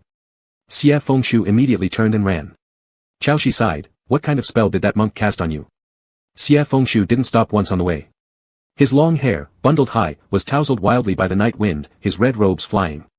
In the pitch-black night, his figure seemed vibrant and lively. Birds nesting in the forest were startled awake, tweeting as they shot out from the trees, making shadows flicker and rousing the entire mountain to nighttime activity. Xie Fengshu paid no attention to them, panting heavily as he reached the temple and came to a halt. He waited for a bit, calming his breath slightly, before gently pushing open the door and walking towards the Dharma hall, speculating what Jiangchen would say when they met. At least he should wish me good fortune for my birthday, right? But then Xie Fengshu thought that person probably wasn't the type to say something like that. It doesn't matter what he says. Upon reaching the entrance of the Dharma hall, Xie Fengshu hesitated for a moment, carefully opening the door a crack. Inside, lamps still burned as bright as daylight, illuminating every corner. Yet, the familiar white-robed figure was missing. Xie Fengshu's eyes widened, and he forcefully pushed the door wide open. The long-burning lights inside flickered dramatically as gusts of night wind rushed in. Ignoring it all, Xie Fengshu stood by the door and scanned the room thoroughly. Jiangchen wasn't there. Chapter 47, Past Lives 8. By the time Xie Fengshu returned from the back mountain, he looked even more dispirited. That night, he had searched the entire temple for Jiangchen but couldn't find her anywhere. It was as if she had never been there. Xie Fengshu wouldn't give up and took a look every evening after dinner. Several days passed, but she still hadn't shown up. Xie Fengshu began to feel restless again, worried whether Jiangchen would return. With this thought, Xie Fengshu found it harder to sleep. He didn't even go out with Qiaoshi to catch fish or hunt birds. A few more days passed, and one night, while Xie Fengshu tossed and turned in bed, Qiaoshi finally lost his patience, sat up, and snapped, "Are you going to sleep or not?" Xie Fengshu lay on the bed, looking at him with no energy left, replying, "Can't sleep." Qiaoshi stared at Xie Fengshu for a long moment, then raised an eyebrow mischievously. "If you can't sleep, then don't sleep." He was handsome with distinct features, though he usually wore a serious expression, raising his eyebrows made him look somewhat sly. How could he be so easygoing? Xie Fengshu eyed Qiaoshi cautiously and asked, "What do you want?" "Yesterday, Master went down the mountain and brought back a jar of wine. It's supposed to be a rare vintage." Qiaoshi used the tone he always employed when luring Xie Fengshu into climbing trees or fishing, whispering, "Do you want to try it?" "Ah," Xie Fengshu nodded knowingly, "you want to steal Master's wine. Kids grow up, they aren't easily deceived anymore." Qiaoshi continued coaxing, "I'm doing this for your own good, don't you know? They say one drink can wash away 1,000 sorrows. Maybe if you have some alcohol, you'll feel better. Besides, we're both over 200 years old. Are you afraid to drink when you might break through in a few years?" Lu Qiwu hasn't forbidden them from drinking, after all, they're adults now. But stealing wine at midnight was something Xie Fengshu had never done before, leaving him somewhat hesitant. Qiaoshi gave him a side glance and said, "Xie Fengshu, why are you so timid?" Xie Fengshu immediately got defensive and shouted, "Who's timid? Do you want to go or not?" "I'm going." In Lu Qiwu and Sui Ling's quarters, the lights were already out. In the dead of night, the two brothers sneaked into the kitchen without daring to light a single candle, searching for the wine under the faint moonlight seeping through the window, accidentally bumping dishes and making loud clanging sounds. Xie Fengshu kept guard by the door. Hearing the noise, he couldn't help but turn around and ask, "Do you even know where it is?" Qiaoshi felt his reputation as the elder brother was tarnished and muttered sarcastically, "Why don't you come in and search? I'll do it if I have to." Xie Fengshu carefully closed the door, touched the wall cabinet in the dark, and began checking each compartment, until finally finding a jar wrapped in red cloth at the bottom. Xie Fengshu immediately whispered, "I found it." Qiaoshi grabbed 2 bowls with ease, keeping his voice low, "Let's go." The two walked one behind the other, like thieves. Indeed, their guilty consciences made them walk quietly, even on tiptoe, carefully opening the kitchen door to avoid making any sound. As soon as they opened the door, they saw a woman in white standing at the entrance. Xie Fengshu nearly dropped the wine jar, but then he recognized her and called out softly, "Senior sister." Sui Ling looked at these two troublemakers and asked, "Not sleeping at such a late hour, what are you doing?" There was no need to ask actually, with the wine jars and bowls still in their hands, they were caught red-handed. Sui Ling slapped Qiaoshi's forehead, "Dragging your junior brother along to steal wine. Master finds out, and you'll be punished." "We'll only have a little, Master won't know." Qiaoshi kicked Xie Fengshu from behind. Understanding the hint, Xie Fengshu quickly agreed, "Senior sister, we were wrong, we promise we won't do it again." Sui Ling lightly tapped his forehead. She wasn't truly angry, knowing her younger brother had been depressed lately. Thus, she just warned, "Never again." Xie Fengshu grinned brightly at his sister, shaking the wine jar in his hand, "Senior sister, how about a drink?" They didn't dare go elsewhere, sneaking out and sitting atop Mount Minjingtai. Behind them, the moon rose, illuminating thousands of miles of green mountains that cast ink-like shadows. Before them spread the endless flowers of Minjingtai. Tonight, the moonlight was unusually bright, reflecting a faint red hue from the flowers. Chaoshi poured a bowl of wine for Sui Ling, then another for Xie Fengshu. The night wind swept over the flowers, brushing against their faces, slightly moving their hair which scattered into the night. Master Lu Qiwu's wine was indeed fine wine, its taste was clear and sweet with little sharpness, yet easy to get drunk on. The three-faced myriad flowers under the moon, bowl after bowl, talking nonsense. For instance, Chaoshi asked Sui Ling when she would marry, and got his ears twisted for being heartless. Xie Fengshu insisted that Chaoshi call him senior brother and almost got pinned down on the slope for it. They were all a little drunk, perhaps because of the clear wine or perhaps due to the mountain breeze. Finally, when it grew quiet, Xie Fengshu rested his chin on his knees, his eyes gazing at the endless mountain flowers before him, hazy with alcohol, and asked weakly, "Is Jiangchen not coming back?" Chaoshi said, "Why would her return concern you? I don't want her to leave. Before this monk came, weren't you living just fine?"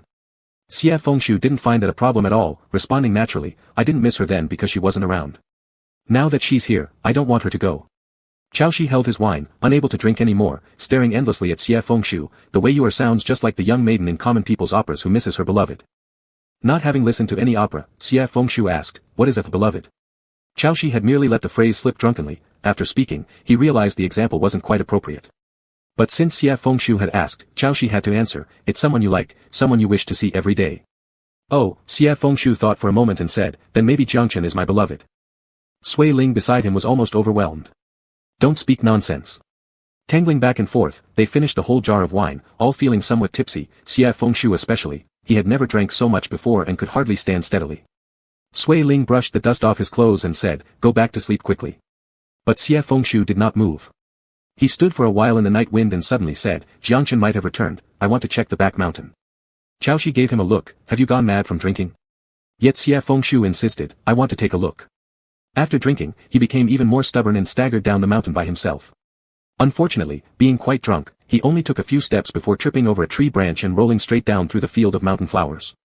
The wild mountain flowers flourished densely, and wherever Xie Fengshu passed, the grasses and trees stirred up wildly, bright red petals flew everywhere, with Sui Ling exclaiming in shock behind and Chaoshi laughing loudly. When Xie Fengshu reached the foot of the mountain, he struggled to get up and called loudly to Sui Ling and Chaoshi who were chasing after him, "I'm fine." Having said that, he turned around and, one step deep and one shallow, ran toward the back mountain. In the long night, Xie Fengshu seemed both drunk and yet awake. He felt Jiangchen should have come back. When Jiangchen arrived at the temple gate, it was already the third watch of the night. He just arrived below Wangu Chun and sensed something was wrong. He didn't rush to open the door but first turned his head toward the nearby tree. From among the dense flowers of Wangu Chun came a faint sound. After a while, a red corner of cloth appeared amidst the snow-white flowers, fluttering in midair. Jiangchen's eyebrows twitched slightly as he took a step forward, looking up into the branches of the tree. Xie Fengshu, clad in a red robe, stood on a thick branch of Wangu Chun. Because the ribbon in his hair had loosened, his hair hung half-tied and half-loose, falling behind his shoulders. Though drunk, he could still recognize Jiangchen. Seeing the person under the tree, the drowsiness in his eyes faded somewhat, showing a glimmer of joy. "You're back." Jiangchen looked at him, not answering but asking instead, "Where are your shoes?" Xie Fengshu reacted slowly, taking a while before looking down at his feet. He was quite drunk and in such a hurry that his left black boot had been lost somewhere, leaving him barefoot on the tree branch, half covered by his red robes and the thick white flowers. After much thought, Xie Fengshu finally answered, "I forgot them." "Jiangchen."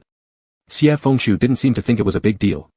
Hanging his eyes from the tree, he looked at Jiangchen and smiled upon meeting the other's gaze, asking, "Do you know how many flowers there are on this tree?" "There are a total of 19,717 flowers." Xie Fengshu looked at Jiangchen, smugly, "I counted them clearly. Remember that well." Deep in the night, Jiangchen watched the person in the tree. After a while, his Adam's apple moved lightly, "Come down first." After a pause, Xie Fengshu finally understood and took a step, intending to pick a good place to get down. However, once a person is drunk, what they see and do often differ. The next moment, he slipped on his foot and rolled directly off the tree. Jiangchen hadn't expected this incident. By the time he tried to reach out and catch Xie Fengshu, it was too late. He could only helplessly watch as Xie Fengshu fell right in front of him. When Xie Fengshu fell, he instinctively grabbed a section of the Wangu Chun branch. The branch was too slippery and couldn't stop him, instead shaking the entire tree until its flowers fell like snow, covering both of them on the ground. Xie Fengshu sat on the ground, his red robe covered in flowers, even Jiangchen couldn't escape. Amongst the flying petals, Xie Fengshu raised his eyes and asked the person in front of him pitifully, "Why didn't you catch me?" Jiang Chen stood still, separated by the cascading flowers falling like snow, looking at the person on the ground. The night seemed like an illusion, with the mountains and forests cold and silent. Only a bit of moonlight fell on the tree tips at the mountaintop. In the long night, it was as if there was nothing left in the world but that one sight. 10,000 flowers flew like snowflakes, and the rivers and mountains were intoxicated. Without waiting for a response, the intoxication and the exhaustion from the journey surged forth. Xie Fengshu's eyes strained to stay open, but he could not resist the drowsiness. He dozed off, leaning against the tree. Chapter 48, Previous Life 9. In the room where the lamps burned bright, Jiang Chen looked at Xie Fengshu seated before the desk. He was slumped over the table, his breathing steady and still asleep. Half of his face was buried in his sleeve, exposing only a portion of it, which under the candlelight, appeared almost translucently pale. After gazing for a while, Jiang Chen suddenly reached out to touch the space between Xie Fengshu's eyebrows. Xie Fengshu's forehead was warm, but Jiang Chen's hand was as cool as autumn water. His movements were gentle, with only the tips of his fingers barely touching Xie Fengshu, as if he feared waking him. A faint streak of golden light fell upon Xie Fengshu's brow. After a moment, Jiang Chen withdrew his hand, furrowing his brows slightly. Xie Fengshu was an ancient great demon. Even after reincarnation, he was far from being a mere mortal. Though unable to discern Xie Fengshu's current life, Jiang Chen could still see that he was missing a thread of spiritual essence. Of the 3 souls and 7 spirits, Xie Fengshu possessed only 2. Back in the ancient times, when Jiang Chen first met Ing Long, the latter also had only 2 souls. At that time, their relationship could be described as one of bitter enmity, and Jiang Chen didn't think much about it. However, as Jiang Chen gazed at Xie Fengshu now, the crease on his brow never relaxed. A deficiency in the spirit means that no matter how hard one strives in this life, one cannot ascend, and cultivation would be greatly affected. Since the ancient times, Xie Fengshu had been missing this strand of soul. Jiang Chen initially thought it had been taken by the heavenly realm, but upon further reflection, he deemed it highly improbable. To prevent any further accidents, the heavenly realm had already taken away Ing Long's golden core and saw no need to go through the trouble of obtaining just a thread of spiritual essence. Moreover, given their intent at the time to ensure Ing Long's complete annihilation, they likely hadn't known about the lack in his spiritual essence. Perhaps only Ing Long himself knew the whereabouts of this thread of spiritual essence, but with 2 lifetimes past, Xie Fengshu had forgotten all about his past life and most likely wouldn't remember where this fragment of his soul went. A whiff of alcohol emanated from Xie Fengshu, clear and crisp like bamboo, not unpleasant at all. Xie Fengshu was dead to the world, his mouth slightly agape, displaying a carefree demeanor. He didn't know, nor did he need to know. Jiang Chen thought. A little demon over 200 years old didn't have to take responsibility for vanquishing evil spirits or racking up irredeemable karmic debts, neither were there any celestial beings determined to annihilate his soul merely because his existence was perceived as malevolent. In this lifetime, Xie Fengshu only needed to run wild among the flowers, insects, grasses, and trees of the Mount Meru, enduring nothing worse than a 10-day water-carrying punishment imposed by his master. Jiang Chen thought this was perfectly fine. Having witnessed countless human causes and effects, Jiang Chen always maintained a distance from all affairs until he found himself favoring Xie Fengshu in this instance. It might have been due to the hardships of Xie Fengshu's past life being partly his fault, or perhaps because Xie Fengshu's current life was unfathomable, making Jiang Chen hope involuntarily for Xie Fengshu's well-being, though even if it was merely peaceful happiness. But since it was difficult to discern Xie Fengshu's present life, Jiang Chen could not foresee the cold-heartedness of the mortal world and the suffering endured by all sentient beings. Too many calamities existed in this world, and no one could avoid difficulties in every aspect of life, some finding themselves stranded in unbearable depths of hardship. By the time Xie Fengshu woke up, dawn's early light filtered through. The faint glow from the window illuminated the drowsy Xie Fengshu's face, dimming the lamplight slightly. He remained dazed for a moment, unsure of where he was. Beside him, Jiang Chen softly said, "Lift your hand." Hearing this, Xie Fengshu subconsciously raised his hand, staring blankly at Jiang Chen. In Jiang Chen's hand was a warm cloth, which he used to clean Xie Fengshu's hand and then instructed Xie Fengshu to wash his own face. After wiping his face, Xie Fengshu finally came to his senses, suddenly standing up so abruptly he nearly lost balance. Ignoring this, he stared wide-eyed at Jiang Chen. "You really came back." He had been drunk last night, memories vague, and assumed it to be a dream. Now seeing Jiang Chen in person, he was first astonished, followed swiftly by overwhelming joy evident in both eyes and heart. Jiang Chen dead once and placed the cloth into the basin beside him. "I've returned from a trip." Jiang Chen probably hadn't anticipated Xie Fengshu's enthusiasm and paused briefly, adding, "I brought you a birthday gift." As he spoke, he glanced at the desk. Following Jiang Chen's gaze, Xie Fengshu noticed a new dagger resting on the table. "Xie Fengshu," Jiang Chen continued, "go take a closer look." Relieved upon seeing Jiang Chen, Xie Fengshu unconsciously walked towards the desk without hesitation, peering down at the dagger. The long dagger was heavy, its scabbard completely black except for a tail end cast in silver leaf patterns resembling precious treasures. Glancing at Jiang Chen beside him and seeing no objection, Xia Fengshu drew the blade instinctively. Under the chilly morning light, Xia Fengshu examined the full appearance of the knife. The blade measured 3 feet long, yet only half an inch wide, radiating icy brightness imbued with a chilling aura. The handle bent slightly, matching the scabbard in color except for a red thread densely wrapped around an inch of its topmost section. Below that, the pommel took the shape of a lotus flower carved in dark silver. The lotus, small and delicate, only half open, featured bold and ancient carvings. A deep blood groove ran through the spine of the sword, its body gleaming silvery white, inscribed with several Sanskrit characters near its tip tapering gently until reaching the pointed end in smooth lines. Given its apparent antiquity, the entire weapon had a somber tone imbued with a heavy killing aura. Xia Fengshu couldn't identify its material, but understood immediately that this was certainly no ordinary blade. Turning his head, Xia Fengshu looked incredulously at Jiang Chen. "Is this for me?" Jiang Chen nodded. "This dagger is called Feng Yuan, a renowned blade from the ancient times. It's my birthday gift to you." Feng Yuan. Xia Fengshu repeated the name and then looked up at Jiang Chen with raised eyebrows and a smile. "It's a good name." Having acquired an excellent blade, Xia Fengshu was ecstatic. He examined it carefully again and then pointed to the small Sanskrit inscriptions on the blade. "What are these?" Jiang Chen looked down at them and said, "This is the Buddhist verse I gave to you." After staying by his side for so long, Xia Fengshu knew what a Buddhist verse was. Upon hearing this, he tilted his head and asked, "What does it mean?" They were already standing close together. When Xia Fengshu tilted his head upward like that, his brow nearly brushed against Jiang Chen's nose. The latter retreated slightly half an inch, looking into the eyes of the youth in front of him. His gaze was bright and pure, not inferior in any way to the 3,000 candles within the room but even more passionate and vivid. After meeting his eyes for a moment, Jiang Chen looked away first. His right hand followed the Sanskrit text on the blade, slowly pointing to each character one by one. "In prosperity, don't lose your form, in the sea of suffering, don't forsake your heart, through countless trials, do not fear danger, until death, never abandon the path." Xia Fengshu was momentarily stunned. As Jiang Chen retracted his hand, his voice reverberated throughout the hall. "In the past, I only knew of the cyclical nature of life and death and that karma was predetermined. However, when we descended the mountain together, you spoke to me about your path. I pondered over it for a long time and realized you were right." Jiang Chen entered the 9th level of the demon-taming pagoda alone to retrieve the blade for Xia Fengshu. Being originally a golden-bodied Buddha, entering the demon-taming pagoda posed no difficulty for him.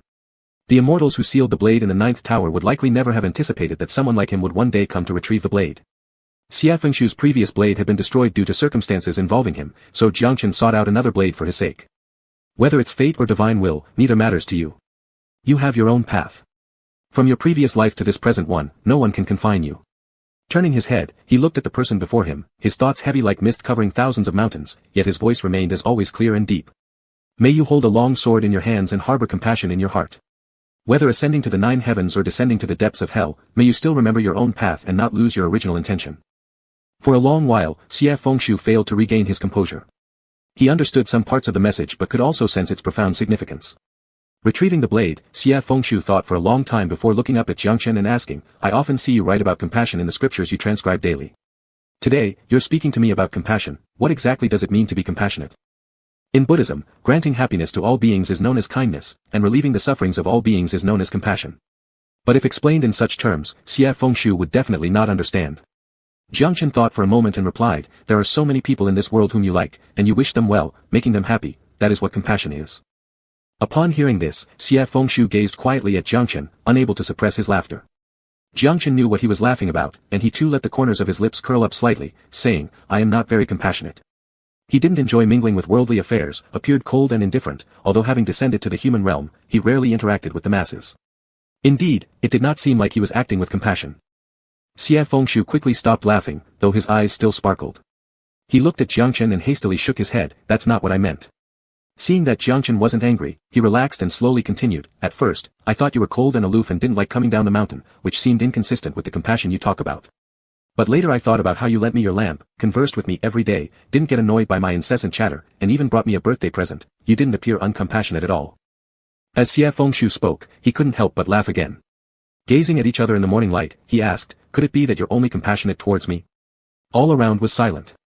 Under the beams of light, tiny specks of dust floated heavily. Nearby, the faint crackling sounds of burning candles could be heard. After a long pause, Jiang Chen asked, "Am I compassionate towards you?" He was asking Xia Fengshu but also questioning himself. Xia Fengshu firmly nodded, his face full of trust as he gazed at Jiang Chen, as if there was no need to deliberate over this question. Jiang Chen looked at him. Amidst the endless flickering firelight where lamps of the masses were ever lit, he softly, almost hesitantly, began to speak. Then I shall only be compassionate towards you. Chapter 49, Past Dust 10. Xie Fengshu had only been joking with Jiangchen, but when he heard this response, he was first stunned, then belatedly blushed. His skin was already pale, the faint red extended from his earlobe all the way to his cheeks, standing out especially clearly in the morning light.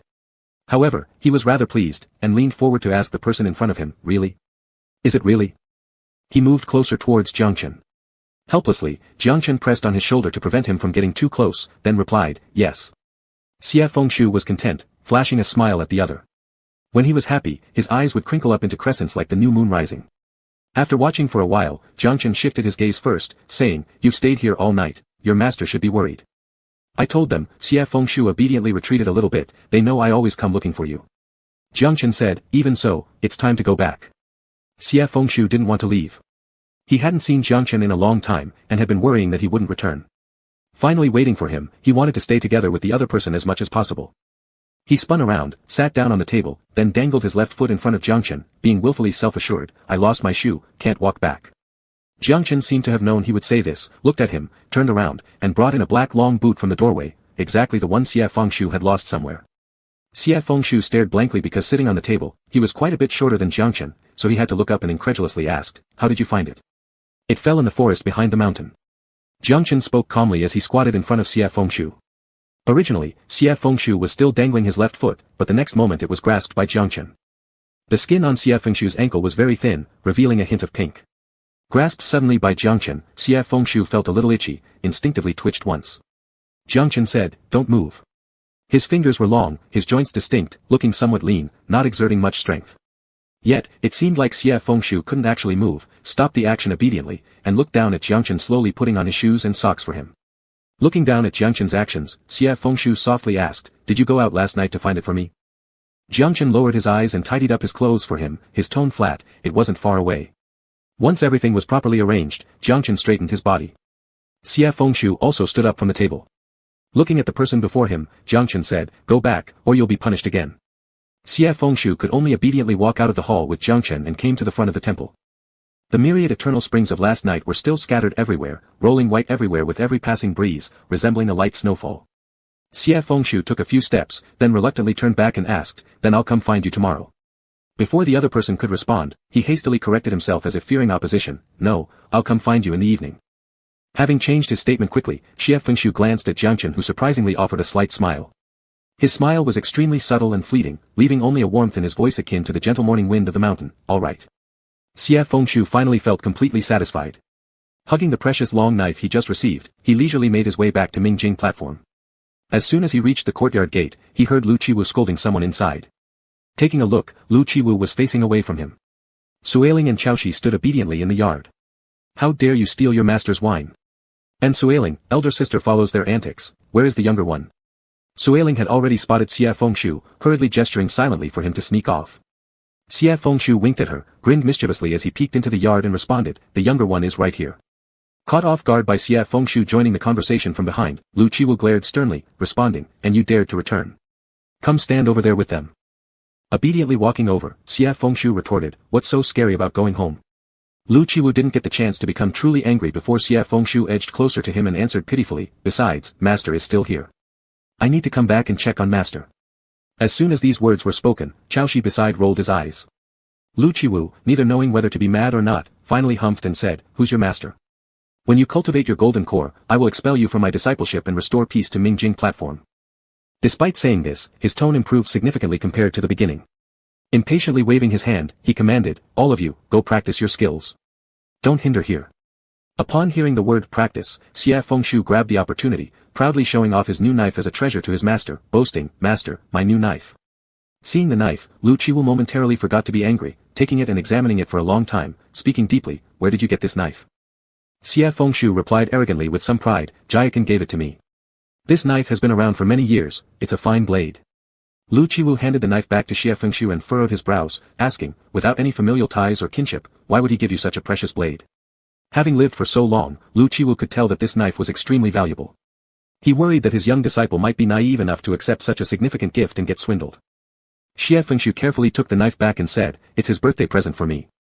Xie Fengshu had known the monk for quite some time, so this reason made sense. Lu Qiwu felt somewhat reassured but still gave him a lesson. Now that you have the knife, you must train even harder. Xie Fengshu obediently answered, understood. The matter of the stolen wine and the gifted knife was put aside. However, Chaoshi wasn't so easily convinced. By evening, during the break in their training, he approached Xie Fengshu with a furrowed brow and asked, with such a fine blade, he just hands it over like that? Xie Fengshu became a little upset. What are you implying? Chaoshi pushed his forehead rudely and said, for no reason at all, why is he being so nice to you? You're judging others by your own low standards, Xie Fengshu replied. I'm just worried you'll get tricked because you're too naive. Chaoshi glanced at Xie Fengshu and added, anyway, what does he gain by deceiving you? You're not a girl he could marry. Xie Fengshu hadn't considered this possibility before, stunned for a moment, repeating, to marry. Exactly, Chaoshi teased with a grass stalk in his mouth, looking utterly bored as he teased his younger brother in arms. Pretend to be nice, dazzle you until you're completely lost, deceive you into marrying him, from then on, you can only be together with him, staying close to him forever. Of course, it wasn't really that frightening. Chaoshi often amused himself by teasing and scaring Xie Fengshu, likely exaggerating things. Xie Fengshu dumbfoundedly closed his mouth and fell silent. After a while, seeing Xie Fengshu still lost in thought, Chaoshi's conscience pricked a little. He asked, so, scared? It's fine, I was just teasing you. Why would anyone want to marry you since you're not a girl? But don't let down your guard completely, be cautious in the future. Xie Fengshu didn't seem to hear this. Instead, he looked at the sky and suddenly stood up. I promise to meet Jiangchen tonight. Clearly, none of Chaoshi's words earlier were absorbed. Chaoshi got angry, wanting nothing more than to pinch Xie Fengshu's ears. Was everything I just told you wasted breath? But Xie Fengshu didn't care, heading straight towards the back mountain. Every day, going back and forth along this path, even the birds and squirrels in the mountains had gotten used to him. Seeing the red figure rush past, they lazily moved a few steps on the branch without bothering to make a sound. Upon arriving at the temple, Xie Fengshu pushed open the door to the lecture hall but found Jiangchen nowhere inside. Stunned, he turned around, confirming that indeed there was no one in the temple. His heart started racing anxiously, and he ran out toward the temple gate, almost bumping right into Jiangchen who had just walked in. Fortunately, Jiangchen caught him in time and quietly asked, why so hurried? I thought you left again. Xie Fengshu sighed in relief, following Jiangchen back into the lecture hall, asking along the way, where did you go? To the back mountain.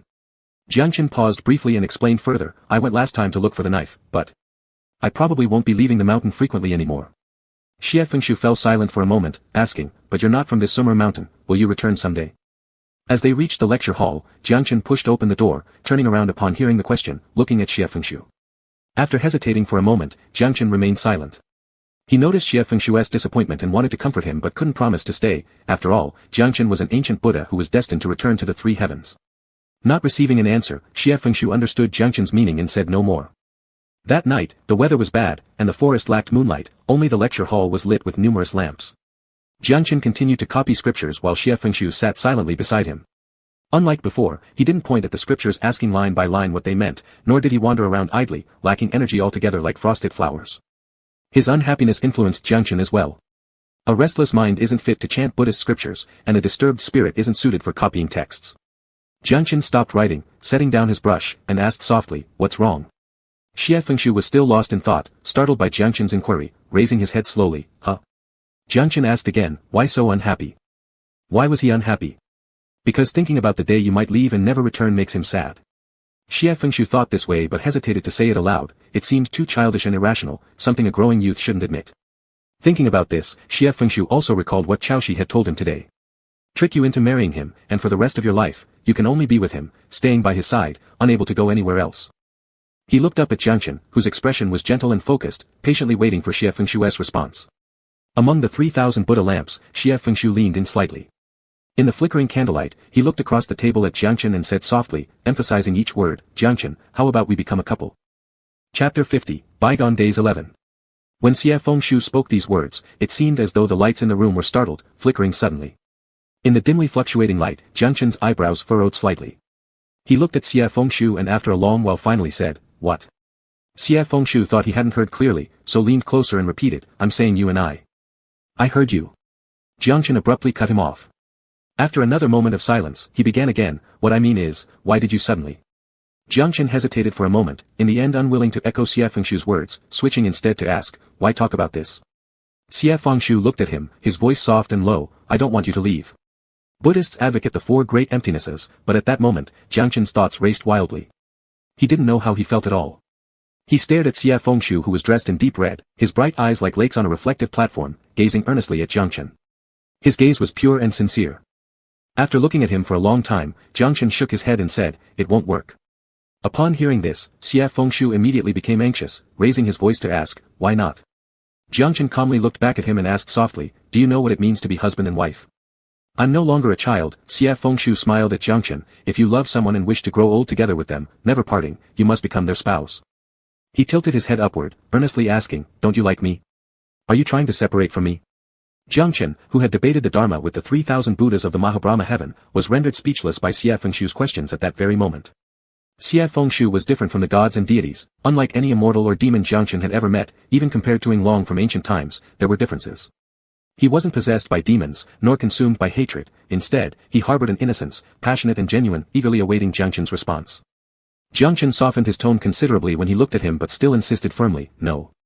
At this point, all explanations felt weak and futile, yet Jiang Chen feared harming this pure-hearted young spirit, thus making great efforts to explain. "Xie Fengshu," he hesitated, then slowly stated, "monks are not allowed to marry people, nor can two men form a marriage alliance." Xie Fengshu fixed his gaze upon him, his smile having disappeared completely. His lips tensed, showing both sorrow and unusual obstinacy. Suddenly, he retorted, "That's wrong." Through the long, dark night, his voice echoed clearly within the lecture hall. "As long as two people love each other, they can certainly become spouses." All through his life, Xie Fengshu had been doted on by the elders of his sect.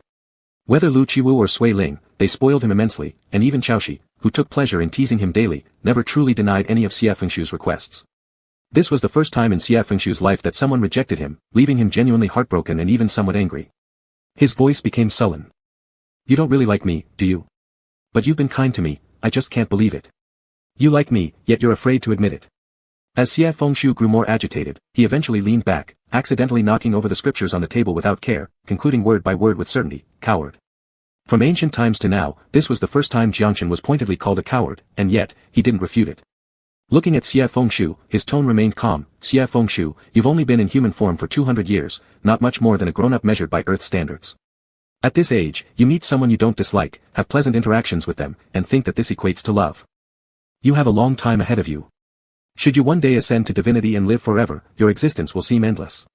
When that day comes, you'll realize that what you're saying now is..." Before Jiang Chen could finish his sentence, Xie Fengshu interrupted, "And if I still like you by then?"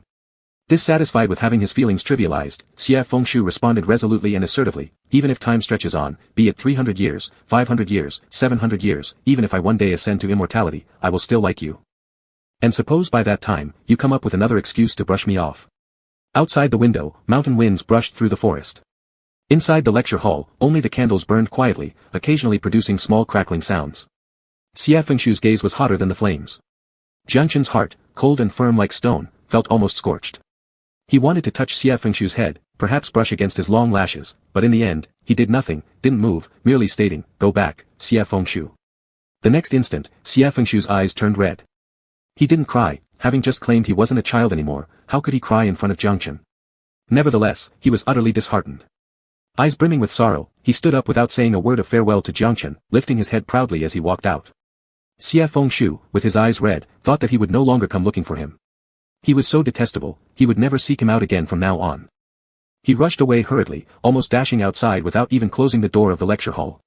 Thus, the mountain winds gushed and powerfully, stirring up the crimson monk's robe of Jiang Chen, making 3,000 lamps sway unsteadily, and causing the scriptures that Xie Fengshu had knocked to the ground earlier to turn page by page. It was a volume of the Avatamsaka Sutra, blown open halfway by the wind. Jiang Chen picked it up and saw, "All rewards arise from karma, all fruits stem from causes." So was tonight's encounter between himself and Xie Fengshu a cause or an effect? The initial cause between himself and Xie Fengshu dated back to the previous life in Mount Meru when Jiang Chen had killed Xie Fengshu for what he claimed was the benefit of all beings. Jiang Chen had never put much thought into the requests of the celestial realm. His descent from Mount Meru was merely for repaying the life he took in his previous incarnation. The Buddha of lamps knew best the principles of cause and effect repayment. Hence, Jiang Chen thought his responsibility was either to let Xie Fengshu grow up well or guide him to ascend spiritually. But just as he realized, all karmic outcomes are unpredictable, and the variable between him and Xie Fengshu this lifetime was an untimely fondness. Thinking about how Xie Fengshu had looked before, his eyes red but stubbornly refusing to lower his head. He himself had hurt Xie Fengshu's feelings, but if one day Xie Fengshu discovered the secrets of their past life, it would likely be hundreds of times more heart-wrenching than now. At that point, the resentment of killing, the sea of blood seeking vengeance, who could still talk about liking then? Jiang Chen lowered his head to look at the half-transcribed scripture on the desk. After a long while, expressionless, he placed it over the candle flame, burning it completely until nothing remained. When Xie Fengshu stormed into the house, Chao Shi hadn't gone to sleep yet and was drinking tea at the table. She got startled by the sudden slam of the door and turned around irritably. Why slam the door so hard? As soon as she lifted her gaze, she saw Xie Fengshu's red eyes like those of a rabbit. So, all the words intended to scold vanished, and she set down the cup, asking, what happened? Nothing, sniffled Xie Fengshu in reply, I'm going to sleep. Saying that, Xie Fengshu dove into the bed, wrapping himself tightly in the blanket, ignoring whatever Chao Shi said next. Chao Shi couldn't help herself, so she called upon Sui Ling and Lu Qiwu, and the three of them started circling around Xie Fengshu's bedside. One asked, little apprentice, shall your master buy you some snacks from the mountain tomorrow? Another asked, little Shu, shall your elder sister cook you a bowl of noodles? Xie Fengshu didn't say anything, shaking his head inside the blanket. Only when Chao Shi, assuming he was bullied by the monk on the back mountain, became furious and grabbed a whip to storm out, did Xie Fengshu poke his head out lazily to reply, he didn't bully me, I'm fine. How could it be fine? Perhaps due to the strong night breeze, Xie Fengshu ran too hastily, and by the dead of night, he caught a fever. In his muddled state, he vaguely saw his elder sister feeding him medicine, Chao Shi holding the bowl beside him, Lu Qiwu checking his forehead temperature, then pulling his hand back to comfort, no problem, nothing to worry about. Illness strikes suddenly like an avalanche but leaves slowly like reeling silk. Taking medicine daily, Xie Fengshu lay sick for 3 or 4 days until he finally got better. He lost some weight, shedding a bit of baby fat on his face, looking somewhat older. He diligently practiced his skills and played around with Sui Ling and Chao Shi, but he never mentioned wanting to go to the back mountain to find anyone again. Neither did others dare to inquire about it, they all pretended there was no monk on the back mountain. One evening after the three of them finished training, they were sitting together for dinner. Xie Fengshu only ate a few bites before putting down his chopsticks. After being sick, his appetite had been poor, and Sui Ling watched worriedly, nagging, it's not good to eat so little. Chao Shi interjected, isn't he fond of hawthorns from the back mountain? They're appetite stimulants. Let's take him to pick some later. Without much thought initially, after casually mentioning it, amidst an unsettling silence, he quickly changed his statement awkwardly, if he's lazy to go, I'll go alone. Everyone was being considerate of his feelings, and Xie Fengshu felt a mix of guilt and resentment, why shouldn't we go? The back mountain is so vast, I don't need to see him. What do I have to fear? Thus, he lifted his head and loudly answered, let's go. Chapter 51, Past Karma 12, Part 1.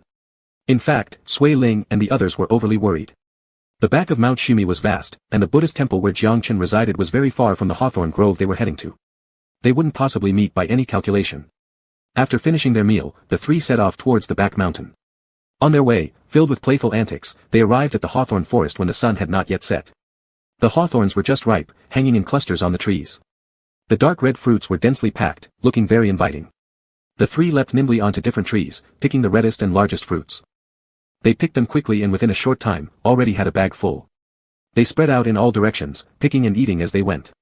Xie Fengshu, never satisfied, seeing the fruits on another tree, believed they were bigger than those on his own. With his nimble figure, he jumped around between the trees, his burgundy robes bright like fire ore. Chao Shi tossed the fruit he just plucked back and forth in his hand, teasing Xie Fengshu, how about it, have you found the best fruits in this grove? Xie Fengshu puckered his lips indignantly, glancing towards the deeper part of the orchard, and said, I'll go. Before he finished speaking, he suddenly stopped. Amidst the dense woods, he seemed to see through the lush foliage a monk dressed in simple white. Xie Fengshu paused, looked again, but couldn't see the figure anymore, as if it were just an illusion earlier. Sui Ling noticed his odd behavior and turned to call him, younger brother. Xie Fengshu looked at Sui Ling and after a while, continued what he was saying before. I'll take a look inside. His voice was low, hesitant, and Sui Ling chuckled in surprise, all right, it's still early. Let Chao Shi accompany you. Xie Fengshu immediately responded, no need. Seeing both Chao Shi and Sui Ling looking over, Xie Fengshu's voice grew weaker. He clutched a branch and whispered, I'll go myself, I'll be right back. Sui Ling didn't know what Xie Fengshu had seen, thinking that he was just being playful again. Having been gloomy for several days, today was rare to see some youthfulness return. Thus, he laughed, go then, we'll wait for you here, don't wander too far. Xie Fengshu nodded and darted off into the orchard. This fruit grove was extensive and lush. Xie Fengshu ventured deep into it, careful to walk quietly so as not to alert whoever might be there. The forest was large and reluctant to miss any place, he recklessly roamed around once more, and when he lifted his head, the sunset had completely disappeared behind the mountains, and the world became somewhat dim. Why did it get dark so fast? Xie Fengshu felt a bit lost, and still hadn't caught sight of Jiang Chen's figure, standing uncertainly in place for a moment. It was then he remembered what he had told Jiang Chen that night, that he would never see him again. But without even confirming if the other person was truly present, he had charged ahead based merely on a vague silhouette. Could he have misjudged? With this thought, Xie Fengshu felt a bit foolish and also dejected, losing all interest in picking the fruits. He walked around the spot, deciding internally, I should just go back, my senior sisters and brothers are still waiting for me. Just as he was thinking this, upon turning around, he saw Jiang Chen standing right in front of him. Jiang Chen, dressed all in white, his features gentle as water, looked directly at Xie Fengshu. Suddenly, the wind swept through the forest, scattering fallen leaves, their robes fluttering. Xie Fengshu froze, taking a while to recover his voice. Not wanting Jiang Chen to think he came specifically looking for him, he took the initiative and loudly asked, What do you want? As soon as he spoke, he realized how unreasonable he sounded since nothing on these trees bore his name. Why shouldn't others come? Jiang Chen appeared entirely unperturbed. Gazing at Xie Fengshu, his tone was gentler than ever as he softly replied, I came looking for you. Xie Fengshu didn't expect such an answer, leaving his prior anger stuck in his throat, instead sparking a flicker of joy he tried hard to hide. Thus, he slightly tilted his head up, saying, Why did you come looking for me? Jiang Chen glanced at him and actually revealed a smile, countering, What do you think? Xie Fengshu frowned, noticing something unusual about the man before him compared to his usual demeanor, but still unsure exactly what it was, when Jiang Chen spoke again. Come closer. Upon hearing this, Xie Fengshu unconsciously moved toward Jiang Chen, only raising his eyes once close, asking, What's the matter? Jiang Chen smiled without answering, simply turning his gaze towards the mountain and walking away. Xie Fengshu thought he was returning to the temple, and thus followed closely behind. But instead of following the small forest path, Jiang Chen plunged deeper into the dense thicket. Their winding route led further and further into solitude as the light began to fade. Finally, unable to hold back, Xie Fengshu tugged on Jiang Chen's sleeve, asking, Where are we going? Jiang Chen cast a side glance at him, softly inquiring, Are you afraid? Of course not. Xie Fengshu blurted out reflexively, then added, Senior sister and brother are still waiting for me. Jiang Chen looked at him and actually smiled slightly, saying, We're here. Xie Fengshu followed his gaze and saw a natural cave in front of him. The entrance was not large, about enough for two adults to pass side by side, and the inside was pitch black, so he couldn't see how deep it went. Xie Fengshu looked at Jiang Chen with some confusion and asked, What are we going in for? Don't you trust me? Jiang Chen touched Xie Fengshu's head and slowly said, Don't be afraid, let's take a look inside. Xie Fengshu looked at Jiang Chen as he had already taken a step toward the cave. After hesitating, Xie Fengshu still followed behind. Just as they were about to step into the entrance, Xie Fengshu suddenly stopped at the cave mouth. Because of the backlight, no light could penetrate into the cave, making it seem as if it could swallow everything. Jiang Chen turned around and looked at Xie Fengshu, asking softly, What's wrong? Jiang Chen, Xie Fengshu paused for a moment, then continued, I suddenly forgot. What was the Buddhist saying that you gave me? Jiang Chen stayed silent for a moment and then laughed lowly, Why bring this up all of a sudden? Xie Fengshu's expression suddenly turned cold, and he smoothly drew out his sword, slashing at the person beside him. Jiang Chen immediately leaped back several steps to dodge the blade, only stopping to raise his eyes afterward. His eyebrows furrowed as he coldly asked, What is this about? Xie Fengshu held his long sword in front of him, glaring angrily at the figure before him and yelled, Who the hell are you? After speaking, without waiting for the other's reply, Xie Fengshu coldly said, No matter who you are, don't dare to appear as his form. He was just a teenager, a little demon, yet also an ancient great demon who dared to slay gods and immortals in the past. Now, due to anger, his arched eyebrows knitted tightly, emitting a fierce and killing aura. Jiang Chen first appeared somewhat shocked, then scoffed, saying, Young demon, you have a bit of skill. His voice no longer carried its former warmth but became sharp and shrill. A faint black mist began to spread from his body, and the figure of Jiang Chen slowly faded away. From the mist, a woman dressed in black emerged, looking at Xie Fengshu while giggling. Chapter 52, Bygone Days 12, Part 2. Xie Fengshu gripped his long blade tightly, frowning as he looked at the figure before him. What do you want to do? Mount Shumi was not a place with many demons or evil spirits. Xie Fengshu, still young, naturally didn't know about the countless monsters outside who would resort to any means for immortality. To them, small demons like him, just 100 or 2 years old, were perfect delicacies. Hence, his mentor Chao Shi often frightened him that wandering recklessly might get him eaten, which wasn't without reason. The woman in front stopped laughing, looking Xie Fengshu up and down with an amused tone. She slowly said, Young monster, I originally intended to eat you, but you are so delicate looking, it actually pains me a little. Why don't you come with me, and I will temporarily spare your life? Xie Fengshu regretted falling into her trap. He worried about his senior brothers and sisters who must be anxious waiting, and also if Jiang Chen was in danger since this demon knew what he looked like. His eyes flared fiercely upon hearing her words. What are you? Do you think you can kill me? The female demon's face turned cold, revealing a sinister look. I intended to spare your life, but don't blame me for being ruthless now. Xie Fengshu didn't waste words with her, angrily asking, Why do you take on the appearance of Jiang Chen? Where is he? The female demon sneered, not answering, and immediately lunged towards Xie Fengshu instead. As Xie Fengshu leapt back to defend, his thoughts were distracted by concerns for his seniors and Jiangchen. Within a few moves, during a brief moment of hesitation, she struck a palm directly toward him, forcing him to retreat multiple steps until he backed against the edge of the cliff. Her palm held no mercy, causing severe chest pain, blood trickling from the corner of Xie Fengshu's lips, yet his gaze remained firmly fixed on the person before him. The demon revealed a self-satisfied smile as she approached him, leisurely saying, "That monk you mentioned has already been devoured by me. Now if I consume you too, I'll send you straight to the underworld to reunite with him. How nice does that sound?" Hearing this, Xie Fengshu's heart clenched. He blurted out, "You're lying." "Why lie to you?" The woman's voice was lethargic, laced with disdain. "Unless this is how I knew his form and could mimic him to deceive you." Xie Fengshu's breathing quickened, and he fell silent. The demon chuckled softly, swaying closer to Xie Fengshu. Lifting her hand, her fair skin glistened. "Relax, sister will give you a swift death." Before she could finish her sentence, a shrill cry of agony pierced through the air. Retreating hastily just in time, the hand aiming to strangle Xie Fengshu's neck now bled profusely. The demon, panic-stricken, noticed a blade shining bright as snow under the dusk light, radiating chilling coldness. It illuminated Xie Fengshu's crimson eyes. With the corner of his mouth stained red with blood, Xie Fengshu made no move to wipe it away. In the next instant, with one deft motion, he surged forward wielding his knife, resembling lightning racing towards the fiend ahead. Each of Xie Fengshu's strikes were swift and relentless, his attacks coming as densely as rain, his murderous intent pouring forth with each move, making it hard for the demon to fend off. This female demon was actually a Meimu, feeding on weaker magical creatures to enhance her power. She had merely happened upon Xie Fengshu while passing by Mount Shimi and sought to devour his essence. Though victory seemed assured, she unexpectedly found herself overwhelmed by Xie Fengshu's sudden assault. With the power of Fengyuan, he fought ferociously, driving her back step by step toward the cave entrance. As another slash approached her, she cried out desperately, "That monk hasn't died." Caught mid-strike, Xie Fengshu paused, regaining some clarity. He raised his head and asked, "Where is he?" Capitalizing on this narrow escape, the Meimu sighed in relief, slightly straightening herself up, preparing to speak, "He's in." At that very moment, a fierce wind rose within the forest, rustling leaves loudly and obscuring her voice. Anxious, Xie Fengshu leaned closer, trying to hear her response clearly. Just then, an abrupt change occurred. The female demon suddenly laughed coldly, flicking her wrist in front of Xie Fengshu. A smoky, mist-like black demonic aura flashed past. Unable to evade in time, his eyes erupted in sharp pain, leaving him completely blind. In the next moment, the Meimu delivered a forceful blow, knocking Xie Fengshu to the ground. Cunning and skilled in transformations, she also excelled in poisons. While Xie Fengshu endured the excruciating eye pain alongside dizziness, he tried twice to rise using his blade as support but ultimately fell again.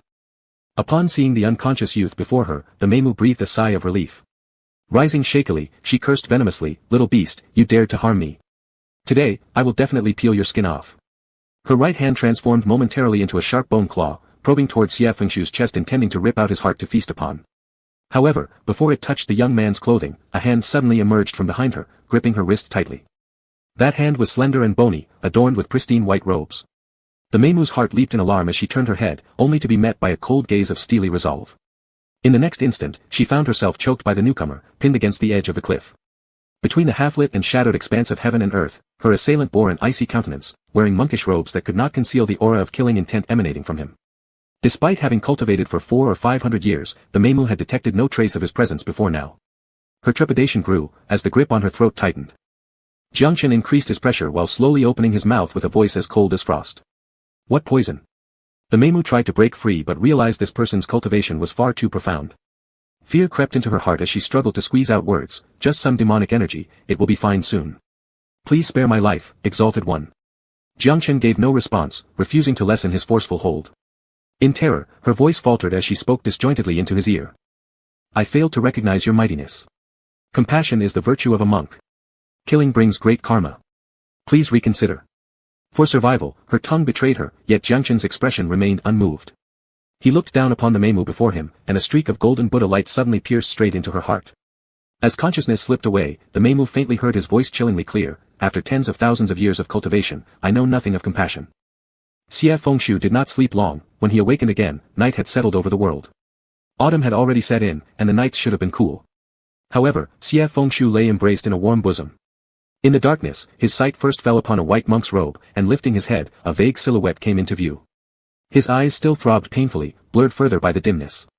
Struggling to see the face before him clearly, he only caught sound of a deep, resonant tone. "Awake?" At first startled, once the familiar faint scent of sandalwood reached his nose, Xie Fengshu relaxed completely, leaning back into the embrace. It was him. Earlier worried about Jiangchen, Xie Fengshu's relief at finding him unharmed felt like a heavy stone settling. Only then did he feel the pain coursing through his entire body, especially around his eyes and chest. Resting against Jiangchen's shoulder, unwilling to move, after a while, with closed eyes and hoarse voice, he whispered, "She said she had eaten you." Jiangchen held the back of Xie Fengshu's head gently so he wouldn't slide down, replying softly, "She deceived you. She even transformed into your appearance. Meimu excels in disguise. Likely she saw me among the woods." Hearing this, Xie Fengshu slightly raised his head, surprised as he looked at Jiangchen. "You were in the hawthorn grove earlier?" Jiangchen paused silently for a moment, then quietly nodded. "I thought you'd left with your senior disciples, until I noticed them outside the grove and your delay. Then I sensed something amiss." "What were you doing there?" This time Jiangchen hesitated longer, saying lowly, "Last time you mentioned they would soon ripen. I thought, perhaps by the time you returned to the scripture hall, you could eat them." Xie Fengshu was initially shocked, then felt an odd ache and swelling in his chest as if biting into a barely ripe hawthorn berry, sweet and sour sensations flowing through his whole body. This unexpected tenderness brought forth an inexplicable sense of injustice. Gazing at Jiangchen, he asked, "So, have you decided?" Amidst the night silence, Jiangchen spoke no more. Only distant chirping and fluttering from forest insects broke the tranquility. Again, anger welled up in Xie Fengshu, who abruptly sat up, loudly addressing the other, "Then why do you come to find me? Let her devour me." Jiangchen also stood up, calling out helplessly, "Fengshu." But Xie Fengshu ignored him and strode forward hurriedly. With his vision still impaired and it being nighttime, after taking 2 steps, he almost stumbled and fell. Behind him, Jiangchen called out sharply, "Xie Fengshu. Don't call me." Jiangchen's tone softened further, saying, "Your eyes haven't healed yet, let me take you home." Yet this made Xie Fengshu even angrier. Stopping, he turned and yelled loudly, "If you don't like me, stop acting like this towards me." Under the vast starlit sky, his red robes blazed like fire amidst the darkness, contrasting strikingly with the bright stars gleaming in his eyes. "You say you like me, yet you're afraid of liking me. What are you worrying about? Be it man or demon, living this lifetime fears nothing more than death, yet when I nearly perished earlier, all I thought about was what would happen if something terrible happened to you. Can anything truly surpass death in its terror?" Jiangchen thought, "Be it man or demon, living this lifetime fears nothing more than death. But I've condemned you to endure these sufferings of endless cycles." Thus, gazing calmly at Xie Fengshu, he said, "I'm not as good as you think I am." After venting his frustrations, Xie Fengshu calmed somewhat. His clear voice articulated firmly, "Why must you be so perfect? I merely want you to love me." Beneath the vast moonlight-drenched expanse of the night, their gazes met across a short distance, bathed by silvery light cascading onto them. The rustling wind swept through the leaves of the forest, projecting shifting shadows beneath the trees. In the stillness of all sounds, Jiangchen spoke softly, his voice mild and deep. "Xie Fengshu, come over." He looked at Xie Fengshu, neither gazing into the ancient past tens of thousands of years ago nor into the unfathomable future. He only looked at the youth before him standing proud against the wind, seeing his utter sincerity. He said, "Aren't you wanting to be my spouse? Come over then." Xie Fengshu's expression clearly froze, as if unable to believe his own ears. A moment later, he suddenly ran towards Jiangchen, rushing into the other's embrace. Running hastily, his robes fluttered wildly, while Jiangchen stood rooted on the spot, reaching out to catch him. Chapter 53, Past Life 13. Xie Fengshu suddenly lunged at Jiangchen, unsure what to say. He buried his head in Jiangchen's neck and rubbed it like an animal before leaning back to look at the person in front of him. He still couldn't believe it. Hanging on to Jiangchen, he asked, "Is it really true?" His warm breath tickled Jiangchen's ear as he spoke, prompting Jiangchen to slightly turn his head away. Jiangchen had always been pondering, if one day Xie Fengshu remembered the blood-soaked grudge from years ago, or the oath that once tore them apart, how would they manage to face each other? But with Xie Fengshu so close, Jiangchen decided not to think about any of this. He simply held on to Xie Fengshu's back, preventing him from falling due to the tilt of his head, while answering, "It's true." He thought, if the time came, let Xie Fengshu do whatever he wishes. Owning him a life, yet being loved by him for some time, already seemed enough. Or perhaps it wouldn't even get to that point. Xie Fengshu was still so young, maybe someday he'd change his heart and fall in love with someone else. Perhaps ahead there would be better people for him, pure and clean like flames. Not himself, who had witnessed life and death for tens of thousands of years, with a heart cold as ice. Finally content, Xie Fengshu broke into a smile. Worrying that he might be too heavy, he quickly got off and instead held Jiangchen's hand. Due to the night breeze, Jiangchen's hand was slightly cold, but Xie Fengshu's was warm like fire. Jiangchen returned the grip and said, "Let's go." Xie Fengshu hadn't forgotten about Sui Ling and Chao Shi, so they went back to the hawthorn forest first. Fortunately, he hadn't been gone for too long, they just assumed he ventured deep into the forest and were searching for him. Jiangchen released his hand, and Xie Fengshu quickly rolled over to apologize, only claiming he wandered too far, not mentioning the encounter with a demon, which made them worry unnecessarily. Sui Ling and Chao Shi glanced behind him and saw Jiangchen. This was their first time meeting Jiangchen since only Xie Fengshu came to the rear mountain repeatedly with great enthusiasm, but now Mount Meru had no other monks. Upon seeing him, they immediately recognized Jiangchen's identity. Sui Ling thought Xie Fengshu had gone looking for him, noticing that the two didn't seem like strangers on bad terms. She immediately relaxed but also found it somewhat amusing. Her junior disciple turned things around faster than flipping a book page, only a few days ago acting bitterly resentful. Though many thoughts passed through Sui Ling's mind, she merely smiled and gave Jiangchen a nod as a gesture of respect, then patted Chao Shi standing nearby.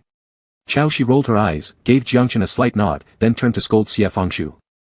How many times have I told you not to wander recklessly? Have you completely ignored my warnings?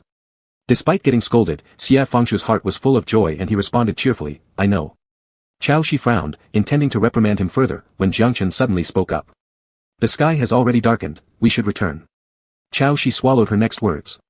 Xie Fengshu immediately looked up at Jiangchen, whose gaze landed on him with a hint of warmth.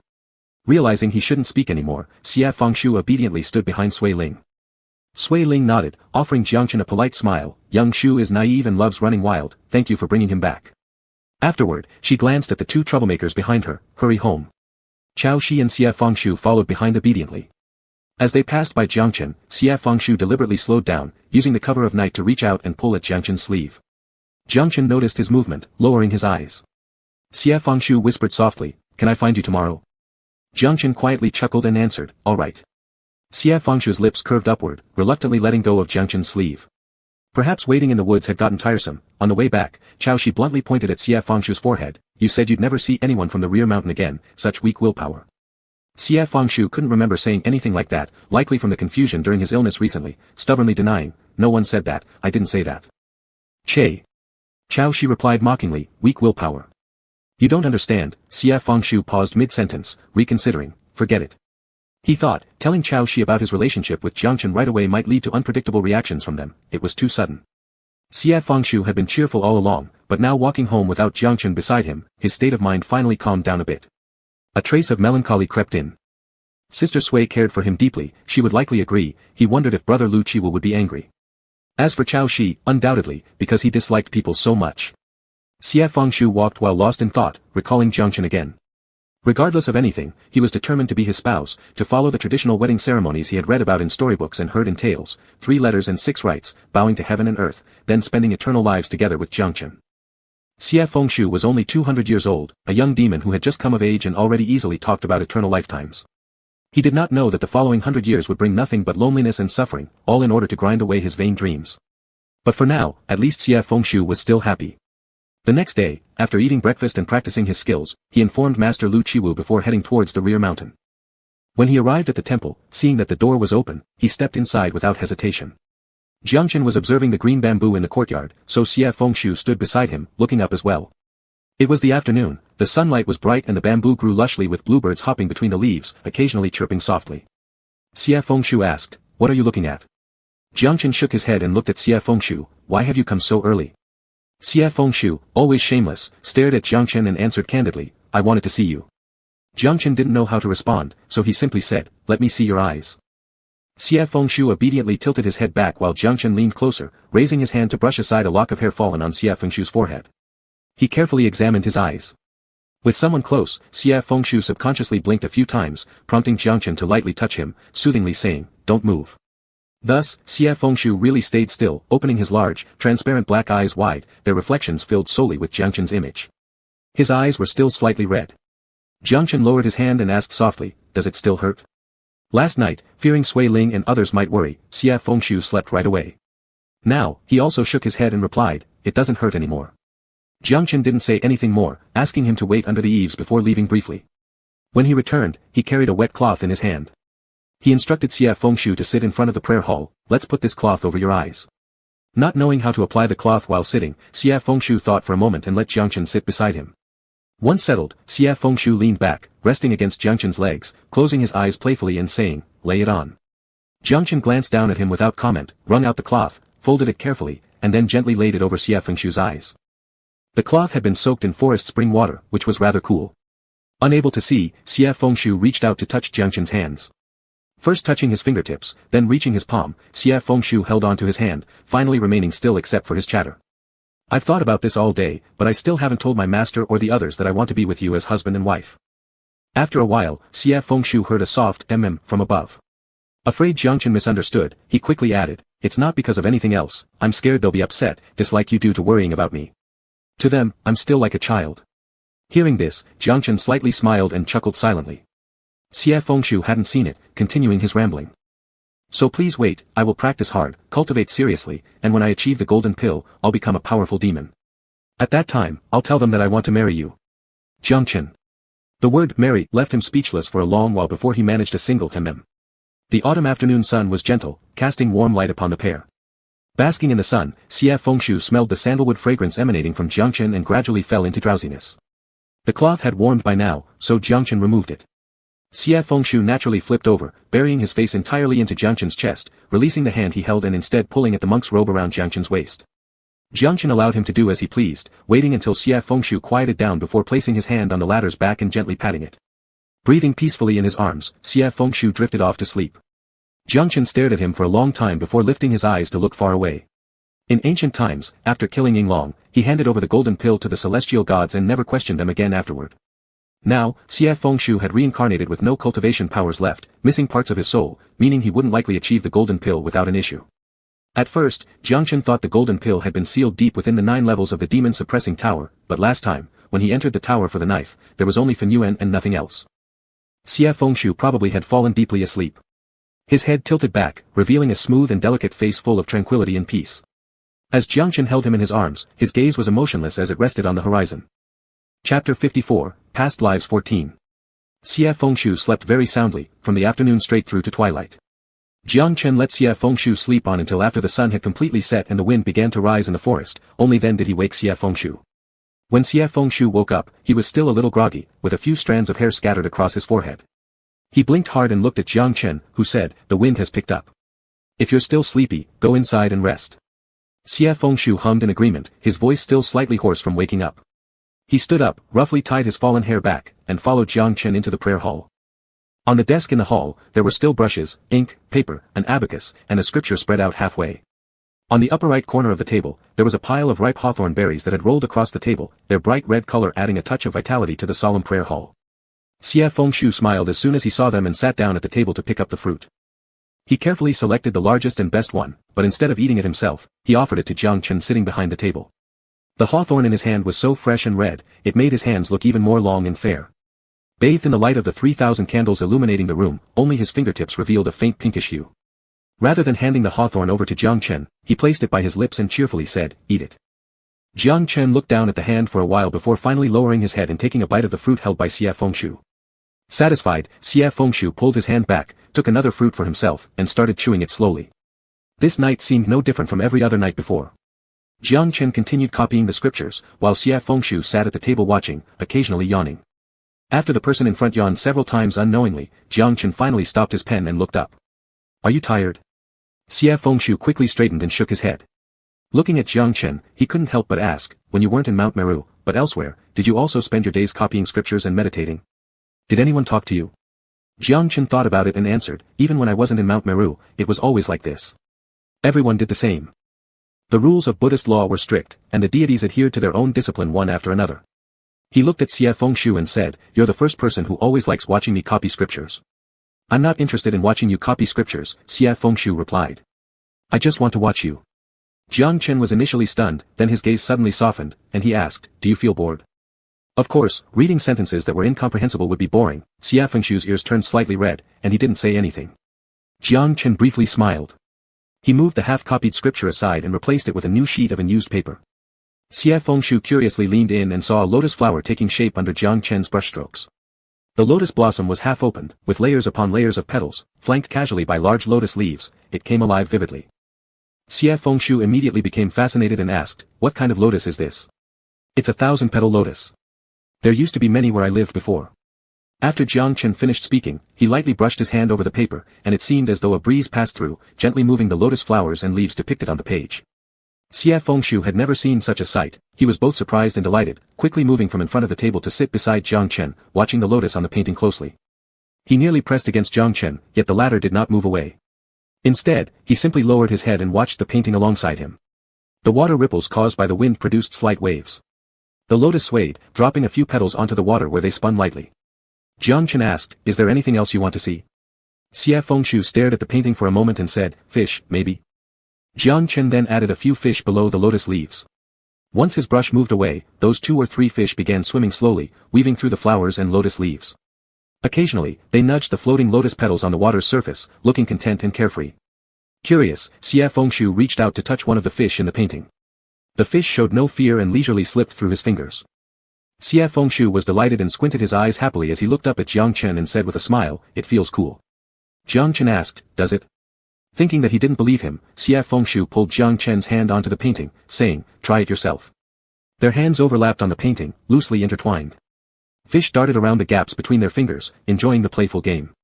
Afraid of startling the fish, Xia Fengshu quietly whispered to Jiang Chen, "Do you feel it?" Jiang Chen didn't look at the painting but focused on Xia Fengshu's head, softly replying, "Yes." This was merely an illusion created by a simple celestial artifice. After a while, when Xia Fengshu grew tired of playing, Jiang Chen glanced outside the window and heard the continuous autumn rain. One autumn rain makes one chill.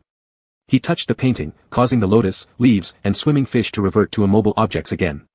Xia Fengshu also heard the sound of raindrops hitting the tiles on the roof. He stood up, opened the door, and looked outside, turning his head to Jiang Chen and said, "It's raining."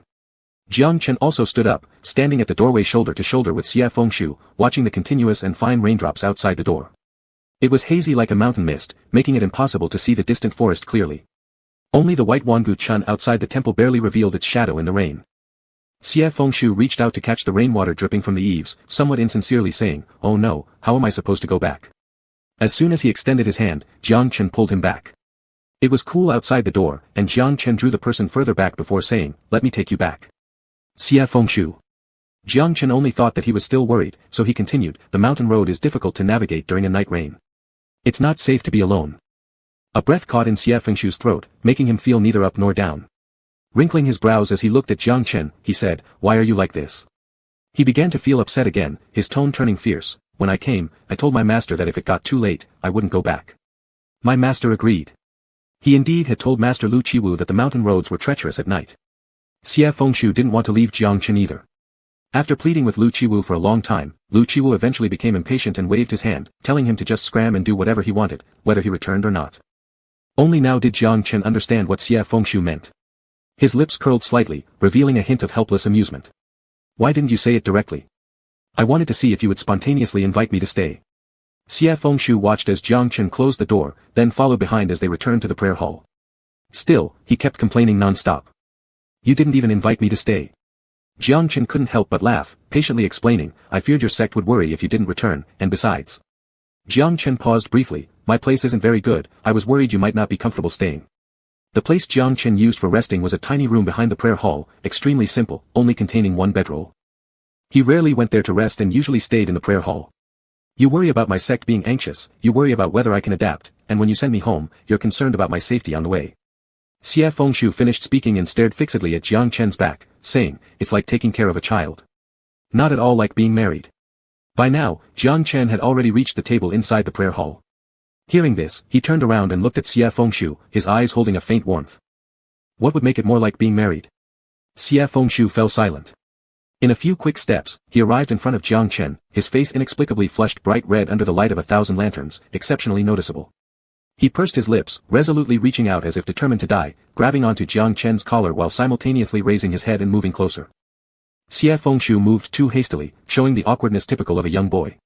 His teeth accidentally bumped against Jiang Chen's lips, and he quickly retreated a bit, sticking out his tongue to lick the spot he had hit before leaning in again. Jiang Chen allowed Xia Fengshu to fumble clumsily, lifting one hand to gently press against the latter's pure white nape, preventing him from retreating. Outside the prayer hall, the sound of the drizzle persisted, weaving through the forest and striking the leaves incessantly. Inside the hall, 3,000 oil lamps burned silently, their lights flickering softly, solemn and dignified, illuminating 2 intertwined shadows inseparable from each other. Chapter 55, Past Dust 15, Revised. The night rain fell softly, bringing a heavy chill outside, while warmth enveloped the room. Xia Fengshu lay in bed, watching Jiang Chen adjust the wick of the long lamp on the table with a slender bamboo stick. The candle flame, about to be submerged in lamp oil, flickered uncertainly as Jiang Chen poked it and reignited. Jiang Chen set down the bamboo stick and turned to meet Xie Fengshu's gaze from the bed. Xie Fengshu had already removed his outer robe, wearing only a white undergarment, completely wrapped in the quilt, with just his face exposed. Jiang Chen asked, "Why aren't you sleeping yet?" Xie Fengshu answered matter-of-factly, "I'm waiting for you." He extended his hand and patted the half of the bed beside him that he had left empty, inviting with an air of accomplishment, "Come on, come on." He spoke with unwavering confidence, as if there was no hidden meaning at all. But when Jiang Chen climbed into bed, Xie Fengshu immediately rolled into the other's embrace, resting his forehead against Jiang Chen's chest and chuckled warmly. Through the thin undergarments, Jiang Chen could feel the slight warmth transmitted from Xie Fengshu's forehead. He didn't pull away but simply said, "Sleep now." Xie Fengshu had slept through the afternoon, and now couldn't fall asleep. Lifting his head, he suddenly remembered something and asked, "That demoness?" Jiang Chen paused quietly for a moment before telling him directly, "I killed her." Xie Fengshu wasn't afraid, but looked at Jiang Chen with concern. "Ah, master says monks shouldn't commit evil, nor take lives. Will you be punished?" "No, not all monks refrain from taking life," Jiang Chen replied. "And not only killing constitutes evil?" Xie Fengshu asked, "What else?" "Speaking benevolence but then under the banner of good, pushing all the fault onto others and still thinking oneself compassionate." After saying this, Jiang Chen paused, looking down at Xie Fengshu's bewildered face, then smiled faintly and stopped talking further, only saying, "Sleep." He rarely laughed, but when he did, it seemed as though his eyes were filled with a hint of moonlight. Xie Fengshu immediately forgot what Jiang Chen had just said, seeing only the lips of the other tinged with a light blood hue, merely inches above his own forehead. There was a small wound on those lips where Xie Fengshu had bumped them earlier in the prayer hall. Xie Fengshu leaned closer, extending his tongue slightly to lick the small cut. Jiang Chen lowered his head and looked at him, speaking gently, "What are you doing?" They were too close, their breaths intermingling as they spoke. Xie Fengshu moved even closer, kissing those thin lips. His hand rested on Jiang Chen's waist, hot like a ball of fire, his eyes closed, his eyelashes fluttering slightly. Jiang Chen let him kiss, embracing Xie Fengshu's back while their lips intertwined tenderly. After an indeterminate period, Xie Fengshu finally pulled away, slightly out of breath beneath the covers. His sweaty palms clutched Jiang Chen's undershirt, making it damp and wrinkled. His clothing partially unbuttoned, revealing an inch of collarbone, Jiang Chen slowly adjusted it for him. Seeing that Xie Fengshu's eyes didn't blink off him, Jiang Chen leaned down and kissed his forehead, his voice slightly hoarse, "Sleep now." Xie Fengshu obediently snuggled into Jiang Chen's embrace, lying against his chest like a small animal. He heard the steady, strong heartbeat coming from Jiang Chen, beat after beat. Closing his eyes, Xie Fengshu spoke breathily, "I can hear your heartbeat." Jiang Chen wiped the sweat from his forehead and replied, "It belongs to you." Half of his words referred to the tenderness between the two of them now, while the other half recalled the oath of heart-digging from long ago. Xie Fengshu didn't understand, only smiling contentedly twice before falling asleep on the other's chest. As midnight approached and all became silent, Jiang Chen suddenly sat up with open eyes. The lamp in the room was still lit, casting a dim yellow glow. Jiang Chen held Xie Fengshu's hand exposed outside the quilt expressionlessly, gazing out the window. The rain had not stopped outside. Hundreds of miles away, the entrance of the cave where Jiang Chen had slain the demoness had been softened by the rain-soaked earth. A strand of black, mist-like demonic energy circled several times where the demoness had died before dissipating quickly. The demonic energy was so faint it could be ignored, and dissipated too fast. In the blink of an eye, Jiang Chen had lost its trace. Furrowing his brows slightly, he glanced down at Xie Fengshu. The other was sound asleep, leaning close against his chest, breathing evenly and steadily. Jiang Chen watched for a while, lowering his head and lightly brushing his lips against Xie Fengshu's eyelashes. With this night as a start, Xie Fengshu began acting without restraint, practically treating Jiang Chen's place as another home of his. As Chaoshi would say, who knows why he spends so much time hanging around with a monk. Though Xie Fengshu didn't say anything aloud, he internally rebutted indignantly, "You know nothing. There's more fun than you can imagine." As time passed, Xie Fengshu grew bolder. The initial rules set by his sect, prohibitions against staying out overnight, running far away, and secretly going down the mountain, all became obsolete. Hampered by his sect since childhood, and then encountering Jiang Chen, Xie Fengshu's untamed behavior spread like wildfire. He not only ran around recklessly himself but also dragged Jiang Chen along. Sometimes they would sneak into deep forests or circle around a nearby mountaintop. Occasionally, they would even go down to the mortal realm. Whenever he descended the mountain, Xie Fengshu inevitably visited taverns or teahouses to listen to storytelling sessions. Tales of talented scholars and beautiful maidens, chivalrous heroes of the martial world, ghostly oddities, everything was welcomed. With snacks in hand, bought just moments before, Xie Fengshu sat on a stool in the teahouse and always waited until dusk, when the storyteller struck the wooden gavel and announced, "To be continued," before packing up and closing the shop. Then Xie Fengshu would feel satisfied, and with Jiang Chen under the cover of night, they would return to Mount Meru. By the time they returned, it was completely dark, the streets engulfed in darkness. It was at this point that Xie Fengshu could confidently hold Jiang Chen's hand as they strolled back slowly. They didn't descend the mountain often, just once every 2 or 3 months. But their presence was striking enough that over time, the regular patrons of the tea house noticed that every few months, a white-robed monk would bring a red-clad youth to hear stories, sitting there for an entire afternoon. Under the clear night sky, with the starry expanse dim, it seemed as if the whole world had shrunk to include only the two of them. As Xie Fangsu held Jiangchen's hand, he suddenly recalled their first descent together when Jiangchen had spoken casually about the past lives and present fates of two mortals. Xie Fangsu had never asked about Jiangchen's origins before, but now thinking about it, curiosity suddenly welled up in him. He turned his head and scrutinized Jiangchen closely. Jiangchen noticed his gaze and turned to ask, "What is it?" Xie Fangsu hesitated for a moment, then admitted frankly, "We've been together for so long, and I still don't know where you come from." Jiangchen's eyes softened as he answered, "From the great Brahma heaven." "Great Brahma heaven? Is that in heaven?" Jiangchen responded patiently, as if speaking to a child unfamiliar with worldly matters. "There are 9 layers in the celestial realm, and 3 heavenly realms of Buddhism. The great Brahma heaven lies at the highest point." Xie Fangsu simply listened and felt that Jiangchen must be very powerful, yet Jiangchen's expression remained calm, without any sign of pride or joy. Xie Fangsu thought, his master had once said, "The higher you go, the colder it gets." At such a high altitude, the heavens must indeed be very cold. So he stopped asking questions, turning his eyes mischievously instead and said, "Today's story was only halfway through. Can we come back tomorrow to finish it?" Jiangchen only remembered today's tale being about a gifted scholar and a lovely lady, so he asked, "Is it interesting?" "It's interesting," Xie Fangsu replied, "but some parts are difficult to understand." Then he added, "Today's story had a line, behind the curtain, intimate whispers beneath the quilt, spring nights spent within brocade canopies. Do you know what that means?" Jiangchen paused mid-step, gripping Xie Fangsu's hand tightly. There was a hint of warning in his tone, "Xie Fangsu." Xie Fangsu burst out laughing. At his age, how could he really not understand? As Jiangchen's gaze lingered, Xie Fangsu's laughter diminished, gradually coming to a stop. His face turned slightly red as he held Jiangchen's hand, lowering his voice conspiratorially as if doing something naughty. "Can I stay tonight and not return to the bright mirror terrace?"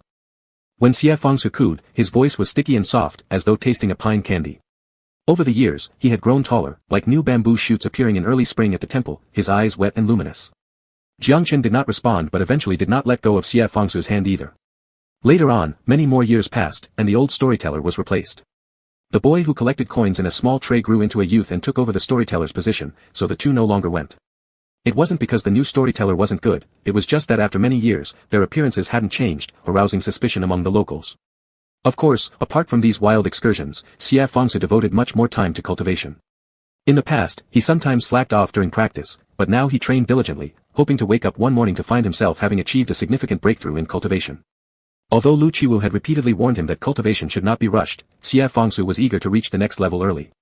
He wanted to grow into a mighty demon quickly, then proudly declared to Lu Qiwu and others, "I am getting married." While most demons cultivated to ascend to immortality or wield immense powers, perhaps Xie Fangsu was the first to work so hard in cultivation solely for the sake of getting married. Once his daily lessons were done, unless Xie Fangsu was too exhausted to get up, he would surely make his way to the back mountain. Sometimes it was early, and the monastery gates wouldn't be closed, left half open for Xie Fangsu to push them directly open. Other times, it was late, with dark clouds low and heavy, and a lantern in front of the temple swaying in the mountain wind, illuminating the path ahead. Occasionally, Xie Fangsu would return very early in the morning from visiting Jiangchen, only to encounter Lu Qiwu taking a walk in the courtyard. In such instances, the older man would look at him with a melancholic sigh, stroking his beard and lamenting, "Children grow up too fast, they're impossible to hold on to." This made Xie Fangsu feel on edge every time. He always felt as if Lu Qiwu had figured something out, but Lu Qiwu would just wave his hand impatiently after saying this one sentence, dismissing his young disciple to go and practice cultivation. Sui Ling and Chao Shi weren't so easy to get rid of. At first, it was fine, they thought Xie Fangsu had just found a rare friend on Mount Meru, so naturally, he'd want to be close to him. But later on, they began to suspect and started asking why Xie Fangsu was running off to see Jiangchen all the time. At the beginning, they only assumed that Mount Meru was rarely visited by people, and finding a friend was a rare treat for Xie Fangsu, so naturally, he would cherish the bond. But years passed and Xie Fangsu didn't grow tired of it, instead, he even stopped coming home, which was unforgivable. Xie Fangsu initially feigned deafness, but one day, the two of them cornered him in his room. Sui Ling, wearing a smoky-colored dress, her brows slightly furrowed, tapped her slender fingers against Xie Fangsu's forehead, "Off again. You haven't even sat on the stool long enough before you're already thinking about going somewhere else." She had grown increasingly beautiful and also developed quite a temper. Rubbing his forehead, Xie Fangsu cried in protest, "Not true. I've been at home for 2 whole days." "That's exactly what I'm talking about," said Chao Shi, arms crossed as he leaned against the doorway, giving Xie Fangsu a sidelong glance. "You spend a day or 2 here, then run off for another couple of days. Aren't you getting tired of all this nonsense?" If I hadn't seen that guy on the back mountain is a monk, Chao Shi continued, I'd have thought he was some kind of enchanting demon. Xie Fangsu dared not argue but asked instead, what are you trying to say? Sui Ling sighed and looked earnestly at Xie Fangsu, Xiao Shu, when interacting with others, your intentions should be genuine, but boundaries must also be maintained. Never give away your heart too easily. I understand, Xie Fangsu answered solemnly. But Jiangchen is different. Chao Shi snorted, how is he different? Xie Fangsu turned red in the face, insisting stubbornly, he just is. You'll see eventually. Upon hearing this, Sui Ling and Chao Shi exchanged glances, their expressions strange, but they didn't press further. Xie Fangsu managed to slip through once more, but on his way to find Jiangchen, his heart swelled with melancholy. When would he finally achieve the golden core stage? The spring winds blew, winter snows fell, plants withered and flourished, 60 years in human terms passed in the blink of an eye. The myriad eternity spring tree in front of Jiangchen's temple had shed its blossoms once more, now blooming anew. During his idle moments, Xie Fangsu counted the flowers, they were still precisely 19,717 blooms. He grumbled to Jiangchen somewhat disdainfully, this tree's too lazy, it doesn't even want to bloom more. Jiangchen's eyes carried a faint smile, letting Xie Fangsu rant on. By this point, Xie Fangsu and Chao Shi were both over 280 years old. They no longer had the naivety of youth, they were mature demons. Sui Ling had already cultivated her golden core decades ago, and Chao Shi had reached the same milestone one day without much fanfare. The only remaining member of the sect who hadn't yet formed a golden core was Xie Fangsu. Lu Qiwu, Sui Ling, and Chao Shi were well aware of Xie Fangsu's ambition to achieve the golden core, so none of them mentioned it outright, until Xie Fangsu himself noticed. That day, Jiangchen waited a long time in the Dharma hall for Xie Fangsu, who never showed up. When he finally went outside to look for him, he found Xie Fangsu sitting under the myriad eternity spring tree, head bowed, seemingly lost in thought.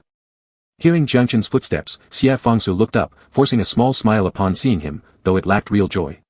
Jiangchen sat beside him without a word, allowing Xie Fangsu to lean his head onto his lap. What's wrong? Jiangchen asked softly. After a while, Xie Fangsu's muffled voice came through. Chao Shi formed his golden core today.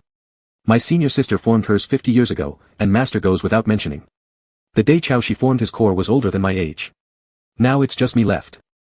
Jiangchen remained silent as Xie Fangsu flipped onto his back, staring at the sky dejectedly. Maybe I'm just not smart enough. Jiangchen stayed quiet, gently patting Xie Fangsu's head. As Xie Fangsu looked up and saw his expression, it seemed like Jiangchen might be sadder than he was under the profusion of blossoms. Embarrassed by his own thoughts, Xie Fangsu quickly rephrased, never mind, probably I just haven't practiced enough. Maybe in a few more years, I'll form my core too. He half joked and half seriously added, I need to form my golden core because I plan to marry you and make you my wife. Jiangchen quietly asked, aren't we already married right now? At these words, Xie Fangsu's face immediately flushed red. Well, yes, but our situation resembles secret lovers rather than a proper couple. Xie Fangsu had, over the past few decades, impulsively descended the mountain countless times, listening to storytelling sessions and watching operas. He had become incredibly familiar with a myriad of messy theatrical plays. Jiangchen smiled faintly and patted Xie Fangsu, gesturing for him to sit up. Once Xie Fangsu sat properly, Jiangchen gazed at him gently and spoke softly. Xie Fangsu, I need to go back for a bit. Xie Fangsu instantly tensed up, grabbing Jiangchen's hand tightly as he widened his eyes in alarm. Where are you going?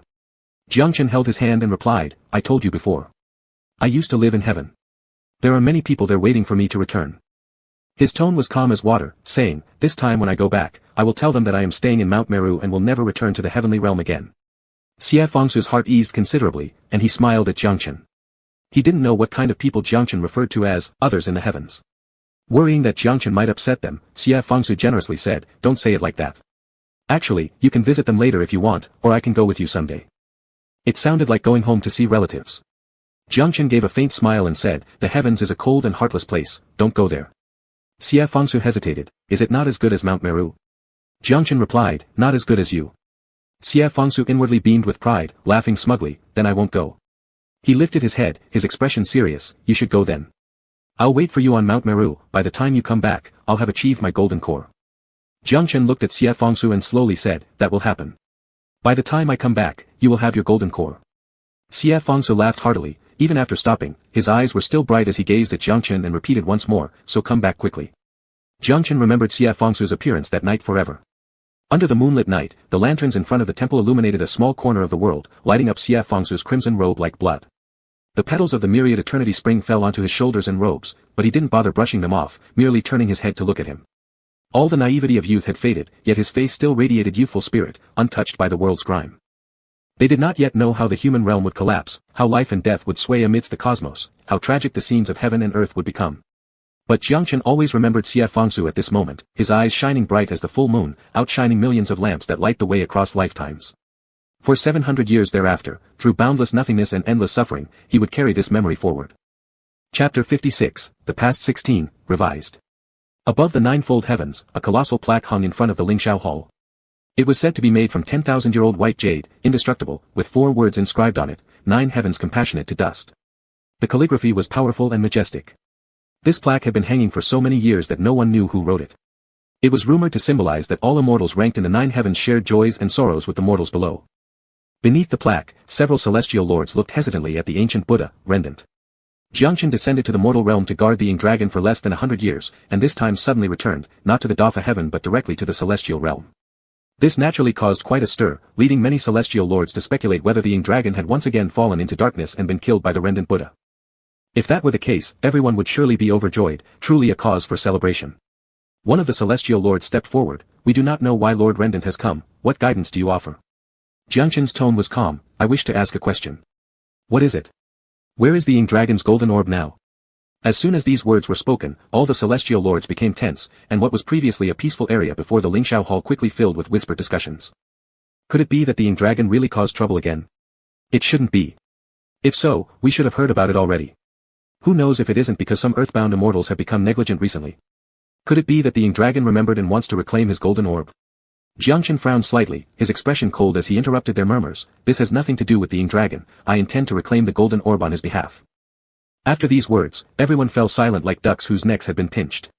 After a while, a celestial lord came back to his senses, looking incredulously at Jiangchen. "What does Lord Rendant mean by this? I am about to forsake my divinity, there's no need to call me Lord Rendant anymore." Jiangchen remained expressionless, delivering one shock after another. The golden orb originally belonged to the Ing dragon. Now he exists as a demon in the mortal world without the golden orb, making his cultivation thousands of times harder. Most of you ascended through cultivation, you should understand. A few celestial lords exchanged glances and didn't say anything. Among them, Yuji Xianjun Peng Yuanzi stroked his beard thoughtfully and hesitated before speaking. "This does make sense." Before he could finish, a voice sounded from within the Lingxiao Hall. "What exactly is going on?" The celestials turned around upon hearing the voice, then bowed respectfully. "Lord Fuguang." The previous Yuji Xianjun hurriedly introduced Jiangchen to him. "Rendant, Master, this is the newly appointed war god of the celestial realm, Lord Fuguang Peiyu." Peiyu, dressed in black robes with black hair, stood before the celestial lords, staring intently at Jiangchen. "Master, though your kindness may seek to aid others, if you truly return the golden orb and one day the Ing dragon wreaks havoc on the mortal realm again, who will take responsibility?" Jiangchen raised his eyes and retorted, "I only know that the Ing dragon committed acts of killing deities and immortals long ago. When exactly did he cause disaster in the mortal world?" Peiyu paused, startled. Though he was born in the heavenly court, his cultivation was still short-lived, and his knowledge of ancient matters merely pieced together from scattered words. Stumped by the question, he found himself momentarily unable to respond. Jiangchen did not wish to further tangle with him and continued, "The past has faded. Are the celestial realms planning to forever hold the Ing dragon captive using a mere golden orb?" Looking at these people in front of him, a trace of anger stirred in Jiangchen's heart. He coldly stated, "You all claimed he bore responsibility for the salvation of the mortal realm as an ancient great demon back then, and now you also accuse him of unyielding demonic nature and being a scourge to humanity." The obvious chill in Jiangchen's tone made a celestial lord realize something wasn't right and hastened to smooth things over. "We are as one family under the same divine law. Let us not damage our harmonious relations. If the Ing dragon sincerely repents, the golden orb is not unrecoverable.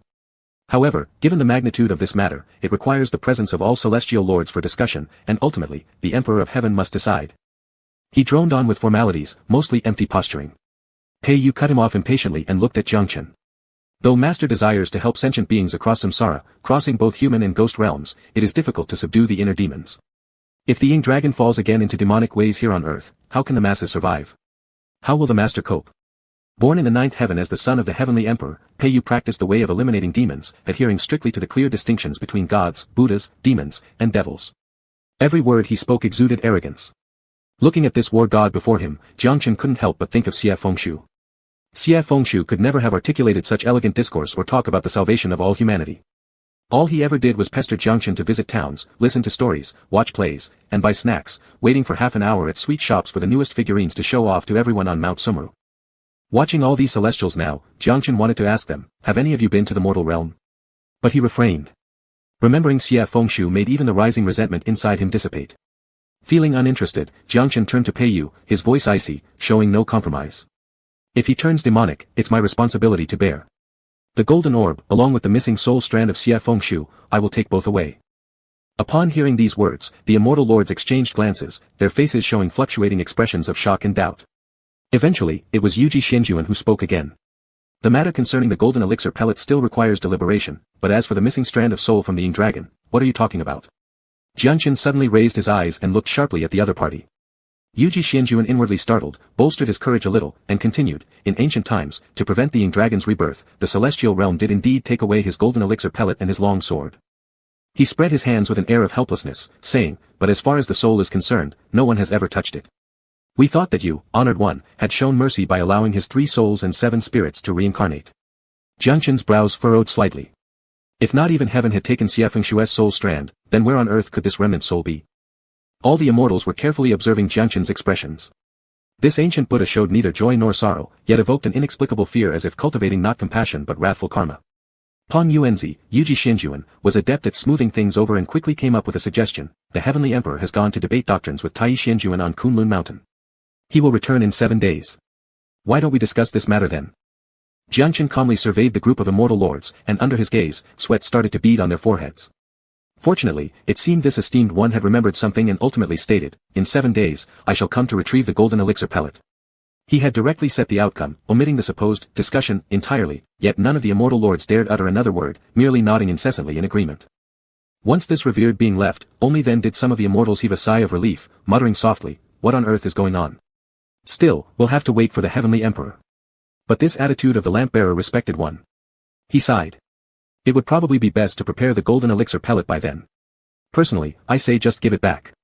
After all these years, there hasn't been any trouble from the Ying dragon anyway. Pang Yuanzi wiped the nervous sweat from his forehead and turned to ask Peiyu. Fu Guangjuan, do you know where the Ying dragon's golden elixir pellet is? At. It had been too long since it was last mentioned, even he had faltered. Peiyu gave him an impatient glance and finished his sentence. South Ming Sea, Wuming Mountain.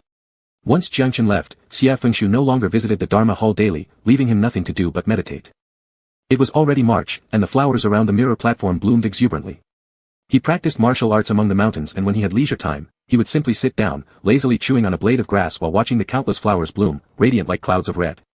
Today, he had slipped out to practice before dawn, and now that evening had arrived, he finally allowed himself to discard his sword and lie on the ground to rest. Qiao Shi brought 2 pairs from somewhere unknown, tossing one to Xie Fengshu before sitting down himself. Xie Fengshu was resting with his eyes closed when Qiao Shi's pair hit him. Irritated, Xie Fengshu opened his eyes, glaring at the other person. Sitting up, he grabbed the pair, bit into it, and mumbled, when's dinner? All you think about is eating, Qiao Shi replied, tossing the pair up and down, looking at Xie Fengshu with exasperation. Why don't you go look for your monk? Xie Fengshu sighed wistfully, he's gone back for now. Isn't he coming back? No, he isn't. Why are you so anxious? Qiao Shi said, not coming back is better, that way you can focus instead of losing your spirit. Xie Fengshu replied earnestly, he'll come back. He said once he returns, he won't leave anymore. Upon hearing this, Qiao Shi abruptly turned his head, staring fixedly at Xie Fengshu. Xie Fengshu became uneasy, what's with that look? What does it matter if he comes back or not? If you're getting married later, are you planning to bring him along? For a moment, Xie Fengshu fell silent, then lay back amidst the flowers. I won't marry anyone else. This time it was Qiao Shi's turn to fall silent. He remained quiet for a very long time, until Xie Fengshu noticed something wrong and turned to look at him. Qiao Shi stared at Xie Fengshu with a grim expression, gritting his teeth, you tell me, what kind of relationship do you have with that monk? Xie Fengshu immediately panicked, attempting to dodge the question, what kind of relationship? Xie Fengshu. Are you asking for a beating? Xie Fengshu flinched, noticing how blackened Qiao Shi's face had become, deciding to go all in, you've guessed it, why ask me? Qiao Shi took a deep breath to keep from being enraged by Xie Fengshu, are you stupid? To fancy a monk. From now on, you're forbidden to visit the back mountain. Xie Fengshu didn't seem the least bit scared, slowly responding, I can't stop myself. I told him that after cultivating my golden elixir pellet, I'll marry him, I must take responsibility for him. Qiao Shi's expression was beyond mere annoyance. His eyebrows were furrowed tightly, enunciating every word, when that monk comes back, I will definitely kill him. Xie Fengshu wasn't at all angry, instead smiling slyly, all right brother, don't get upset, tonight I'll sneak some wine from master and share it with you. With maturity comes also thicker skin. That night, Xie Fengshu actually managed to steal a jar of wine and, together with Chao Shi and Sui Ling, who was dragged along halfway, sat by the lake at the foot of the mountain, drinking in turns. The spring wind blew gently during the night, not cold but rather soothing, rustling their hair and rippling the lake's surface. The bright moon hung high, illuminating everything around them. The three held wine bowls that seemed to hold a spoonful of moonlight. Sui Ling had already known about what happened earlier in the day and was unsurprised, only looking at Xie Fengshu with a hint of helplessness. I've known for a long time.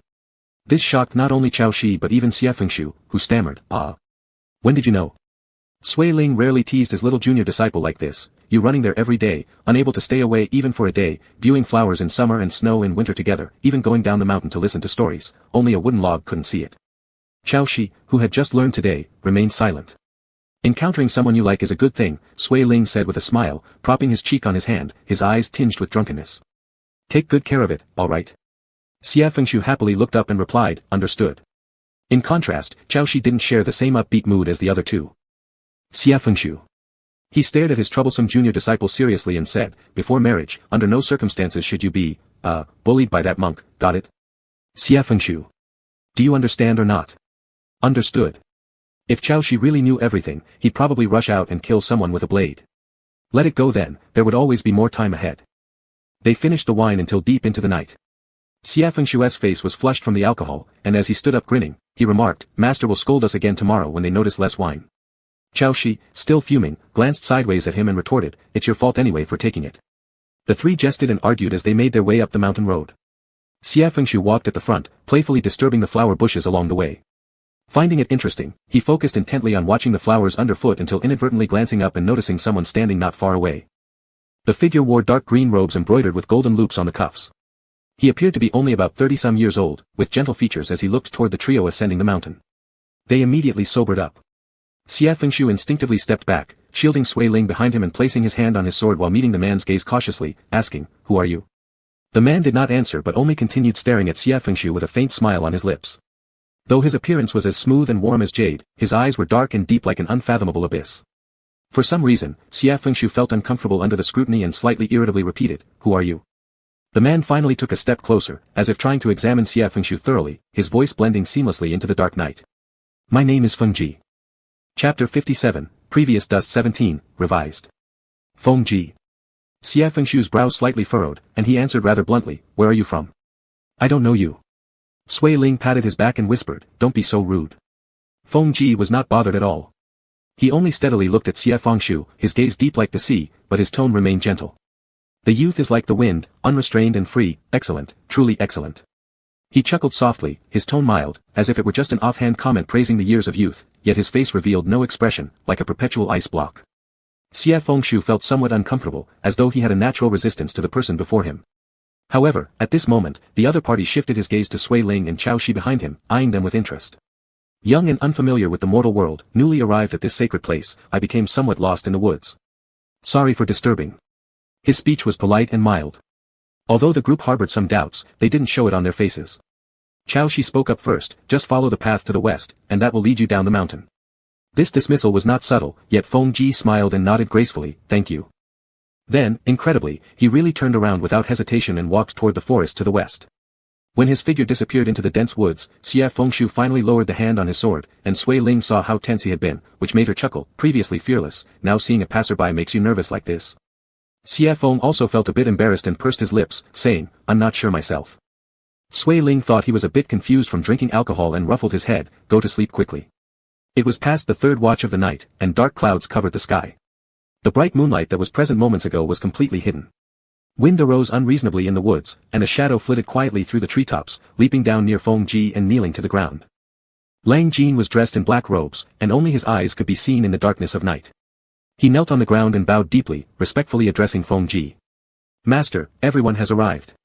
Feng Ji raised his eyes slightly. The mountains were enveloped in the darkness of night, which should have been pitch black, but a flicker of red light flashed momentarily not far away on the cliff, then quickly disappeared into the earth. That was a blood-red eye of a demon. There must be countless such eyes hiding in the dark throughout this vast expanse. The immortals of Mount Sumi have all been wiped out. Lang Jin glanced at Feng Ji, hesitating somewhat as he said, but master, the monk. Relax, since he returned to the great Brahma heaven, he won't be reincarnated soon. Feng Ji smiled and suddenly looked down at Lang Jin, have you ever seen the current incarnation of Ing Long? Lang Jin was startled and honestly shook his head. Back when we were young, comradeship ran deep, but the ancient pain of having scales torn off and the bloody vengeance have been forgotten entirely. After finishing, his smile faded, revealing boundless coldness. The frigid water of Lake Dui and the 8th level of the demon-suppressing pagoda were torturous because of his rebellious nature. I waited there for tens of thousands of years. Now that I meet my old acquaintance again, he doesn't even recognize me. He slowly sighed word by word, it's heartbreaking. Lang Jin knelt prostrate and declared solemnly, Master, your past grievances can all be avenged now. The reincarnation of Long is merely a small demon, and killing him would be as easy as turning over one's palm. Why should I kill him? Feng Ji countered. Lang Jin froze, looking up at Feng Ji in the dark but only saw him smile. I'm just curious, both he and I were evil spirits of the ancient times. I released the malevolent beings of the Dui realm, destroying lives, he killed Qi Yu and slew Qua Fu, creating chaos. Both of us have sins that cannot be fully written. Why does he always appear so righteous? Later, both of us were suppressed, he died, but both carried grudges engraved into our bones. Why did he live such a satisfying life after reincarnating? In the dim night, Feng Ji gazed at the vast distant mountains. Despite his appearance of refinement, like the wind through clear skies, his words held not an iota of emotion. It is rumored that Long was beheaded here by Dian Tan himself, who refused to submit until his death, declaring he would dismantle Dian Tan's bones and dig out his heart. He feared no death, so what use is it to kill him? Upon hearing these words, Lang Jin's face took on a trace of bewilderment, then, Master. It doesn't matter. In Buddhism's 8 sufferings, death is just one of them. If someone fears no death, surely they'll fear something else. Feng Ji interrupted him with a faint smile curling at the corners of his mouth, you're right. He's just a little demon practicing for a few hundred years. Controlling him will indeed be effortless. Let's fetch his golden pellet first. Long, as an ancient magical beast, had already existed alongside the universe without need for cultivation. Regardless of how many lifetimes passed, there was only one golden pellet. This was also why Xie Fengshu couldn't cultivate a golden pellet in this lifetime. Lang Jin stopped talking, respectfully bowing to Feng Ji. Feng Ji sighed with a glance upward, we don't know if the golden pellet is still on Long or not. If not, he'll certainly be useless. The celestial realm had already been thrown into chaos due to the sudden visit of Nandang ancient Buddha, yet within the great Brahma heaven, it was extremely quiet, one could hear a pin drop. Amidst the mist and clouds, the 3 Buddhas of the Trikalpa sat opposite each other, glancing at one another awkwardly. Jiangchen sat on the highest lotus seat, appearing calm as if the words he had just spoken were nothing extraordinary rather than a shocking revelation that left thousands of Buddhas speechless. After an unknown period of time, Shakyamuni, the leading Buddha among those seated below, finally spoke up. What does Master mean by not returning to the great Brahma heaven? Jiangchen looked at the person opposite, his tone as calm as ever. Discard the divinity, disperse the golden body. The expressions of all the Buddhas changed, they began reciting Buddhist chants. Shakyamuni hurriedly spoke up, Master. I attained Buddhahood from the time of the primordial creation, it's now been tens of thousands of years, only to realize that I possess merely the form of a Buddha but lack the heart, harboring many delusions. Jiangchen raised his eyes and looked at the crowd of Buddhist disciples below, catching the shock on their faces, but refrained from offering any further explanations. Practicing Buddhism is about cultivating the mind, my heart has already lost sight of the grand Tao. Amitabha. Shakyamuni recited a long chant, Master, over these tens of thousands of years, you have cultivated both mind and will, with the Tao always attached to your body, how can you fail to understand that all things in the world are mere illusions? Jiangchen slightly lifted his eyes and answered, he is genuine. All phenomena are illusions, worldly matters are like dust, except for Xie Fengshu who is tangible, who is a fire and a light he touched once. Shakyamuni sighed, the patriarch has diligently practiced for tens of thousands of years in the great Brahma heaven, and delusions lasted but briefly. As causes arise and cease, cycles of karma recur, why cling on to them painfully? Amidst swirling mists, gold lotuses spread across the ground in the great Brahma heaven. The chanting of the scriptures by the 3,000 Buddhas was majestic, reverberating around Jiangchen's ears. Jiangchen looked towards the monks, his voice audible amidst the sutra chanting, fate has been decided, consequences must be endured. Since delusions have arisen, there will be no regret even at death. Shakyamuni, looking at his revered teacher before him, his eyes showed a touch of sorrowful expression, entering the 3 realms violates precepts, committing sins requires traversing the evil paths, Master, why inflict such suffering upon yourself? A Buddha cultivator who ascended to the 3 heavens has already achieved full golden body status, achieving enlightenment and sainthood. Committing sins leads to a return to the human world, to endure the punishment in the evil path for a complete 7 days. No Buddha cultivator knows what the evil path looks like, it might be an extreme cold place untouched by 1,000 years of ice and snow, or fiery flames scorching heat, or maybe endless seas without seeing daylight. In summary, it's a place where a fallen Buddha loses a layer of skin, a punishment to advise falling Buddhas. Illusions are numerous, yet only compassion exists in the Dharma. Why not repent? Jiangchen is the world creator Buddha. Would he not know? With a lift of his gaze, his expression remained unchanging. The voices of 1,000 Buddhas resonated through the heavens, yet his heart was steadfast and did not waver in the slightest. His compassion, patience, the only warmth he held were for Xiefenshu, others received none. At this point, there was no room for retreat. The Buddhas exchanged glances, their expressions complex. Ultimately, they all closed their eyes, bowed their heads low, and let out a long sigh, Amitabha. Buddhist hymns echoed endlessly, like sighs, like lamentations. All the Buddhas rose from their seats, making way for Jiangchen. Jiangchen walked through them, stepping on golden lotuses covered by layer clouds step by step toward the exit of the great Brahma heaven. At the end of the road, clouds gathered and converged, forming an entrance in the middle, leading to infinite darkness contrasting starkly with the radiant great Brahma heaven. Jiangchen didn't hesitate for a moment and stepped inside the opening amidst the Buddhist verses chanted by the 3,000 Buddhas. Actually, the rumors about the evil path outside were correct. Each fallen Buddha entering the evil path would see different scenery. Some saw flames, others deep seas, entirely dependent on their own inner state. What Jiangchen saw was infinite darkness and Xiefenshu at the end of the darkness. He feared nothing, the only thing he cared about was Xiefenshu. Xiefenshu still wore red clothing, dazzling like stars. From afar, he looked at Jiangchen, smiling mischievously asking, "Jiangchen, do you like me?" Jiangchen knew this was an illusion, but his expression couldn't help but soften involuntarily. Xiefenshu slowly approached him, repeatedly asking, "Do you like me?" He had reached Jiangchen's front, looking up at the man before him, demanding an answer. Jiangchen lowered his gaze to look at him. In the vast darkness, Xiefenshu suddenly laughed lightly. His laughter echoed in the vast darkness, making the surroundings seem somewhat empty. He said, "I know you like me." Suddenly, his expression turned cold, glaring fiercely at Jiangchen asking, "Then why did you kill me back then?" Just after these words fell, Jiangchen felt excruciating pain in his chest as if pierced by a sharp blade. He looked down, Feng Yuan had pierced through his left chest, blood soaking his simple white monk robe. Xiefenshu's hand was pressing against his chest, asking, "Do you remember my last words?" The crimson-clothed youth before him had a cold tone, carrying unprecedented hatred, revealing word by word in Jiangchen's ear. "I will eventually dismantle your bones and dig out your heart."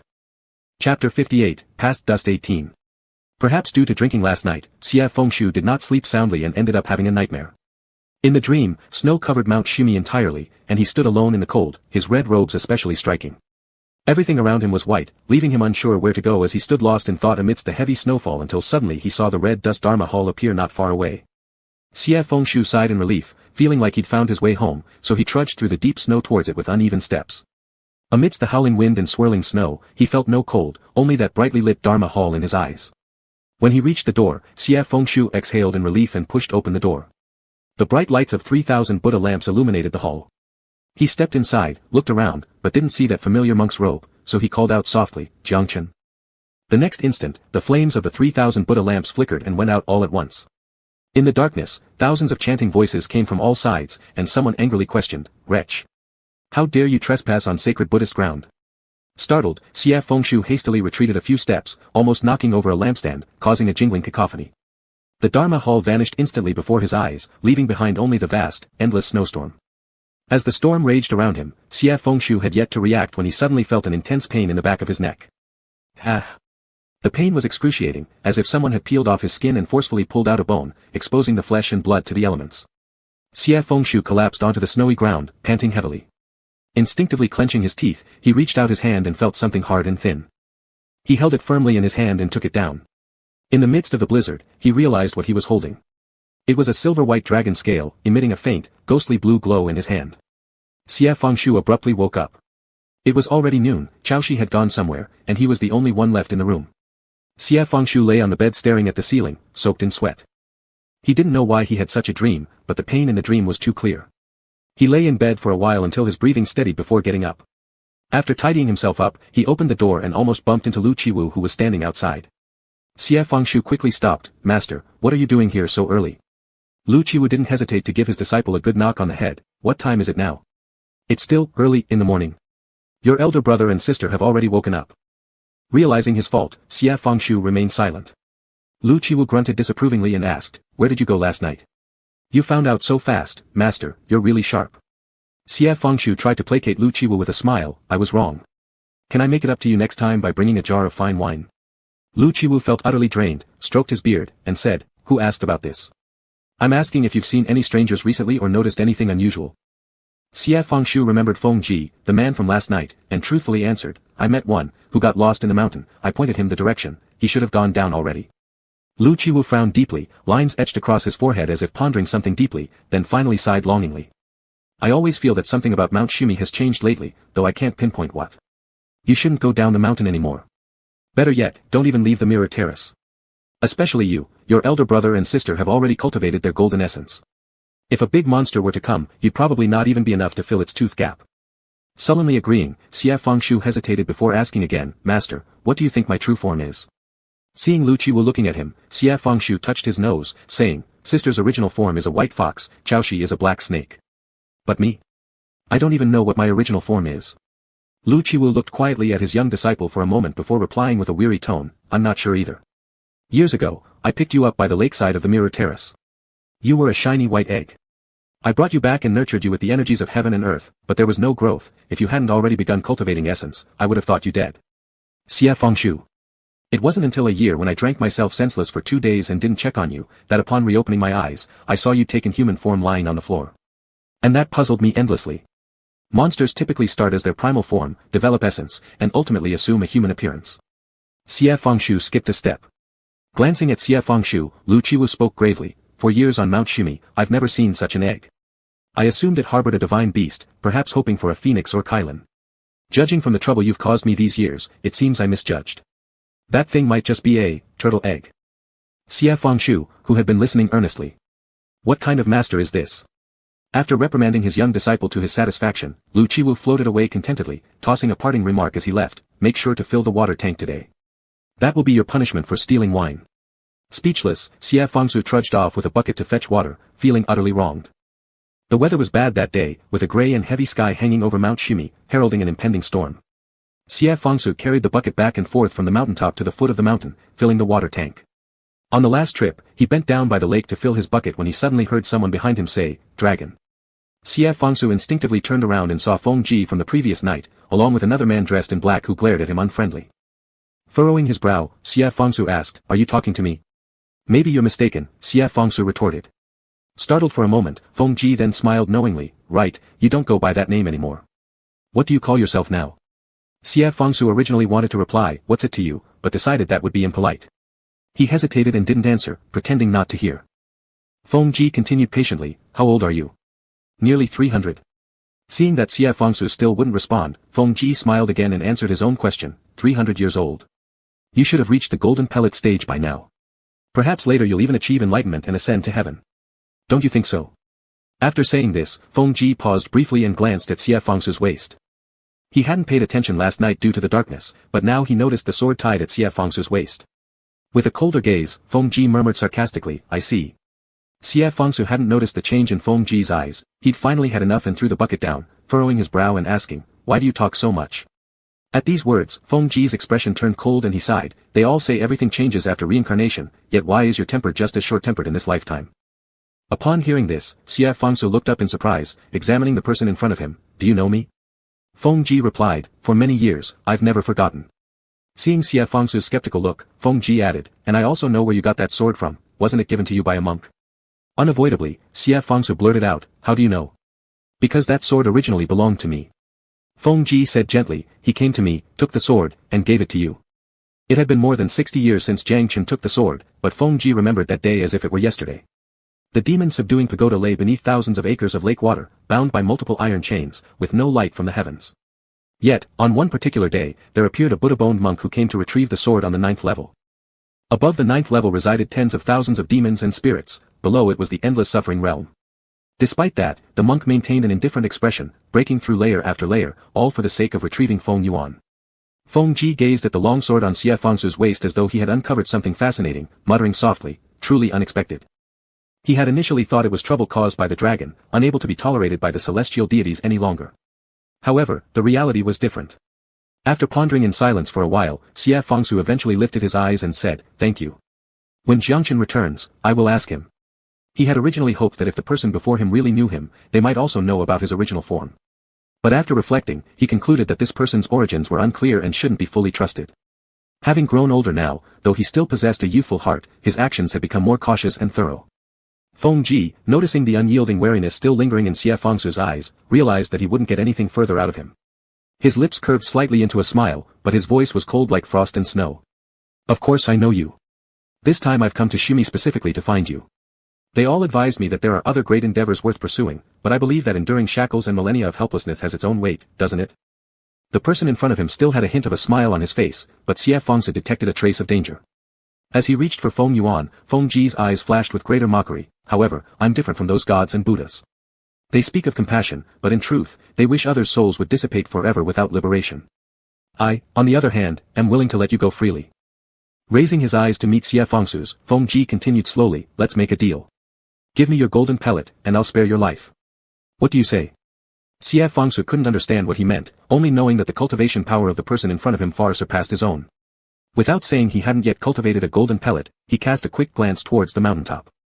Up above, everything remained silent. At this moment, Lu Qiwu should still be napping. Sui Ling and Chaoshi were somewhere else, not home. Xie Fangsu's heart calmed somewhat but was also filled with slight panic. Clutching the handle of Feng Yuan tightly, he stared directly at Feng Ji. I don't know what you're talking about. Kindly step aside. Feng Ji laughed lowly, you see, I offer you a chance to live, but you refuse it anyway. With that, his expression turned cold instantly, and a silver longsword materialized in his hand as he lunged towards Xie Fangsu. Xie Fangsu immediately drew his sword, slashing forcefully at the opponent. Feng Ji leaped up, evading the blade as the force of it swept away a slope of mountain flowers, scattering fresh red petals everywhere. Xie Fangsu immediately looked up and saw Feng Ji swinging down his sword from midair. Xie Fangsu raised his weapon to defend against the blow. His wrist went numb instantly, and he was forced back several steps, one foot plunging into the water. After only 2 moves, Xie Fangsu knew for sure that he couldn't match Feng Ji's skill. He wanted to make some noise to alert Lu Qiwu and others but also worried that doing so might put his master and elder sister in danger. Nevertheless, there was no time to consider too much. Feng Ji struck with another sword slash, forcing Xie Fangsu to fight back once more. Between flashes of swords and blades, fallen flower petals were churned up wildly. Under the gloomy overcast skies, it almost seemed eerie. Xie Fangsu was pushed multiple times until he could no longer find an opening to strike back. However, with his swift movements, he managed to dodge several fatal blows before defiantly engaging once again. Even with this half-evading half-fighting strategy, after some time, Xie Fangsu began feeling exhausted. Half of his body was already submerged in the lake water, soaking through his clothes. Lifting his head again, Feng Ji aimed straight at Xie Fangsu's throat. There was nowhere to retreat further. Just as the blade tip was about to pierce through his throat, something unexpected happened. A vine shot out like lightning, cutting through the mountain flowers before swiftly binding Feng Ji's wrist and pulling him sharply off course. This altered the sword's trajectory so it only grazed past Xie Fangsu's cheek. At the same moment, Lu Qiwu's booming voice came down from the slope like a clap of thunder. You little bastard, can't you call for help if you're losing? Xie Fangsu's spirits lifted, and he shouted loudly, Master. Lu Qiwu descended gracefully from the air, his grey robe billowing in the wind. He calmly looked at Feng Ji and said, I wonder how my young disciple offended you, great demon lord, enough for you to want his life. Feng Ji responded coldly, it is not easy to cultivate for 1,000 years, old man. It would be better not to meddle. Someone as wicked as this disciple should have been expelled from the sect long ago, lest misfortune befall all. My disciple does indeed cause trouble, Lu Qiwu laughed loudly, but if I don't care for my disciples, what good am I as a master? Saying this, dozens of vines appeared from the forest, shooting directly towards Feng Ji. These vines moved unpredictably, weaving like ghosts, immediately entangling Feng Ji in combat. In Lu Qiwu's hand now appeared a dark wooden stick, which he used to sweep powerfully in front of him, raising fierce mountain winds. With light steps, he engaged Feng Ji in battle amongst the vines. Though Lu Qiwu spent most days clutching a wine jug, carefree and informal, he had cultivated for 1,000 years and thus exchanged strikes effectively with Feng Ji for some time. Seeing Lu Qiwu arrive, Xie Fangsu sighed in relief, but then became concerned about his master's safety. Holding his knife, Xie Fangsu stepped forward to help, just as a hand suddenly extended from behind and grabbed his neck tightly. This hand was cold as ice, devoid of any warmth, yanking hard downwards. It was Lang Jin who had disappeared earlier. Unprepared, Xie Fangsu was abruptly pulled, his grip on Feng Yuan slipped, and his entire body plunged into the water. The lake water flooded his ears and nose instantly. Xie Fangsu hit the intruder's chest twice with his elbow before attempting to pry loose the hand wrapped around his neck. But Lang Jin's grip tightened relentlessly, as though aiming to snap Xie Fangsu's neck outright. Having expended most of his strength during the previous duel with Feng Ji, now gasping underwater without oxygen, Xie Fangsu gradually began to see only crimson-red blossoms floating atop the water. Perhaps he truly was about to be strangled to death. His consciousness faded, loosening his hands, and then everything went black. When Xie Fangsu regained consciousness, he was still somewhat dazed, his vision blurred due to the prolonged lack of oxygen. After quite a while, he finally realized that he was inside a mountain cave. His clothes were still damp, sticking to his skin wetly, making the ground where he lay equally moist. Closing his eyes again to catch his breath, Xie Fangsu mustered up some strength to attempt rising. As soon as he lifted his arm, however, a deep metallic clinking sound echoed. Pausing, Xie Fengsu strained to sit up slightly and glanced at his wrists. Both wrists were cuffed by iron shackles nearly as wide as an adult's palm, each chained to thick metal links extending far into the depths of the cave. He tried tugging, advancing only a few inches before the chains wouldn't budge any further, leaving unclear where they were ultimately secured. With little remaining strength, knowing he needed to conserve energy, Xie Fengsu stopped trying to move and closed his eyes intending to rest. Just as he did, a sudden voice sounded beside him. Awake? Xie Fengsu turned his head and saw Feng Ji stepping out from the deeper end of the cave, stopping beside him and examining him closely. Lang Jin followed close behind. All of Xie Fengsu's body hairs stood on end. Remembering nearly being choked to death, his fear remained vivid. Yet, stubborn by nature, unwilling to show fear, he met Feng Ji's gaze directly. His hair was already somewhat disheveled, strands of it wet and stuck to his face. There were droplets on his eyelashes, yet his eyes carried an arrogant gaze, fiercely staring at Feng Ji.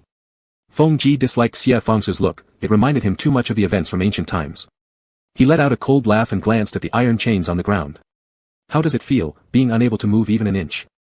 He wanted to maintain a benevolent demeanor, but his eyes no longer held their usual calmness. Instead, they carried a bone-chilling hatred, icy and merciless. Thanks to you, these iron chains have locked me for tens of thousands of years, preventing me from seeing the light of day since ancient times. Every single moment, I've been thinking that one day, you should also experience this feeling. Chapter 59, Past Life 19. This person must be a lunatic. Xie Fengshu thought this, just as he was about to speak, and opened his mouth to say, you, before stopping.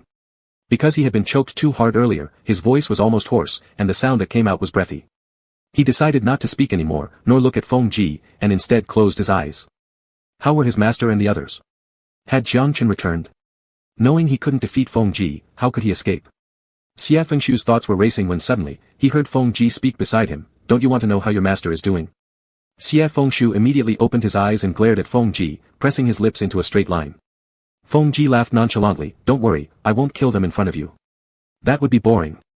The hands that hung by Xie Fengshu's side slowly clenched into fists. He looked at Feng Ji, for the first time in hundreds of years wanting to kill someone so badly, but despite the enmity evident in his eyes, his tone was exceptionally calm. His hoarse voice forced each word out painfully. Why do you hate me so much? Feng Ji seemed to seriously think about the question for a moment before answering, I wouldn't say I hate you. I just dislike that you're doing well now. There's a term for it, different paths lead to the same destination.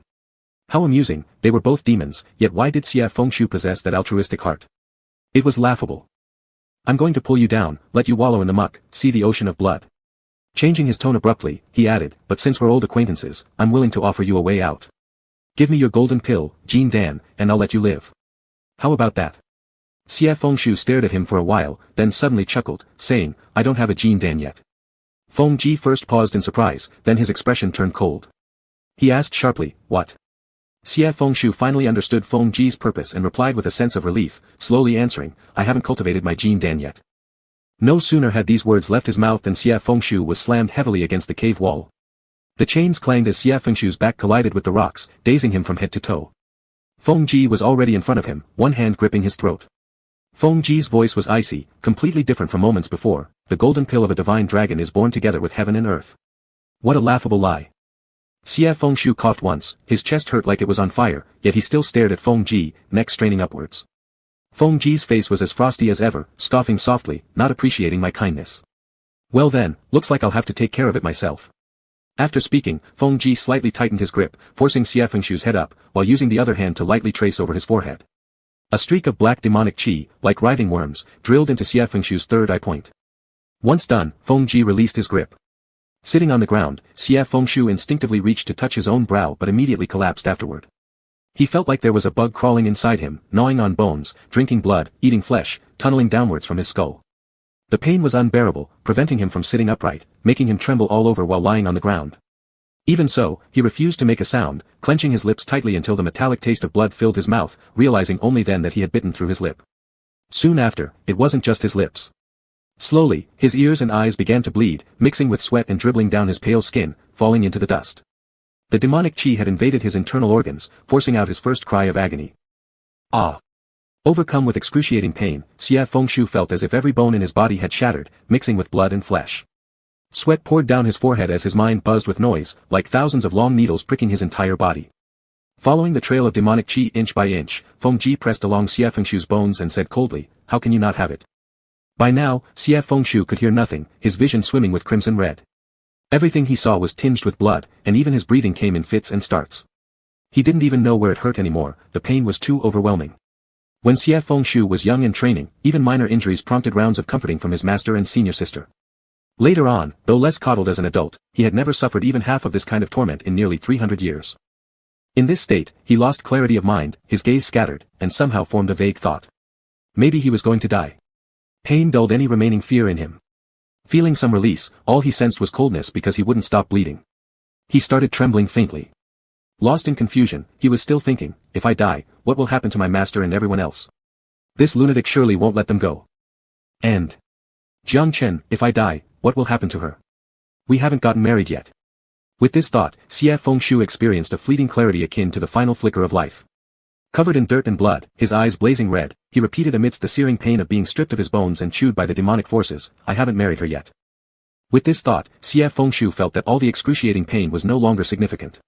Feng Ji rose and coldly watched as Xie Fengshu shivered on the ground, finally feeling a little more at ease.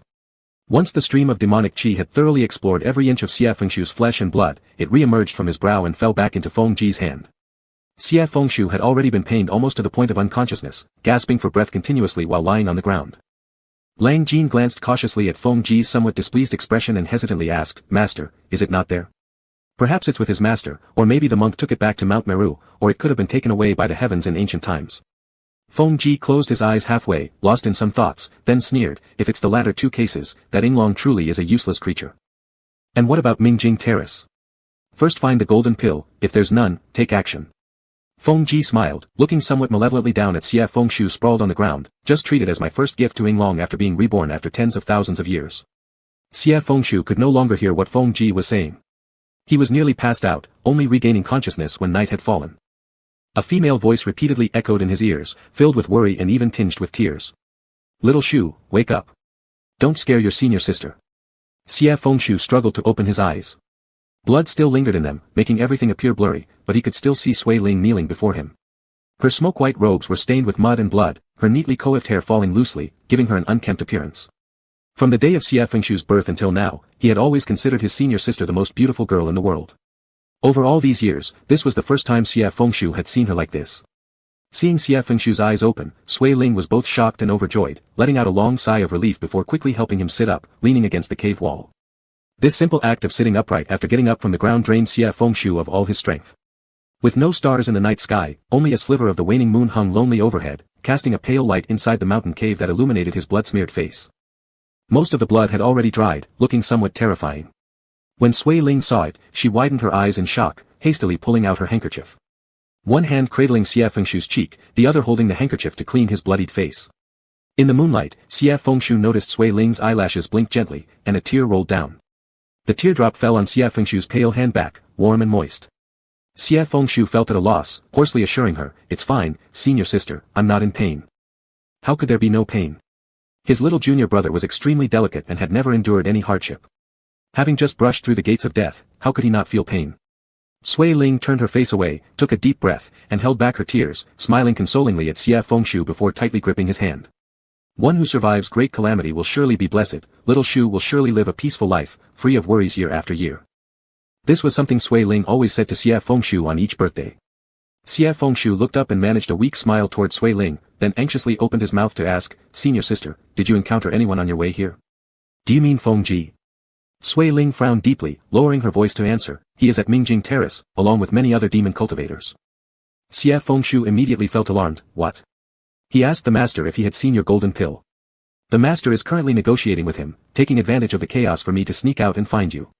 Xie Fengshu's heart sank instantly as he mumbled, I must go back. In a sudden motion, he tugged hard at the iron chains wrapped around his hands, causing them to rattle loudly. Sui Ling also saw this and attempted a gesture with her hand, chopping down at the wrist-thick iron chain. However, the chain seemed indestructible, not budging under the magical incantation. Anxious sweat broke out on Sui Ling's forehead, while Xie Fengshu wasn't faring much better. Concerned about the safety of Lu Qiuhu and Chaoshi, and with Feng Yuan absent, he tried to rely on brute force alone to break free from the manacles. These iron shackles from the demon-suppressing pagoda were forged in ancient times specifically to capture demons and restrain their powers. Breaking free from them would not be easy. Xia Fengshu's wrists were rubbed raw until they bled, drops of blood falling from his fingers to the ground, yet he seemed oblivious to the pain, pulling harder with each attempt.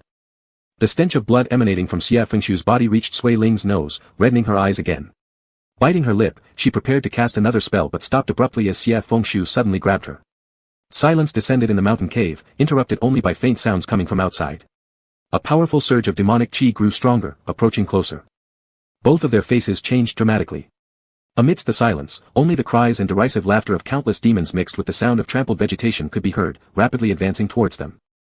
Chapter 60, Past Life 20.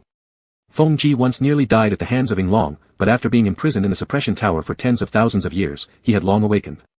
However, due to numerous restrictions, it wasn't until a seismic disturbance in Miaoxiang a few years ago that the tower buried at the bottom of the lake slightly loosened.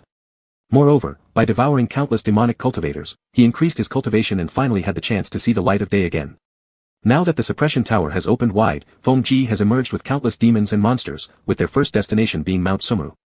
He is determined to take revenge for an ancient grudge. The voices of the demon cultivators drew nearer. Sui Ling glanced at the cave entrance and suddenly whispered a spell softly. With this short incantation, her form began to change slowly, her white, misty dress turned into fiery red robes of a young man, her black hair was tied high in a ponytail, and even her face transformed into that of Xia Fengshu, identical in every detail. The Fox tribe's illusionary transformation technique was unmatched in the world, unparalleled by any other. Xia Fengshu widened his eyes as if understanding something, looking on with sheer panic, pleading, "Sister, no." Foolish child, Sui Ling materialized a long blade in her hand and spoke quietly to Xia Fengshu, "I will go and lead them away, you stay here and don't let yourself be found." "Don't go."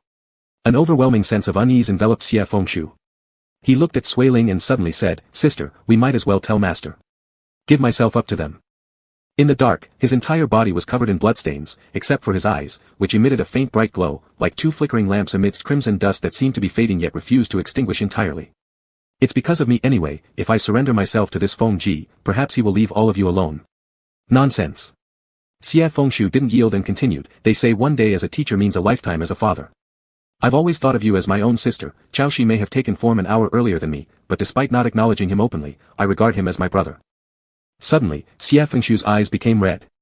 He felt as if an entire Mount Sumeru weighed heavily on his heart, suppressing him from a proud youth into a flickering candle struggling in stormy winds. "Begging you," he gritted his teeth, "I cannot allow my family to suffer misfortune because of me." Pot. Before he could finish speaking, Sui Ling slapped Xia Fengshu hard. In his childhood, Xia Fengshu was mischievous and troublesome, almost demolishing half a mountain head. When he got older, during his knife practice period, he used to cause trouble outside and was chased by other beasts back to Mingjing Terrace. Or later on, insisting on being together with Jiangchen, Sui Ling never actually lost her temper with him. This slap marked the first time Sui Ling hit him since Xia Fengshu's birth. The slap wasn't too heavy, she couldn't bear to use much strength, but her eyes bored down into Xia Fengshu as she asked word by word, "Are you confused? If you see me as your elder sister, then haven't I also seen you as my younger brother? Hasn't our master and Chao Shi treated you as part of the family? You don't want us to suffer for your sake, so you are willing to have us send you to your death." Her eyes filled with tears, but they no longer held the gentle expression of before, there was a hint of choked-up emotions in her tone, instead revealing resolute calmness. "Do you think, if you're gone, those lunatics will let us be? Back then, our master kept telling us, aside from the Tao of heaven and earth, we must maintain righteousness within ourselves. If we do wrong, we admit our mistakes and correct them. If we've done nothing wrong, we must absolutely refuse to bow down. And now, you're eager to die." This usually gentle girl, akin to the tranquil waters of Mingjing Terrace, had an enduring courage against wind and frost that Xia Fengshu could never answer a word to. Her red-rimmed eyes stared unrelenting at Sui Ling, but no matter what, he refused to let a single tear fall, muttering hoarsely, "Sister, I'm sorry. For this unforeseen calamity, and for Sui Ling's words just now." The sound of demon cultivators was already clearly audible. Sui Ling stood up and walked towards the cave entrance, saying firmly, "No matter what happens next, do not come out." After walking a few steps, she turned back, softening her voice as if consoling a child. "It's sister who is wrong for striking you." Outside the mountain cave approached countless pairs of blood-red eyes, sharpened fangs dripping with blood. Feng Ji had already discovered Sui Ling's disappearance and sent Lang Jin along with a group of evil spirits forward.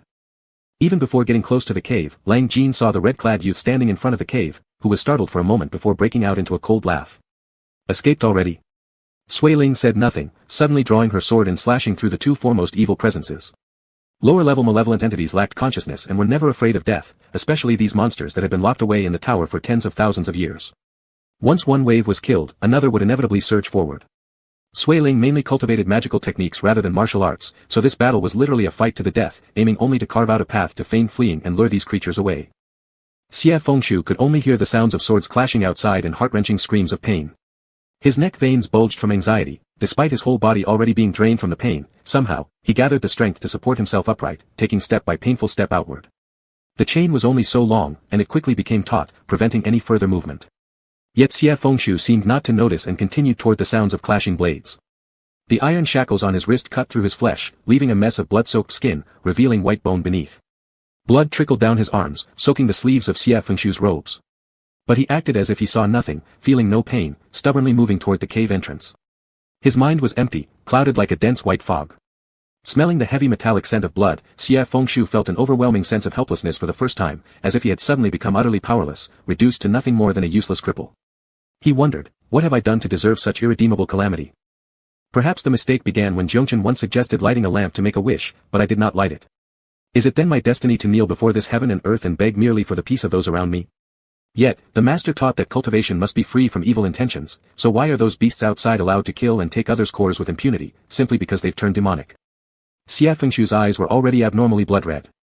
Step by step, he walked forward through streams of blood, listening to the chilling demonic sounds and suddenly thought, if only I could slaughter them, rip their bodies apart and extract their golden cores or dig out their hearts, scattering their bones to ashes.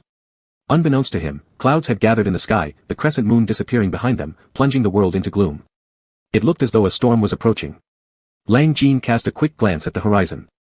The situation of the sect lord from Mingjing Terrace was unclear, yet Lang Jin's gaze, focused on the Xie Fengshu battling with numerous demons, revealed a fleeting ruthlessness. He conjured up a long sword in his hand. An azure dragon without its core is now worthless, better that I end his life swiftly, sparing future troubles, as perhaps the sect lord wouldn't want such pity. Sui Ling had just cleaved through another evil spirit, but exhausted from her waning spiritual power, she stumbled back several steps.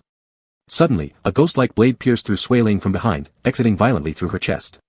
As Xie Fengshu emerged from the mountain cave, soaked in blood, this was the sight that greeted him.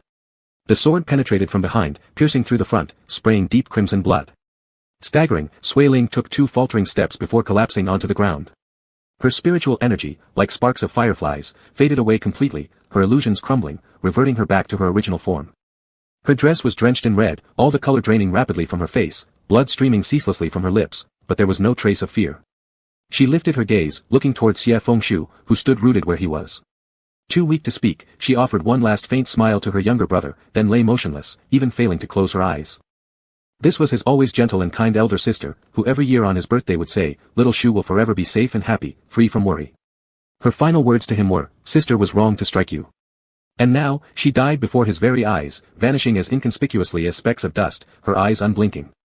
Lang Jin froze in shock, hesitating momentarily, but just as he was about to investigate further, a sudden roar erupted, a sound like waves surging amidst a storm, shaking the entire mountain with an almost imperceptible jingle of chains. It was the cry of a dragon. A bolt of lightning tore across the darkening sky, and Lang Jin turned back, seeing within the flash of lightning, a pair of vividly blood-red eyes. Amidst thunder and lightning, a long blade pierced through the darkness, cutting through with a sharp buzz and flying directly into Xie Fengshu's hands. Gripping the blade tightly, Xie Fengshu paid no heed to the ancient silver lotus-shaped hilt smeared with his own blood. The lingering ember in his eyes was finally extinguished, leaving only bloodshot pupils devoid of any remaining luster. After 10,000 years, the azure dragon fell once more into demonic corruption. Chapter 61, Past Life 21. The sound of a dragon's roar could shock the 3 realms and reach the 9 heavens, let alone Xie Fengshu who had already succumbed to demonic corruption. In an instant, all 6 paths of existence felt the trembling of the earth. In the celestial realm above the 9 heavens, there was chaos as a celestial lord disregarded his dignity and shouted at the top of his lungs, "What is that sound? What is that sound?" Another voice replied in panic, "It's a demonized beast." What kind of demonized beast can produce a dragon's roar? Several celestial lords exchanged glances, arriving at the same answer. Horror spread across their faces. Pang Yuanxizi stammered, "What should we do now? Should we seek help from lamps Buddha in the great Brahma heaven again?" A well-informed celestial lord quickly responded, "Why seek lamps? The great Brahma heaven said he has renounced his divine status and voluntarily entered the evil path. Once entering the 3 levels of the evil path, one cannot leave without fulfilling the set duration." Pang Yuanxizi swayed, nearly fainting, turning to look at Pei Yu, "Master Fuguang, do something." Pei Yu frowned deeply and sharply asked, "Why did the Yinglong suddenly fall into madness? Where are the ground immortals of Mount Meru?" The ground immortals had perished at Feng Ji's hands, but no one could answer. A sudden bolt of lightning illuminated the sky through the layers of black clouds, followed by a rumbling thunderclap. Pang Yuanxizi's voice began to tremble, "Hear it, it's heaven's wrathful thunder." When a great demon falls into corruption, it will summon celestial thunder from beyond the 9 heavens to descend upon the world. Amidst the silent evil path, Jiongchen abruptly opened his eyes. And on Mount Meru, blood flowed like rivers. Even reincarnated, Xia Fengshu remained the ancient great demon who slaughtered Qiyu and Kuafu. His blood carried the daring spirit of the ancients who defied the heavens and soared through the skies. Now corrupted with Feng Yuan in hand, for the malevolent beings, this was nothing short of a unilateral slaughter. Before the evil creatures could flee, they were already cut in half at the waist. Blood sprayed everywhere, splashing onto the forest grasses, akin to a crimson rain shower. Lang Jin hadn't realized what was happening when Feng Yuan, gleaming with cold light, was already before him. Xia Fengshu was drenched in blood, exuding a terrifying killing intent. Lang Jin blocked a few strikes but was swiftly slashed across the chest by Xia Fengshu and flung to the ground. Blood gushed from Lang Jin's chest wound as he spat out a large mouthful of blood, staring at Xia Fengshu with a mix of fear and venom. "You beast, your demonic nature never changed. How audacious were you pretending to enlighten all sentient beings back then?" Xia Fengshu's eyes were as cold as frost and snow, unresponsive to his words. He simply raised the long sword in his hand. The next moment, a shocking thunderclap erupted behind Xia Fengshu. The deafening thunder resounded as if right beside Xia Fengshu's ear. Turning around in the direction the thunder came from, a slight change appeared on his face. It was the bright mirror terrace. His master and Chaoshi. Xia Fengshu froze momentarily, the bloody hue fading slightly from his eyes as a flicker of clarity returned. Swiftly, he rushed towards the bright mirror terrace. Lying on the ground, watching Xia Fengshu's figure fade further into the distance, Lang Jin took a deep breath of relief, soaked in cold sweat. Using his sword for support, he barely stood up and looked toward the direction Xia Fengshu went, following with an ominous gaze. Feng Ji at the bright mirror terrace naturally heard the previous dragon's roar. No longer able to maintain any gentleness, his expressions fluctuated uncertainly as he sneered towards Lu Qiwu nearby. "Old man, your precious disciple has fallen into demonic corruption. If you don't wish to be implicated, you'd better clean up your household early." Lu Qiwu stood at the pinnacle of a cliff, before his towering tree. His white beard and brown robe fluttered together in the wind. He had already clashed with Feng Ji, his clothes were dirt-streaked, his shirt collars were stained with blood, his breathing heavy and slow. Knowing he was gravely injured, nearing his end, he bore no signs of worry and continued to regard everyone with piercing eyes. On the side stood Jiaoshi, whip in hand. Hearing Feng Ji's words, she glared furiously at him. "You lie." Lu Qiwu waved his hand, indicating she need not say more. He turned his head and stared deeply at Feng Ji, saying firmly, "My disciple, whether he attains immortality or falls into demonic corruption, is still my family matter. Why must you insistently push me so hard? I am worried that you are deceived, unaware of the true nature of what you've nurtured over the years." Feng Ji's voice was icy, an immoral creature who doesn't recognize relatives and dared to ascend the 9 heavens to slay gods and immortals. Not only I must eliminate him, but heaven itself won't tolerate him either. When celestial thunder descends, his death is certain. I thought you were someone destined to obtain divine status. Why would you risk your life for someone who fell into demonic corruption? Dark clouds pressed down as the branches and leaves of the tree behind him shook violently in the howling wind. Lu Qiwu roared with laughter amid the gale. "Indeed, since my day of spiritual transformation until today, I've practiced cultivation for 2,000 years, about to obtain divine status and ascend to the 9 heavens." Gazing upward at the ink-black sky, his voice commanded great authority. "Today, I shall see whether 2,000 years of cultivation can assist my disciple in passing through this heavenly tribulation."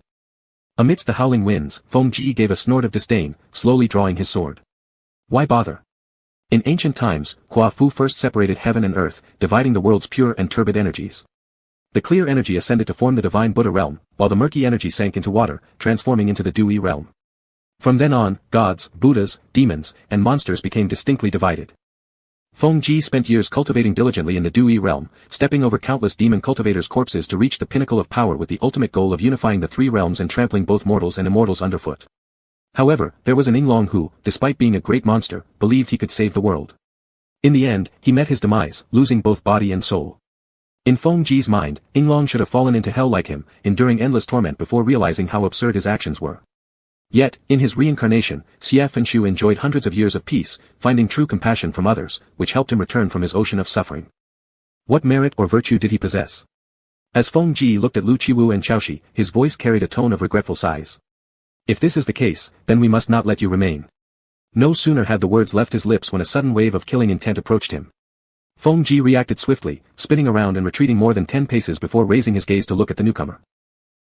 You've gone mad again." Xia Fengshu's hands and sword dripped with blood, nearly forming a stream. Chaoshi widened her eyes, surprised and angry. She shouted in fury, "Idiot! Why did you come back? Run away. You're not supposed to follow senior sister." Her voice halted abruptly, her complexion turning deathly pale as she hoarsely asked, Xiaofenshu, where is senior sister? Xiaofenshu opened his mouth but failed to utter a single word. Clutching the sword tightly, he didn't dare look at Lu Qiwu or Chaoxi. Chaoxi's hand trembled as she held her whip and repeated her question, her voice strangled as if squeezed from her throat, I'm asking you, where is senior sister? Feng Ji glanced at Xiaofenshu, hearing the thunder continuously rolling overhead. A sinister joy welled up inside him. Your so-called senior sister might have been killed by him. After all, once someone enters madness, they might kill anyone unintentionally. Looking at Xiaofenshu, Feng Ji's voice carried a mixture of pity and malice. Ying Long, do you think that merely by reincarnating, all past dust can be erased? What a joke. Your heart demon lasted for 10,000 years, you've always been a demonic head. How could the 3 realms and 6 paths tolerate you? The gods, Buddhas, demons, and monsters want your death. Do you still think yourself to be full of compassion and kindness? Listening to Feng Ji's words, the red hue in Xiaofenshu's eyes grew even darker. His face no longer bore its former spirit, he stared at Feng Ji, his tone icy cold. And what about you? Aren't you just some useless waste locked away for 10,000 years? Once entering madness, he remembered everything, the grievances and deadly grudges from ancient times. Feng Ji hit a sore spot, his expression growing colder. Without further ado, Xiaofenshu charged forward, wielding his sword. While Xiaofenshu and Feng Ji were battling fiercely, Lang Jin also arrived with the remaining demons and beasts, attacking Lu Qiwu and Chaoxi directly. Amidst flashes of lightning and thunderclaps, violent winds shattered trees. The bright red flowers on the Mingjing terrace were blown down, creating scenes filled with bloody storms everywhere. In this dim light, the blade gleamed chillingly between heaven and earth, sometimes even drowning out the sound of thunder with ear-splitting buzzing. Xiaofenshu swung his sword, the overwhelming aura of death enveloping Feng Ji. Feng Ji raised his sword to engage Xiaofenshu in battle, their weapons clashing. With a cold sneer, Feng Ji taunted, the more cultivation you consume, the faster you'll sink into madness. I was born of demonic origin, so heavenly thunder cannot harm me. And you, do you not fear being torn apart into nothingness by it? Xiaofenshu lifted his gaze to look at Feng Ji, the light of his blade illuminating his deathly pale face. Feng Ji felt a sudden shock, finally understanding, Xiaofenshu truly feared nothing. He had resolved to kill Feng Ji. Neither the heavenly thunder nor life and death could stop him. Feng Ji chuckled coldly, his intent to kill intensifying. As the two battled fiercely, the thunder grew louder, and bolts of lightning struck the Mingjing terrace, their icy white glow cutting through the darkness, making the scene even more terrifying. Moments later, a bolt of celestial thunder descended onto the terrace, striking a mountain flower. The flower ignited immediately, flames spreading like wildfire in the blink of an eye. Before long, successive strokes of celestial thunder struck the Mingjing terrace, drawing closer and closer to Xiaofenshu. Xiaofenshu harbored an intense desire to kill.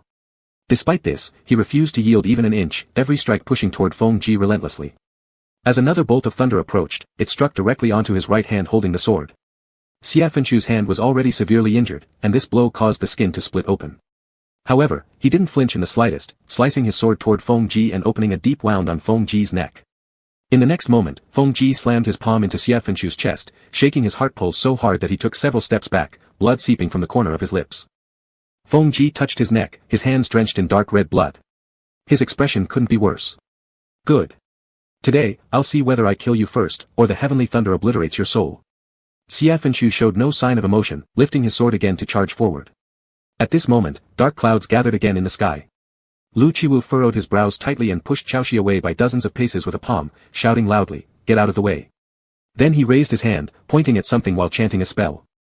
Following the chant, the phoenix tree behind him stretched its branches and leaves in the fierce wind, rapidly expanding outward, growing bigger and bigger until it almost covered the entire Mingjing terrace, blocking another bolt of celestial thunder. The celestial thunder from the 9 skies above was an age-old restraint left for demons who fell to darkness, capable of annihilating their souls completely. It could split even the most powerful demons into nothingness, let alone ordinary beings. A single strike came down, and some branches and leaves of the phoenix tree were instantly severed, causing Lu Qiwu to spit out a mouthful of fresh blood, staggering as if about to fall. Chaoxi saw this but was held back by Lang Jin, only managing to shout hoarsely, "Master." Xiaofenshu's senses were momentarily pulled back by her cry, and he turned his head to look. In that instant, a flash of lightning illuminated the astonishment in his eyes. "Master." He swung his sword toward Feng Ji, forcing the latter to retreat awkwardly several steps, then leapt towards Lu Qiwu. Lu Qiwu's battle with Feng Ji had already drained much of his spiritual awareness. Now, with the celestial thunder striking upon him, he was like a candle flickering in the wind. Xiaofenshu knelt beside Lu Qiwu, trembling hands pulling at his master's sleeves, speaking incoherently. "Don't shield me anymore, master. Please, don't shield me anymore." Before he could finish speaking, another bolt of celestial thunder descended, and the entire phoenix tree burst into flames from the top down, thick smoke billowing upward. This bolt of celestial thunder was the final gust of wind that blew out the last flicker of life. Xiaofenshu felt as though his internal organs were about to tear apart. He longed for that fiery blaze to consume him instead. Kneeling on the ground, his face smeared with blood, he looked up at the black clouds in the sky, his throat raw, his voice hoarse as he questioned the heavens. Aren't you supposed to kill me? Aren't you supposed to kill me? Years ago, Xiaofenshu had told Jiangchen that whether human or demon, the greatest fear in life was probably death. Yet only now did he wish those bolts of celestial thunder would strike him instead, tearing his body to pieces, scattering his soul, sentencing him to eternal damnation. He would endure endless suffering so long as they spared those around him. In front of Xiaofenshu, Lu Qiwu gently touched his disciple's head, speaking softly, "Get up." Xiaofenshu froze, momentarily forgetting his movements, until Lu Qiwu repeated himself, adding his name, "Xiaofenshu, get up."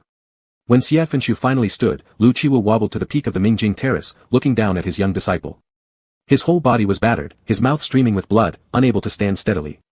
A faint green light dissipated from him, that was his 2,000-year-old essence, along with his soul. His figure grew increasingly pale, yet his gaze remained fixed on Xiaofenshu, his tone still carrying authority but also hinting at a barely noticeable kindness. "Disciple, remember this, if your heart is without guilt, no matter how the heavens and earth may press you, never lower your head." After saying this, Lu Qiwu lifted his head to look at the horizon and laughed freely. The entire phoenix tree began to burn, fierce flames engulfing the Mingjing terrace, lighting up the entire sky. As the last remnants of his soul dispersed, Lu Qiwu's laughter echoed through the roaring fire. "Fine. My soul returns to the world, dying in peace, this is also a kind of ascension." With this roar, Lu Qiwu's figure finally vanished completely into the heavens, leaving not a trace behind. In front of Xiaofenshu, there remained only a flaming phoenix tree. His face was flushed red by the firelight, his gaze lost, not knowing where to land. Suddenly, he sensed a killing intent rushing toward his back. He heard Chaoshi yell loudly, "Xiaofenshu, dodge." Instinctively turning, Xiaofenshu saw a sword already before him, piercing straight through his left chest. Unable to evade, he actually raised his left hand and grabbed the blade. The tip of the sword had already pierced his chest, yet its advance was halted as Xiaofenshu clutched it firmly. Amidst the flickering flames, Xiaofenshu used his left hand to grip Feng Ji's sword tightly, slowly pulling the inch embedded in his heart out bit by bit. Feng Ji was startled, quickly retreating, it was too late. Xiaofenshu raised his eyes and slashed with his knife. Feng Ji was struck down in front of his chest, thrown several dozen feet away, heavily landing on the ground. Xiaofenshu swayed as he walked over, blood gushing from his chest, flowing down his clothes. The sword had pierced his heart, yet Xiaofenshu strangely didn't feel any pain. Perhaps enduring too much suffering had made him forget the taste of pain. Step by step, he approached Feng Ji, looking down at the person lying on the ground. Blood soaked Feng Ji's chest too, staring at Xiaofenshu while letting out a low laugh. "Good job. All these years, I actually lost to you." Stopping his laughter, Feng Ji's face twisted with fury, his voice wild, "I actually lost to you." Xiaofenshu stared at Feng Ji, his face and eyes devoid of any trace of sorrow or joy. He merely held the Fengyuan blade and thrust it straight into Feng Ji's left chest without a moment of hesitation. Feng Ji let out a muffled groan, fresh blood surging from his lips. Even as he stared at Xiaofenshu with a gaze that still bore the color of regret and bitterness in death. Lang Jin, who was locked in combat with Chaoshi, saw this scene and screamed loudly, "Master!" Xiaofenshu pulled his knife out, his expression blank as he staggered back a few steps. Though aware that he would die soon, upon hearing Lang Jin's voice, the collapsing consciousness returned to him slightly. He wanted to kill Lang Jin, on behalf of Suiling who had died and Chaoshi who still lived. Lang Jin's eyes turned crimson red, with one stroke of his sword, he overpowered Chaoshi and dashed towards Xiaofenshu. Xiaofenshu stood firm, his cold gaze unwavering as Lang Jin charged towards him. In the blink of an eye, Lang Jin was right before him. In the next instant, the Fengyuan emitted an ear-piercing screech. Shockingly, Xiaofenshu took the initiative and surged forward, slashing his knife directly at Lang Jin's neck. Blood spurted forth, splashing all over Xiaofenshu's face and clothes. The pungent stench of blood filled his nose, yet Xiaofenshu no longer had the strength to wipe it clean. With his last bit of energy, he tried to move closer to check on Chaoshi, but after only a few steps, he collapsed heavily onto the ground. Realizing clearly now, he understood, he was about to die. His body riddled with wounds, some so deep they revealed white bone, having endured several strikes of celestial thunder and being stabbed through the heart by Feng Ji's blade, this last slash against Lang Jin was made with Xiaofenshu's final reserves of strength, not even giving him the chance to confirm if Lang Jin was dead. Knowing his own demise was imminent, Xiaofenshu suddenly felt no fear. Fire surrounded him everywhere, lighting up the Mingjing terrace, shining as though bringing illumination to all things. Yet within his eyes lay deep darkness without end, in which a gaunt figure clad in plain monk robes flickered in and out. Caught in a state of confusion between chaos and clarity, Xiaofenshu wondered if the figure he saw was Ran Dang, or perhaps Jiangchen. One caused his soul to dissipate across the world, while the other helped ferry him back into the human realm. He remembered the ancient times when he once made a vow to Rendang, to tear apart his bones and carve out his heart, and as his consciousness faded, a sudden thought struck him: if there were ever another chance, should Jiang Chen return, would he truly keep this vow? Hardly finished thinking, Xia Fenshu found his answer already in mind. He couldn't let go. Chaoshi came staggering over, pulling at his sleeves and shouting loud, Xia Fenshu. Wake up! Don't you dare fall asleep. How strange, why did this person remain so aggressive even when he was dying? Xia Fenshu attempted to smile at Chaoshi, but as soon as he lifted his eyes, he stopped. He noticed the burns across the once handsome left side of Chaoshi's face, bloodied and disfigured, half his face almost decayed, an injury he didn't remember from when. Looking at Chaoshi one final time, Xia Fenshu closed his eyes, whispering faintly, I'm sorry. In ancient times, he was arrogant and ambitious, wanting to save all living beings, building a demon-subduing pagoda which ultimately led to his descent into the demonic path. In this life, he harbored no grand ambitions, wishing only to forever stay at Mount Sumeru, alongside his comrades and beloved ones. Alas, he failed to protect anything in the end. Chapter 62, Past Dust 22. His gaze had already become scattered, and Chaoshi's hands were trembling as she shouted loudly, Xia Fengshu. Don't dare to fall asleep, did you hear me? Are you not listening to my words? Xia Fengshu indeed could no longer hear her. His eyes tightly closed, his face smeared with blood bore an abnormally pale hue. Struck by heavenly thunder, his soul was about to shatter, and there was nothing that could be done to save him. Chaoshi herself was also injured, but the heavenly thunder had already subsided. However, the fire continued to rage on. Around them, remnants of demons and fiends still lingered, eyeing them both menacingly and trying to edge closer. Chaoshi gritted her teeth, attempting to help Xia Fengshu rise. Just as she extended her hand, a faint bluish light suddenly emanated from Xia Fengshu's body. At first, this light was as insubstantial as smoke or dust, almost imperceptible, but gradually, blue particles resembling fireflies began to rise bit by bit from his body, drifting uncertainly in the long night without any destination. Before Chaoshi could fully comprehend what was happening, the surrounding malevolent spirits suddenly became excited, their eyes gleaming fanatically. They stared intensely at these bluish, firefly-like particles, as though they'd encountered some rare delicacy. Some even drooled, slowly inching closer. Chaoshi forcefully pushed away a nearby demon, frantically shaking Xia Fengshu on the ground. Xia Fengshu! You must get up. The man on the ground continued lying motionlessly, offering no response. Instead, a voice came from behind, it was Lang Jin. It's useless, can't you see? He's dead. Upon hearing this voice, Chaoshi felt as if a blade hovered above her head. She gripped her whip tightly, looking up cautiously. In the distance, Lang Jin sat on the ground, struggling to stand using his sword. After 2 failed attempts, he managed to lift himself slightly, covered in blood, with only his eyes reflecting mockery. Those floating things are his fragmented soul. Do you think someone in such a state can survive?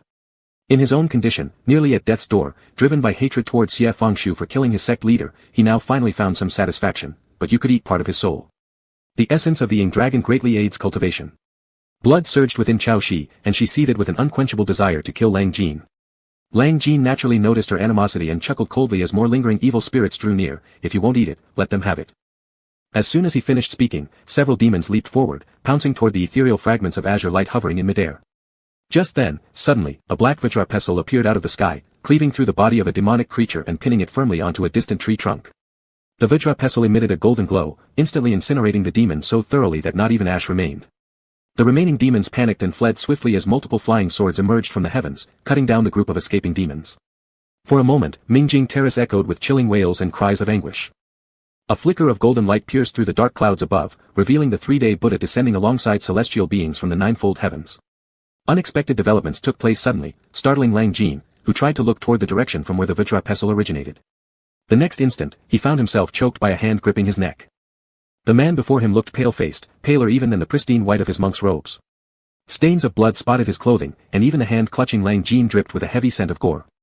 Recognizing the person in front of him, Lang Jin laughed out loud, saying, Venerable Lontong, are you here to slay the Ing Dragon? Jiang Chen's grip tightened uncontrollably as fresh streams of blood gushed from Lang Jin's mouth, his breathing labored. Venerable One is soaked in blood, surely not gone mad and started slaughtering people, did you? Indeed, Jiang Chen, aka Venerable Zhu Chen, was drenched in blood, his own blood. How grievous a sin it was to leave the path of evil voluntarily. There has never been anyone throughout history who dared do so. What used to be the compassionate light that guided all sentient beings into salvation turned into swords and hooks. Each step taken by Jiang Chen pierced through his internal organs, as if carving out every piece of his flesh and blood. Yet Jiang Chen didn't feel pain. All he felt was fear. Even though the evil realm lay beyond the 6 realms, a different plane entirely, soundless, formless, lightless, where nothing could possibly penetrate, there came a moment when he suddenly opened his eyes, with just one thought in mind. Something had happened to Xie Fengshu. This single thought weighed heavily on his heart, crushing it as if it would shatter. Having lived for tens of thousands of years, this Buddha whose heart had once been like stone, finally perceived fear. Driven by this terror, he forcibly left the evil path, arriving at Mingjing Terrace covered in blood. To see Xie Fengshu's corpse, cold and lifeless, and the shattered fragments of his soul scattered everywhere. Leaving Lang Jin behind, Zhu Chen walked a few steps over to Xie Fengshu's side. Chao Shi, her eyes red with anger, glared coldly at him. Why have you returned? Zhu Chen seemed unaware of her hostility. Kneeling beside Xie Fengshu, he reached out to take his hand. The wrist was bruised and wounded, his palm cold as ice, devoid of any warmth. Zhu Chen thought, this isn't the temperature of Xie Fengshu. He was always warm, like the candle in the Dharma hall, the first ray of dawn. He shouldn't be lying here covered in blood, unable to open his eyes and see himself, or act as usual by teasingly drawing out his voice to ask, Jiang Chen, shall we go down the mountain to listen to a storytelling session? At the start, he thought that Xie Fengshu had long years ahead of him. Perhaps one day, he'd fall for someone else, and then he could just leave. But later, as time passed, he realized he couldn't let go, wanting to stay by Xie Fengshu's side for centuries or even millennia. Yet he never imagined how short these years would be. Jiang Chen again remembered the battle on Mount Sumeru with the Ying dragon from ancient times. It seemed that Jiang Chen had never really considered life and death, he was the creator Buddha who had already transcended the cycle of rebirths. But at this moment, he suddenly thought that if he'd died back then at the other's hand, it might have been better. Then perhaps Xie Fengshu wouldn't have endured such endless suffering. The remaining evil spirits weren't many, and they were quickly exterminated. Pei Yu put away his sword, glanced at the scattered soul fragments floating in the air, furrowed his brows, and turned to look at Jiang Chen. Venerable Lantang. He barely began when Yu Jizan's spirit almost disappeared, pulling on his sleeve to signal him not to speak. Everyone could tell the atmosphere wasn't right. Only Chao Shi heard him and slowly raised her head. All around, people stood holding their swords, their robes immaculate, untainted. In the sky, a Buddha still looked down sorrowfully at Mingjing Terrace. After a while, Chao Shi suddenly sneered coldly, why are you all here? When Sui Miao had first arrived, no one came, when Xie Fengshu was imprisoned, no one came, when Sui Ling and Lu Qiwu died, no one came, during the time Xie Fengshu became a demon and heaven's thunder descended, no one came. Now, as the great fire was dying down and everything ended with body and soul shattered, people finally appeared. Pei Yu frowned slightly, as if he wanted to say something to Chao Shi but ultimately kept silent, turning to look at Jiang Chen instead. The oversight at the demon-suppressing tower went unnoticed, which is indeed a failure of the heavenly realm. I will report the cause and effect of Ing Long's descent into demonic form truthfully to the heavenly emperor. Having said this, Pei Yu opened his mouth once more, yet still decided not to utter another word. What was the point of saying anything now? At this moment, Jiang Chen raised his eyes to look at Pei Yu. There didn't seem to be much emotion in his gaze, but his voice was extraordinarily cold, as though the last flicker of flame in his heart had gone out, leaving only an endless night and frost. I want him alive. Of course, everyone knew who he referred to, and a ripple of unease spread among the immortals. Someone muttered lowly, this is the Ying dragon. What if, being alive, he turns demonic again? Is Venerable Lantang all right? Another answered, that can't exactly be said. After all, he died trying to eliminate demons. Eliminate demons? He himself has become a demon. Whispers circulated quietly around them. Though opinions varied, none of these things mattered. Peng Yuanzi looked at the faint dots of blue light floating between heaven and earth, then hesitated before speaking up. Lord, when the Ying dragon was reincarnated in the past, it was because, although one strand of his soul was missing, the other two remained intact. But now that his soul has shattered, there's probably no way for him to be reborn as a demon. It wasn't groundless speculation. A complete soul is required for reincarnation and cycling through lives. With Xie Fengshu's soul broken into this state, how could he possibly re-enter the cycle? Jiang Chen raised his eyes to where the fragmented pieces of Xie Fengshu's soul floated in mid-air, like stars fallen onto wilderness fields, some gathering, others dispersing. They resembled nothing more than ordinary firefly-like lights, and no one knew they were the scattered remnants of a youth's soul. Jiang Chen looked around at the crowd of immortals and deities, celestial beings filling the skies. Some gazed at him, others at the lifeless Xie Fengshu on the ground. Their looks ranged from shock to fear, sighs to compassion. In the end, his eyes fell back on Peng Yuanzi and Pei Yu, and his voice grew colder as he spoke. If he cannot be reborn as a demon, then he must ascend to become immortal. Chapter 63, The Past Life 23. After these words were spoken, there was first an unsettling silence, followed by a cacophony of voices. The immortals who had just killed the remaining evil spirits at the Mingjing Terrace, the gods who hadn't yet descended from the sky, and even the Buddha cultivators who had been watching silently from above, all forgot their usual decorum and etiquette, losing their composed divine demeanor as they began to chatter loudly. What did the Venerable One say? Let Ing Long ascend to become an immortal. How could we possibly allow peace in the celestial realm when we can still vividly remember how Ing Long massacred it in the past? The rivers of blood that flowed through heaven back then, the Venerable Ding wasn't unaware. So why?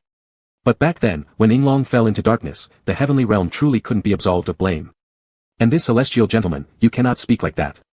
During those times, humanity was in peril, so heaven had no choice but to summon Yinglong out of seclusion. Who would have expected the subsequent chaos? Not only were the celestial gentlemen in an uproar, even the Buddhas sitting on lotus platforms in the heavens turned their gazes toward Jiangchen, each displaying different expressions. Even the speed of chanting sutras betrayed signs of unrest. Shakyamuni looked at Jiangchen with deep pain. Venerable One, you are deluded. Why do you not turn back from your erring path? Jiangchen remained silent, without a flicker of emotion. Only Pei Yu beside him had darkened his face and shouted fiercely, "Are you insane?" He was absolutely furious, abandoning all formalities in addressing Jiangchen. Jiangchen turned her head and looked at him with eyes filled with stern killing intent. Yinglong saved the world twice, expelled demons, subdued spirits, and maintained compassion despite facing death repeatedly. Cannot he ascend? Pei Yu was taken aback and momentarily lost for words. You. Nearby, an immortal could not suppress himself any longer and urgently retorted, "Venerable One, what you are saying is wrong. Those who enter into demonic ways cannot ascend, this has always been an unchangeable iron law. Moreover, recall how years ago Yinglong slaughtered the celestial realm." Jiangchen didn't let him finish speaking, raising her hand, causing the Dharma pestle far away to instantly fly over. Blood stained the pestle tip, which emitted a faint hum. She looked at the celestial beings before her, led by Pei Yu, every word icy cold. Back then, Yinglong dared to climb straight up to the ninth heaven and break into the celestial realm, but do you think I wouldn't dare? At that moment, it became truly clear they had completely torn apart their faces. Every Buddha, deity, and celestial gentleman present fell quiet in an instant. Complete silence enveloped heaven and earth, even the sound of the wind ceased. Pei Yu, the martial god of heaven, had now gone completely pale. His sword was already half drawn from its scabbard. Pang Yuanzi was so frightened his legs went weak, he grabbed Pei Yu's hand trying to stop him from drawing the blade, trembling even his beard quivered. Venerable One, even if you insist on allowing Xia Fenggu to ascend and become an immortal, his soul is already shattered, impossible to gather back together. It's simply not feasible to guide his ascent. The mountain fire at the Mingjing Terrace had already been extinguished by the immortals. In the darkness, fragments of fractured souls floated faintly glowing an ethereal blue, the sole source of light. Jiangchen looked at them and spoke firmly. If the universe won't help him cross over, I will. Upon hearing this, the gathered celestial Buddhas all paused, unsure of what it meant. But then, the Dharma pestle in Jiangchen's hands transformed into a string of black Buddhist beads. Jiangchen held the beads, lifted her hand, and briefly closed her eyes. In moments, a golden lotus flower appeared between her brows. This thousand-petal golden lotus blossomed as if alive on her forehead, its pattern deepening gradually. The various Buddha practitioners among the celestials seemed to realize something, their usually peaceful expressions twisted into shock and unease. Venerable One. Jiangchen abruptly opened her eyes. Simultaneously, the golden lotus detached from her forehead and hovered in midair, emitting radiant golden light. The scattered fragments of Xia Fenggu's soul appeared attracted to this lotus flower, wobbling toward it and slowly entering the heart of the petals. Before long, all the scattered pieces of soul were gathered again within the lotus. As the last piece of Xia Fenggu's fragmented soul entered the lotus, its originally open petals gradually closed, bursting forth brilliant golden light and transforming midair into a pure white Buddha lantern. This Buddha lantern was small, without a wick, measuring about a palm's length. Its body was white like jade, entirely undecorated except for a 9-petaled lotus base which faintly resembled the previous golden lotus. Pei Yu witnessed the entire process, unclear of what Jiangchen was doing. He glanced at her and saw that her complexion had become unnaturally pale. Her face showed almost no color, with perspiration forming on her brow. Yet her gaze remained deep as the sea. Raising a hand, the Buddha lantern dropped into her grasp. Holding the lamp in her left hand, she once again lifted her right. The beads previously in her hand had slipped down her wrist, and blood was already flowing freely from her palm. Expressions of the celestial Buddhas transitioned from astonishment to grief, many closing their eyes and chanting the prolonged Amitabha. Amid the vast chanting of Amitabha, Jiangchen placed her bloody right hand over the Buddha lantern, letting a drop of blood fall into the wick within. She softly intoned, "Ignite." As her voice commanded, the Buddha lantern lit up, the flame resembling gold and blood red, dancing amidst the expanse of heaven and earth, breaking through the boundless darkness. Even in the depths of the long night, the light burned bright. Although the Buddha lantern was small, it was dazzling and striking, capturing everyone's attention. In mere moments, a dim azure shadow began to coalesce atop the flame. The shadow was no longer than a pinky finger, blurred and indistinct, resembling either a fish or a snake as it wandered in the wick. Pang Yuanzi exclaimed in shock, "This is..." It was Xia Fenggu's recondensed faint soul fragment, weak and at any moment possibly dispersing. Jiangchen gazed at this faint shadow, her usually stern expression suddenly softening.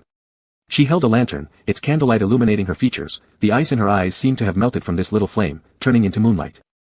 Under everyone's gaze, she was the first to raise her head and look toward the back mountain of Mount Sumi.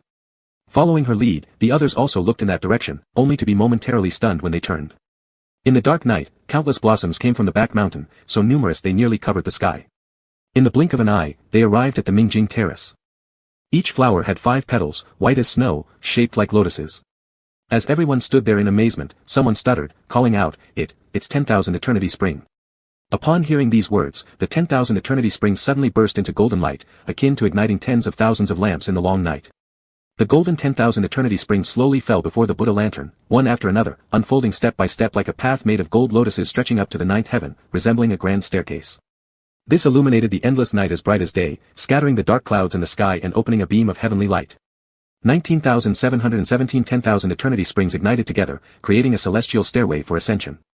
Looking at this celestial ladder, Jiangchen couldn't help but frown as if enduring great suffering, yet her voice remained coolly calm. Today I use my Buddhist bone as a lamp and my blood essence as guidance, reuniting Xie Fenggu's scattered soul. Again lighting 10,000 lamps, I opened the passage to the 9th heaven. Everyone was too astonished to speak, merely watching as Jiangchen's gaze swept over them, her voice echoing around the Mingjing terrace. From now on, Xie Fenggu shall ascend through the 9 heavens, all past karma erased. No longer bound by previous deeds, nor plunged into the sea of suffering.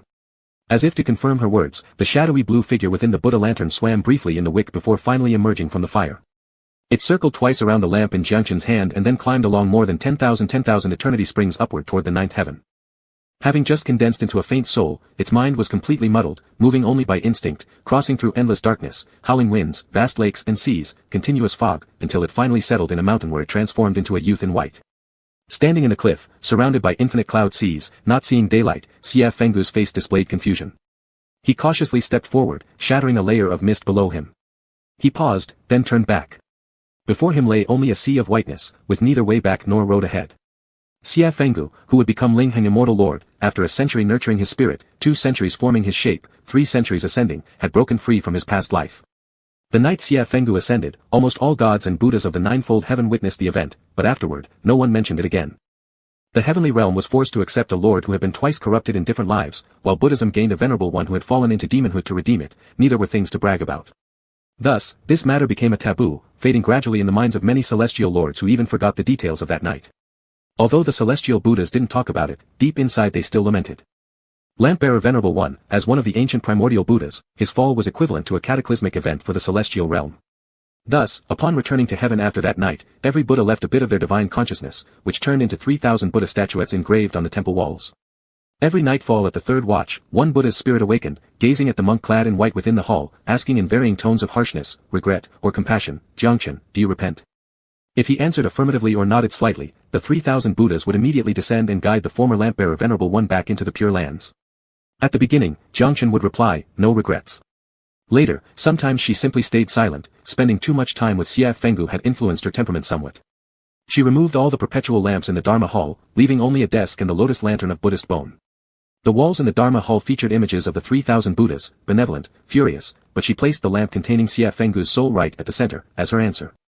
She let all the celestials see, allowing both divinity and enlightenment bear witness. 700 years since descending to the mortal world. Facing the consequences alone, death would bring no regrets. 700 years wasn't short, even Chaoshi seemed to recover from his injury-induced sorrow, becoming the mighty fiend of Mount Sumi. Every few decades, he would visit Jiangchen, sometimes without saying a word, other times sneering at her, "Everyone else has ascended to immortality, what are you waiting for on Mount Sumi?" Jiangchen usually wouldn't respond, reserving her patience and gentleness solely for Xie Fenggu. During those 700 years, 10,000 eternity springs bloomed and faded, hawthorn forests bore fruit year after year, plants withered and revived, seasons passed in cycles. Sometimes Jiangchen felt as if she had lingered in the mountains forever, and sometimes she felt as if 100 years passed in a flash. It wasn't until a winter 700 years later that Mount Sumi experienced a heavy snowfall, lasting 3 entire days before finally pausing. In the silence between heaven and earth, all the mountains were covered in white. On the night the snow stopped, a crescent moon hung in the forest as Jiangchen sat in meditative tranquility inside the Dharma hall. Though there was no wind indoors, the solitary lamp flame on the desk flickered ever so slightly. Jiangchen sensed something and abruptly opened her eyes in the dead of night. Perhaps this was what he had been waiting for. He waited for 10,000 eternity spring to bloom and fade every 100 years, endured 25 10,000 nights of Buddha's reproach, waited through the great snowfall of Mount Sumi, until someone came treading softly through the snowy forest under the moonlight and spoke from afar. "I am Ling Heng Immortal Lord, thanking Xie Fenggu." Chapter 64, This Life. Feng Ji was killed by Xie Fengsu on Mount Meru, and his body was then re-imprisoned in the demon-taming pagoda by the celestial realm. The evil spirits that had escaped were also suppressed again. Xie Fangsu, on the other hand, was enlightened by Jiang Chen and ascended to godhood on Wuming Mountain, for a full 700 years. Back then, at Miao Xiang's lamp lighting, Abbot Jinwu once said that within Buddhist law, greed, hatred, ignorance, and desire cloud the eyes and prevent seeing the karmic consequences of past actions. Because of these attachments, one is trapped in the cycle of life and death, known as wuming, ignorance. At that time, Xie Fangsu didn't take it seriously, thinking, what delusions could I possibly have? Never did he expect that 700 years later, when he woke from his dream, he would see this boundless sea of suffering beneath the clouds. The 9th level of the demon-taming pagoda remained dim, the illusion broken. Xie Fangsu's face was pale, the final scene before him was their snowy night reunion. Taking a few steps forward, Xie Fangsu wanted to touch the illusion. As he reached out, all phenomena disappeared in an instant, leaving only the cold, heavy green stone tower walls. The 9th level of the demon-taming pagoda hadn't changed in tens of thousands of years, always dark and humid. Water dripped somewhere, echoing endlessly, making the interior of the tower even more desolate and quiet. At some point, Xie Fangsu actually forgot where he was, the great marshes of ancient times, the Meru of 700 years ago, or the boundless ocean, where the immortal mountain of Wuming lay. Through 2 lives and many memories, numerous past events flooded his mind, killing Qiyu, slaying Khufu, slaughtering the celestial realm, fighting the monk Lendanshan on Mount Meru, sharing drinks with his master 700 years ago, the first joy of loving someone, and a snowy meeting 700 years later. In the end, everything turned into the cold, clear gaze of Jiang Chen during the illusion when he forcibly ascended with her. Xie Fangsu remembered, what exactly did I say back on Meru, persistently asking Jiang Chen to leave the mountain with me to find the star map. 700 years without ascending, isn't it too long? The cultivator helps me retrieve my artifact, and I will help the cultivator ascend, how about it? Proud and arrogant. Thinking of this, Xie Fangsu felt as if his chest had been violently cut open, blood flowing down but feeling no pain, just a bitter sensation. In such bitterness, Xie Fangsu suddenly thought, I even said I would save him. He didn't know why, but he almost wanted to laugh. Unfortunately, after a long while, he couldn't bring up the corners of his mouth, only finding himself with red-rimmed eyes first. I actually, still have the face to say I'll save him. Just thinking of it, all of Xie Fangsu's internal organs felt as if being torn apart. Precisely at that moment, Feng Ji's voice echoed within the pagoda. Lord Immortal, how does it feel to recall your past? Xie Fangsu's whole body immediately stiffened. He instantly drew his sword and turned around. There was nothing behind him but a dim corridor.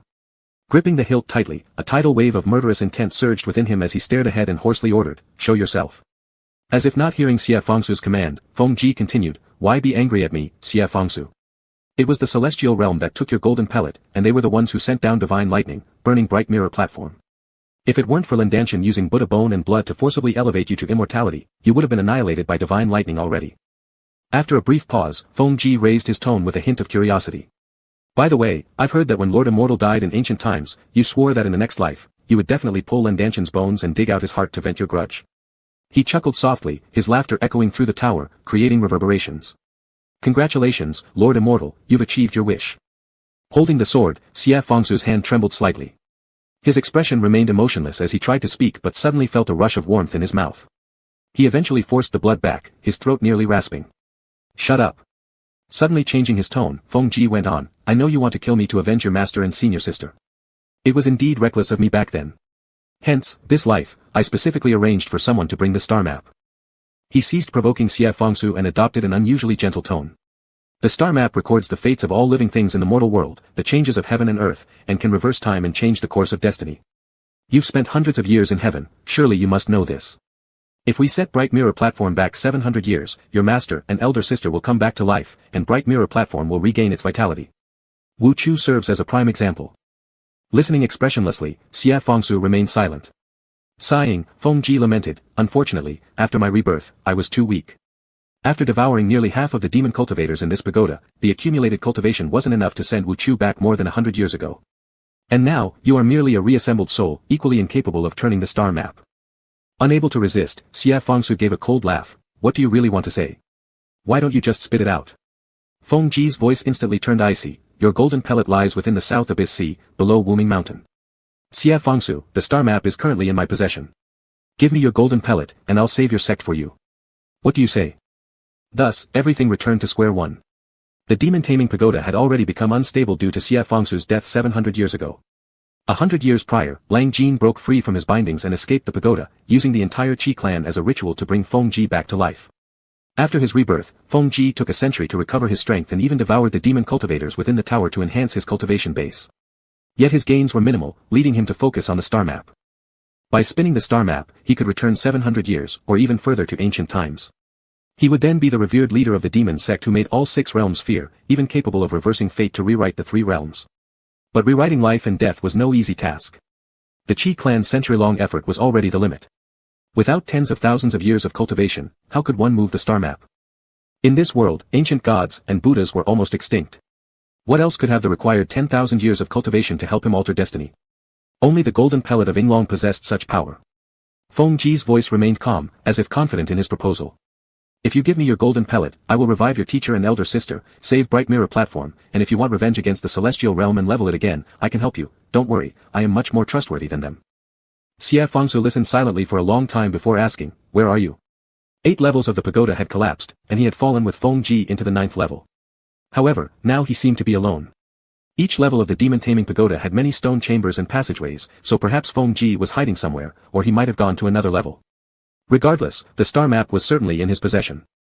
Feng Ji only responded, bring me the golden pellet first. Xie Fangsu said, though you've been reborn, you cannot leave the pagoda and don't dare to confront the celestial realm. That's why you're sending me to retrieve the golden pellet. He stated it confidently, and after a while, Feng Ji's icy voice returned. Your teacher and sister died because of you, and Bright Mirror Platform fell because of you. Now there is an opportunity, won't you make amends? Feng Ji spoke with great righteousness, as if it wasn't him who had caused this disaster, it was all Xie Fangsu's fault, a sinful beast filled with murderous karma who should fall into eternal suffering and dare not dream of any bond of teacher and disciple. With ominous energy around him, he deserved to be solitary forever. All around had grown silent, Feng Ji seemed to have temporarily disappeared, or maybe was just watching everything from some hidden corner. Xie Fangsu stood in place for a long time before finally taking a step forward. He had been standing for too long, like a statue, and stumbled when taking his first step, nearly falling but managing to catch himself on the wall. Leaning on the wall for a moment, Xie Fangsu then continued walking forward. During his conversation with Feng Ji, Xie Fangsu had reflected deeply, trying to sort through the events that had occurred since descending the mountain, wondering whether the star map truly could save his master and elder sister, where Feng Ji was currently hiding, and about his own golden pellet within Wuming Mountain. Now, left all alone, countless thoughts suddenly vanished completely, as if awakening from a great dream, fading away like everything. At this moment, he very much wanted to see Jiang Chen. The candlelight flickered faintly on the wall as he stumbled along the corridors, aimlessly turning around in circles, attempting to find her. His anxiety grew with each passing step until finally, he began shouting her name. Jiang Chen. Jiang Chen. However, blood clogged his throat and his voice came out barely audible, sliced by shards as though torn apart by a blade. These 2 calls immediately faded away, heard only by himself. Yet perhaps driven by deep longing, at this moment he finally received a sliver of mercy. Turning a corridor once more, he spotted a figure at the end of the road. Jiang Chen stood at the far end of the passage, looking back at Xie Fangsu.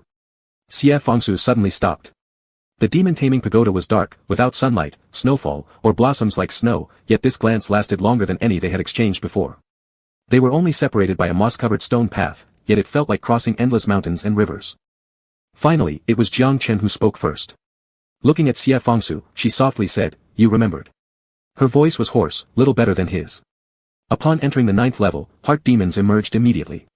All scenes of Bright Mirror Platform's tragedy 700 years ago, and the great battle during ancient times, had come flooding back to Xie Fangsu. Seeing her so abruptly, Xie Fangsu, caught off guard by the question, didn't know what to answer, muttering simply an ah, which didn't even count as a proper response. He had been scrambling blindly like a headless fly moments before, trying desperately to find her, but now suddenly relaxing, feeling utterly drained, unable to take another step. So, amidst the flickering lights of the lamps on the walls, he could only wave at Jiang Chen lazily and open his mouth laboriously. Come over and give me a hug. Jiang Chen did not move, for that brief moment, a rare expression of bewilderment flickered across his face. It was no wonder, he wasn't the only one caught off guard. Who could have imagined that Xie Fangsu, recalling past memories, thinking of himself, who had once killed him, would utter such words upon meeting face to face? Seeing that Jiang Chen didn't budge, Xie Fangsu wasn't in a hurry. Instead, he lightly furrowed his brow and asked with a faint smile, what's wrong? Were we not husband and wife in our previous life? Why won't you embrace me now? Before Jiang Chen could respond, Xie Fangsu tilted his head against the wall, seemingly unable to hold himself up any longer, and muttered the same request again, even more indistinctly. Come here. I'm too exhausted. Through tens of thousands of years, 2 cycles of life and death, and countless karmic ties scattered like thorns on the ground, the long and solitary journey had turned his heart into ash. Finally, Xie Fangsu felt weary. In the end, Jiang Chen took a step forward towards Xie Fangsu. The distance was short, perhaps just over 10 steps, or fewer, yet Xie Fangsu had already brushed against the edge of Jiang Chen's robes. As if he'd found a shelter amidst the turbulent and wandering world, finally finding solace, he plunged into the other's embrace without hesitation. Jiang Chen raised his hand and gently embraced him. Chapter 65, This Life, Part 2. In this embrace, Xie Fengshu drained all his strength, throwing his entire body into Jiang Chen's arms. Then he realized something was off about the other person. A faint metallic scent of blood came from the other's body, and their breathing wasn't steady. Xie Fengshu lifted his head again and noticed that Jiang Chen's face was slightly pale. He immediately straightened up, flipped his hand to grasp the other's wrist, and began checking their life force. Jiang Chen's internal cultivation was fluctuating wildly, as if they had just gone through a fierce battle. Frowning, Xie Fengshu asked, "What happened?" Jiang Chen shook his head at first and then briefly explained, "I forcefully broke through my heart demon." Jiang Chen's heart demon was nothing but the 2 deaths of Xie Fengshu in the past lives. Actually, it had been such a long time. If this had been the past, even if the heart demon appeared again, it should not have been so unbearable. But in this life, Xie Fengshu had returned. Seeing the other perfectly fine, carefree, and alive in this world, Jiang Chen couldn't even bear to see any illusion where Xie Fengshu died. Xie Fengshu guessed something, fell silent for a moment, and softly said while gripping Jiang Chen's hand, "Let's sit for a while." The 9th layer was damp and dark, but since underneath it was the endless hell with infinite karmic fire, it wasn't cold at all, and the ground was even warm. Xie Fengshu and Jiang Chen sat on the ground and leaned against the stone wall to rest. Even sitting on the dusty ground, Jiang Chen still kept his spine straight, like the bamboo in the Shumi mountain temple. He closed his eyes and adjusted his energy, while Xie Fengshu watched him. Actually, Xie Fengshu wasn't in much better shape himself. He had just fought with Feng Ji and fell directly from the 8th tower, with chest chi surging and cultivation yet unbalanced. He just didn't want to close his eyes. Perhaps his gaze was too focused. After a while, Jiang Chen opened his eyes and looked at Xie Fengshu. His pair of eyes were clear, cool, and profound, seemingly distant, yet entirely focused. It seemed that within these 3 realms and 6 paths, within the boundless red dust, there was only one Xie Fengshu in his eyes. Xie Fengshu suddenly remembered that night when he broke into the back mountain, and under the moonlit forest, the other had looked at him in exactly the same way. "What are you thinking about?" "I am thinking," leaning against the wall, Xie Fengshu revealed a hint of a smile, "when I returned to Shumi that day, what were you thinking when you saw me?" Jiang Chen didn't answer immediately, and Xie Fengshu wasn't in a rush either. Above them hung a lamp with a flame like a beam, dimly illuminating their shadowy figures. After a moment, Jiang Chen finally spoke, "I was thinking, you seem to have grown taller." Xie Fengshu didn't expect this response, and for a moment, he froze, asking back, "What? You've grown taller?" Jiang Chen answered, "I remember the last time I saw you in the previous life, you stood under the Wangu Chun, its flower petals hanging down would brush against your ears. That night, when you walked over, that inch of petal landed on your shoulder." Jiang Chen's voice was low, showing no emotion. "I looked at you and thought, you must have grown taller." He said it so casually, as though the 700 years between had only been 3 or 5 months, or merely a few days. 100 years reunion felt like meeting for the first time. Xie Fengshu's heart was tightly clutched, not the pain of first glimpsing the past life, but now more like a mixture of sourness and bitterness spreading throughout his body, leaving a tang of this acidity between his teeth. Why should I fall into anything, Xie Fengshu thought. Just having Jiang Chen around is enough to send me into endless calamities. Thinking this way, Xie Fengshu suddenly felt relaxed, leaning his head against Jiang Chen's shoulder, closing his eyes, and saying in a very calm tone, Feng Ji wants to use the life chart to tempt me into demonhood, to fight against the immortal realm and retrieve the golden pill. Jiang Chen said, he plans to leave the tower. The golden pill cannot be given to him, Xie Fengshu replied. My disputes with the immortal realm are my affairs. Once the demon cultivators leave the tower, the consequences will be endless. Xie Fengshu opened his eyes and stared ahead. In a few hundred years, demon cultivators have escaped twice already, the demon-suppressing tower probably won't hold for much longer. I'm going to kill Feng Ji. Perhaps Jiang Chen and Xie Fengshu's conversation could still be heard by Feng Ji somewhere, but Xie Fengshu no longer cared. Once he made up his mind, he acted without hesitation, unswayed by any kind of change. Jiang Chen paused quietly for a while, without any astonished expression, simply saying, all right. Xie Fengshu chuckled, I think, he should be in the 9th layer. Both Xie Fengshu and Jiang Chen were in the 9th layer. Feng Ji didn't dare to confront them directly nor could he afford to lose track of their every move, so he needed to keep a constant eye on their actions. Moreover, right after Xie Fengshu got rid of his heart demon, the other could detect it instantly, which meant Feng Ji shouldn't be far. From the 1st layer to the 9th layer of the demon-suppressing tower, the lower you go, the larger it gets. There were many chambers in the 9th layer, with corridors twisting and winding endlessly. Xie Fengshu performed a gesture in the air, producing several points of pale blue light that scattered in various directions. Following the corridor ahead, Xie Fengshu and Jiang Chen carefully searched forward step by step. Neither of them spoke a word along the way, making it easier to hear the sound of demons above getting closer and closer. At first, there was just a faint noise, but then the sounds grew louder, they're crawling on the walls, moving through stone passages, and occasionally shrill wails. It was like an incoming tide, with the rustling sounds never ceasing. For a moment, it seemed as if all evil spirits were about to flood into the ninth layer.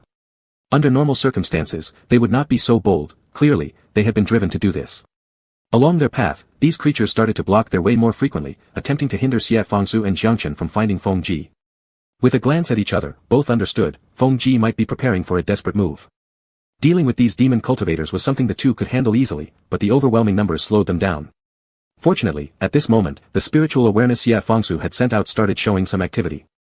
Xie Fangsu had released numerous threads of spiritual awareness throughout the tower to search for Feng Ji's whereabouts. Finally, a response came from the southwest.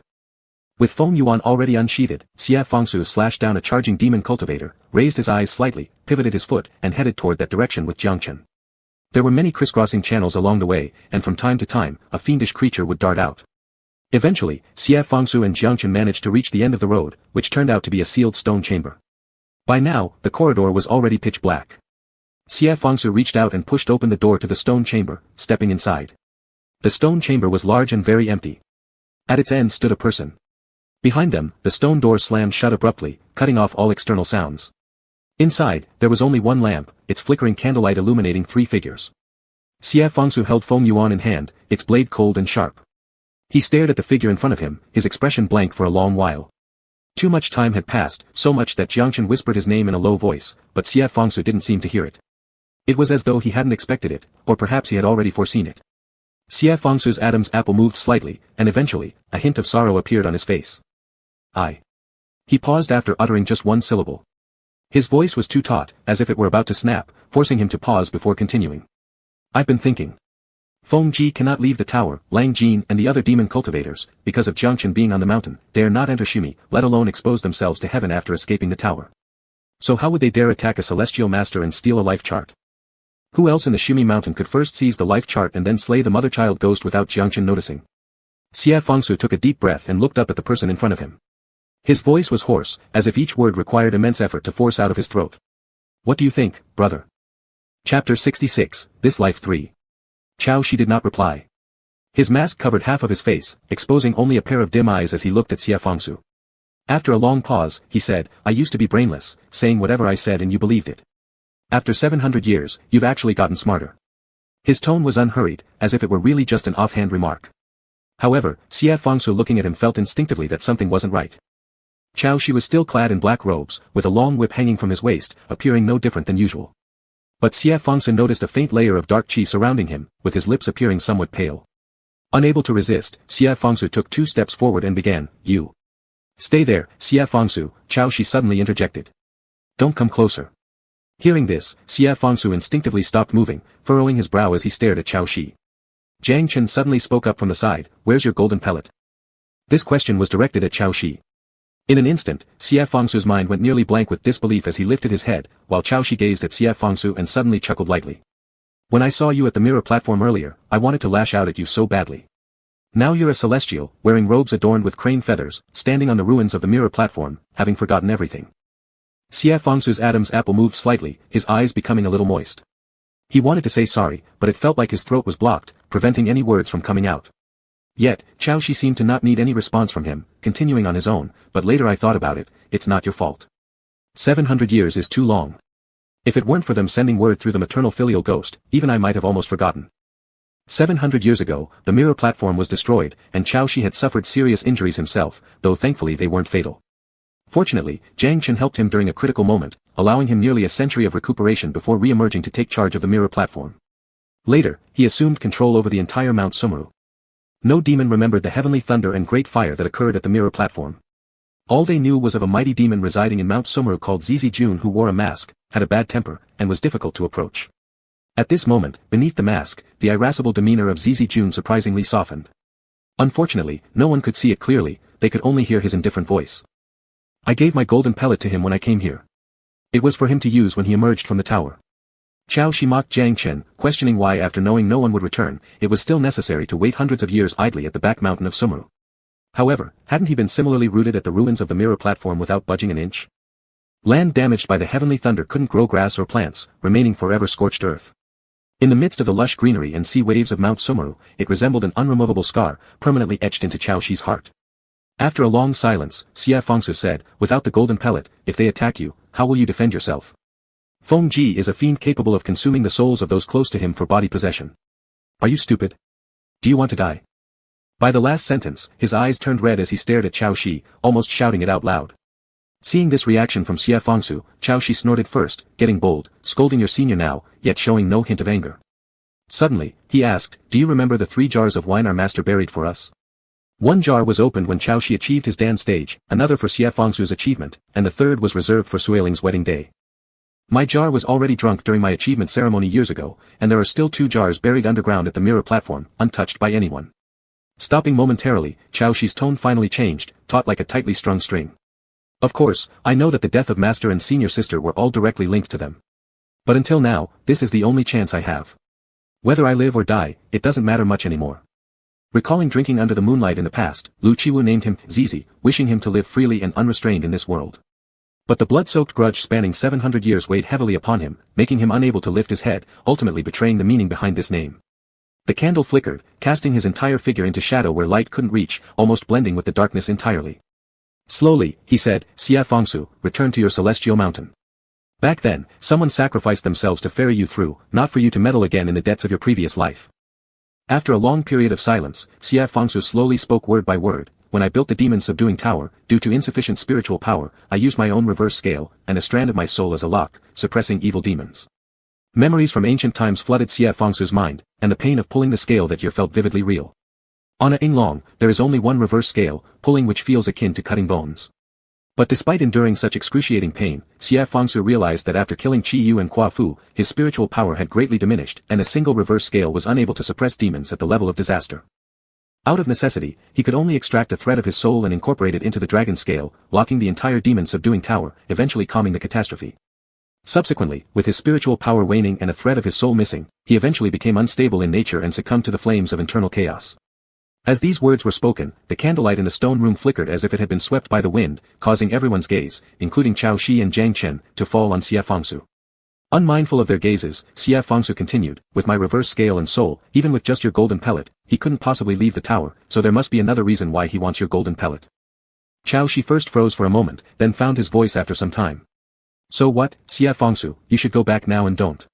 Interrupting him, Xie Fengsu asked, go back where? Xie Fengsu looked at Qiao Shi, speaking softly yet clearly enough for his words to reach the other's ears. In this tripartite world, except for the mirror platform, where else could I say, go back, to, brother? He had originally thought that as a single fragment of his spirit, drifting like wind in this vast world, Ming Mountain was to be his resting place. It was only now that he remembered he had once had a sect, a home. I won't leave, and I absolutely won't let you die. His tone suddenly softened, as if murmuring to himself or making a humble plea and wish. Master and senior sister are no longer here, my family only has you left. You can't leave me alone again. Xie Fengsu's voice was low, but his grip on Feng Yuan did not falter even slightly, his blade gleaming coldly like frost and snow. Like father and teacher, close comrades in arms, he had lost them once before and couldn't lose them again. The old stories from days gone by remained blurred, unable to see the past dusts.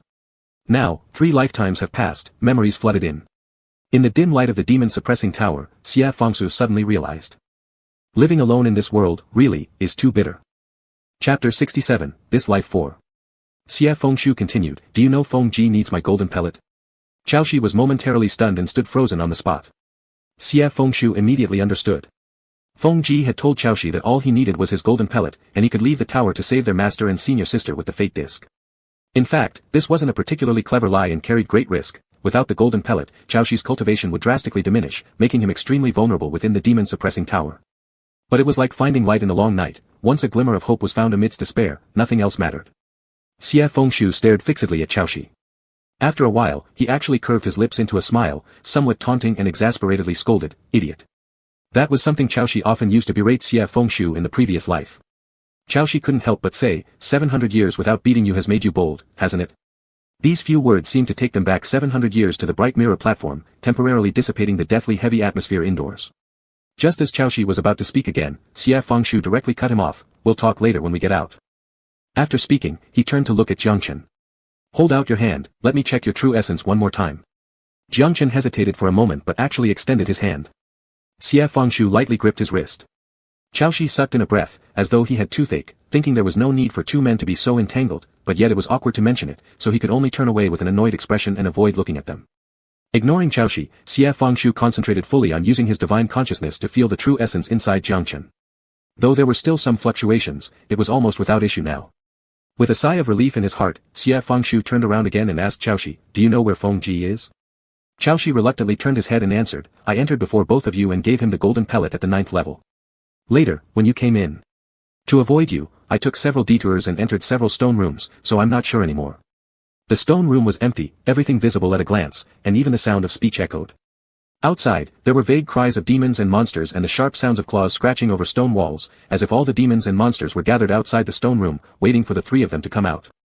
Holding Feng Yuan in his hand, Xie Fengshu looked at Jiangchen and said, "Let's go out first." He hadn't finished when he noticed Jiangchen furrowing his eyebrows slightly and raising his hand near his lips, gesturing for silence. Xie Fengshu immediately stopped talking and watched as Jiangchen put his hand down and turned his head toward the exit of the stone room. At this point, suddenly, it became silent outside. Not the kind of silence that gradually becomes weaker and disappears, but a silence that descends instantly, as if all sounds were swallowed by something. Compared to the previous noise of the demons, this silence seemed even more eerie, akin to the brief stillness before a storm. The sandalwood beads on Jiangchen's hand fell off suddenly and transformed into a black demon-subduing staff in midair. Jiangchen grabbed the staff, knitted his brows, lifted his eyes, and his face was filled with a fierce expression as he coldly said, "He's here." Upon hearing this, Xie Fengshu wasted no time and drew his sword out of its sheath. Together with the sound of Xie Fengshu unsheathing his sword, there was suddenly a wretched scream from the outside. The cry was high-pitched and shrill, accompanied by the sound of the demons scattering, causing even the ground beneath to tremble slightly. However, after just a brief moment, these sounds also began to fade. The door to the stone room slowly opened. Feng Ji stood at the entrance, dressed in black clothes, drenched in a strong smell of blood. Blood still clung to the corner of his lips, revealing a ruthless demeanor when he looked up. Upon seeing the three people inside, he actually managed to laugh briefly and strolled inside, saying, "Have you three caught up enough?" His appearance really resembled a demon crawling out of hell. Xie Fengshu's frown did not subside as he asked, "Where is my senior brother's golden pellet?" "Too late. I've already eaten it." Feng Ji sneered, "Celestial Lord Ling Heng is deluded and insists on killing me for this so-called humanity. Helplessly, I had to eat the golden pellet and consume the demons to restore some cultivation strength to protect myself." Xie Fengshu pressed down his anger and remained calm instead.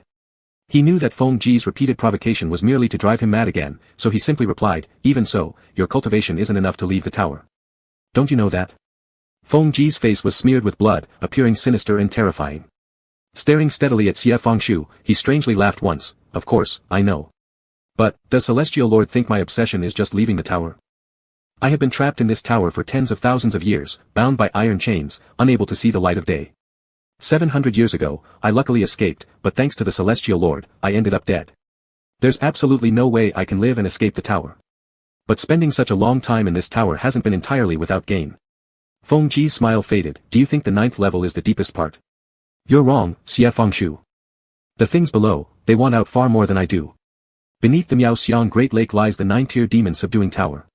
Beneath the demon-subduing tower is the endless hell realm, where countless wicked ghosts and asuras reside." Xie Fengshu shivered suddenly, feeling a chill run through his entire body.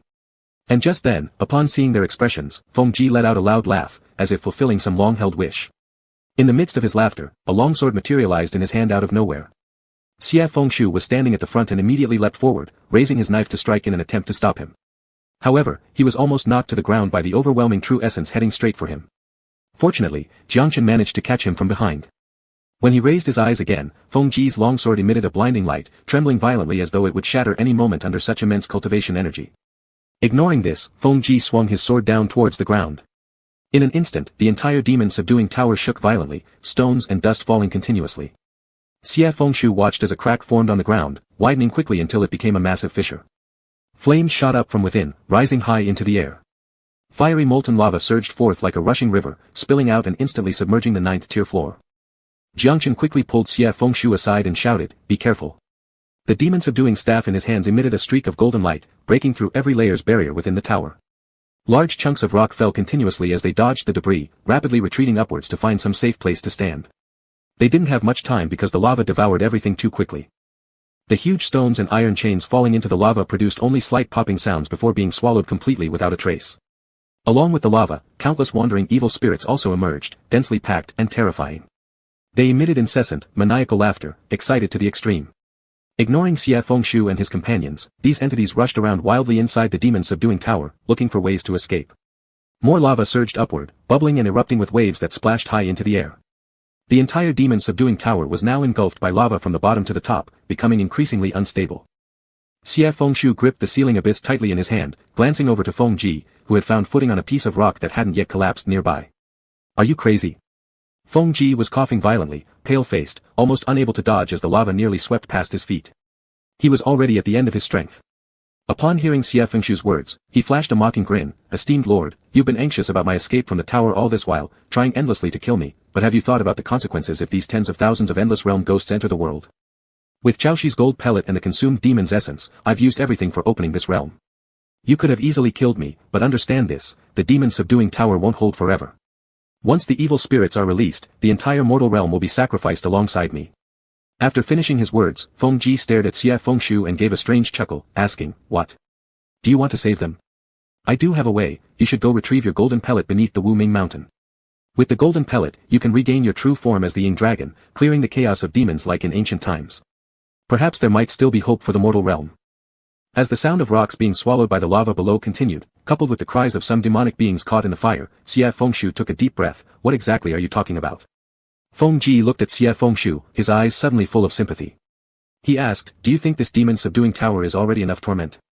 Do you know how your golden pellet is suppressed? It's locked in the South Abyss Sea, beneath Wu Ming Mountain, whose base lies underwater. Above it are 10,000 sheets of no-discriminating karma fire talismans. Do you believe they truly forgave you and gave you this immortal mountain to live as some so-called lord? The demon-subduing tower suppresses calamity realms, whereas the Wu Ming Mountain suppresses you. If you dare make any wrong move, you'll die even more tragically than me by 100 or 1,000-fold. Xie Fengshu. You've killed me repeatedly in the name of saving all living beings. Now, for the sake of all living beings, would you sacrifice yourself? Amidst the towering flames and flowing magma, Feng Ji suddenly burst into wild laughter, his voice nearly distorted with excitement. Go ahead, go fetch your golden pellet to save the world. When you return, those 10,000 talismans will ignite together, burning both mountains and seas to ashes. Your body and soul will be utterly annihilated. Do you still believe that the 3 realms and 6 paths, with their endless deities and Buddhas, would actually save you? After listening to this, Xie Fengshu's face remained expressionless. After a brief pause, he softly muttered, so, it was like this all along. So his 700-year residence, his sole abode in this life, what he considered home, turned out to be nothing but a prison meant to confine himself. Beneath them, the lava surged continuously, flames surging toward their faces forming hot winds that lifted Xie Fengshu's robes. His gaze seemed somewhat dazed, almost letting the fiery edge of the lava brush against his clothes.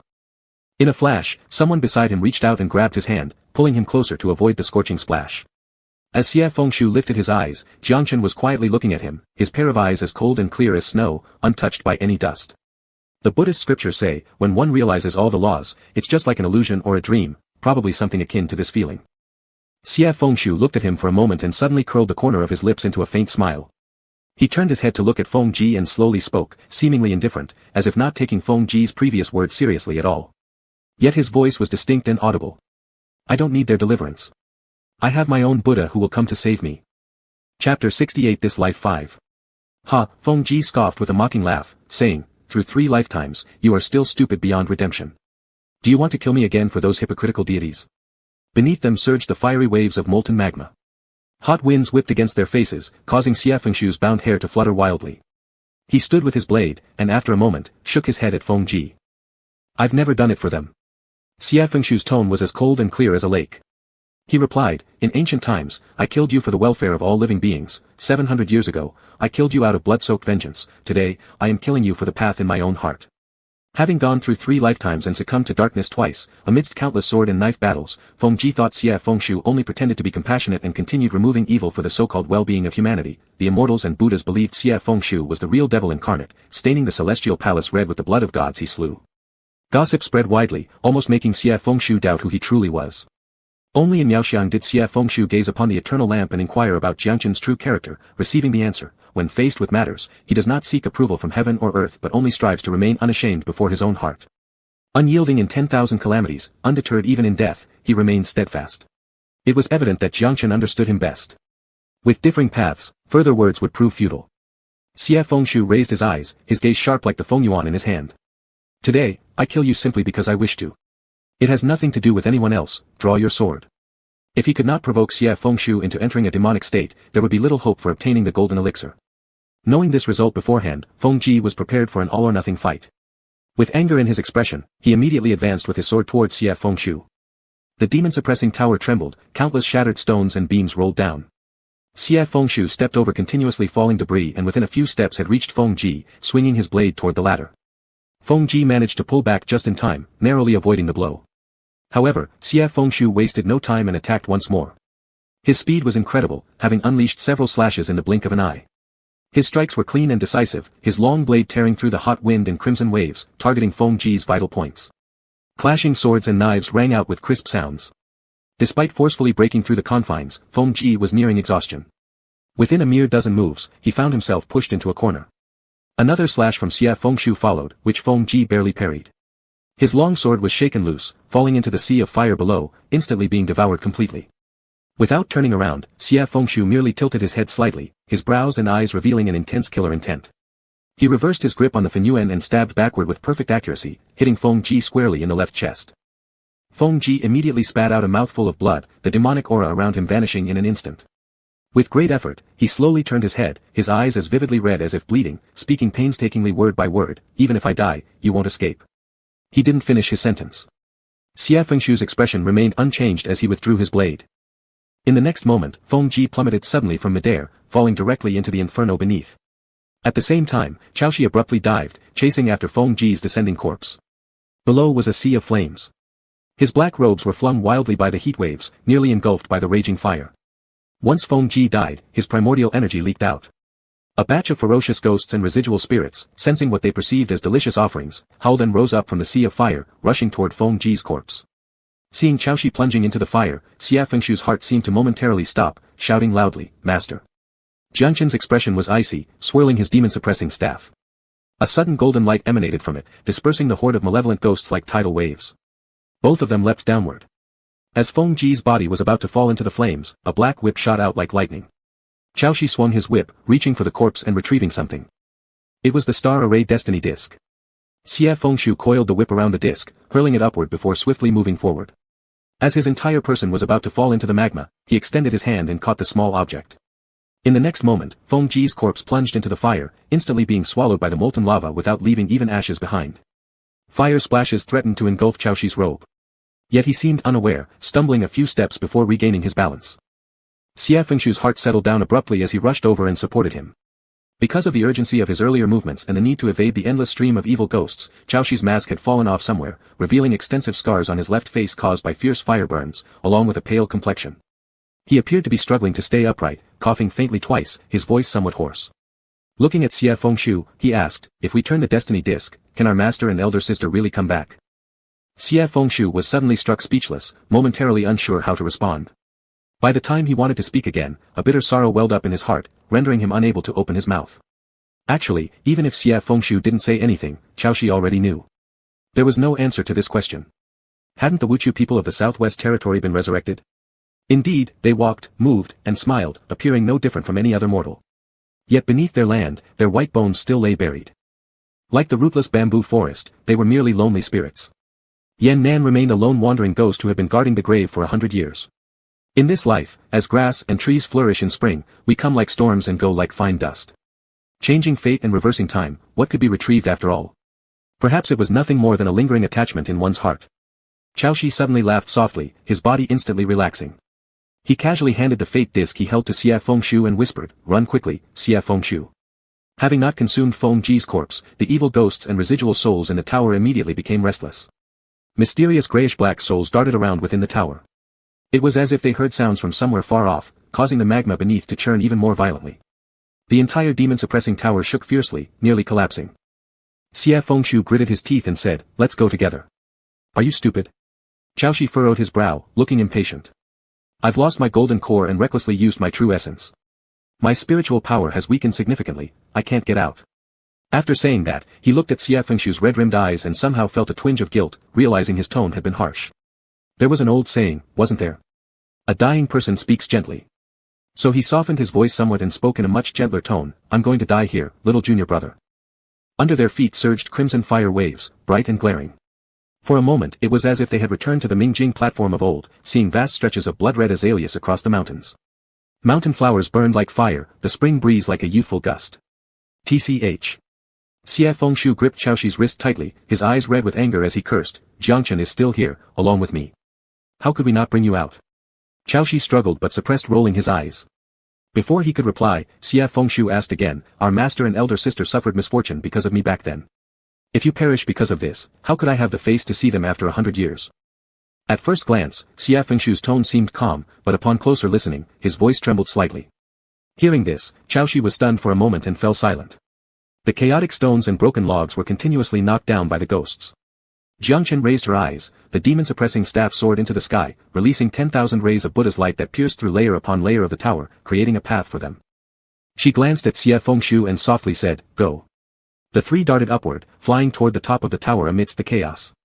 Yet the magma continued to gush out, accumulating higher and higher, beginning to swallow up the demon-suppressing tower level by level. Due to severe damage, the top of the demon-suppressing tower had cracked open. They escaped through that opening, landing on a floating stone platform outside the tower for the time being. Outside the demon-suppressing tower were floating stone platforms connected by iron chains, each leading to the 8 corners of the tower. The whole structure swayed precariously, dragging the chains and platforms to sway along. As soon as the three landed on the platform, Chaoxi spat out a large mouthful of blood. His face was as pale as paper. Seeing both staring at him, he wiped the blood from the corner of his lips and casually waved his hands twice. I won't die yet. Xie Fengshu's heart relaxed slightly, but his mouth muttered, of course you won't die, how could you just die like that and tell your master and elder sister what? I'll tell you, Chaoxi retorted sarcastically, that even after becoming a celestial being, you're still lazy and stupid, forgetting even me while remembering to share rooms with a monk, you're not ashamed at all. Xie Fengshu was speechless, feeling as if he had returned to the days when he would squabble with Chaoxi and always lose the argument. It was just at this moment that Jiangchen turned and asked calmly, where's the shame? Chaoxi took a deep breath and chose not to dwell on this question anymore. Looking at Xie Fengshu, he suddenly smiled faintly. The sound of burning flames continued to echo incessantly, just as it did back then. Amidst such noise, he continued, but you didn't bow your head, the supreme position of the celestial lord didn't make you bow your head, neither did this boundless sea of suffering or endless abyss of torture. You are still Xie Fengshu from 700 years ago, whose veins were completely severed, bones crushed, and who still refused to beg for mercy. As long as you remain like this, you owe no apology to anyone, nor to Mingjing platform. This was the response to Xie Fengshu's earlier words inside the tower. What face would he have left to see the sect? Xie Fengshu didn't expect him to say that. His nose tingled, and rather flustered, he turned his head, not wanting anyone to see. Chaoxi stubbornly followed and turned to look at him. Are you about to cry? So emotional. This guy was really so annoying. Xie Fengshu decided not to respond anymore.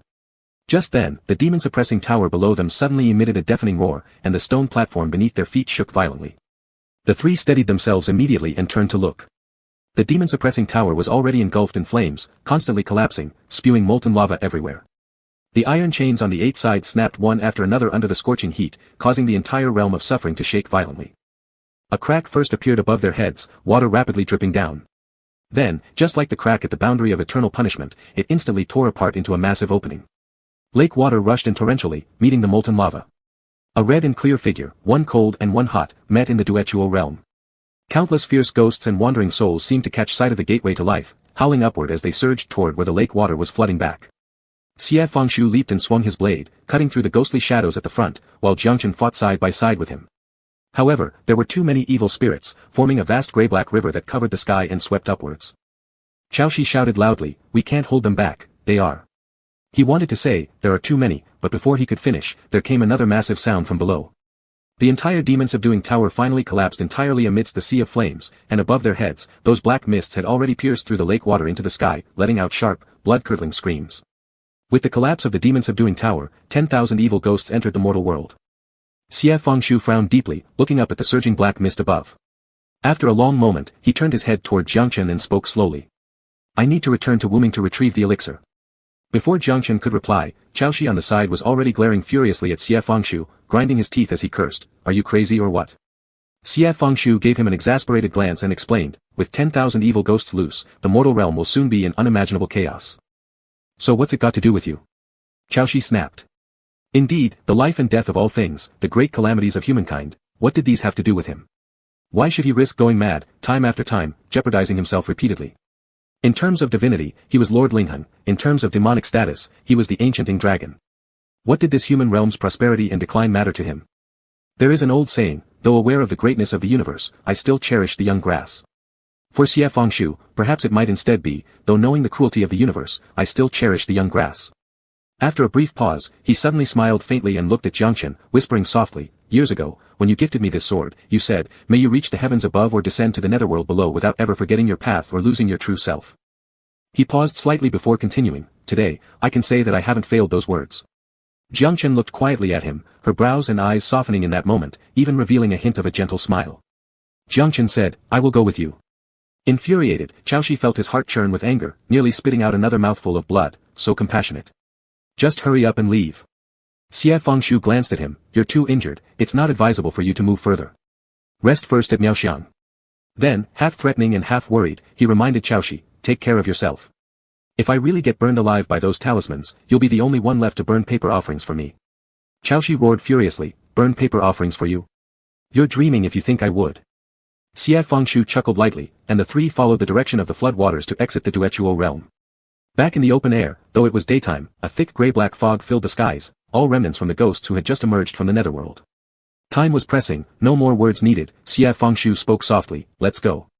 Jiang Chen nodded briefly, and the two rode the wind upward, heading straight toward Nanming. Chapter 69, This Life 6.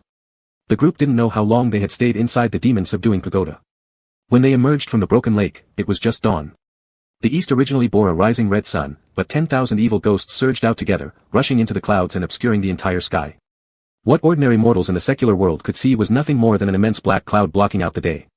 Only those who practiced cultivation or sought enlightenment could see the countless fierce faces within, ready to devour all things. Xie Fengshu and Jiang Chen traveled over the great marsh by wind, and halfway, they encountered many Buddhas and immortals with anxious expressions, apparently having just learned about the collapse of the interminable underworld and being tasked to subdue demons. However, upon seeing the multitude of evil spirits, their expressions remained relatively composed. But when they saw Xie Fengshu and Jiang Chen together, their looks were worse than encountering a ghost themselves. Some of the older ones stared wide-eyed, a trembling hand pointing at the two, you. They stuttered for a while but failed to utter a single word. In the past, even if Xie Fengshu had an especially thick skin, such gazes would have made him feel somewhat awkward. But now, with the urgent situation, he had no choice but to ignore it and head south with Jiang Chen. After so many encounters, he gradually calmed down, unexpectedly feeling a bit of relief in his heart. Unbelievable, isn't it? After several hundred years, this monk is still mine. Thinking of this, amidst the mist, Xie Fengshu turned his head to glance at Jiang Chen. The other party remained as calm as ever, showing no emotion. Yet when Xie Fengshu looked over, the others seemed to sense it immediately, turning their head to meet Xie Fengshu's gaze. Nanming was still the same place, vast deep seas under vast clouds and fog, with only an isolated fairy mountain standing in the middle. At the summit stood a small courtyard, and Xie Fengshu and Jiang Chen arrived before the closed gate. It was half open and unlocked, so Xie Fengshu pushed it open and entered. Inside the yard was a pool filled with lotus flowers beginning to bloom, gently swaying in the wind. There was no snow on the path, and a young Taoist dressed in blue was sweeping the ground. Upon hearing the sound of the door being pushed, Minka paused from his work, looked up, and immediately saw Xie Fengshu standing at the entrance. Minka thought he was dreaming, staring wide-eyed for a moment, then suddenly rushed forward, hugging Xie Fengshu's waist and shouting loudly, "You're finally back." Xie Fengshu nearly lost his balance and quickly held on to this little one, couldn't help laughing. "What's gotten into you? You've suddenly started to act spoiled." "Who's acting spoiled?" Minka's face flushed red, stepping back to stand steady and raising his voice defiantly. "Do you know how many times Immortal Fuguang has come looking for you? At first, I told him you were practicing asceticism in the caves, later he stopped believing me, and broke into the cave." Minka sniffed, looking somewhat guilty. "I couldn't stop him." Xie Fengshu patted his forehead, comforting him. "It's fine, I've already met him." Minka was shocked, stammering, "Then, are you okay?" "What do you mean?" Xie Fengshu smiled, casually pointing towards Jiang Chen. "This is Jiang Chen." Only now did Minka notice someone beside him, hastily tidying his robes and bowing respectfully to Jiang Chen. "Greetings, cultivator." Jiang Chen raised his hand in return, looking mild-mannered. Perhaps seeing few cultivators who returned a bow to a fairy child, Minka felt somewhat embarrassed and subtly hinted to his own master with a glance, "Who is this?" Receiving the signal, Xie Fengshu didn't hesitate, answering openly, "She's my partner in the way." Minka. If he wasn't blind, this person is clearly a Buddhist practitioner. Why was this happening? But seeing that this monk's face remained unchanged, appearing not affected by the madness of their own immortal lord, Minka could only pretend to be worldly wise and suppressed all doubts, displaying a rather conflicted expression. Pretending not to notice Minka's face, Xie Fengshu calmly pulled out the star chart of fate from his sleeve and handed it to Minka. "The destiny chart has been found." Return to the heavenly realm first, and give it to Lord Siming.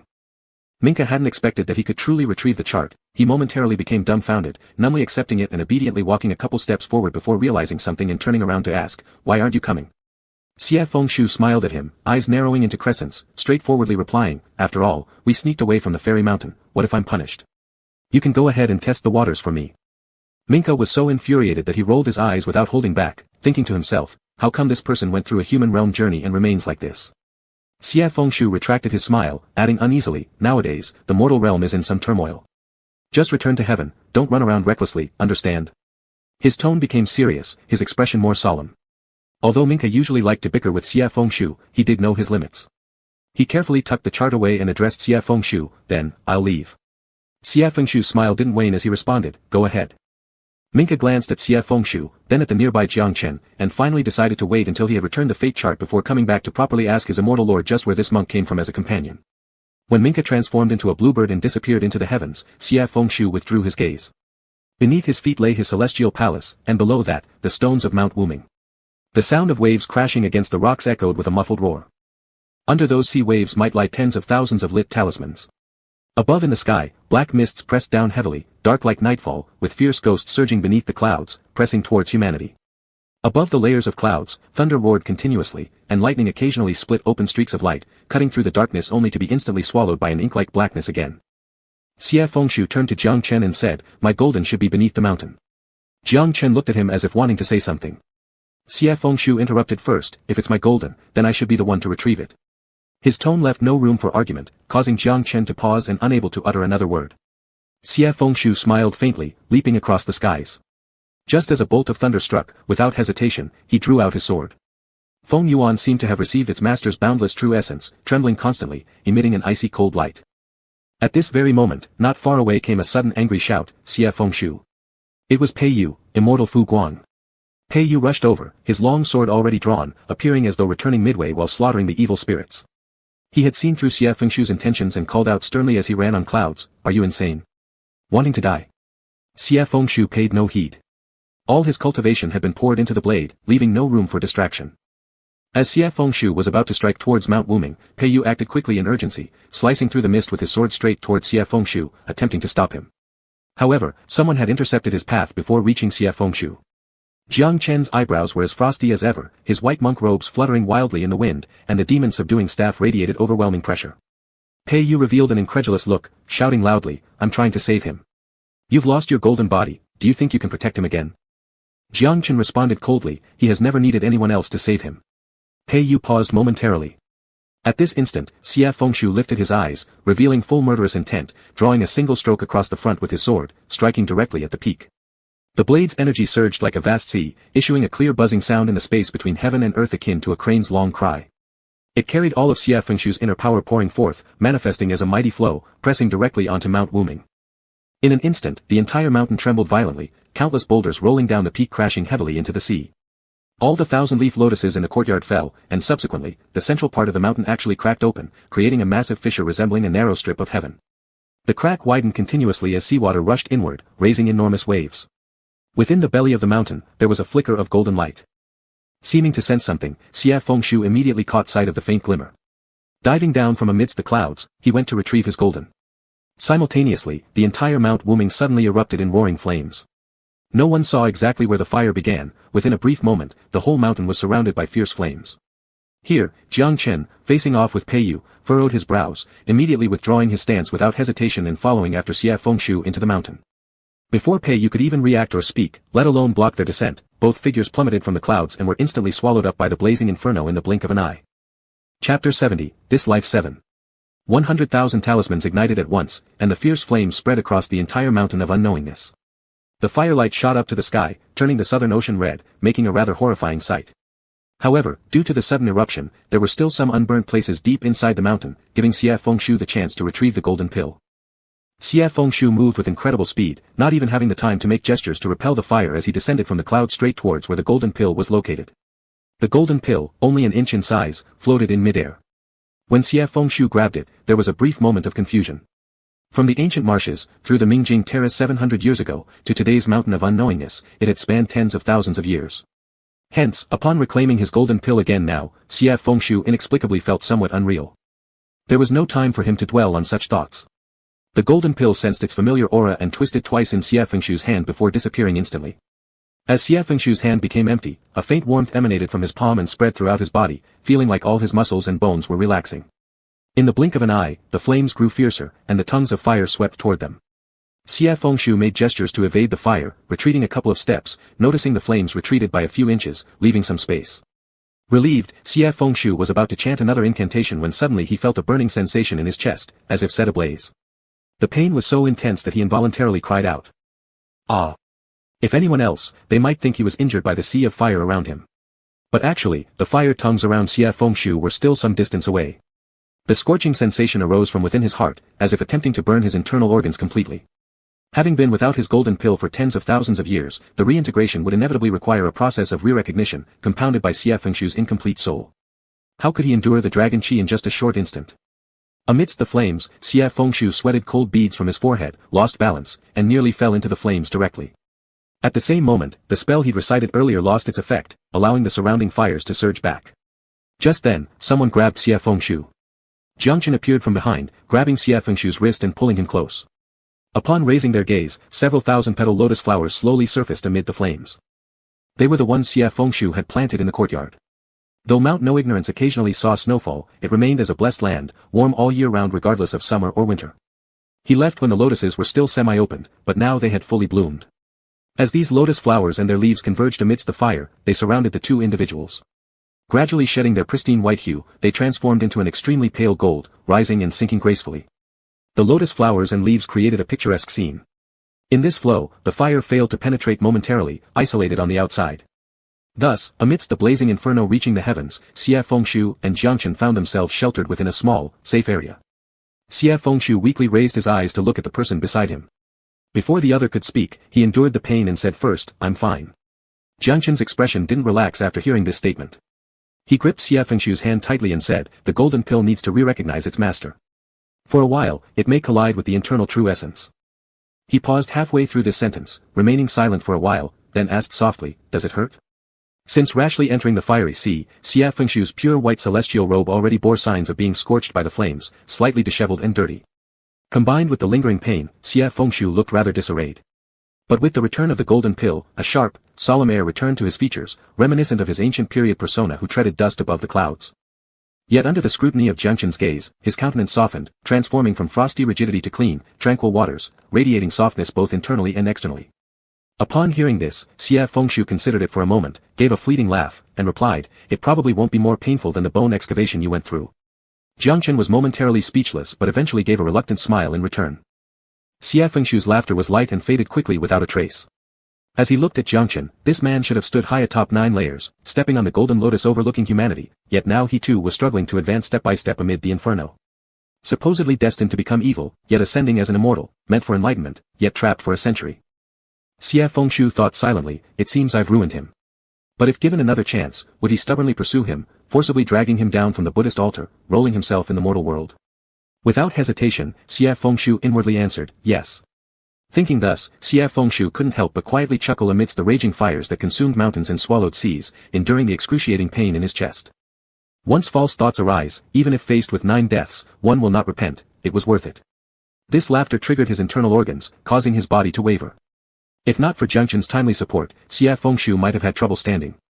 Yet, he still insisted on looking up, focusing earnestly on the other. The Bodhisattva lowers her eyebrows because she sees all beings suffer, thus cultivating great compassion. Xie Fengshu smiled slightly and asked, "When you used the Buddha bone to help me cross over, was it because of the compassionate teaching of Buddhism to save all sentient beings?" In truth, there was no need to ask. He already knew the answer but insisted that the other person voice it themselves. The glow of the fire illuminated Jiangchen's features, revealing a serene and transcendent countenance, not an earthly visitor, but his eyes held something that even deities and Buddhas lacked. It was as if star rivers had fallen into the abyss, their light flickering and shifting. In the midst of the flames, he shook his head. Xie Fengshu asked, "Is it because you like me?" Jiangchen's tone was deep and low, and he actually followed Xie Fengshu's question with a sincere reply, "Yes, I like you." That was enough for Xie Fengshu. How easy was it to leave amidst the unrelenting infernal flames? Yet, at this moment, Xie Fengshu sighed deeply in relief, closing his eyes briefly without saying another word. Jiangchen did not look away, staring at the person before him while recalling what Pei Yu had said earlier. You've already lost your golden body. Can you still ferry him across? As the raging fires roared and heat waves surged, Jiangchen's gaze remained calm and composed. He silently thought, can't I still ferry him? Among the 6 realms of reincarnation and 9 heavens of hellfire, is there truly no place where Xie Fengshu can dwell? This shouldn't be so. The moment this idea surfaced in Jiangchen's mind, a dull bell toll resounded within him. It was as though an ancient bronze temple bell had been struck, carrying endless reverberations that nearly made him spew out blood immediately. All around was a boundless sea of flames. In that instant, he seemed to hear countless Buddhas descending together, speaking with one voice in his ear, Jiangchen, have you not yet repented? Jiangchen, do you not know sin?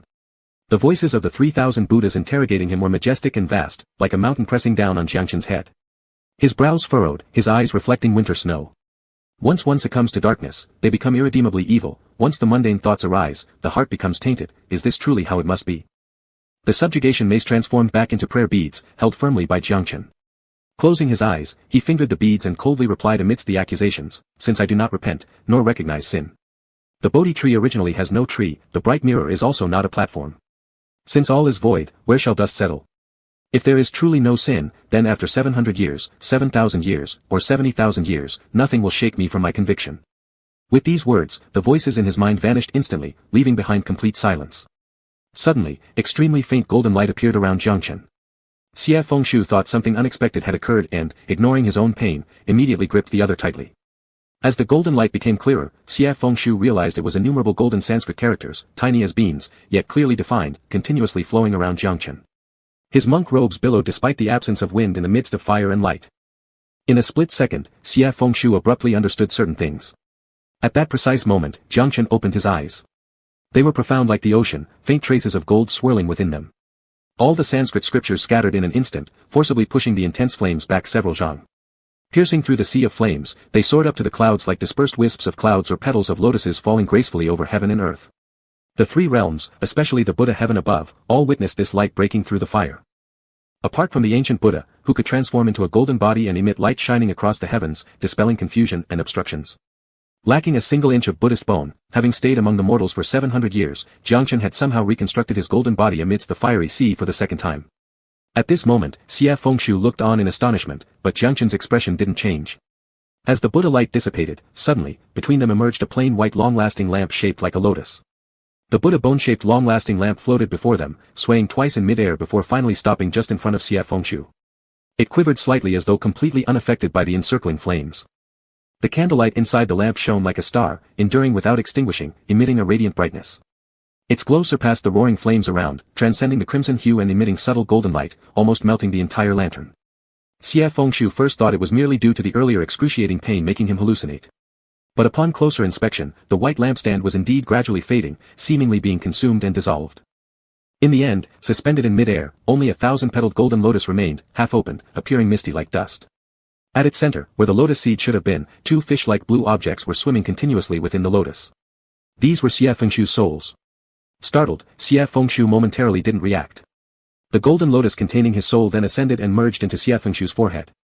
Like fishes, the 2 souls chased each other in circles, eventually both diving into Xie Fengshu's brow point. Instantly, the fiery pain that had burned within Xie Fengshu's chest subsided. It felt as if springtime rejuvenated withered wood, bringing forth new life. Something sprouted within him, fusing his golden core and true essence into a never-ending flow of energy circulating throughout his body. Simultaneously, miles away, in the crossing tribulation realm, which was covered in molten lava, a faint rumbling sound suddenly began. The demon-subduing tower had been burned to near ruin, almost nothing remained. Yet amidst the magma, a silver-white dragon scale broke through the heat waves, carrying an ethereal blue light as it darted southward. Its speed was incredibly fast, as if guided by some unseen force, and in an instant, it had crossed over mountains, rivers, all living things, penetrating the perpetual fog of the South Sea and the fierce flames burning brightly on Wuming Mountain before gracefully landing at the back of Xie Fengshu's neck. The sudden change left even Pei Yu outside the fires of Wuming Mountain unclear about what exactly happened. All he could see was that after the dragon scale fell into the fire, strange changes occurred in the South Sea. It seemed like a vortex had formed beneath Wuming Mountain, and an immense volume of seawater surged inward suddenly, converging here to create colossal waves, which violently crashed onto the blazing fires of Wuming Mountain. The entire South Sea trembled, boulders being battered down and tumbling heavily into the sea, stirring up 1,000-foot-high water waves covering the sky. The seawater rushed inland, tides churned furiously, the great fires of Wuming Mountain were instantly extinguished by the water, revealing rocks scorched black by the flames, starkly exposed under heaven and earth. The surroundings were filled with rising steam, creating a dense whiteout. Suddenly from the 9 heavens above came a thunderous roar, a booming sound that seemed to rend the very fabric of the universe, shaking the ground as if the whole world shuddered. People in the mortal realm had no idea what was happening, mistaking it for an earthquake and hastily fleeing for safety. Cries and screams mingled together in chaos. Only those practicing magic or celestial Buddhas could see. High above, violent thunder shook the skies, while ghosts writhed and twisted wildly in the air, covering it entirely in darkness. Amidst the misty clouds around Wuming Mountain, a long dragon roar echoed, shaking the mountain rivers. A massive white dragon pierced through the clouds, ascending 9,000 feet into the sky. Returning the golden core, gathering the 3 souls, and restoring the lost scale, amidst the confusion, Xie Fengshu somehow transformed back into his original dragon form. Chapter 71, Finale. Xie Fengshu ascended into the sky, breaking through the cloud sea that surged like waves. Naturally, he also passed through countless fierce ghosts. Yinglong had 2 wings and was surrounded by gusting winds which swept across groups of evil ghosts, drawing them into the thunderbolts where they instantly shattered into nothingness. The initially rampant group of ghosts sensed the impending danger and fled in all directions. Dark clouds rolled across the horizon, blending with the masses of vicious ghosts to blur their boundaries. Lightning split the infinite darkness, accompanied by the sound of thunder, shaking the rivers and mountains as if trying to tear a hole through heaven and earth. A great calamity befell humanity, yet Xie Fengshu once again transformed into a dragon, ultimately invoking the wrath of celestial thunder. The night resonated with intense storms that shook the mountains and rivers. In the midst of this impending tempest, the scorching heat he had experienced while immersed in the fiery inferno suddenly diminished. It felt as though the wind and rain penetrated his body, coursing through his internal organs, carrying the cool mist and invigorating his entire being. As an ancient great demon born alongside the sun and moon, his original form being a dragon, the passing of the eastern breeze and heavy rain now made Xie Fengshu feel for a moment as if he were becoming one with heaven and earth. However, at this time the celestial thunder showed no discrimination, not minding what Xie Fengshu truly was. After a bolt of lightning illuminated the heavens and earth, a massive thunderclap followed immediately, annihilating group after group of ghosts with light and power, several streaks directly targeting Xie Fengshu. This celestial thunder from high above the 9 heavens was beyond any god's or Buddha's control, capable of effortlessly turning ghosts from the endless abyss into ashes and naturally able to shatter Xie Fengshu's soul and scatter it into the wind. 700 years ago at Mingjing Terrace, Xie Fengshu had already witnessed its terrifying strength. But at this moment, Xie Fengshu didn't evade, he merely looked up with an extremely cold gaze toward the direction from which the thunder and lightning approached. The great fire on Wuming Mountain had already been extinguished by 70 to 80%, and Jiangchen floating in midair also gazed at that spot. Pei Yu rushed over angrily saying, "What is he doing? Committing suicide?" Jiangchen remained silent, and even when the thunder and lightning reached right before Xie Fengshu, he showed no intention of moving. Just as the bolt was about to strike Xie Fengshu, he neither dodged nor avoided it, simply raising his eyes slightly. In that instant, a golden lotus flower appeared on the forehead of the great dragon. The lotus petals unfurled, emitting radiant golden light, forming the sole light source amidst the vast black clouds. It resembled the brightness of sunrise or the flame of a Buddha lamp that never goes out. This was Xie Fengshu's purified spirit reuniting within his body, as well as Jiangchen's golden Buddha bone. Over the span of 700 years, both shared the same origin and essence, united under one light. With the golden lotus appearing, all past burdens disappeared, the cycle of karmic retribution through 3 lifetimes cleansed, leaving nothing more to bind Xie Fengshu. The lightning stopped less than an inch away from him. Seemingly halted by some mysterious force, the thunder could not advance even half an inch further. A short moment later, it actually dispersed directly into the fog. An ancient great dragon, coexisting with the world, slaying divine beings and spirits alike, guarding the vast marshes, except for the period it fell into demonic ways, it was always meant to transcend heaven and earth. So what if there are celestial thunderclaps from the 9 heavens? With Xie Fengshu transforming into a dragon today, it was as if he returned to the era of the initial chaos, a boundless wilderness emerged, life first revealed itself, the human realm had only him, capable of descending into the depths of a lake and soaring among the blue clouds. Capable of flying beyond the 9th heaven, what does celestial thunder even mean? All powers of myriad phenomena in this world can be harnessed by him. Amidst the flashes of lightning and rolling thunder, Xie Fengshu let out a long howl, the dragon's cry shaking the rivers and mountains. Multiple resounding thunders followed suit, swirling in the sky along with Xie Fengshu. Earthquakes and mountain collapses affected the mortal realms, causing the whole South Mingshai Ocean to tremble. Waves towered dozens of zhang high, higher than the mountains, engulfing the Wuming Mountain which had just been burned. Battered rocks tumbled everywhere, and the entire mountain slowly succumbed to the seawater. Amidst endless ocean waves, heavy rain poured down like waterfalls. Torrential rains surged alongside the thunder, overwhelming and scattering countless vicious ghosts midair. They turned into numerous smoky wraiths but got washed away by the heavy rains, leaving not even ashes behind. Throughout the sky echoed cries and screams of anguish from the ghosts, terrifying sounds indeed, but soon, these too weakened and vanished completely. This torrential rain spread widely and fell generously as if exhausting all the year's rainfall in just one day. Not until the black mist formed by the gathering ghosts dissipated did the thunder weaken gradually. Rain paused slightly, dense clouds scattered in different directions, and dim light slowly emerged from the horizon. The earthquake ceased in the mortal realm, the sea calmed down slowly as waves retreated. Where the Wuming Mountain originally stood, there remained nothing but a vast emptiness without even a pebble left. Morning light broke through the skies, dispersing the perpetual fogs of centuries over the sea that vanished rapidly. The light beamed straight into the ocean, golden beams reflected upon the waves creating a strange tranquility. Upon the vanishing of all dust, light emerged anew, illuminating myriad peaks. The clouds cleared up, making Xie Fangsu clearly visible in the air. All deities looked upward to observe this luminous white giant dragon. It merely cast a glance downwards and swayed its tail, conjuring up a fierce wind that carried it straight to the heavens. The deities' hearts, which had just relaxed after the fearsome ghosts dissipated, now tightened again. Many of them exclaimed in alarm, so frightened they almost fainted. Having turned into a dragon, did Xie Fangsu intend to settle new and old scores and slaughter heaven once again? At the thought, most people were already blank with terror, except for Pei Yu who reacted relatively quickly. Clenching his teeth, he seized his sword and rushed upwards. Aided by wind and rain, the dragon was already at the entrance to heaven's domain in an instant. Xie Fangsu halted there, shifting back to human form. His white immortal robe had been scorched by fire, then soaked by rain. It was indeed quite unfortunate. It hadn't reached the point of being unsightly, but it certainly looked disheveled. Yet, Xie Fangsu's face, wet with mist, appeared immaculately clean, revealing a clear, cold, and pristine complexion. His eyes shone particularly distinct. Despite his ragged robes, he bore a carefree charm. Xie Fangsu paused at the entrance to heaven, raising his eyes, only to catch sight of the enormous white jade plaque inscribed with 9 heavens of compassion. Its presence seemed timeless, hanging there since even Xie Fangsu's first ascension when he first visited heaven to receive the title of an immortal mountain, standing anxiously outside without daring to enter, staring at the plaque for a long time. Back then, filled with awe, he wondered, high above the 9 heavens, tens of thousands of miles away from the mortal world, could one truly see all living beings below? Thinking about it now, perhaps not. Xie Fangsu smiled lightly, drawing Feng Yuan. Pei Yu happened to arrive just in time.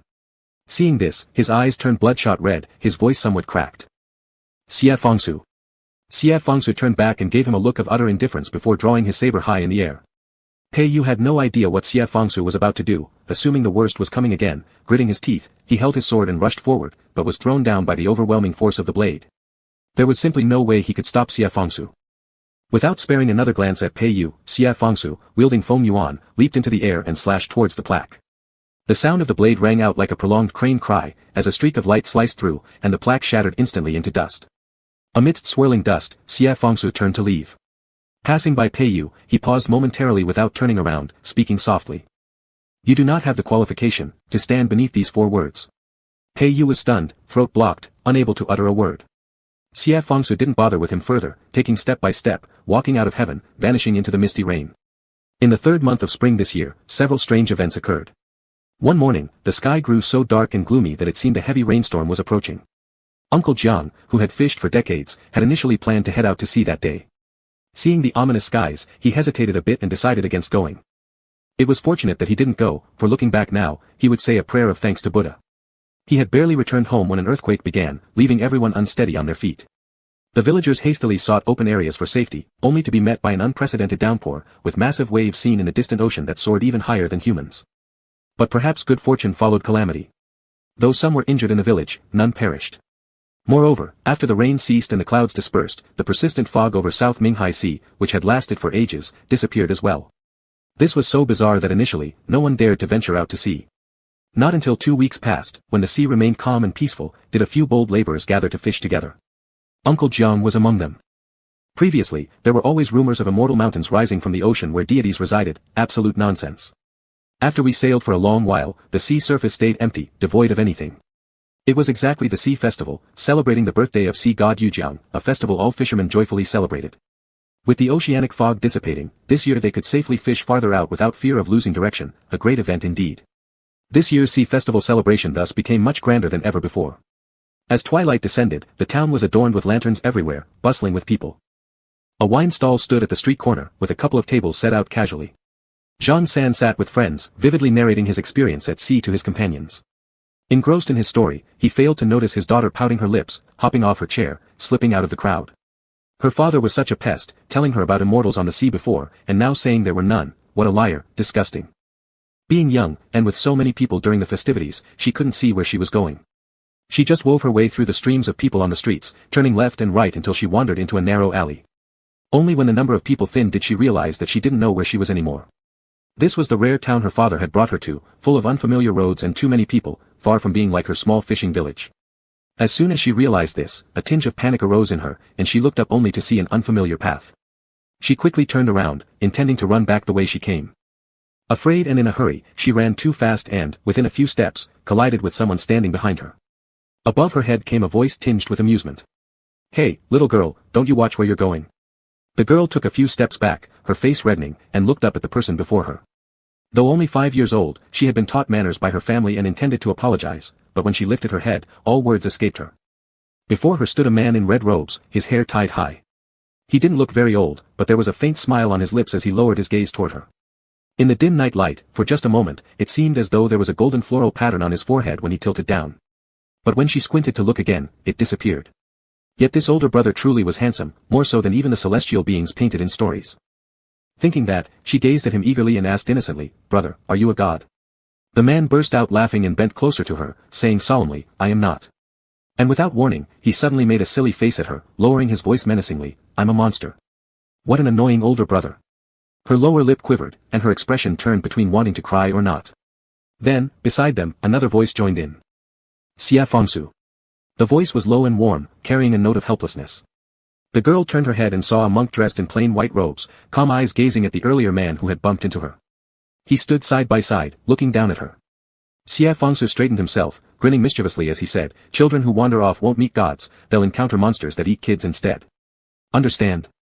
Afterward, he extended a hand, indicating for her to hold onto it, and said, "Let's go find your parents." The girl hesitated for a moment, studying the two figures again, and finally held his hand. Not long after leaving the alleyway, upon turning a corner, the girl spotted her father, drenched in sweat, shouting her name as he pushed through the crowd heading their way. "Father!" She let go of Xia Fengsu's hand and rushed toward her father, who caught her and immediately breathed a sigh of relief. "What did we say back home? No wandering off. You didn't listen again, and if your mother hears about this, she'll surely punish you." He then cradled his daughter closely, examining her thoroughly to make sure she was unharmed. With some self-praise, he added, "But still, worthy of my daughter, you knew how to come back." Shaking her head, the girl replied, "No, there were 2 brothers." As she spoke, she turned around only to freeze. Amongst the bustling crowd, both men she met earlier had vanished. Amidst the throng of people, the streetlight sparkled warmly, and joyous laughter filled the air carried by the evening breeze. Meanwhile, Xia Fengsu sat cross-legged atop the roof of a house's pavilion, holding a bag of roasted chestnuts. The chestnuts were freshly cooked, still a little hot. He peeled one, blew gently on it until the heat diminished, and passed it over to his companion, Jiangchen. Jiangchen calmly accepted it and took a bite. Xia Fengsu peeled another, tossed it into his own mouth, ate it, and commented briefly. "The sugar's a bit sparse, the flavor isn't strong enough. I should ask Minka where he used to buy them." Then he paused thoughtfully and shuddered slightly. "Never mind. He's still mad at me now, so he probably wouldn't tell me." When the fierce ghost dissipated and everything returned to peace, Minka learned he'd been tricked by Xia Fengsu and almost lost the chance to be reunited with him. He wailed uncontrollably, smearing snot and tears all over Xia Fengsu's clothes. After countless apologies from Xia Fengsu, Minka finally stopped crying, yet refused to acknowledge him any further. No telling when he'd get over it. Compared to Xia Fengsu's anger, Minka cared far more for protecting him. When Xia Fengsu left the celestial realm, no matter how much he threatened, "If you stay here, you'll never ascend," Minka insisted he would remain behind, forcing Xia Fengsu to leave him at Mount Sumru. Coincidentally, Chaoshi also lacked a golden pellet and was now training anew on Sumru. Naturally, the two decided to care for each other and train together. Unfortunately, every time Xia Fengsu returned to the bright mirror platform, he would endure Minka's silent treatment alongside Chaoshi's harsh berating, "Overreaching, so compassionate, you should just become a monk." It made for quite a tumultuous existence. Jiangchen observed Xia Fengsu. His long robe and flowing hair danced leisurely in the evening breeze, giving him an aura of tranquility and ease, far from someone who'd endured life and death across 3 lifetimes. He suddenly spoke, "Xia Fengsu. If your soul hadn't been transformed into scales to stabilize the tower, perhaps I couldn't have defeated you back then." He was referring to the ancient battle. Xia Fengsu first paused in surprise, then clapped his hands to shake off the fragments of chestnut shells, raising his eyebrows as he said, "That's inevitable. Before Yinglong existed and subdued all things, I traversed the vast sky unchecked. If my soul and dragon scales had remained intact, you would naturally have been no match for me." His tone carried an air of arrogance, his gaze sharp, a natural brashness befitting a young man. After finishing, Xie Fangsu turned his head to look at the flowing crowd and lanterns not far away. The shimmering lights and lively sounds created a bustling scene, faint laughter drifted through the air, imbuing everything with vitality. Amid such lively chaos, Xie Fangsu smiled and gazed into the sea of people, slowly saying, "But if it weren't for my soul and reverse scale being used to lock the tower, should demons rise one day and the world crumble, what could they possibly do? What would countless living beings do if that happened?" Jiang Chen no longer asked further questions. Xie Fangsu coexisted with the heavens and earth, without anyone teaching him morality or right from wrong. Yet, he held his own principles, whether good or bad, it didn't require judgment from others. He vowed to stand firm until death. In the night, Xie Fangsu grinned carefree, stretching out his hand to rub Jiang Chen's palm before tilting his head to ask once the latter looked up, "Where shall we go next?" "Let's make sure we don't return to Mount Sumera temporarily, I dare not face those two bodhisattvas." Jiang Chen couldn't help but smile softly and replied, "Where do you wish to go?" After a momentary pause, he added, "Anywhere is fine." Xie Fangsu nodded, stood up, and casually patted his robe clean. He then turned around and declared, "Let's go then." After speaking, he skillfully, and somewhat shamelessly, extended a hand towards someone else. In the dark night, his eyes sparkled brilliantly, glowing like stars. Jiang Chen rose, grasping the other's hand under the long night, refusing to let go. "Let's go." Xie Fangsu didn't specify their destination, and Jiang Chen did not inquire. Past tribulations ended here, leaving them turning back from the sea of suffering. In this ensuing long span of time, every corner of this world was now filled with beauty. The end.